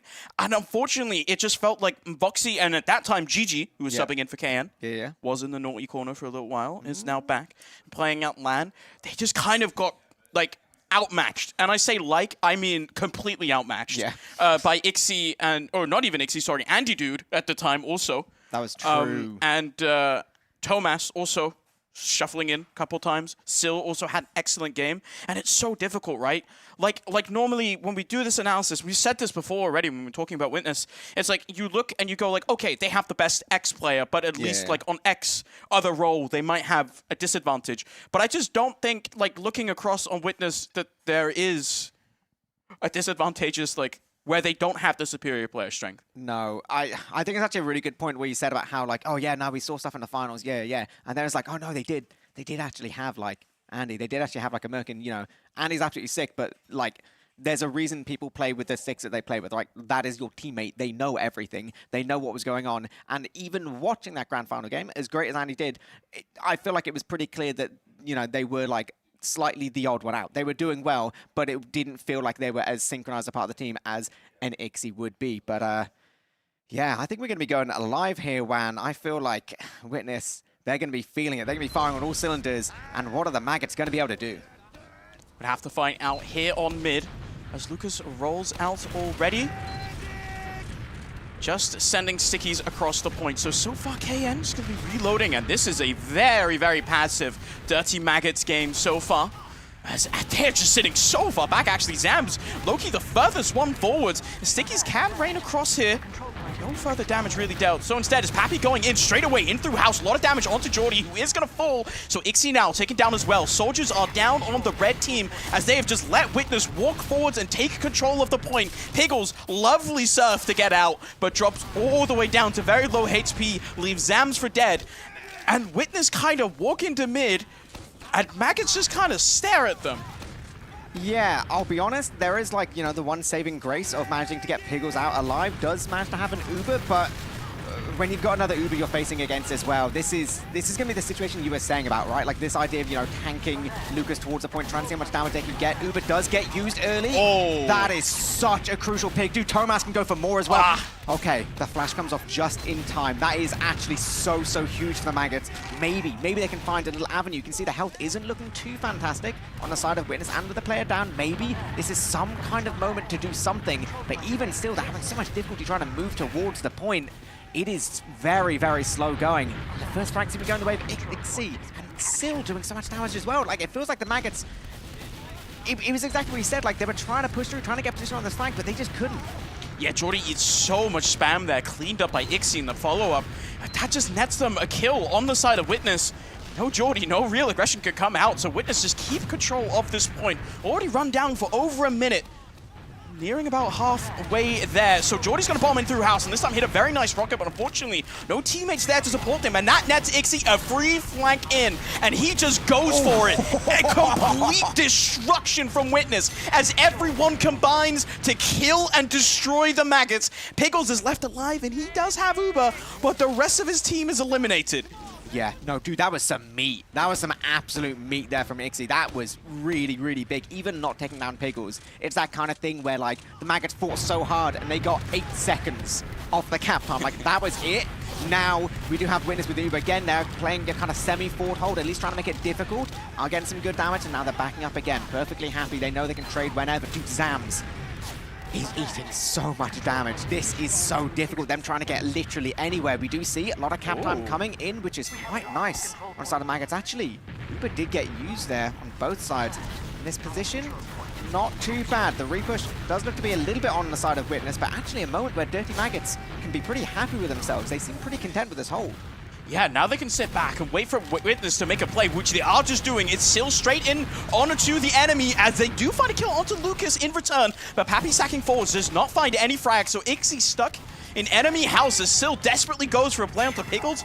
Doesn't find it. They do manage to cap the point, but that's not to their favor at the moment. That's going to extend the spawn timer of both Lucas, Pappy, and Silentes there. And Net Maggots control of the point once again, and they can continue running down the timer, but you have to look at that timer. It only says 50 seconds for Witness, and they can just run it back once again.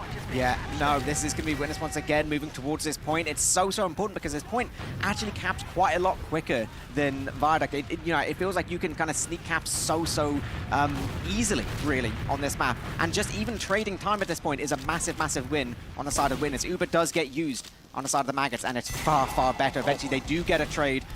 And Witness do manage to use this, but Tomas is just all the way in. What a sick little shot there onto Pickles. The cleanup on Voxy, and they have controller point. And this is now already, we're finding ourselves in a bit of a crunch time for the Dirty Maggots. Pickles up in 3 seconds. They will have time just to get their heals. You can see the rest of the team playing back. They know they need to get their heals. They need to play together. This needs to be such a solid push.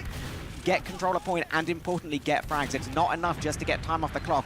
They need to do something about this Uber disadvantage, and they need to actually get some players down. So they're moving across for the moment. It is spam being exchanged, but an early sticky trap kill from Lucas onto KN is going to set a spanner in the works here for Witness, as they can start activating once again, forcing the Maggots back as the timer just runs out. It only says 4 seconds left, and there are no Maggots near. Jordy not quite finding the rocket jump means that he's going to be a bit delayed, and now the Maggots forced onto the point. Voxy eating so much damage, has to back off for the moment as the Uber is popped on the side of Auto, and Af is taken down as well. Pickles is 80-90%, but without a demo man, you have to do so much work as the rest of the team members are cleaned up by the scouts of Witness. Just an Ubered Voxy left alive with Pickles onto the point. He's one land before, and he's going to have to do it all by himself now. It starts with a single kill onto Lucas, but it's so much damage across the rest of the Maggots, and Pickles is so low. He just barely manages to escape, but he's on his own on the point. Tomas is killing everyone, and that is 1-0 for Witness. I'm going to be real. That was a pretty commanding first round. Yeah, there's so much to be said for, when Witness is in that advantageous position, they have that Uber advantage, and then you have no choice on the side of Dirty Maggots but to bring all your players forward towards the point because you have to cap, but then you can see Witness is just baiting them in. They bring these players all the way towards the point, and then the second they get a little bit of cap time, the second they're in that position, Witness is like, bam, we have that Uber, we are getting in, and it's so hard. I think exactly like you said, Juan, already you can see from this round, like, the Maggots are having so much difficulty on these kind of flank buildings, like on either side. It seems weird. If you haven't played this map too much, you might kind of think that it's all about the point, it's all about that kind of position, but those houses on the side make so much of a difference. It's such a kind of, decent high ground advantage. It's only a little bit of height, but it makes playing Soldier so much easier with your splash. There's so many things you can do with it, and the second you lose control or can never gain control, you're just always on the back foot. Yeah, it's so hard, right? And the Witness members, you can see they're just on lock. I don't know if we can press tab or like show a log or something, but Lucas has Tomas rather has infinite frags at the moment. Outscoring his medic, that's good enough for me for now. Dude. But yeah, he's doing a lot of work. I think it's just so hard, right? Because you lose control of the house, and then you just see like Ixie gets off such a hard flank. Yeah. It's so difficult to deal with. He comes in and he just does so much damage to your team. And it's such a weird thing to analyze because the conclusion is just like, just win the 1v1. Like, I don't... What? Okay, so, like, you say that, but, like, to me, it's those really frustrating situations. We saw a moment where, like, Jordy was like, okay, I'm going to jump, like, from the kind of lower point from their side into house and see what I can see what's going on, right? He jumps up, and the second he jumps up, like, there's already a soldier and a scout, like, together, fully buffed, who just, like, basically one-shot him. And it's those situations where you're just like, dude, are they in my brain or something? Because, like, you didn't even get a chance in that fight. And then the second you go down, not only do you not have control over the flank, but then, like, your team has 5 players, and you're kind of there like, well, I guess this push is scuffed then, right? It's so hard. So I do imagine we had a little bit of attack pause on the side of the Maggots there. Let's talk things over after that round, because I really want that for successful. And honestly, they weren't last time either. We need to see some kind of a switch up here for them to remain successful or find any kind of success versus Witness. Already down 1 round. It's early spam here from Zams on to the mid, but you can see the Witness aggression already peeking in through house there. And the Maggots are sitting so far back. Piggles eats 50 damage very early on, and he's sitting in a very precarious position here. Yeah, we do see just both teams playing very, very patient, with Witness being closer towards the point. They can start that cap time. Now it has been unlocked. Now, a little bit of a flank aggression, kind of mirroring both sides. Pappy, ooh, just about, yes, combining to get that first frag here. Actually dragging the heals a lot of the way back, which means the rest of Witness can just go in. Oh my god, Ixie doing so much damage. Piggles doing incredibly well. Flash living, but no, Pappy with the follow-up, and it's just like, the second they try and get anywhere, the second they just need to back up and regroup, they just keep getting chased down. He went for a health pack, and a soldier went and took it right in front of his face. And dude, I'd be fuming. I'd be fuming. Oh no, that's really bad. I think it's also one of those where, like, yes, that's a tilter, but you have to just shake it off. You have to keep going, because now Witness control of the point, a full 100% Uber ad, because your medic died so late in that fight, and you have a massive mountain to climb now. No, for real, it's like, yeah, dying early in the mid-fight kind of sucks, but then dying super late just means like, oh, okay, you basically like are committed to a sack wave. So here we go. We do see 1, 2, 3 players going all the way in. Very nicely done there. They get so deep, managing to get that force off. That's actually really well played. The cleanup comes in, but ultimately that's all to the good of the Dirty Maggots, because, you know, one of the things people don't always pay attention to in sack waves is not only do you need to go at the same time, but ideally you need to die at the same time, because, you know, dying off sync just kind of wastes opportunities for your team. So there we go. Maggots achieved exactly what they want to. Now they've got their own Uber. Now it's their turn to try and get through clean. Witness doing an excellent job of sitting quite close, doing a lot of damage, trying to get this Uber out of Piggles as soon as possible to make sure they can maintain control of the point. But so far, Piggles unwilling and unyielding, so they're going to send in a soldier in behind, as it's Pappy falling early on. Uber still is yet to come out. It's just Voxy sitting on the point now, blocked by Tomas, but still is cleaned up on the flank. Now, 2 soldier picks. This is a decent opportunity for maybe the Maggots to do a little bit more, as the aggression cannot come out from Witness, but instead they're just sitting pretty on the point, spamming across. But a counter Uber from Auto now up as well. So you can see Witness rotating over and getting ready for some kind of counter aggression here. You have to wonder now for the Maggots, are you up to the task? Are you ready to take this Uber trade? Yep, here we go. We're going to see exactly that. Tomas does get the Uber, goes all the way through, forces off the Uber of the Dirty Maggots, and manages to, you know, do a little bit of peppering. No one ultimately going to be losing their life, so Ubers are now going to be equal, and this is the Witness repush. First pipe onto Voxy is going to open things up just a little bit. This isn't the be-all, end-all for the side of Dirty Maggots right now. They have lost control of the point, though, which is going to make things a lot more difficult, and Pappy's in a good position to get a lot of damage in. If there can be any follow-up from the rest of the team, combining onto Af, but actually, maybe a little bit of a saving grace there. They do lose control of the point, but as soon as they get their spawns, there's no reason why they can't just keep going forward, especially with Lucas going very aggressive. Beautiful little surf away, but actually might get caught out, and Auto just staying way too long there. That's one of those crucial little moments, actually. Very rare for a Witness mistake. Yeah, this is now an opportunity here for the Maggots. Blood in the water, but they do lose their demo man as well, so they can't aggress as much as they perhaps like. But a massive advantage here for Piggles. You have to use this to its utmost to take time off the point. Victory against Witness comes at a cost. It is not easy, and it has to start off with edging them off of this point. Uber comes in, and what does it find? Zam's bomb so deep and finds an early sticky in onto the enemy scout, but unfortunately the follow-up is just not there. They lose and find 3 on the side of Witness, but they're still up. Auto is just fine, and now 60% Uber as well. They can just wait for these spawners, and suddenly Uber advantage in the opposing favor. They really can. I feel like Dirty Maggots are, you know, I'm going to be real, I feel like they're giving Witness quite a bit of respect here. Even with 3 players down on the side of Witness, they, you know, didn't want to go forward on the Maggot side. They were very, very well. Soldier does go all the way in.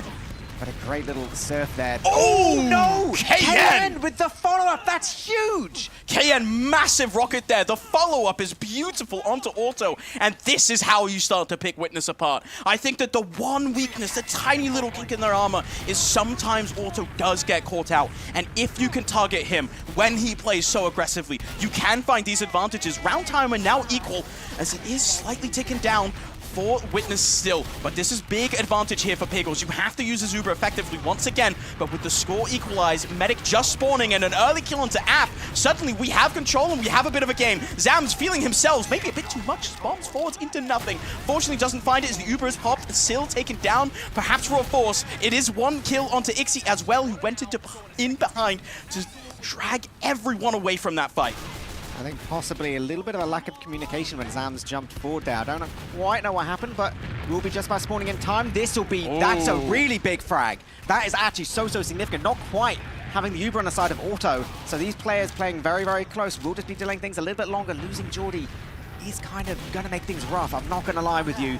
I think ultimately on the side of Dirty Maggots, they really need to try and get a force here. Like, keep control a point as much as they can, but a force here is perfect. There we go. Uber has been used. They need to make sure not to get caught here. KM is perfectly fine. As long as Pickles is getting out and the rest of these players, that's so good. Look, only now are Winners managing to cap at 15 seconds and a huge Uber advantage. If they get any frags here, that could be huge, but it's actually Voxy. That's such a big delay for them now. Pushing without Voxy on the flank is so much harder, as Witness now have time to really set up this forward hold and drag this Uber out as early as possible from Pickles. If they can hold on to this, they can have a counter Uber, and it is so much damage pushing through this. Uber forced out onto Zams, and he finds a beautiful little sticky onto the enemy. It's one singular kill onto Pappy, who has been getting caught out, but look at the timer now equally. Yeah. It's fading. This is so crucial. 12 seconds left on the clock. We are seeing a good amount of time for the side of Dirty Maggots. Only 80% on the side of Auto.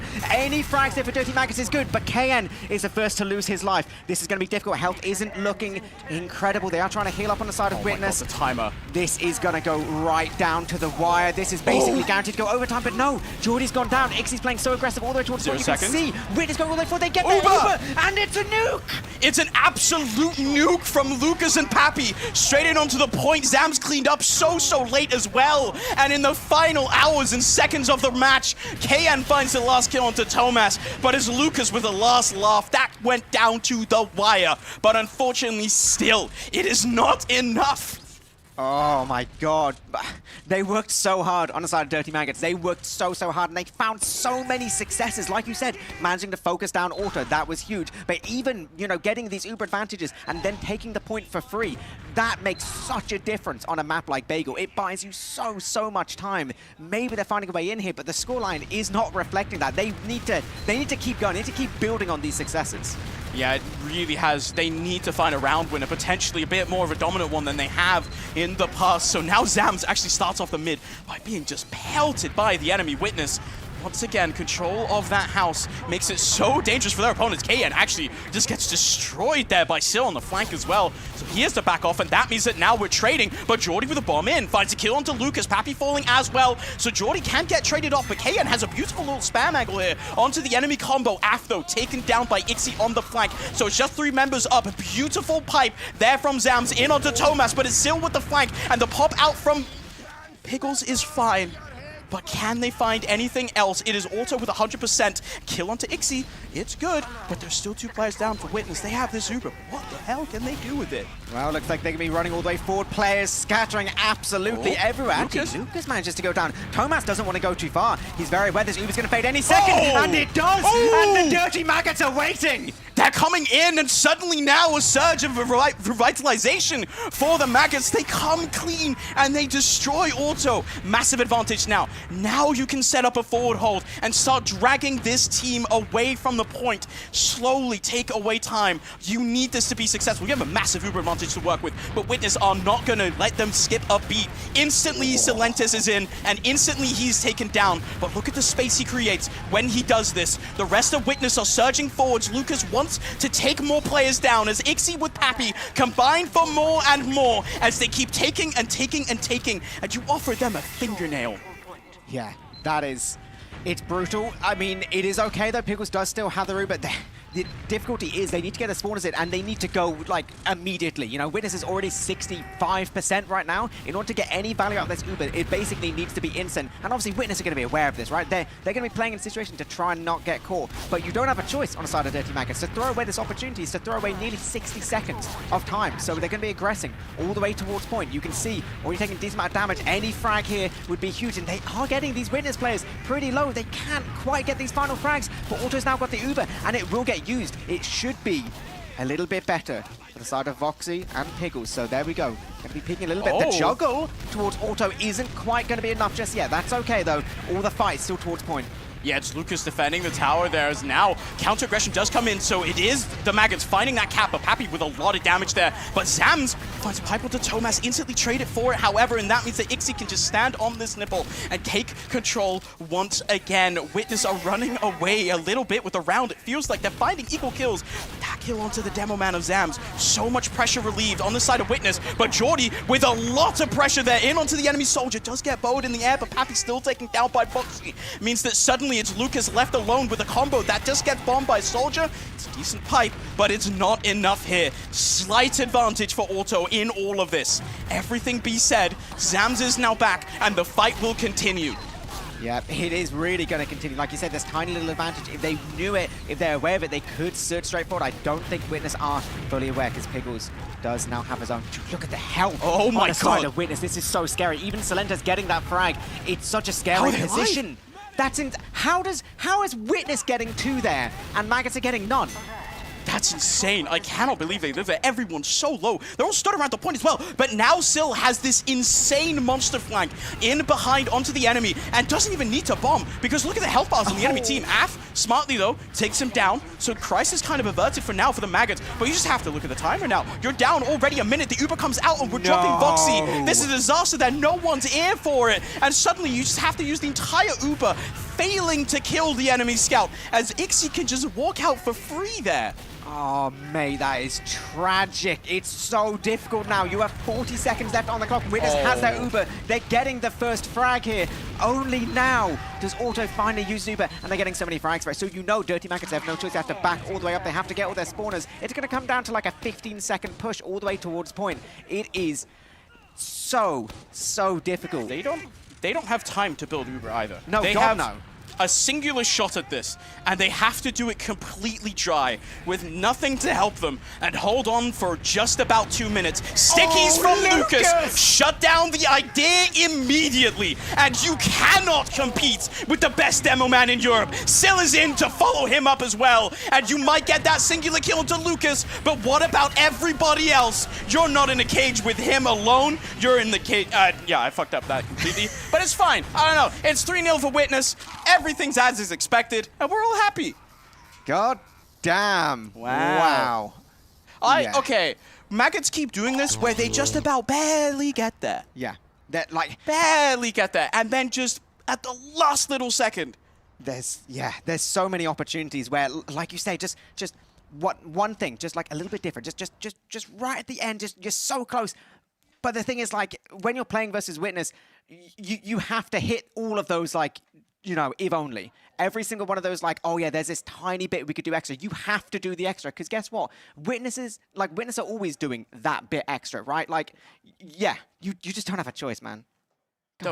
That trap from Lucas is just absolutely insane. As you can see, plenty of players in the Witness room. Pappy going out for a bit of fresh air there as well. Demul apparently manifesting Metalworks. I was going to say, yeah, Demul is like somehow bringing Metalworks to them. Maybe not playing that map, I don't think. Yeah, it's interesting for sure. I mean, you can see everyone else watching them leave. Yeah, just being like, oh, free PC. Yeah. Speaking of Metalworks, I think we might have some people live reporting from the scene on Metalworks. Oh my days, dude, imagine. Oh my god, look, it's morphing into it. Oh my god, we're going to have to move straight over to Metalworks. Look at them go! I mean, it makes sense. Like, we're on the couch here, we're in Metalworks. They're not going to be far away, so they're on the map of Metalworks. I think they just... they're just in little bits and pieces. But anyway, welcome back to the Analytical Couch. I'm TurboTimes. I'm joined again with Domato and Dave. Guys, I'm not sure if I've watched like 5 million Dirty Maggots versus Witness games at this point, but I feel like I'm seeing just like little tiny dashes of copium. That wasn't the strongest I've ever seen Witness. Sorry, Testimonianza di Giorgio. Testimonianza di Gioco. Gioco, yes. Gioco. I was close. Oh, I got the hardest bit right. All right, but yeah, like, am I crazy, Domator? Yes. Was there signs of life in that game? There was definitely signs of life. You always have to focus, on the micro perspective on every one of those rounds. I stood behind Voxtech because I'm the largest, not the largest, the biggest Voxtech, just saved it, the biggest Voxtech fanboy in the venue, I think. But from his point of view, it looked okay. But the problem is, whenever they wanted to push, they took 10,000 damage. They couldn't tread anywhere. And whenever he wanted to take a fight, they didn't have any damage on Witness Gaming, and his players went down left and right. Yeah. Dave, who are you the largest, biggest fan of in this game? Who was kind of popping off for you, in your opinion? I mean, it seemed that every time Sil went for anything, they just kind of worked out. He seemed to be the guy who was really kind of making the difference because, as you say, it wasn't kind of a complete steamroll like we've seen in a couple of games, like particularly we saw in Process yesterday. There was some moments of hope, but just every single time he just seemed to swoop in and extinguish it immediately. Yeah, I think that especially that second round where they actually dropped. I don't think it was dropped, but I think it was like, they killed Auto a few times, but they still ended up winning. Kind of surprising. Usually, like, you throw Ubers out of flux that much, and so much time is ticked away from both of these teams. It usually takes a long time to reset that, but they figured it out, Domato. Is this a map that you could maybe pencil down if you're like Pint Gaming, or if you're Thor Fence as like a map to maybe think about if you do play against with Testimonianza di Gioco? Is that already stereotypical blaming? No. It helps. I don't know why. I promise you it helps. I mean, I don't have to take hypothetical guesses because there are only 3 maps that we're playing, tonight, and I don't see this working on Metalworks. I'm sorry for everyone who is maybe still coping. In all of the 3 rounds on Bagel, there was one incident where Witness Gaming lost more than 3 players or 3 players. It's so seldom that this ever happens. Finally, I prompted it with my thoughts. Auto goes down 3 times, Piggles goes down 5 times, and those deaths on Piggles were 10 times more influential than the deaths on Auto. The only times Auto ever died was when KN literally had the biggest, most clinical bombs and rockets that he ever died to. And they felt more costly as well. Those kind where you're throwing not just 1 soldier, not just 2 soldiers, but even maybe a scout is kind of getting in there just to add a little bit extra pressure. Whilst the Piggle drops seem to be more like a fundamental breakdown of the map. Like they lose left house completely and Pappy manages to sail all the way in, and it's that last little headache they forget. I think there is a problem with Dirty Maggots Bagel where I think some things are slipping in the comms. I was in good God, Testimonianza di Gioco's. It works. The hand thing works. Yeah. It works, but they would kind of bust in through a door, or they would go through certain doorways, but these players would not get called, and they get like completely surprised by these soldiers standing in spots that should have been called. So I wonder if maybe there's just way too much chaos going on, but we're seeing a bit of the strength, Dave, of like that chill attitude. They've barely got to com much on that Italian team, whilst Dirty Maggots, I can only assume, is just comming everything, and they're just getting lost. Yeah, it feels the last few times I've played, they seem to be a little bit in their heads that they've played against this team so many times, they've been smashed so many times that they seem overall to be losing a little bit of faith. They don't seem to be confident. We saw various phases of the game where they were much more passive than we've seen them against other teams. Against other teams, they stand strong, they play a bit more forward, they're happy to contest them. Whenever they take on Witness, they seem to just take that one step back, and it really just invites that pressure onto them. Well, on the bright side, though, that was just map 1, and that was the map pick of Testimonianza di Gioco. You still have one day, by the way, to go to nail that down. Still 1 day. Yeah, I'll figure it out eventually. But anyway, that was their map pick. Yes. So their second map is going to be the pick of Dirty Maggots. They decided to go with this Gully Wash. What do you think of this pick? Good pick, bad pick, Tomato? I can't even dig the convalescent measure. I think it's an okay pick, honestly. The problem is Gully Wash is really the heaven for soldiers, and when you look at Salentis and Peppy, they're not rivaled at all. KN rivals them sometimes alone a bit, it seems to me. Don't want to single out any players, but don't see this happening, sorry. Dave, Gullywash, famously known for Salentes does not lose Gullywash and all this, but do the soldiers really not hold a candle to these guys? There's KN and I'm forgetting the other soldier. That's how like wait, what? Boojman. No. How could you? But Bridgman is French. Yeah, that's we just French. had him on that's the French one. On the couch. Geordie. I remember Geordie. Yeah. He's the one who dies a lot. Yes, that's why I can't remember him. But yeah, they're struggling here. I mean, to be fair, in that first map, they actually out-damaged the Witness Gaming soldiers, but the Witness Gaming soldiers also had Thomas that carried a lot of weight for them.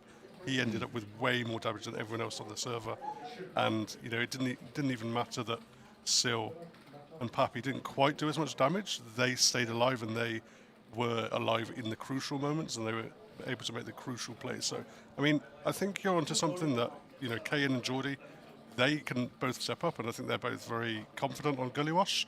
But, I mean, it makes sense to pick that map if you're confident, but it just seems throughout all these last 3 weeks, they've tried a bunch of different maps against Witness, and nothing has worked so far. Yeah. So, I mean, Gullywash, do you think this map is going to be coming down to the mids, or is this map a bit more forgiving, Domato, when it comes to losing? I feel like I'm so reveling in the depression here already. I love Dirty Maggots 5-0 right now. Honestly, like smacking them in the face, like Pint Gaming revived on mid, rolling it to last. Okay. You know what?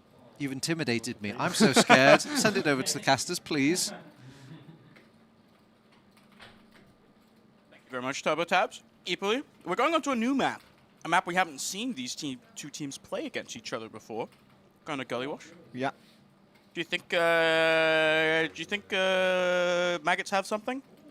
I'm going to be real. I think it's going to be really hard. Yeah, like, I think it's going to be really, really hard. I think, you know, what a wonderful couch folks, couch dwellers, I think I said the other day. Yeah, that's good. I think, as they pointed out, it is very, very difficult when you play against, you know, two of the best soldiers kind of ever, full stop. And even when you look from a raw numbers game, like, you know, Witness plays so well together. There's, you know, there's something to be said for the fact that obviously Thomas gets like huge damage individually, right? But it's that kind of like synchronized, you know, way of doing things where like Thomas is able to get so much damage because his soldiers make so much space and they take so much position and they force people into like an advantageous position, and then Thomas, you know, also allows them to do so much as well. So it's gonna be a hard one, but I mean, I guess we don't have to wait too much longer to find out because we're going live here on Gullywash, Witness versus Dirty Maggots. Dirty Maggots have to find some kind of responsive Witness. You can see Oh, immediately Slay, Zams Slay! sticking up Salentes and reading him like a book. That is the momentum you need if you are the Maggots. And KN in on reverse with the play and just finds the kill onto Lucas. There's a follow-up from Geordie onto Auto, and it is beautiful. And suddenly now, advantage Maggots. It is one Pappy and one Thomas hiding. Can they find anything at all? Thomas in lower is gonna get taken down. There's one soldier hiding up above. Pappy is gonna drop down on his opponent. They have not spotted him, but the timing is not there.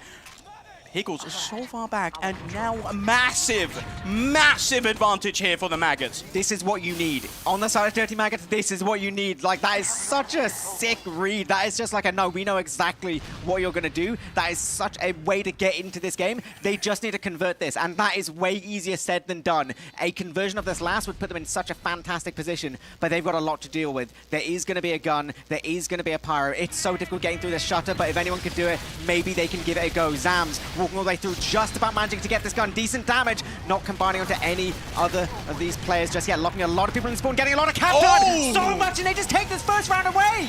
Message sent. That is the first time in a very long time that the Maggots have taken a round, and they do it in style. They read the mid completely, and they do not flounder the advantage. They just send it in clean onto the point, and there we go. 1-0 up. That's all it takes. Why didn't they just do that before? Just do that 5 times, idiot. Dude, it's so easy. But, like, no, it is exactly what you said. They had such a plan for the mid, but also getting that conversion, like having a plan for how you want to do that last push. This wasn't this messy nonsense we've been seeing so much this tournament. This is cool, calm, collected. And we're going into the second mid. Does Witness have an answer? Maybe they do. It's an early kill there onto KN from Pappy, and that's going to force Geordie to play all the way back, and the Maggots want nothing further to do with the middle fight. So they're going to back off into second. Zams is going to sticky up lower here. Make sure no one goes in and does any funny business. It's still going to walk over towards the shutter area, just trying to bait it out. You can see Zams already watching it. But the aggression now from Witness coming through Big Door, and they have even Ubers, but I think they might want to take a trade here. Quite possibly, yeah. I feel like there's something to be said for how Dirty Maggots played that mid. They know they're round up right now. They know, you know, the ball is in their court. First frag onto Pappy. That's really nice. But it comes at the cost of an Uber being used. Yeah, Pappy just straight in through choke there, finds the force onto Piggles, and suddenly that advantage that they did, or rather the lack of advantage that Witness had, is just completely out of the water. Witness, big advantage, can send this through choke, and there is no Maggots position at all. They are back on second, back on last. That... Juan, like, correct me if I'm wrong, that seemed a little bit passive, didn't it? That seemed like, you know, obviously you don't want to get caught by the Uber, but to let them take second for free without any real, you know, answer to anything. Like, they're only now 65%. Like, Uber is coming all the way in. Zams on the double donks. You gotta love it. It does deny them a decent bit, but that means importantly he's not playing towards point. So once those stickies get dead, that is the end of it. So first player does go down, very calm towards point. Ixie getting quite a lot of cap time. This is surely just gonna fall away from them. Oh my god, Ixie does so much cap time, but unfortunately it's not quite coalescing quite yet, as Pickles just barely manages to grind out an Uber, but there is no one there. No one to fight this Uber, so Sil can bomb in the post-Uber. The rockets from Pappy are beautiful, and Zams is taken down. No one left on the Maggots to hold, and Witness respond right back. It has only been 4 minutes, but so much action has happened already. God, I hope the game continues like this. That is such a resounding answer on the side of Witness. That is just powerful, right? The fact that, you know, I feel like the story of that round was Dirty Maggots giving Witness so much respect. They lost one pick on mid, they were like, oh, maybe we back up. And then they got forced, and like, oh, maybe we back up again. But if you give Witness an inch, they will take a mile. You need to snap yourselves out of that. You have to, of course, you have to play with the utmost respect, but at the same time, you need to counter-aggress. You need to try and take the fights, because otherwise you just lose. It's KN, though, bombing in. Early kill onto Lucas is going to pay for it with his life. So no red soldiers left on the map for the moment as Zams aggresses so far forward. And unfortunately, there are no kills to be found on the opposing team. So just 2 scouts up left to run Piggles out of second, because they really can't take this fight. But Piggles misses the serve, because Ixie is pelting him, and Thomas is in behind, cleans up 2, and they are just out.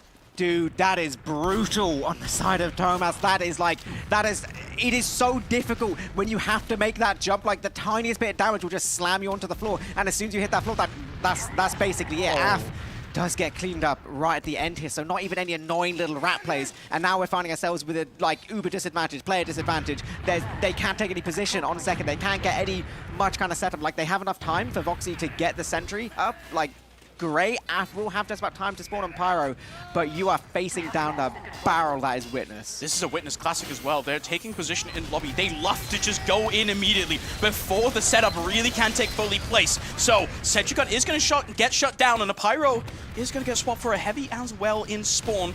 Once that gun is taken down, entry swaps over, and now Voxy sitting on heavy, but Zams on the double donks on lower is going to have to find a lot of work as the pressure is coming out, but the Demo Man is just going to fall. It's Ixie in through lower with Pappy, combining for 2, as 1 soldier, 1 Pyro has to do a lot to hold on. They find the first kill, but the health bars aren't quite there. It's still very scary if you are the Maggots, because Witness are poking you from every single angle, and it is Lucas with the brunt of it. So much damage dealt across. Pickles has to pop that. Oh, that's so sad. Okay, I feel like almost any other team in Europe right now would not have stayed that aggressive for that long. Like, Lucas playing towards that, like, river position, even Auto towards a shutter. Like, they were being that aggressive that entire time, even after literally having failed the push. Getting that force off just means that, like, guess what? They can now just get their Uber and go for it again. Very, very few teams would have stayed that aggressive for that long. And I think this is what puts Witness head and shoulders above the rest.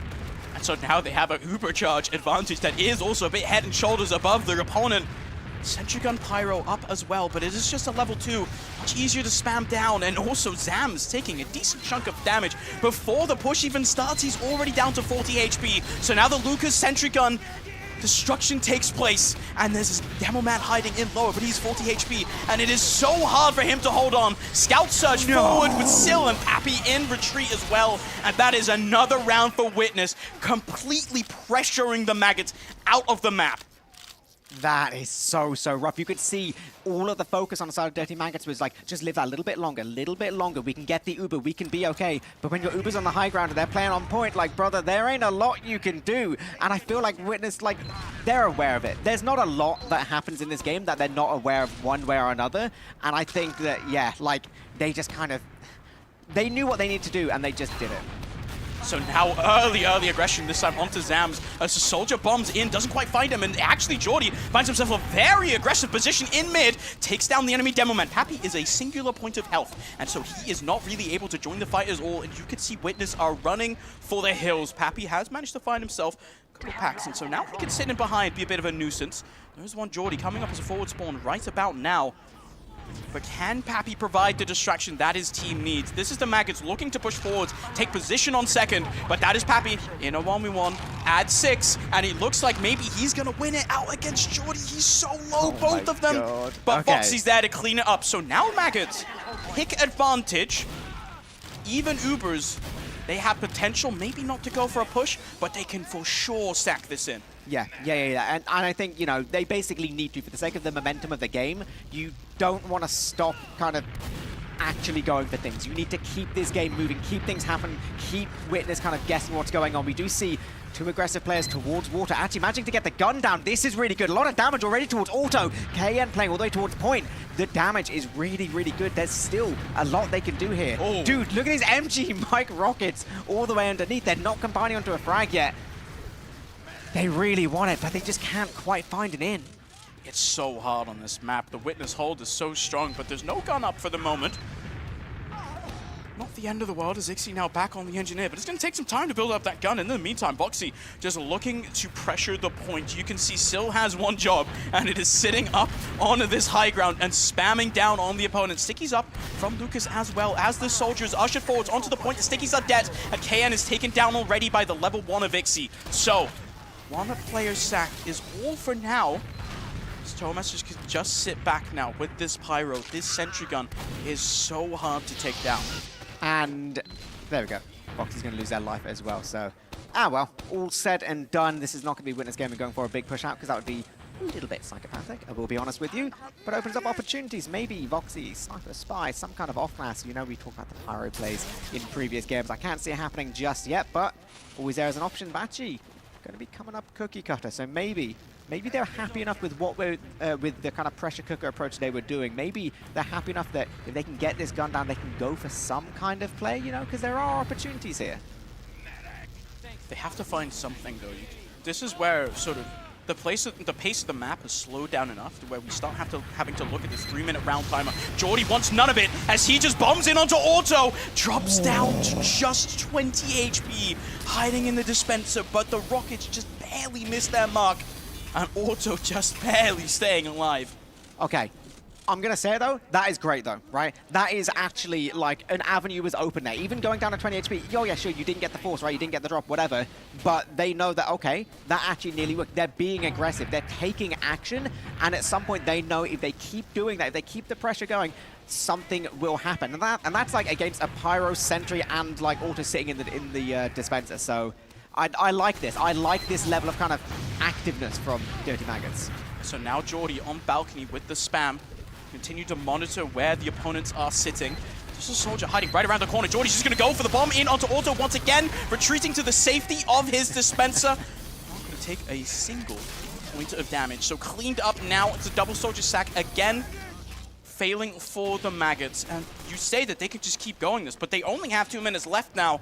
Gonna have to start seeing something a bit more successful. You can see Thomas instantly walking back into spawn, going on to Spy, just making sure no one's sniping. Yeah, I feel like it's that kind of like a low-key diligence that, you know, people don't always realize. They don't always kind of respect just how important it is to just keep doing that. Like, okay, I'm going to check for off classes. I'm going to do this. I'm going to do that. Like those jobs that you should do. But in games that are important, in games that matter, you know, you can sometimes just forget this.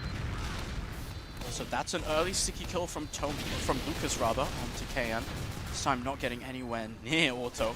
Still just going to sit back, and it looks like through both of these soldier picks, Witness have just been unwilling to go for any kind of push out. So I think now it's a scout and a soldier, perhaps maybe even on the pain train, to look to just force the cap. So now you can force the enemy onto the point instead. The Pyro is sitting there, but doing a decent job. Reflect kill onto Jordy already, forcing back the Demo Man. Now just 50 seconds. I think at some point we are nearing just Jordy has to respawn, come back up, and eventually I think you kind of just have to go for the trade and hope for the best. Yeah, pretty much. It's one of those situations where if you go for the trade, what's all important is taking down that gun and just trying to keep your players alive in some kind of position. Maybe you can then get in through Bauk or something like that. Like, it is so important to not lose players to random nonsense, right? It's that kind of thing where, like, you Uber and then your flank needs to just, like, stand still a little bit. Spam a little bit, sure, but just don't try and do everything at once. So you can see Maggots now setting up for one final play before we go back onto mid. 2 players in under, and I think we're going to see an Uber popped in alongside it, already popped by Pickles as Aff and Syl both taken down. It's just time onto the cap, and Witness with their pants down are set to 2-2, and Maggots from nothing find a round. I cannot believe that worked. That is insane. I thought there was no way Witness didn't know that there was 2 under. And if there were 2 under, why would they chase them into lobby, is my question, Juan. That is... What? I'm surprised there's no stickies on the point. Like, somehow there's just no damage dealt. It had to be a ×4, which means that at least KN also on the pain train. I love that play. Oh, shout out to Siegel, obviously, right? But now back on middle, it's early aggression onto Lucas, forced back into an own elbow. That means that there's so much more space here for the Maggots to take. It's a beautiful rocket from Jordy onto Ixie, followed up by KN with another onto Tomas, and Witness is stuffed out of the middle. Lucas looks to push forward, can't press the mark, and it is everyone on Witness falling. Just a single Celentes is up on his own second. And he has a chance to set up a play from up top, but instead he's going to run back to last. And Maggots now driving seat. Dude, this they is can get advantage again. This is their moment. They should absolutely capitalize off it. That's such a huge mid. It's not only that first crucial rock on the scout, but I didn't see what it was, but whatever juggled Lucas forward was absolutely perfect. That's just bringing them right into your arms, and now they have like a full Uber advantage. They've got all their players, they're healthy, they are ready to go. Even the last hold isn't fully set up for the side of Witness, so it is go time, baby. We need to get forward. If they get this round on the board, we are going to be looking for a hell of a game. So Uber popped in straight onto Zams, and the sentry gun needs to be eliminated immediately. As it is now taken down, the Pyro sits in spawn and eats a lot of damage, actually, just barely not dying, as now it's a lot of cap time onto the point. Jordy is playing around it, but the Pyro on the high ground is immediately taken down, as Aff and Voxy are cleaning up Witness. Lucas is stuck on the point, and he's just eliminated Maggots now. Breath of relief, sigh of relief, and a chance at life. Oh, Dirty Maggots are in it. They are finding momentum. That was really, really well played there. Like you say, the beginning part of the Uber didn't get a lot done, but that's fine because they had time. They knew with Auto dying as he did, it was quite a while before they were going to be getting the Uber, so they could afford to take this position on the top right-hand side, get these players spammed down. And then a second Witness had to drop down onto the point. It was just pure death and destruction. Lucas, he wants to answer back. He wants to go aggressive. This right-hand side, he wants his. Yeah, and so the counter jumps do come in straight away from the Maggots. It's an early kill, though, but not onto Lucas. Instead, is Jordy taken down, and that is the Maggots immediately canceling their own mid. But Zams is caught out, and now without a demo, the Maggots are in trouble, and you can see them immediately. They cannot fight second. They are running all the way back to their last. Keep Pickles alive and at least have the Uber. They have a round advantage, but it can slip so quickly when you're playing against Witness. Yeah, and the thing is, playing against Witness, you could see in that situation, there was, you know, a little bit of aggression, okay, right, all good, but it was, it was the counter jumps. It was the soldier play, which was so important. Dude, Witness love this play. They love, before you have any chance to set up anything on last, you can see how quickly Lucas is in and spamming down that gun. It doesn't even get built. They know you're on last, and they will just press the issue so hard. And so now Ixie is under the point, but early kill onto Pappy is going to spell the end of the aggression for now. Yeah, that's a good little start to things. Nice little shot. I feel like, you know, when you do those like immediate shots to kill the sticky, which is like right next to you, I feel like that's always like a tiny little thing, right? Tiny little thing, but at the same time, it's like, it feels good. I play Kovacs. Hell yeah. Yeah. So now Jordy's going to bomb up here on balcony. Just to dissuade any further aggression. It's a lot of damage, actually, onto Tomas there in main. Doesn't quite find the frag. Will dissuade further aggression for now. I wonder now Witness, right? They have to find an answer to this hold. Pyro is up on the side of Af, but what can it really do? It's KN holding onto the point, sees one scout, but he's actually taking a lot of damage already. Ixie just pressuring the point, and it's a kill onto Zams before the fight even breaks out. Now, Lucas finds the other kill onto the gun, onto the dispenser, and suddenly Witness are pressuring, squeezing water from Stone here on this hold, forcing the Uber out from nothing. Soldier's still in water, but Auto's 100% in river. Dude, I'm gonna say it again. It's this same thing of like, it's what makes TF2 so interesting as a game. It's the fact that there's so many things you can be doing at the same time. Witness are there and they'll be like, oh, you know, we're gonna be like doing some point play. Actually, no, we're not doing point play. We're gonna be trying to spam down, get some of these players on the point. Actually, it doesn't matter. We're going for that like force. It's the fact that you're doing all three at once and you are like dynamically changing what you're doing based on what's going to have the most success. And then the second you find success with one, you back up with everything else and you go, okay, Uber advantage is in. So now, Uber advantage being used straight onto Thomas. Sentrygun taken down immediately, as is it 80% for Pickles. It's an early kill there from Zams onto Thomas with the sticky bombs, as Uber is lost. But now Silentis pressuring in from lower. So much damage as Pappy and Sil combine here onto the point. Counter Uber does come out from Pickles, and it is a lot of low health on the blue team, and they're all stuck in lower as well. So Voxy can come in, clean up Ixie, but there's still two soldiers in water. Pappy taken down though, as both soldiers falling to Af on the Pyro. But Lucas still finds that kill onto Jordy, and that makes re-aggression hard. He is playing this so aggressively.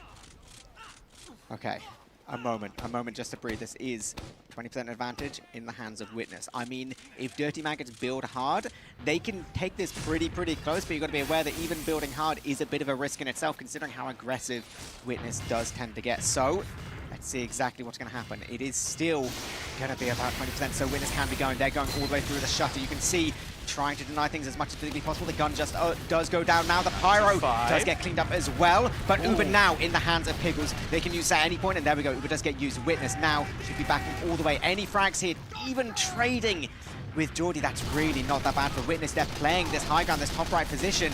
This can be so good. The Heavy, the last defense here on last, as the Stickies are still off on point, but taken down is Af by the Stickies of Lucas. So now with Zams falling, it is just Voxy left to hold on his own. A lot of damage is dealt, and it is just not enough as Witness tires right back up. The pressure is insane.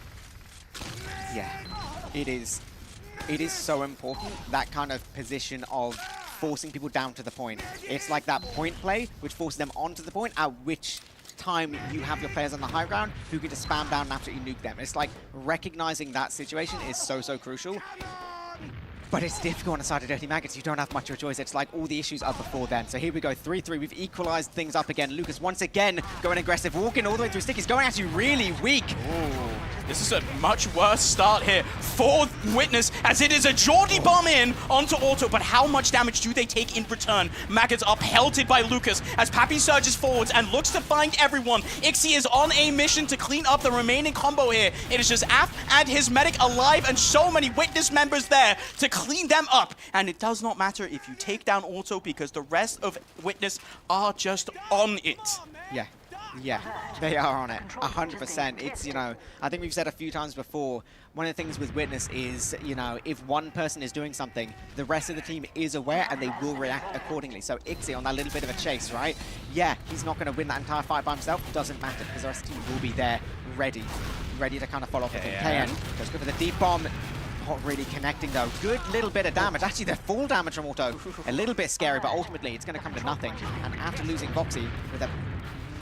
This is really scary now. That is really scary. They're down 2, and Witness have an advantage to boot. Pickle's not healing anyone for the moment, so this advantage kind of ballooning. As Witness now, big advantage. They love these immediate pushes, and they smell blood in the water. Voxy's still not up, and you have to be so careful, because Uber now comes in straight away onto Lucas and onto Thomas. Juggle just a little bit, and it is a kill onto Pappy. But the sentry gun not quite taken down, maybe perhaps as fast as you would want it, but it is still enough of an angle for Witness to come through. Damage onto the soldier as well, as Thomas just surges forward. So many frags from Lucas as he runs this game on his own. And once again, Witness come out on top.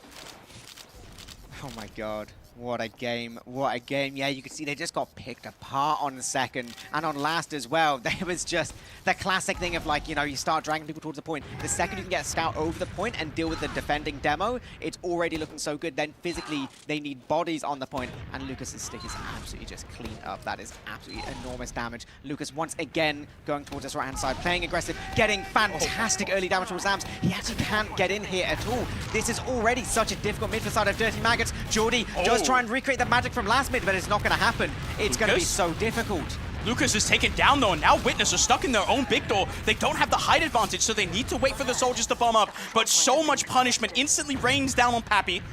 The Maggots just not in position on mid anymore. They choose to give it up. So even Ubers are required here, but it's not the advantageous position you want. It's 7.5 minutes left, and you're down a round. Witness can be more than content to just sit back and let you lose slowly. But even Ubers means that Pappy's going to go for a speed shot in onto the point. Doesn't quite find much of anything onto Piggles. That's a free pick. I feel like the Maggots, they're going to want to spring on this. Yeah, and they should. They 100% should. They're 7 minutes in. Geordie! Oh, what a great little bomb, completely unaware on the side of Witness Gaming. That is the easiest force of Geordie's life, and that is fantastic for them. This is a massive advantage now for the Maggots. You can see Witness already sitting back, but Gully Wash Middle is one of those points that you have to be a bit careful of when you push out.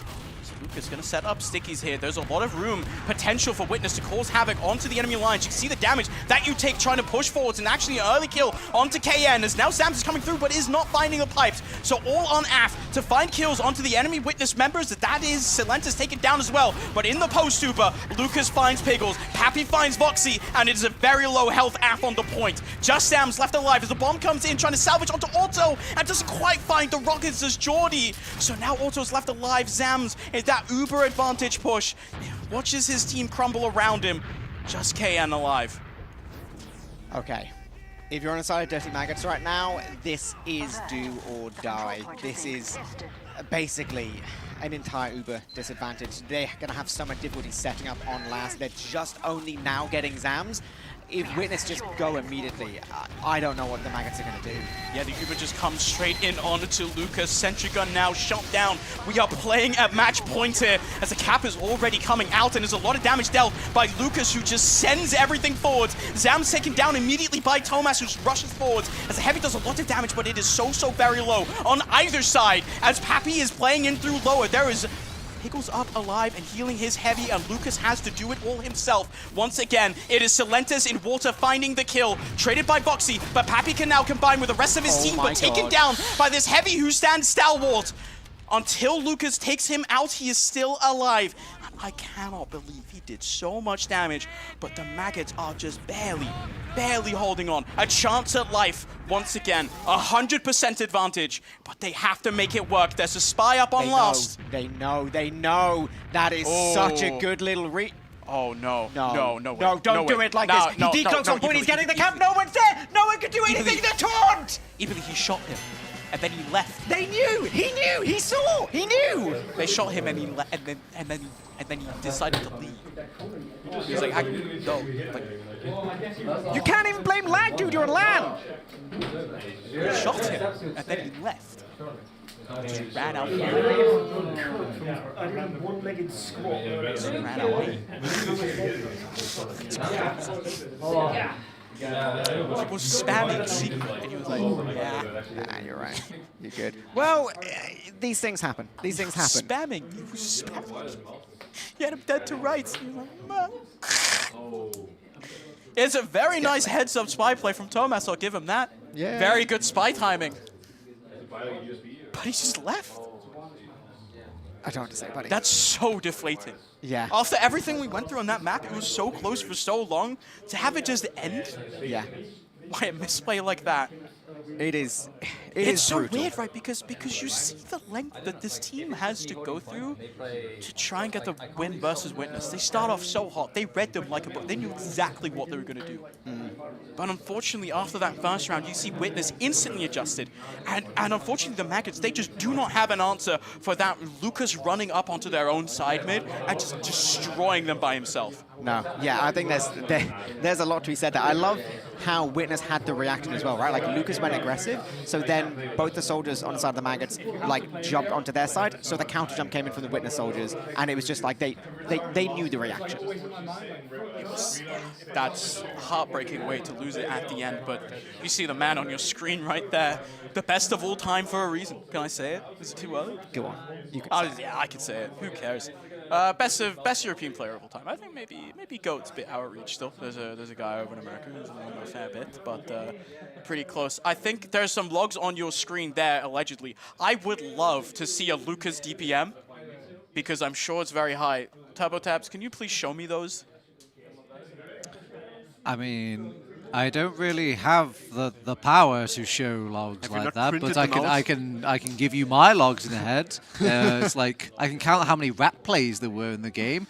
There were a fair few, weren't there? There was the spy back cap. There was some pain trace stacking, Domato. There was the old I'll Uber in close at these doors. Psych, I'm actually capping the last point. Lots of kind of sneaky plays here on this Gully Wash, Dave. Yeah, there was quite a few. There was also a lot of... I mean, what I was most interested in was kind of... And remember, we've seen so many times in a row now that the Dirty Maggots have been struggling, but... I mean, it's a little bit more competitive, wasn't it? Yeah, it was definitely a lot more competitive this time round, but maybe this is, it's nice to see some of the journey kind of made by Dirty Maggots and they're getting ever so closer. And keep in mind, this isn't the only time they're going to see potentially witness,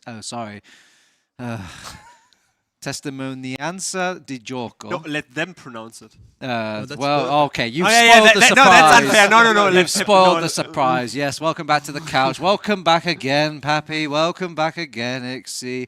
You guys might as well just have a parking spot here on the couch because you keep coming and winning. Jesus. All right, so Pappy, walk me through this. You pick Bagel as your first map. Reasons? Why?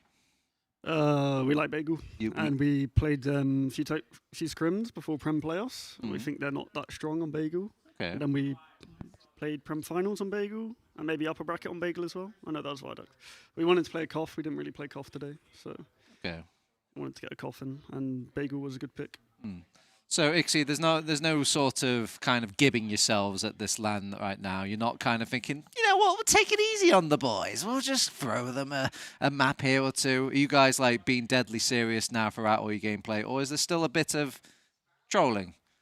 I mean, we gave them 3 rounds, but no, I'm joking. Okay. No, I mean we're obviously trying. Like every LAN, we always try to win. So.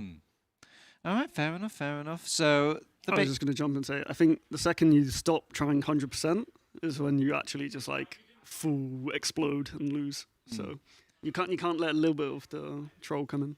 Now, maybe I'm just watching way too many Dirty Maggot games versus Witness games, but I was looking at those games and Dirty Maggots seem a bit better than what they're used to when you're playing up against them. Does that make you a little bit worried? Is there any sort of like kind of well, this might be a problem come grand finals? No, not really. I think we just messed up some gully mids, some gully last holds, and then like one of the rounds was like a trade, 10 seconds on the clock, and we didn't block. It's my fault. So it's like one round's bad, and then we lose a couple mids. Like gully, the scoreline can ramp up when you lose mids because you get spawn camped or they're full ad. It's not the easiest to hold on this ad, so I'm not particularly worried. Ixie, break it down to a plebeian like me. Like, how valuable is it to have those sort of extra bans and picks? Well, you're not going to get extra picks, but you're going to get extra bans going into the grand final because you did so well in this upper bracket. Is it a powerful thing in TF2, or is it not that big of a deal? I mean, yeah, it is. Okay. Because let's just imagine you have a map that you really don't want to play. Yep. You can just ban it. Yeah. Or if you know that the enemy is like some weird, they're just bad on one map, you just pick that into them. Yeah, who would have a team that they can't? Sorry, who would have a map that they can't play as a team? That would never be us. Never. Don't look at our pick ban. I mean, it's nicer this way. It could have been like NA, where they just give you a map for free for winning the upper bracket. Yeah, that is insane. That is. I bring it up every single time there's an upper bracket game. It drives me mental. But yeah, like upper bracket's not big enough advantage already. Like, it's got to be like 80% win rate from plus, upper bracket. I'd imagine you guys also appreciate the little break you get as well, because you get to chill. Yeah, it's good. It's good. Yeah. I mean, like, there's like two stories I think that come out of LAN. If the team that wins upper bracket final wins the grand final, people say, "Oh, the rest is so important." And if the team from lower bracket final wins, then people say, "Oh, they just rode the momentum." And it's momentum. It's really good to win lower bracket As if final. like the person who won the upper bracket doesn't have any momentum at all. So I think it really just depends on the final result, because whatever happens, people like spin the narrative that way. Like one's more important. Like if I'm completely honest, I think upper bracket is a huge. Okay, not huge, but it's a big advantage. Like probably like an extra 5-10% on your win chance. I have got one negative about it. Ixie, let me know. When you've won the upper bracket and all these players are getting knocked out, all these teams are getting knocked out and they're getting drunk as the LAN goes, you're running out of scrim buddies there. Where are you going to get your scrims from, huh? We don't scrim. You don't scrim? Not a LAN. Not a LAN, ever? No. You've not scrimmed a single time We at this LAN? have in the past, but I think it just makes you more tired. So like you should prep before, and then when you show up, you should just like chill, warm up, play some MG EDM. So there is literally no negative then to losing this upper bracket from... I mean, yeah, you could say maybe like not having a warm up scrim is negative, but Yeah. we do that a lot, so I think we're quite comfortable. Speaking about narrative, by the way, we are 200% of Witness Gaming narrative. I was told I'm not allowed to leak inside comms, for example, from Dirty Maggots. There was one, I'm not going to say who it was. They said, "Do you have to watch out for a spy?" No, it's Witness Gaming. They only play boring classes. And then Piggles, that was Piggles. There was That was 100% Piggles. Yes, it was. But I want at least to hear, for example, from Ixie, if you can even make that judgment just on this line. Is 4Fans better? Is Dirty Maggots better? Is Pint Gaming better? I mean, Pint Gaming has been very, very good at this LAN. Or are they the Witness Gaming sort of specialists, or...? No, they've had good results too from against every team. As to say who's better between Dirty Maggots and 4Fans, well, we'll have to see in the lower bracket. You got to see Pint first. Well, yeah, true. We've got to see Pint versus 4Fans. It could be close. I mean, I Could be think our close. hardest game was Pint, honestly. Like, I don't think it was casted, but we had a golden cap and a 3-2. Very close game. So I think they could upset one of these teams. Do you think that's a play style difference in terms of their play style gives you more problems than the other teams? I mean, maybe. I think we probably need to take the game a bit more serious as well. Like, when we're playing these lands, you don't really know when you should like lock in, because you don't really want to like get super focused too early. If you focus too early, then like you use all your energy, and it's like, oh, we have to come and do this again tomorrow. So I don't think we played well in that upper bracket game, but they are also very good. So it's like I don't want to discredit them, but we also probably weren't at 100%. So if you had to put money on it, though, who do you think you're going to see in the grand final? Because obviously your place is definitely on lock now. You're going to see this team, but who is likely opponents now? 4Fans, obviously they're improving as the LAN goes on, and obviously you've played against Dirty Maggots. They're also showing signs of like punching up, and all tournament Pint Gaming is like shown up as well. So really, you've got 3 people, kind of biting at your ankles. Who's the worst biter? What do you think, Marco? I think it's going to be Dirty Maggots. Yeah, I think if I had to make a bet, it would probably be Dirty Maggots. But I think like I believe Pint can do something. I think they can win like a series or 2.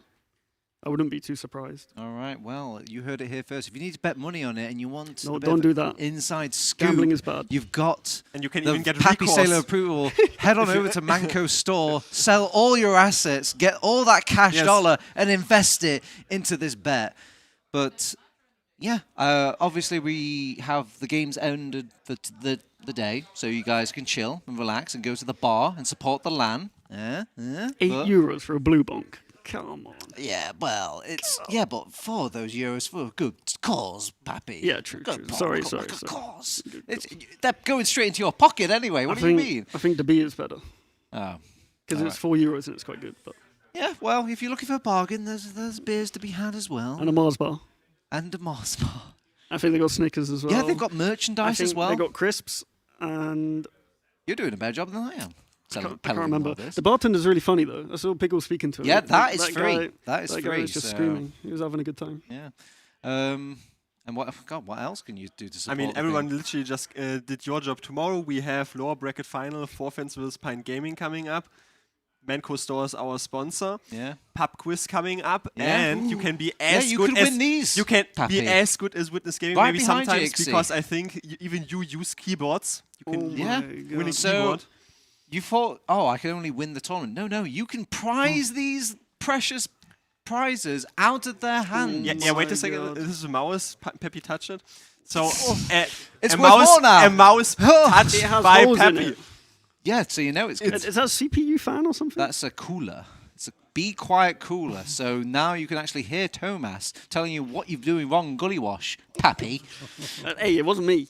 What you called the Wasn't soldier me. wrong on the underneath. You said like, oh no, I killed him, and you're like, which soldier, though, Pappy?